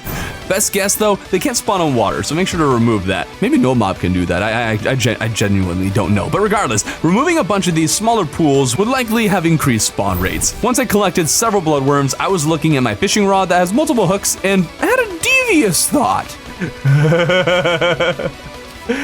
Guys, I think this is a very bad idea, but I need to know. Will I end up summoning multiple dudes of the old variety? Whoa, whoa! I didn't even fish it up! I just threw it in! Whoa, whoa, whoa! Wait, was he shooting alligators? I think he's shooting alligators at me. Oh wait, how did that? So he two shots. Really growing tired of two-shotting bosses, but I guess that's where we are in progression. Get off my lawn! I want to start narrating the old Duke voice. You know, I'm gonna be the voice actor for old Duke in the near future. It's gonna happen. I remember back in my day, people used to respect their elders. We didn't even have a television. No! I used to be able to buy a Hershey chocolate bar for 1 nickel. You know, I'm actually doing a lot more damage faster than I thought it would be. So, I mean, that's a positive. Ah, I'm in the water. Ah! Oh, adrenaline. Let's go. Adrenaline, that old man. Also, Hexed Branch. Hexed Branch for the win. He's evolving, isn't he? I assume at some point he's going to summon a massive tornado. Okay, I need to stop going through those tiny little green spheres. I was about to go through the same spot where I've gotten hit before by, I don't know, green orb. Oh, there's one. There's another green orb. Those green orbs are the worst. I hate green. Ah! Well, those green orbs are even worse. I gave old Duke a few more attempts, nearly killing the thing. No! So close! Part of the issue is that the arena is still too small and there's gaps in the platform since I used to wear water walking boots, or, well, one of the upgrades. Also really running into a problem of falling into the gaps I left in this arena. Am I want to fix it? No, but I just wanted to comment on the fact that I acknowledge the problem. I did actually fix the problem, which was a good decision. Good enough to win? No, in fact I did really poorly, but after a few failures, I figured that maybe there were better weapons I could be using. Not a better whip, of course, because Calamity didn't add any of those, but there are other summons, like the Calamity one dropped by the colossal squids in the abyss. Good guy. Yay! There's another summon dropped by Poltergeist that is apparently the one thing he has not dropped, and fighting the ghost plant now was suddenly more difficult than before, which I think just confirms that today I am not on the top of my game. Hopefully that doesn't continue because the bosses aren't exactly going to get easier in the next weeks. I was able to pick myself up from those failures though and got the summon I was after. They're cool, but the problem with summons, and I guess summoner in general, is that it's much harder to test damage output. So I tried both of the summons in a regular battle against Old Duke to see what one was better, and in the end they could be comparable, but overall the one from the Ghost Plant appears to be better. I'm also still using the dragons because they are good, and I like dragons. You can't take them away from me. All right, we're tied for the closest we've ever gotten. Nope, nope. Die, die, die, die, die. Die, die, die, die, die. Die, die, die, die. Oh! Oh, come on! Fiddlesticks. That really ruffles my feathers. From there, it was just trial and error, mostly error. In the end, Old Duke was kind of just a weird boss. I spent so much time running from this thing because it accelerates from 0 to 100 at a moment's notice, and staying near it is a good way to get yourself hit by one of his projectiles. However, the bearded pigfish would spend a lot of its time hovering somewhere doing its thing while I was running away waiting for him to catch up. And when he did, I would have to frantically dodge. It was easier than expected, with the main issue arising from the projectiles he leaves lying around and I would run into them. The spinning ones in particular easily did 600 damage. That's ridiculous. So those lingering projectiles, as well as dashes that drift a little more than Duke Fishron, that is, made him difficult, but not actually the worst. Took maybe 16 attempts to kill the thing. With him dead though, I could turn my focus onto the Sky Civilization I'd like to finish before the year's end, but I guess I've said that about a couple of builds, so we'll see where we get. When building the next bridge, I discovered I could place the stair-steppy platforms closer together than I thought I could. To mix things up, I made the next island considerably larger, and I also like the idea of having a valley in the thing. It's also been a while since I made a house with that space underneath the house, you know what I'm talking about? So this gave me a chance to do that. The first house isn't crazy different, and neither is the second, but it's the first island with 2 houses. I added the typical flower walls and rubble, but there's still plenty of empty space. There isn't really room for a tree though, nor do I want to make another tree. I want this island to be a little different from the others in Sky Civilization. I added some furnishings using lizard furniture of all things, and the lizard toilet actually stands out as a good item with a lot of potential because the toilet just looks like a pot. I think that could give it a lot of potential in builds. I also added these Chinese lanterns strung up by the string using silk rope, painted white, and it looks really cool. But there's this large open space in between that still needs detail, and it took a long time for me to decide what to do with it.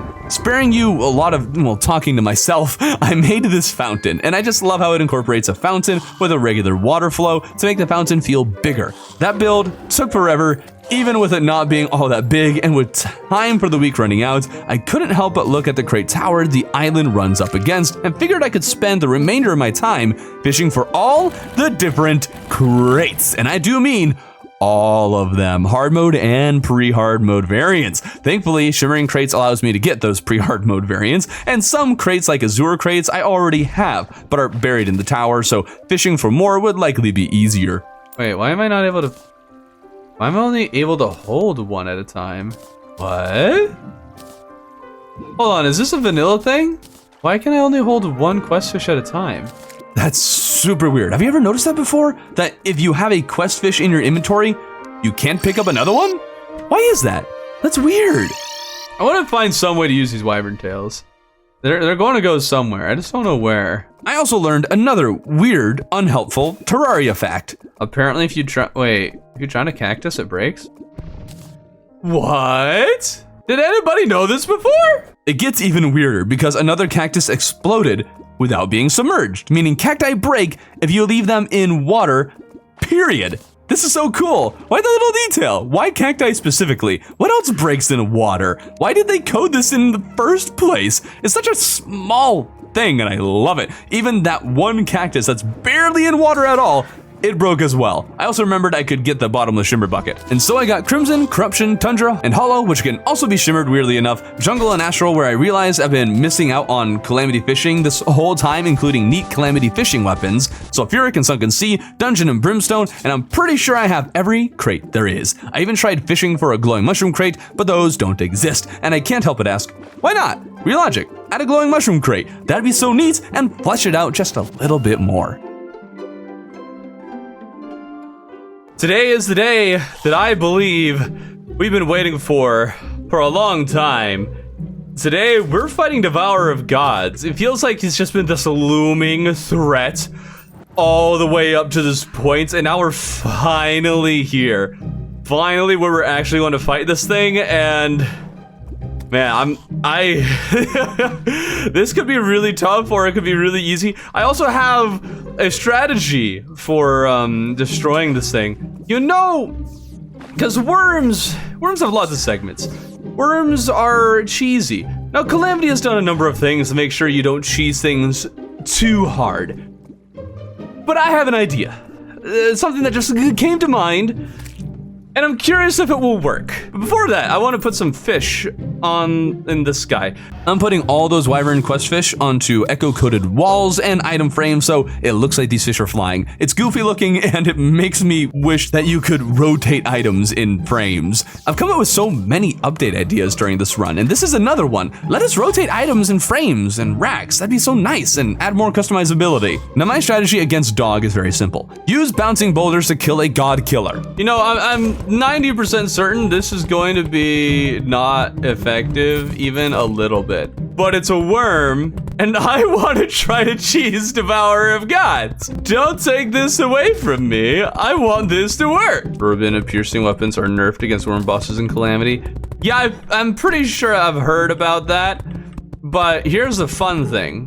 Bouncy boulders are clearly do not count because it's not a weapon. They would never have conceived of the idea that someone would use bouncy boulders. There's no way. I want this to allow me to skip first phase and then never work again because I don't have any pink gel left. It's all gone, all of it, for this one experiment that is highly likely to fail. I think I am very good at life decisions. And so I finished this diluted plan of mine. I never actually thought it would work. All right, I need you to line up. Yes, let's like that. I don't think that's good. Ah, there it is. All right. Aha! Oh yeah! Look at that damage. Look at all that damage. Oh wait, I can't get out. That was worth all of my pink gel. That was worth all of it. Oh, nuggets.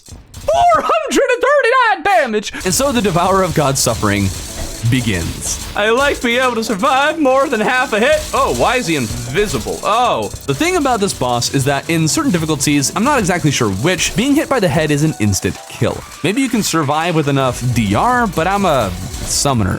I don't have that. You might think dodging the head is easy, but that is not the case, at least not right at the start. Something I had to learn early on, though, was how to dodge the lasers. The screen is bullets now. These telegraphs take up the entire screen, which gives me a lot less information than you might think. As much as I love the mouth one-shotting me. So the lasers and the insta-kill head are the two big issues. It's really hard to learn both of these because to anticipate the head's movements, I basically need to watch the map, but to learn the lasers, I have to look at the screen. Some people suggested using this one map option, but it discombobulates me. I'm discombobulated. I hadn't hardly learned anything about the boss, but somehow got lucky enough to reach second phase. Where'd the health bar go? Hello? Devourer? Oh wait, did I see something down here? Ah! Oh no, I don't like this. I am not impressed. What was that? With the sheer number of lasers and being one shot, learning the boss wasn't exactly the easiest thing to do. Sometimes I'd do better, but I didn't really know what I was doing. There we go. What? I dodged it. No comments on that. No comments on that.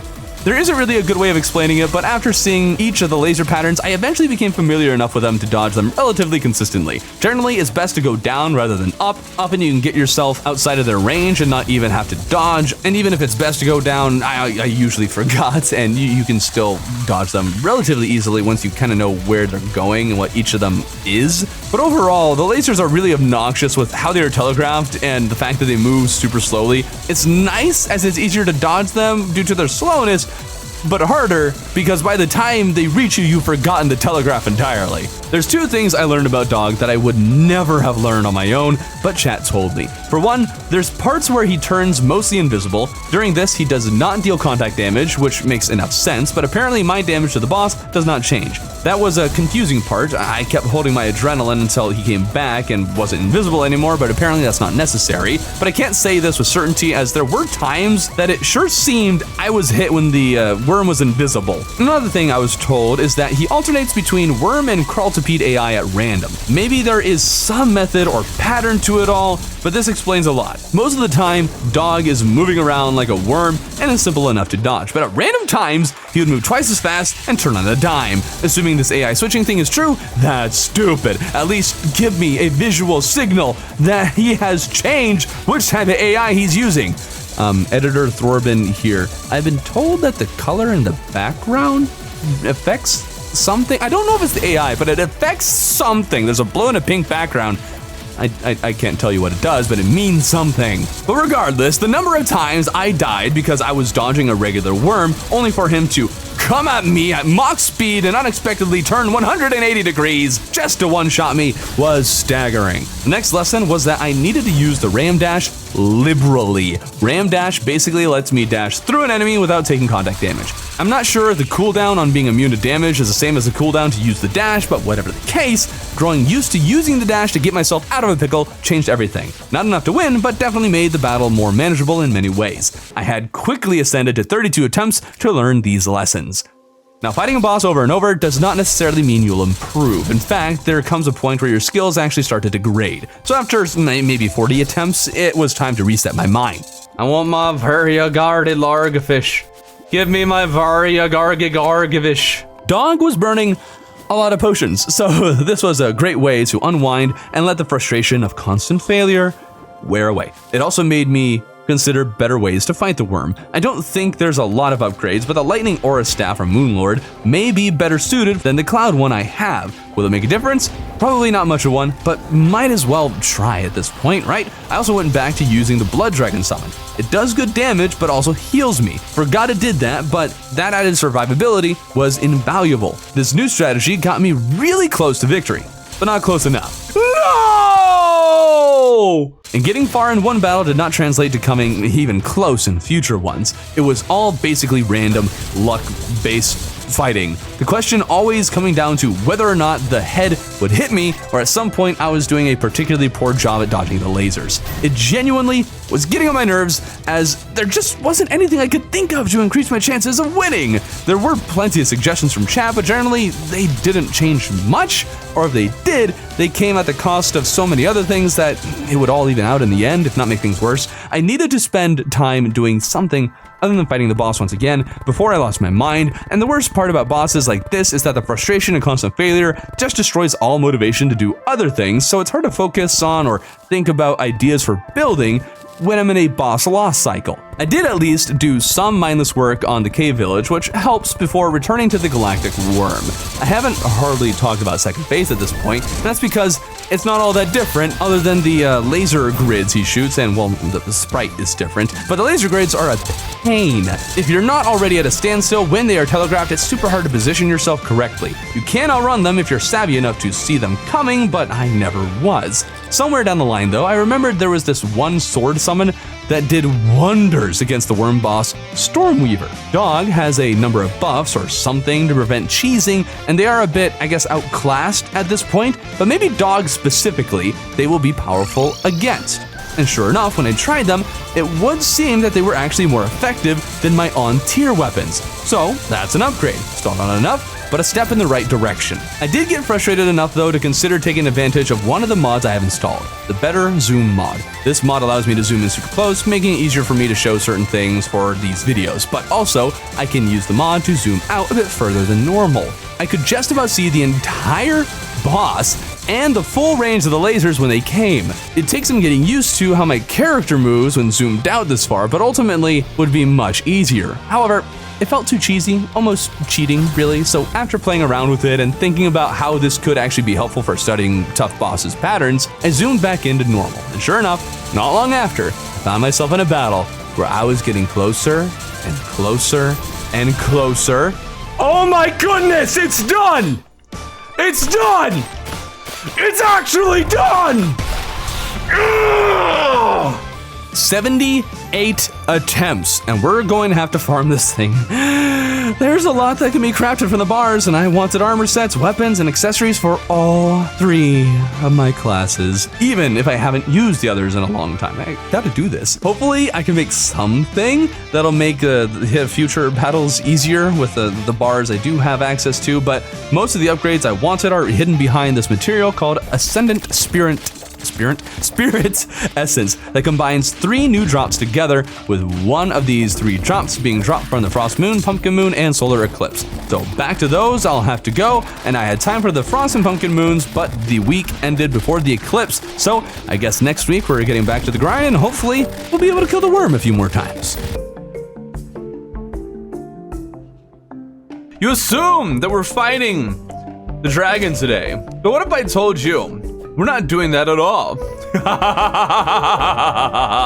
Evil laughter. I say this partially because I need to kill Devourer of Gods more so I can get Devourer of Gods things. I'm debating whether or not we even are going to fight the dragon today. This month is super weird with only 3 bosses, but also 5 weeks in the month. So my time is really going to get stretched. I figured it'd work because these bosses are known for being some of the harder ones, and thus far that has not been wrong. But we still have 2 more weeks after this one, and Yaren is the last boss to beat this month. Farming Dog, however, could take the entire week, who is to say.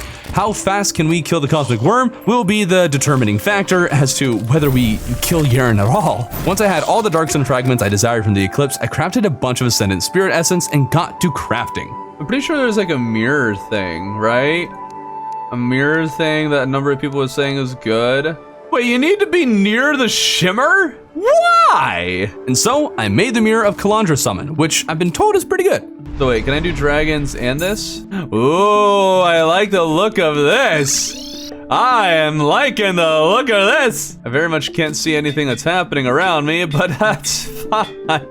With Dog down, I can use the Murasama sword, which is neat and all, but I'm not a melee user, so whatever. Well, I guess I do. I'm not using melee this run. Okay. My summon build saw quite the overhaul, with a number of existing accessories being combined or upgraded into newer and better ones. I nearly missed this because it's not crafted using any kind of ore or bar, but Silva armor is something that can be made with the Ascendant Spirit Essence. Also requires some materials dropped by Dragon Folly. Watch Dragon Folly just put me in my place. Watch us go horribly. And ouch. Nice. Ouch. Oh, no! Revive! It saved me. One of my new accessories gives me a revive when I die, restores almost no health, but stops me from dying. And it had to be used against Dragon Folly. Very helpful accessory though. Thing is too, Silva armor with Silva wings gives me another revive, but this one restores half of my health. So now I got 2 whole revives. Very nice. Right, I'm playing Terraria. Oh dang, hold up, my damage output. This Devourer of Gods going to be easily farmable. I already can feel it in my bones though.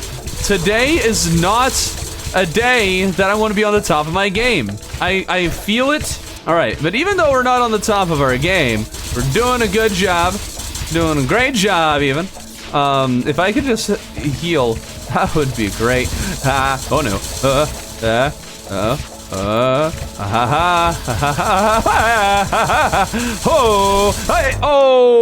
All right, this is doable. This is so doable. Dog really is much easier to handle. The scaling in late Calamity is a bit insane, probably because they aren't trying to stuff a bunch of bosses in between vanilla ones while trying to keep things balanced. Now that it's just their own bosses, they can scale however they want them to and essentially make it significantly easier to farm a boss after having once killed it. Hey guys, we got Devourer of Gods again. Let's go. We did it! Whoa, GG. Did we get the summon? We did not get the summon. That's quite unfortunate. I was even able to kill Dog a second time, 2 kills in a row, super cool. This should give me plenty of Cosmolite, so I may already be done. I still didn't get the summon. Never mind, we might need to continue farming Dog until we get the summon. Didn't get 3 in a row, but cleared Dog a 3rd time after the 1 loss. Still did not get the summon. Come on! All these bars require more Ascendant Essence, and you need all kinds of stuff from the moon, so more farming had to be done. After all, I desperately need to craft things like the Devourer of Carts, this wonderful cart that looks both cool and silly at the same time. I was really hoping the cart itself would do crazy damage to enemies, kind of like the lasers on the mechanical cart, or whatever that cart from the mechs is called, but unfortunately my accessories were doing the damage, not the cart. Come on, Calamity devs, make this thing a legit weapon. The dog slaying didn't take nearly as long as I figured it would, so I quickly added several clouds to Sky Civilization. The clouds felt a little too sparse. Hopefully this will flesh it out some more. Only issue with this is that I left the dog summon in my hotbar. Oh, I did not mean to. Well, this is unfortunate. What is going on with him? Dog, are you? Oh, he's zooming. Oh, he's picking up. Oh, and he stopped. He's making his way. He is coming. Oh, what? Huh? What?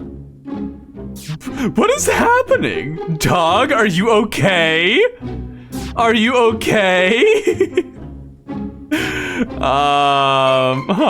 Eventually the worm made it to me and I actually killed the thing, which is just wonderful. Being able to casually kill Dog after last week, you know. Hey, we got the summon! There we go! I guess I now have everything I need from Dog, so might as well get to Yaren. Let's do it. Hold on, we need to get in the zone here. Get in the zone. Oh, ouch. Ouch. All right. Yaren's no joke. He's doing stupid damage I do not appreciate. Thing is, I made this arena under the jungle and I have 0 regrets about that. I like this arena, but Yaren, not a boss you should fight in any kind of enclosure. Things do not go well. Oh, dragon. Oh, what? What is that nonsense? I was still able to at least have a good moment down there. Oh! Oh! Oh, we actually dodged all of them. Let's go! Oh, holy cow! All right, and I think our revives are charging. Oh, get over. Okay, I don't think that actually worked. Oh, how are you supposed to dodge it? Oh, no! It took me a while to wise up to the fact that fighting the dragon underground was a bad idea, but once I did, things immediately got better. All right, now we'll have a lot more vertical movement, so that's exciting. I didn't get a whole lot farther, but I almost never got Yaren to half health in the underground arena, while first try out in the open, I could get him there just fine. Something I had to learn about this boss, just like the Devourer of Gods, is that dashing through him is kind of important. And another important thing to use in this fight is potions. And now that I've had some practice, it's time to break them out. But you see, one of the buffs I use is pumpkin pie. That's not pumpkin pie. Relogic, I don't know what kind of pumpkin pie you eat, but personally, this is not pumpkin pie. If anything, it's upside down pumpkin pie. Why does the pumpkin pie have like the brown like rounded crust? It looks more like an apple pie than it does a pumpkin pie. This is just an apple pie with, what is that, pumpkin as a crust? Is that what this is? Realize, I need you to re-sprite the pumpkin pie.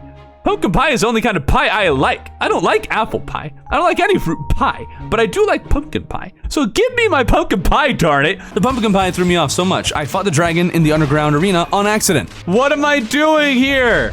Why am I here, chat? Ouch.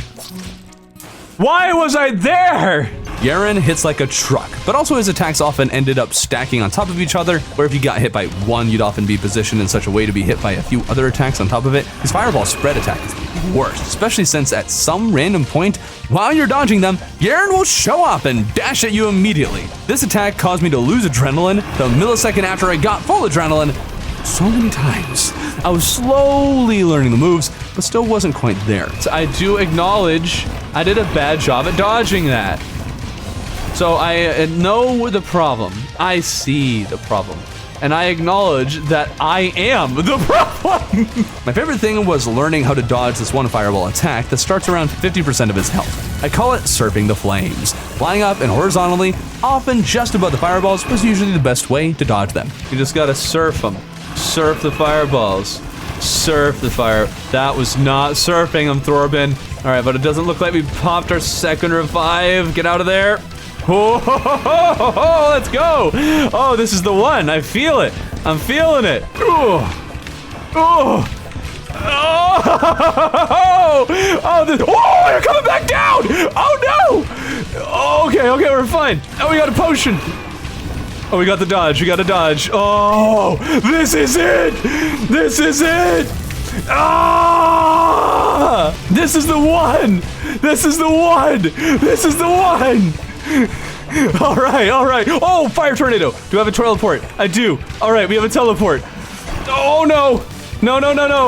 I'm pretty sure we still have our big revive, though. We still have our big revive. Come on. Oh, he's teleporting. Keep an eye on for that. All right, he's going to teleport again. No? Fireballs? Okay, we can deal with this. No, we can't. Oh, no!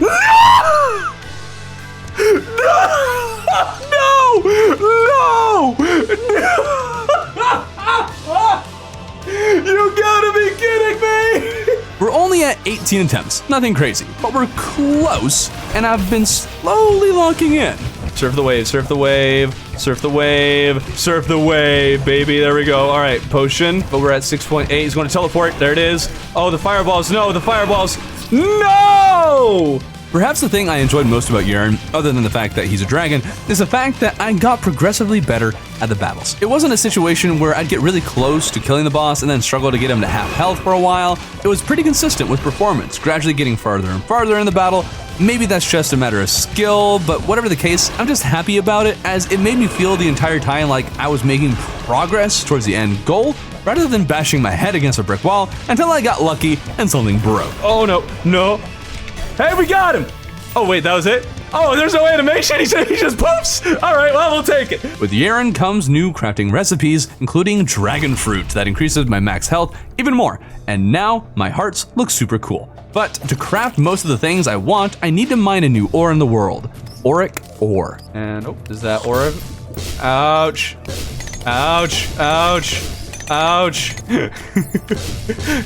Whose bright idea was to make the ore like this? I mean, I kind of like it. It's weird. It's bizarre. It's such a strange choice. However, it does make it a very unique thing. So it's not just, oh yeah, just go mine some more ore. It's like, no, this ore you actually have to think about when you mine it. Unless you have Ore Excavator, like probably most people who play Calamity have. It's not mindless. I kind of like it. Contact the Calamity devs right now and let them know. Auric ore should shock you if you're standing in water when you mine it. I don't see why this isn't already a feature. And so crafting commenced. Auric Tesla armor, I'm pretty sure, is the final armor set available until endgame, so that's exciting. Weirdly, I have less max health than I did with Silva armor, but there's other buffs that make up for it. At least I think so. But that's just a side note. There's a much more important recipe. Guys, there's an Auric toilet. Does it hurt to poop on it? Just asking the question. I'm just asking.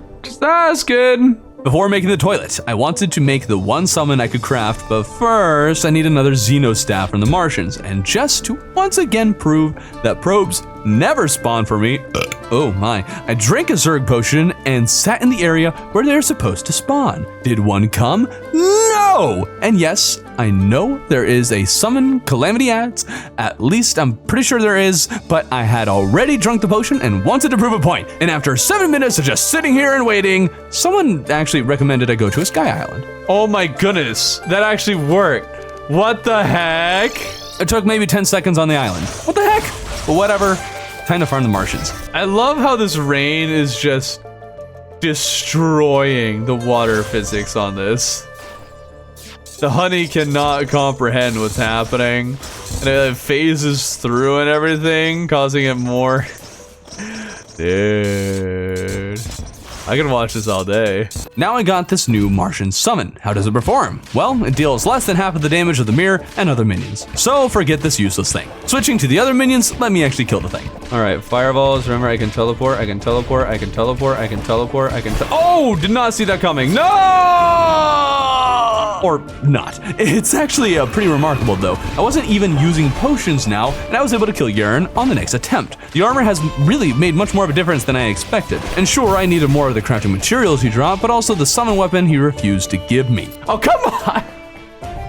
What is with this game not giving me the summon drop? Another mining trip, and suddenly the ore doesn't damage me. I have no idea why. I tried removing accessories, armor, and everything, but I was just not being shocked anymore. Weird.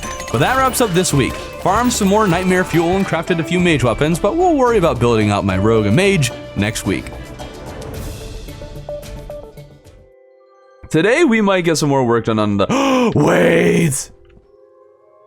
Did I get every crate? Wait, did I get every crate or did I miss some? False alarm, pretty sure I did get every crate, so we're all good. So what are we actually going to do today? Well, we need to do some farming of Yaren. I'm sure his crafting materials will be needed for many more recipes, and he also didn't drop that summon weapon like I've mentioned, briefly, and the upgrades I made since then let me reliably get close to beating him, but it's far from a guarantee, maybe like a 60-40 chance I win. I was informed, however, that there is a new summon that can be found in the Brimstone Crag, which is not a place I would have thought to look. What the heck? What the heck? Can only be summoned once? What is that sound? What are these? Are they good? Where did they go? I came here so I could see them. Do they not follow? Are they any good? It says they do damage and have insane. What do you mean insane knockback? I need them to whack something so I can see what this insane knockback. Hello? Enemies, I need someone to whack. I never did find an enemy to whack, or even if I did, there aren't many that could probably survive a hit from these things. There needs to be summons with insane knockback earlier in the game, even ones that just do 1 damage. Imagine a summon that doesn't kill enemies but just slaps them across the screen. That'd be cool, and also add a unique use case for them. Oh, yes. Oh, wait, how many? 5 minion slots, dang. There's a specific accessory that adds a minion slot for every one of these dragons I have, but I still could only have 3 of them, which doesn't feel that good. So even though they are dragons, I'm gonna have to pass over them. What is this? It looks like he got stuck in the shooting animation. Oh, it's adorable. I thought that'd be it with Yaren, but then I checked his loot table. We still need the McNuggets. McNuggets have a 10% chance to drop if I'm not mistaken, and that's not exactly the best odds, especially since I can't reliably kill Yaren. So I spent the better part of the next 3-ish hours doing nothing but killing and trying to kill Yaren. Oh, come on! 0.4%! I did take a quick break in between the farming to check out the Devourer of Cod's fishing rod. That was a whopping 10 fishing lines. It's just satisfying. It's just satisfying seeing how many we get from this. But back to farming, the dragon was not being cooperative. All right, we got the mask. Yay! And, well, one more quick stop before the farming continues. I was told that my Cloud Sentry wasn't the best, but the old Duke drops a better one. I got the Sentry after the first battle, but I also thought to myself, I have 10 lines from the Devourer of Cods, so what happens if I have 10 Bloodworms? There's 10 lines, I want 10 old Dukes. I want more Duke. I got 2 before, come on, give me another one. Boo! I want second Duke. This isn't... Oh, there's a second one. There's a second one. Give me third Duke. All right, we got 3 Dukes. Ah! Flee! Flee! Ah! I love how I can outrun my fishing line. All right. Another Duke. Give me 4. There we go. We got 4. We have 4 Dukes. This is going great. No! Okay, now we can get back to the Yaren farming. No! Oh, we got him! Oh, wait, fades into... Wait! Oh, I never actually saw it. He just disappears into ash.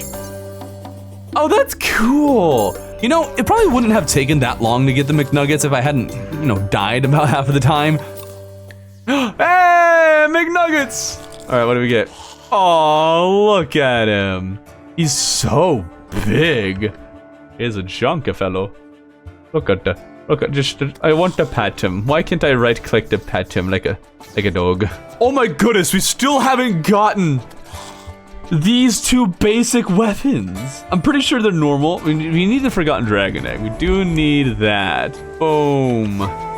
McNuggets immortalized forever. So that Yaren farming did not cease. Apparently the weapon I'm trying to get, Yaren's Crystal, I believe it's called, is another type of last prism.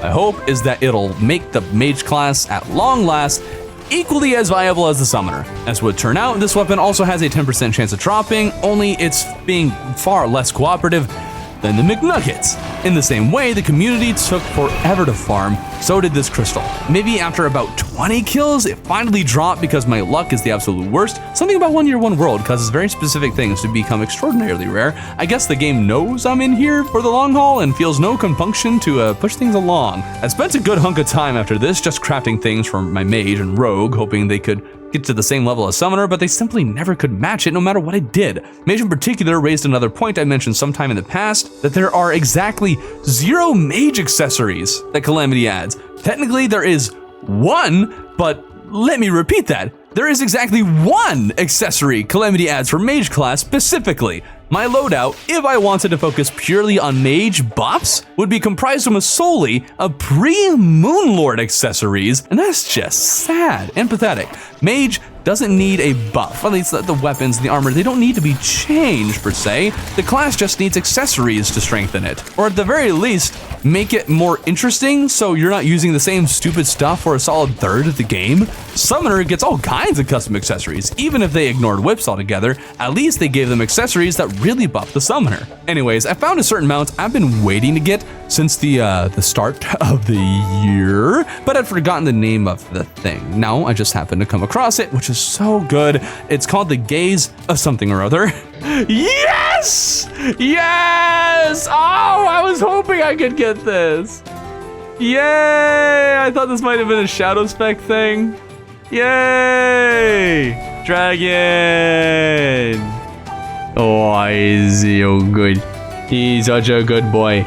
With that, upgrades and reforges continued, but all to no avail. Other than just collecting things, it didn't accomplish much, as Summoner is still League's better. If nothing else, the Yaren Crystal was super fun to use against weaker events, where it just caused enemies to explode when the beam went over them. Very satisfying. Even if that was fun though, Mage couldn't do anything against Yaren. As my time for the week came to a close, I figured we should try Boss Rush again. We're nearly at the end game, so we should be able to get pretty far. All right, that'll clear Scourge. Super fast.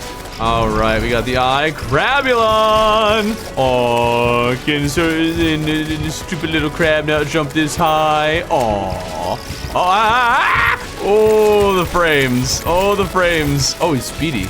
Oh, he zooms. Oh my goodness. High mind, more like easy mind. Ain't got nothing. So many little worm boys. They literally died immediately. Oh, hi Skeletron with 4 hands. You'd be a lot harder to beat during the daytime than the Skeletron I did end up killing. Cryogen, more like easy gen. Twins. Okay, the mechs. The mechs are a nightmare since the update. Oh, there goes one. Oh, okay. Well, that was easy. All right. Destroyer. Wow, she's taking a long time to kill. Another one down. Skeletron Prime. the nuisance, the menace, the one that almost made me change the difficulty of this run. I'm trying for Plantera. Oh, Plantera, yeah. Kill it fast, kill it fast. 1 fish, 2 fish, 3 fish, big fish, little fish, kill fish, dead fish, all fish. Oh, holy cow, what the heck? Golem was hopped up on something. Oh, Plaguebringer! Oh! We made it a Plaguebringer. That's pretty good. That's pretty good. All right. Proud of that. With the final week of the month, we're going to chill out and finish Sky Civilization. I have this grand idea for a massive snowy castle island above the existing ones that will utilize shimmer because I have a bottomless shimmer bucket I've totally forgotten to take advantage of. First things first, I need to figure out how to make the jagged walls that some builders will do like this here. Turns out the way you get this is by painting palladium columns gray. Looks super cool and automatically boosts the coolness factor of any wall or build, really. The first step for this, of course, is to create the outline for the whole Sky Island, including filling in a whole lot of cloud, which means I need to fish for even more cloud blocks, and so the crate tower grows even taller. Initially, I added rain cloud blocks to help spice up the massive white mass of clouds, but then someone mentioned falling snow blocks, or whatever they're called. You need a sky mill in the tundra, and it'll let you craft these falling snow blocks I never knew existed. Oh my goodness, that's so pretty. It's kind of bad, but it's also real pretty. I wish there were a little bit more than just kind of white speckles. It's got too much of a pattern to it. I wish it was a little more random, but you better believe I'm replacing all this with snow now. Now, I wanted a way to add texture to the cloud with some other block, but the block has to meld with the clouds, and the ones I was trying had a distinct lines between the blocks. That is, until I stumbled across smooth marble. By painting this white, I have a block that looks very similar to cloud, but is gray instead of bluish. It also blocks light, so a bunch together will create dark spots. But what I wanted this for primarily was to merge the clouds with the dirt instead of using cloud walls behind the gap that they leave. Does this look better? Maybe not, but I'm glad I found a block that can mesh with clouds well. I also painted the cloud blocks at the bottom white, and this just makes them a pure white, even more so than snow. I added cloud wall painted white and painted the snow blocks white to make it so things were not too contrasty. The first layer of dirt had some stone mixed in, then a layer of stone was placed on top with dirt mixed in, then a layer of snow with some stone mixed in was placed on top of that. Onto the castle. I made the first pillar with this little spike bits I made on a whim. Does it look cool? Is it neat? It looks different. I'm just not sure that means good. I used the column thing to make these pillars look super cool, laid the floor with its needed supports and a shimmer pond below. Added these cool cosmolite doors and started placing walls, at which point I realized once again the issue I'm about to encounter. I'm not very good at interiors. Especially tall ones! I added the roof really quickly and 2 more pillars to support the inside. They were actuated, of course, and then I wanted to add a massive stained glass feature above the throne. I framed it with boreal wood at first, but then learned that if you shimmer gold brick, you get ancient gold brick, and I liked it much better to frame the whole thing. I changed the purple stained glass to yellow because I never have really used stained glass in a build and didn't realize it changed the interior lighting, and purple wouldn't work well for this. Large interiors are something I've struggled with all year, and I have never made something I'm happy with, so I'm a bit determined to actually improve on this front. I spent a lot of time thinking and planning and made this little brazier thing outside as I did so. First, we need light, so I placed a couple of chandeliers and 2 golden lanterns on the end of chains. Relogic, please make it so we can place lamps at the end of chains. It'd be so nice to not have to place a block at the end of these things. Pearlstone brick wall was added to accent the pillars, and then I ran out of ideas for the time being and made a little shimmer cave I had wanted from the very start. Not nearly as big as initially planned, but I'm happy enough with the size. But are you ready for me to show you something you'll never be able to unsee? Relogic. Relogic, explain! What is this? You guys are seeing this, right? These like little tiny pixels here. You guys are seeing that? That is going to bug me for all of my life. I love it. All right. I added a little more detail by placing a wooden beam of dynasty wood on the ceiling with slab walls behind it. and at long last I learned how to make these pointy angled windows. It required a big clunky frame, and I swear I've seen some that don't require this whole frame, but whatever the case, it's filling the space and it looks good. I then thought to add banners and could do so discreetly by hiding the platforms in corners or next to similar looking wall. It can still get a little too dark around the stained glass at night, and I can't believe I never thought about this before, but to fix this problem, I can just use echo-coated torches everywhere. How did this never occur to me before? Now we have nice, even lighting without needing to find a way to slap some lamps or lanterns or gem spark into the build. This is brilliant. The stained glass still doesn't look very well framed though, so I wanted to add something to frame it a little bit better and came across adamantite beam wall. Painted it black, surrounded the glass, and it looked wonderful. The roof I rounded down, and that pretty much finishes things up. There still needed to be more clouds placed around the civilization so the sky around the buildings is not so empty. A builder I know recommended making these small, wispy clouds. Pretty sure they would have done a whole lot better than me, well I know they would have, but it definitely fills the space and I think it improves the whole thing. For the last bit of time for the week, I added trees to the sky snow island, added rubble, and mixed in ice blocks. But that brings November to a close. Only 1 month to go, only 3 bosses and boss rush, so that's going to be fun. I still wonder if I'm going to miss this world as much as I do last year. It's the final month, and I went into it wondering whether we'll be spending our time just killing bosses or finishing up all the incomplete builds. As it would turn out, this week would give me a very strong answer. What the heck? Why can't I do damage? This week is going to be a bit different from other ones just because of how things went. There's definitely things going on the screen. I'm just going to say this up front. The Exomex are the hardest boss I've encountered yet.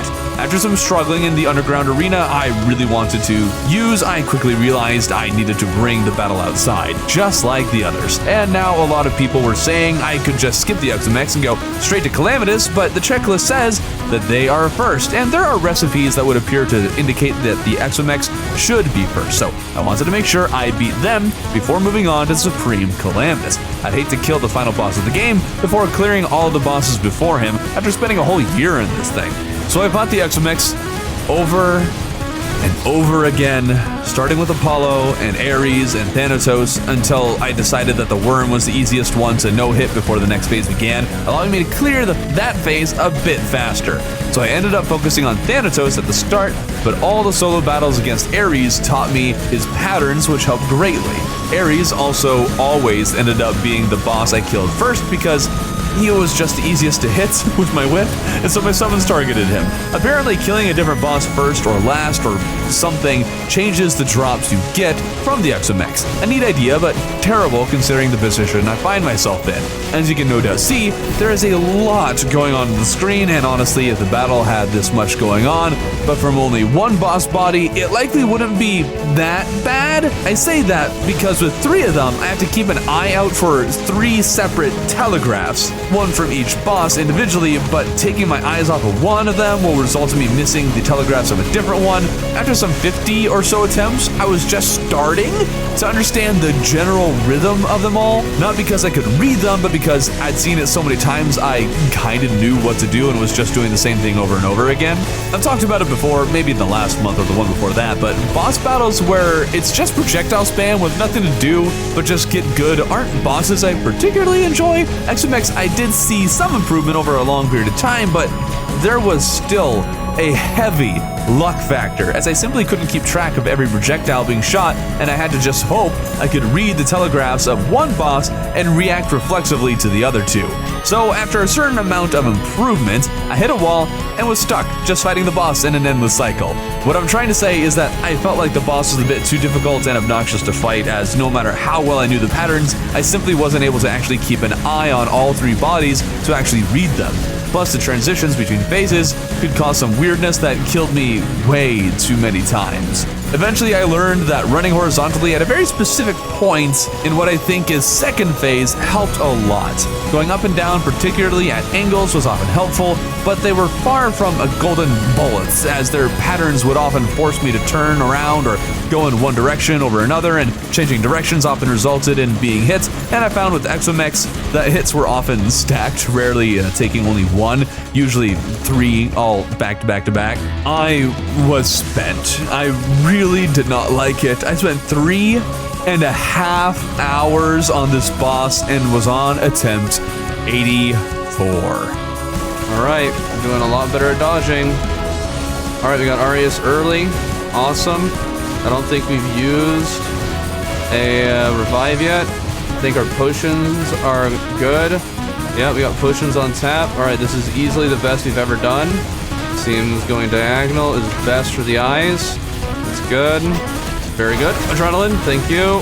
So we just have Thanatos now. That's fun. Oh my goodness. Oh. 60% left. Okay, I don't know what's going on anymore. I think they've changed. Oh no. Yeah, they definitely have changed. Come on, give me adrenaline, give me adrenaline, give me adrenaline, give me adrenaline. No! Oh! Right when I had it! Oh, that's the Ohio beam right there, isn't it? Well, I didn't dodge it. Come on, kill him faster. Die already, you. There goes another revive. Holy cow, this is taking forever. Lose health faster, darn you. Come on. Oh no. Oh, there goes the dodge. Good thing I had it. Still at 10%. Come on. Yes!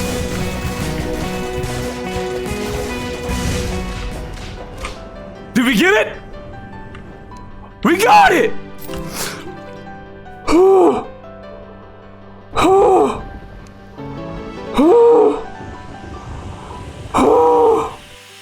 Oh my goodness. That is the longest fight. The longest it has ever taken me to beat any boss in Terraria. It was brutal. It sucked. I hated it a lot. Not how I was hoping to start the final month of the year, but the Exomechs have been conquered, and the next time I play Calamity, if that ever happens, I will happily skip over them. We are fighting Calamitous today. Let's go. Final boss time. We will be fighting the adult Eidolon Worm and boss rush and all that. I don't know if that'll be today, but we will be fighting Calamitous, so that's exciting. This month is turning into a real short one because I'm doing nothing but fighting bosses nonstop. And yes, that means that this won't be changing today. Supreme Calamitous isn't exactly the easiest boss in the world, due largely to the fact that she turns invincible some 4 times, I think, and you have to dodge these bullet hells over and over and over again. They aren't necessarily the worst thing ever, but let's just say it took a while to figure them out. All right, so she shoots projectiles. Good to know, good to know. Oh, that was like a dash. Oh, she is dead. Oh, okay, well, I think that went very well. Right off the bat, you have to dodge this bullet hell, and following it comes Sepulcher, one of the two. He's this big-legged worm, but before dealing with it, you're supposed to destroy these heart things near the top of the arena. I have never noticed this, and if chat hadn't pointed them out, well, I might still not know that these exist. I always went down to dodge the boss at the start, and so I didn't see them for the first several battles, and kind of just attacked until damage was done. I couldn't really look at the health bar while trying to dodge, so I didn't know I was literally doing no damage for a period of time. One person recommended this rogue weapon called the Supernova, crafted with Exoprism from the Exomechs. I tried it, but things didn't work out. Boom. What the heck? I can't fight like this. The projectiles, they're too big. Oh no. Whoa, what just happened? Oh!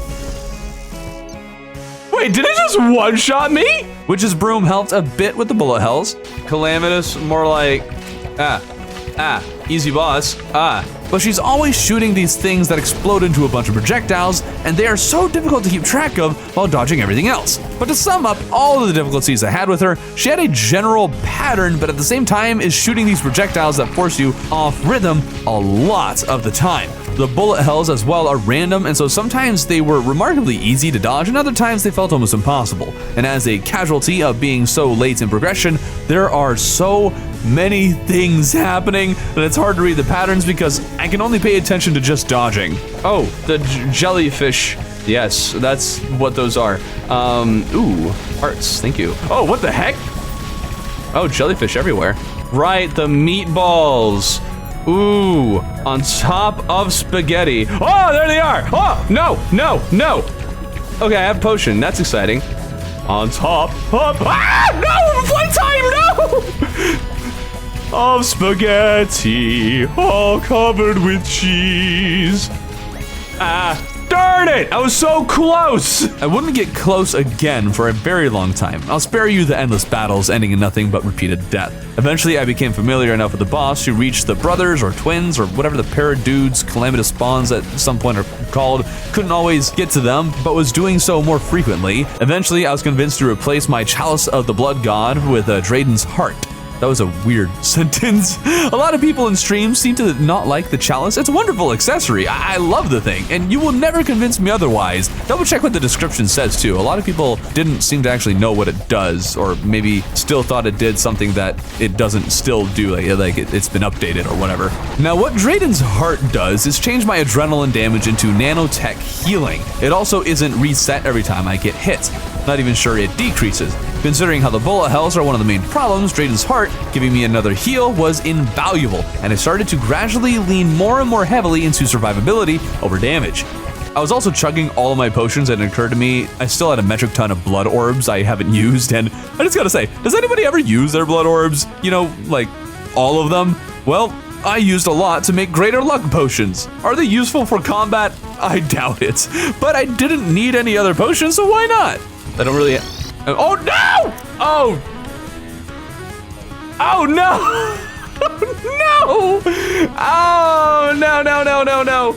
All right, let's see if we can make it back, boys. Just keep running, just keep running, just keep running. I think this is going to be the one, guys. I think this is it. Ah! My chances of winning this thing did not change until I finally switched to the Exo chair. I've had issues with controlling it in the past, so I was hesitant to equip it, but this thing is the #1 biggest change I made that helped me get closer to killing Calamitous. And one of the big reasons for that was because staying in the chair allowed me to equip other survivability accessories. My end loadout ended up looking like this. A lot of healing, invincibility frames, and extra health. Oh, of course you got wavy bullets. I don't like that. I don't like any of this. Oh, we might... Oh, please tell me that was the last bullet hell. Please tell me that was the last bullet hell. Oh, we got Sepulchre back. Does that mean the hearts are back? Oh, I don't know if I have a revive or not. I don't know how much health it has. Oh, it's still a lot. That's not great. Come on, die faster, please. Die faster. No! Okay, well, there goes revive. What's happening? Wait, what? Is it dead? Please be dead. Please be dead. Please be dead. Please be dead. Please be dead. Please be dead. Please be dead. Please be dead. Please be dead. Please be dead. Please be dead. Please be dead, please be dead, please be dead, please be dead, please be dead. I can't do it 10 times fast. Please be dead, please be dead, please be dead. Yay! You know what? Just for that, pig head. That's what you get. Just stack pig heads on your face. That's what you get. Just stupid. Darn, don't you run away. Talking to the witch, I could enchant my mech worm into sepulchre. Looks strong, but oh, this makes it so much harder to see. We can now make shadow spec bars, but those require exo prism, and I don't have a lot of that, so I'll have to shimmer some things, and I definitely can't make the endgame armor yet. I can, however, finally use this summon accessory I got after I killed the profane goddess in a very stupid way. Turns out it's very expensive to craft, so that pain was definitely worth it because this thing is super fun. Basically lets me use any class weapon as a summon damage weapon, with each class type doing a different kind of attack. It also says having other summons active will lessen its power, but I'm not sure to what extent or what exactly it meant. I just decided to avoid having other summons. But first, to shimmer a few things for Exo Prism. Oh my... Oh, come on! That's just not fair. Shimmer. Shimmer, darn you! There it is. There we go. There we go. I made the Angels Alliance accessory and most of the summoner stuff that could be crafted, but to craft more, I need to kill Calamitus and the Exomex more. The accessory is definitely making things easier, but not a guarantee. Did only take 4 attempts to kill Calamitus for the second time, super awesome, but what I really need is Exoprism. And you see, I hate these guys, and I'd already forgotten how I beat them last time. Thankfully, I'm much stronger, so that helped cover some of my skill issue. I was also experimenting with things like the Flame Steel ring that does absolutely stupid damage, but also makes me a massive target, and when a boss shoots this many projectiles, it doesn't matter how fast I kill the boss, it will kill me faster. I also learned Sepulture is kind of a bad summon because there's these hearts circling me, and if they stick around too long, Sepulture will attack me, and I noticed my other summons would spend a good chunk of their time just killing these hearts, which feels like a waste. Maybe it's still worth it in the end, but it felt like a waste, so I didn't use them anymore. After a bit more practice and refamiliarizing myself with the boss, I was able to use my Calamitous survivability build with the new accessory for real high damage to clear the Exomex a second time, and no matter how hard I targeted the eyes of Apollo, I could not kill them first. Killing them let me craft the final armor of the game, Demon Shade. We have the end game armor, the most awesome armor of all. Having this endgame equipment also finally makes my other builds more viable. Take the Scarlet Devil, for example. It's busted. Boom. Wonk. Boom. Oh. Partial wonk. But that just about wraps up my time for the week, so I finished it up by killing Urine 11 more times to get my hands on a blasted Dragon Egg Pet. Oh, I love him! Look at that. You know, that actually looks a lot more like the new sprite that you keep hearing about. He's a little chunky. He's a little bit chunky, maybe a little bit derpy, but there he is! My Bamboo Leaf, my friend, my bestest buddy. You go on the wall. This week we're heading off to slay the adult Eidolon worm, which actually might not be its name anymore, but I'm pretty sure that's what it's called. It's not technically a boss, it's considered a super boss. Not sure exactly what the difference is from a technical standpoint. I just know it doesn't appear in boss checklist, nor does it drop a treasure bag. He also doesn't have a summon. The way that you get him to appear is by having Chaos State debuff in the Abyss. Let's see how this goes. First try. Oh wow, we've already done a lot of damage to him. All right, this is not working, being out of the chair. All right, I thought I would have more movement than that. Oh! All right. You see that lightning? That is what I like to call the single most unfair and stupid attack any boss I've ever encountered has ever had. How do you dodge that lightning? When do you see it coming? The answer is, you don't. There is zero telegraph, and the lightning is so fast, you can never hope to respond fast enough to dodge it. Maybe there's a method to the madness after the first bout of lightning, but the first is impossible, and just one lightning bolt is an insta-kill. The only way I could survive is by managing to save my dodge for the attack and then use some accessory whose name I forgot to increase my invincibility frames enough to clear through the rest of the lightning. I tried counting how many times he made this noise before attacking, but it did not work. I watched the health bar and how much health he has when he started to attack, but it didn't correlate to when the lightning would come. One person mentioned a roar, but there is no roar that I could perceive. Eventually, I figured I'd bring him out of the abyss and see if that helped. What? One of those was not even close to me. With how unfair this boss is and how impossible it is to dodge this attack, I figured it was time to break out the cheese. Yeah, just teleport away when he uses lightning. Oh my goodness. That's the ticket. That's it. When he uses lightning, teleport home and then come back. All right, buddy boy. All right. There we go! Stupid worm! What are you going to do now, buddy? Ouch! Okay, don't do that. Don't do that. Ouch. Oh! Ah! Ah! Oh, come on! I can't outrun them! I can't outrun them! Alright, we teleport away no matter what it is! I found I could do about 20% of the boss's health in the Abyss, where he isn't enraged before the lightning attack, so I dealt that damage and ran away. Had a bit more success with this. Come on! Oh, 25, he's still... Oh, come on! What? That's literally impossible to dodge. The great thing about the strategy was that I could go to the nurse to heal if I was hit and survived. Okay. Oh, what? What the heck? Oh, the nurse died. Oh no. Oh, you just murdered them. Oh man, they lived such a happy life. Then you just came over and slaughtered them like animals. And as much as I'd like to say my strategizing and cheese won the day, I don't actually know how it died. That helped. Wait, what? Wait, how did that happen? Wait, how did he lose 20% of his health out of nowhere? Okay. That doesn't feel earned. I don't like this. What just happened? Okay, GG, I guess. Cheater. Well, at least I got this cool snail pet and halibut gun with a monocle mustache and top hat. I don't know how I feel about this. Victory. With the super boss dead though, the only obstacle I still need to clear is the boss rush. I've never viewed this as particularly difficult, but I also don't think I've ever done it in single player before. Last time I managed to reach Plaguebringer, so we'll pick up where we left off. The farthest we've ever gotten, and it looks like we'll easily clear it. And boom, all right.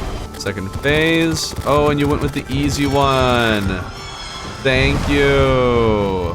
Who is this? Oh, it's Duke Fishron. That's a lot of bubbles. That's a lot of bubbles. Ravager, more like Deadager. Ha, got him. Oh, Moonlord, hello. Cleared and goodbye. There goes my dodge. That's a little unfortunate. Oh no, the Profane Guardians, more like the Profane Deadians. Ha ha ha ha ha. Ooh, we're 75% way through. Let's go. Ooh, Dragon Folly. Oh! All right. Oh, bro, it's gonna take a while, isn't he? Cygnus. I don't know, why is he the last one? Ceaseless Void is the hardest one by far. Even in this round, he's already dead. Oh, Devourer of Gods. Play it safe. Play it carefully. Why is he small? Why is Devourer of Gods small? Is it, am I crazy? He looks small.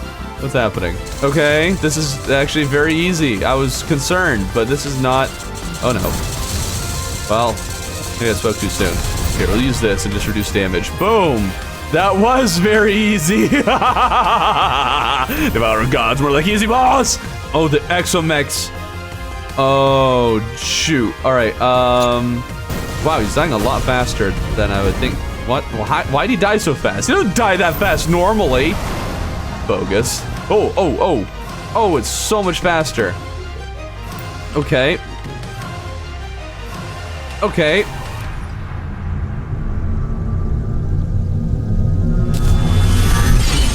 Nice. Don't get creamed. Don't get creamed in the final hour. Don't get creamed in the final hour. Come on, come on. Oh, bullet hell, bullet hell. Oh, what? I did not see that one even get there. Here come the twins. Come on, come on. Oh, what? What has hit me? Oh, come on, come on. Yes, yes, they're both gone, they're both gone, they're both gone. All right, good, good, good. Come on, come on. Oh, bullet hell. Last bullet hell. Last bullet hell. Last bullet hell. Oh, no. Come on. Okay, get those hearts, get those hearts. Yes, yes, yes. Yes. Oh, so poker's massive. Get those hearts. Thank you. Heal. Thank you. Let's go. First try boss rush. Right? You're gonna die, right? Let's go! First tried boss rush, and for my extraordinary efforts, I was gifted the rock, and it sits in a place of honor. Now, the trophy wall is much more full. Wish I had made it look nicer, but, I mean, works. I came across a little necklace, and these mounts or transmogrifications, or whatever you want to call them, are so much fun. Really looking forward to having more of these in the next update. While up there though, I remembered that I wanted the island to be more lit up, and learning to use echo painted torches for lighting is one of the single biggest building tips or discoveries I have ever made. It looks so natural, it's perfect. Even placing them in the trees to make sure the tree is lit. Nothing looks off, it's perfect. I still had quite a bit of time and figured I'd spend most of that farming for most of the shadow spec weapons and gear that I can craft primarily for mage. First thing I needed was more auric ore. Oh look, it's the skeleton merchant. It would be a shame if I were to mine him off of his little perch. Oh no, he's burning. Was that psychopathic behavior? Don't worry about it. One weapon required light shards, and I don't actually have a hollow desert, so I separated off a part in the astral biome and made it hollowed. No idea if hollow corrupts astral or not, but I'm not taking that risk. The weapon looks neat, but I didn't use it. Another weapon required, I get a bunch of dark plasma from Ceaseless Void. It creates this book, but it doesn't do anything unless there's a target. The most fun one was the party cannon, although when I did use it, its damage was not impressive. Shadow Spec is kind of stupidly expensive, so making these 3 took up most of what I had. I could make these few things, but I needed to farm the Exomex and Calamitous over and over again just to craft a few weapons, which strikes me as odd for endgame stuff. I think there'd be minimum farming required for, endgame, but maybe the drop rates are balanced around only using 1 class rather than 3, like I'm crafting 4. I also swear Calamitous was more difficult because I lost more battles against her than I won. Or maybe I was suffering skill issue. I have no clue. But I'm convinced that she was more difficult. Eventually I had every mage weapon except one that requires several copies of different Devourer of Gods drops. According to the wiki, the Mechworm staff has a 33% chance of dropping, and I need 2 of them. So of course it took 7 attempts to get both of them, which I guess isn't actually that bad, but it felt like a lot, okay? There's also this rocket launcher thing that dropped, and it's really cool. I don't remember getting it before, but it also auto-deposited, so I guess I have gotten it before. It's only a 10% chance drop, so I got something that was kind of rare from Devourer, so that's neat. The weapon made from all of this junk? A book that summons the Devourer of Gods to fight for me, or an illusion of it, says the description, but I don't care. I'm just saying that it summons the Devourer of Gods to fight for me. Using it against the Devourer itself sounds chaotic, so I tried it against Calamitous. It's a fine weapon, but man, mage still can't keep up with Summoner, not even in the end game. At least Rogue has a Scarlet Devil, which is absolutely broken, and Rogue kind of needs it to be broken. Rogue also has this other weapon that looks really good, although I never did try it against a boss. At this point, there wasn't a whole lot of time left, at least not enough for me to start building, nor did I feel all that motivated, so I quickly filled out the entire sky of my map, and then had some fun using my pickaxe made with Shadow Spec that mines ludicrously fast. I used the thing to explore a lot of the underground areas I'd never been to before. Nothing particularly interesting, but I'm starting to fill out the map, so that's neat. Well, it's here. The final week of the year. After so much time, it's kind of hard to get motivated to do anything because, I won't be returning next week. Everything I can think to farm for or defeat has already been acquired or conquered. There's nothing particular I want to do that wouldn't take a very long time, and by that I mean things like the cave village. I never did actually finish it, but what bugs me even more than that is the desert pylon. The arena and homes here I'm pretty sure were built in January and were never touched again, and it has bothered me ever since. It simply does not look very good, and I had such a grand vision for it at the beginning of the year, so I think to wrap up my time for the year, I'll at long last do a project I've had in mind since the very beginning. First step was remove the gross arena. Oh wait, I can just do this. Dude, this already feels weird, the desert not having, that's been there since January? Yeah, I think January, right? Yeah, we had Desert Skirt in January, right? Yeah, we had Desert Skirt in January. Dude, we just removed something that's been here since January. Bro. What I'm going for with this build is a sort of desert bazaar that follows the general structure or style of the dungeon entrance. Using sandstone and palladium columns painted yellow, I can make this fancy wall. It doesn't work nearly as well as painting the columns gray with some gray brick or something like that, but it still looks pretty alright for our purposes. Right above the homes, there's a little dome because it just feels right, and I used cobalt brick to add some color to the roof. Adamantite column wall is one of my new favorite underused wall types, and I used some painted purple to add color to these wall pillars. The nurse had to have her house moved so the pylon could sit evenly on the platforms between the two homes, and the columns were added. Of course, they were actuated, and I think moving the pylon resulted in something being just a little off. I tried my best to fix it, but the center of the dome is even and the pylon is odd, and even after moving things around, I couldn't get it to be just right. So I guess it's just always going to be ever so slightly off. It's the desert. That's just how things roll. Of course, you can see the falling sand walls that I've added, but I wanted to see something to add a little pop and discovered a block craftable with the Calamity stuff called a cult block, and these things look stupid cool. They do have a problem where if you add a bunch of them, then these cultist marks appear, and I don't want those, so I use them sparingly and just as an accent. I made these banners from those occultist blocks as well, and I'm really sad you can't craft the banners you find in the desert pyramids. Is there any way to get those banners? And the ones from the Sky Islands as well, you know, other than from the structures themselves, is there any other way to get them? There needs to be a way to do that in vanilla. I've always been a fan of how they look and always need more for my builds than what's openly available. Maybe the thing I'm proudest of the build though is placing these item frames with forbidden fragments in them, and once they were all painted with echo coating, it looks like a ring of magical floating rocks. I love it. The Great Sand Shark kept spawning and dying before even appearing on the screen, so I guess we'll add his relic to the build. This outer area needs to be filled in more, so using the occult wall and shadewood fence painted yellow, I made these sort of banner looking things. A couple trees were added and a spring, and then I added sandstone wall with living leaf walls around it to make the whole place a little more lush. Rubble, of course, had to be added. Rubble maker, oh yes, fires alive rubble. Have you seen one before? No, you haven't. I invented it. Want to see how it works? Per the request of one of my viewers, I added a honey cave just below it. They didn't say where to put it, just that they wanted honey falls, and I thought of this idea, and I think it's really interesting. It's very loosely inspired by the words of the Old Testament talking about how God would bring the Israelites to a land flowing with milk and honey.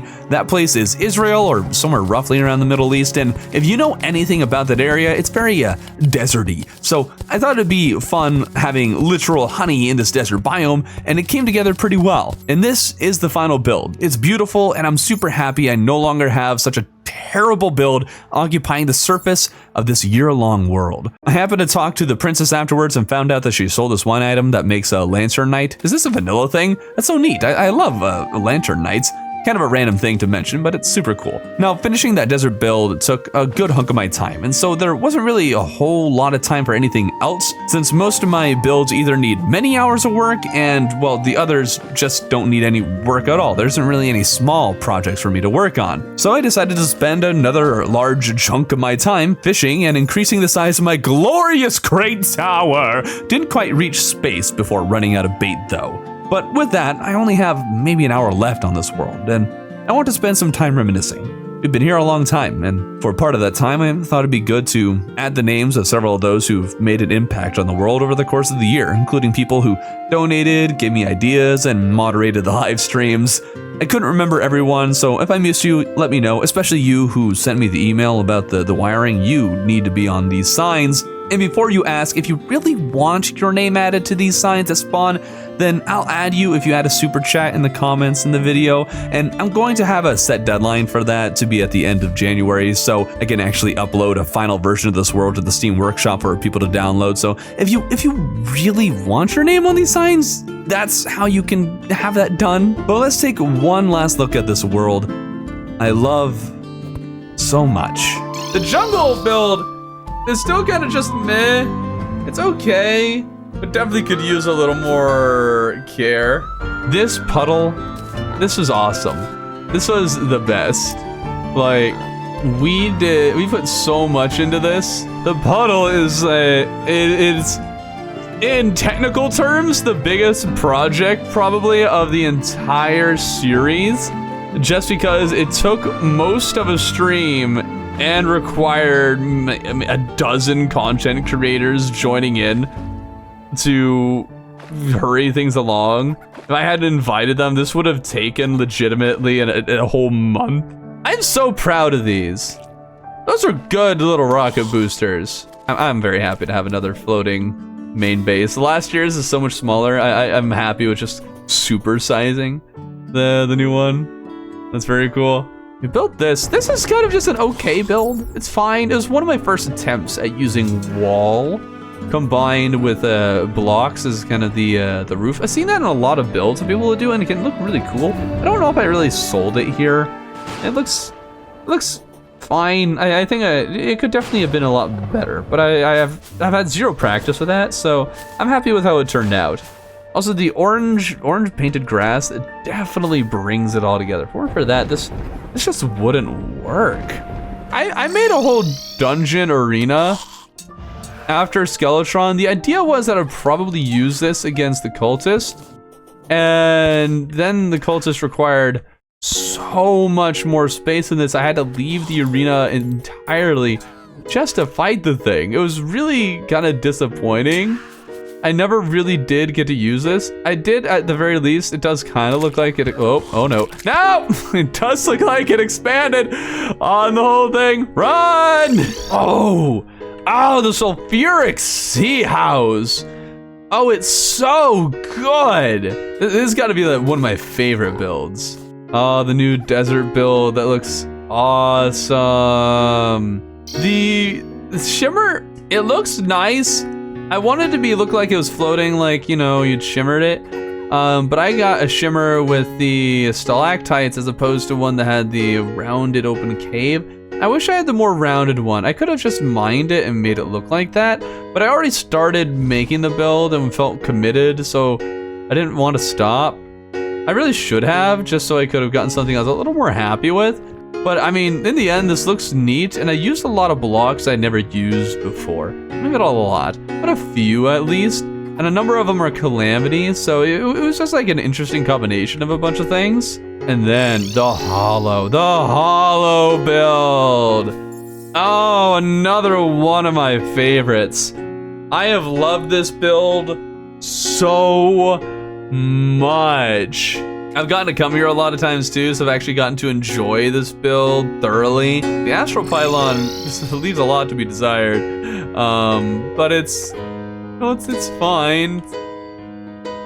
Technically functions as the house. Yeah, it's not very good. I couldn't really think of anything for the astral biome. And the brimstone. Oh, I'm so happy. I can visit a bunch of these builds and be excited about them, to see them and say, hey, this looks sick. I'm so happy with it. Oh, there were so many times when I would build and just I would never be content with it. I would think it looks ugly and I would hate it. But now, a lot of these builds I am pumped to see. So this is one of the first builds I made, I think. This was like maybe February or March I made this thing.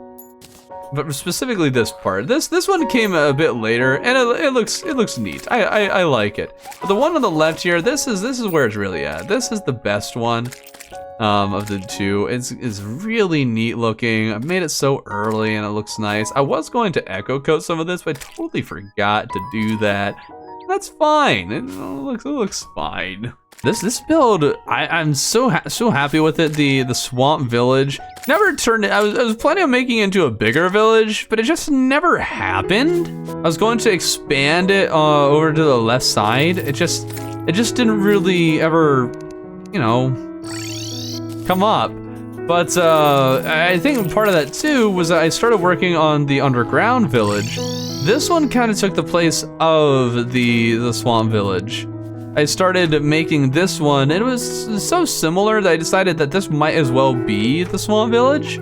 And boy, howdy, is it the most full build I have ever done. You know, with the most blocks in the most places. There's so little empty space. And part of me wishes I had more interesting interiors for these. But I'm also kind of happy to keep the buildings, like the interiors of them, being relatively simple because it makes them stand out amongst all the noise.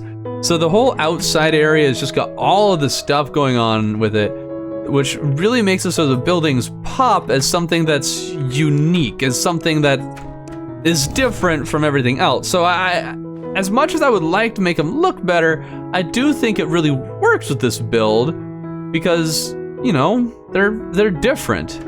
Oh yeah, wait, dude, the prototype. The elevator. Oh, I'm so glad I kept this. I am so glad I kept this. Oh, I hit the wrong button. I'm not doing it right. I'm not doing it right. Dude, Sky Civilization. This is one of my favorite things. Oh, I have too many favorite things going on here. Too many favorite things. Just look at it. Just look at it. It's so cool. Oh man, this is so cool. And, well, that marks the end of another year. I won't return to this until I'm streaming its total destruction. Don't worry, I'm blowing up a duplicate. But yeah, this is goodbye. Thank you so much to those of you who have watched the entire year, those who've watched all the way through the end of the video, to those who shared how much you've loved the series. And I'm afraid next year there won't be another, as things have come up in life that would make it hard to do another, and I want to pursue other projects in, Terraria, but maybe someday, with the 145 update or something, we'll give the year-long journey another go. Or maybe something similar. But with that said, perhaps for the last time, this is the end. 12 months, 52 weeks, 365 days, and we have done it.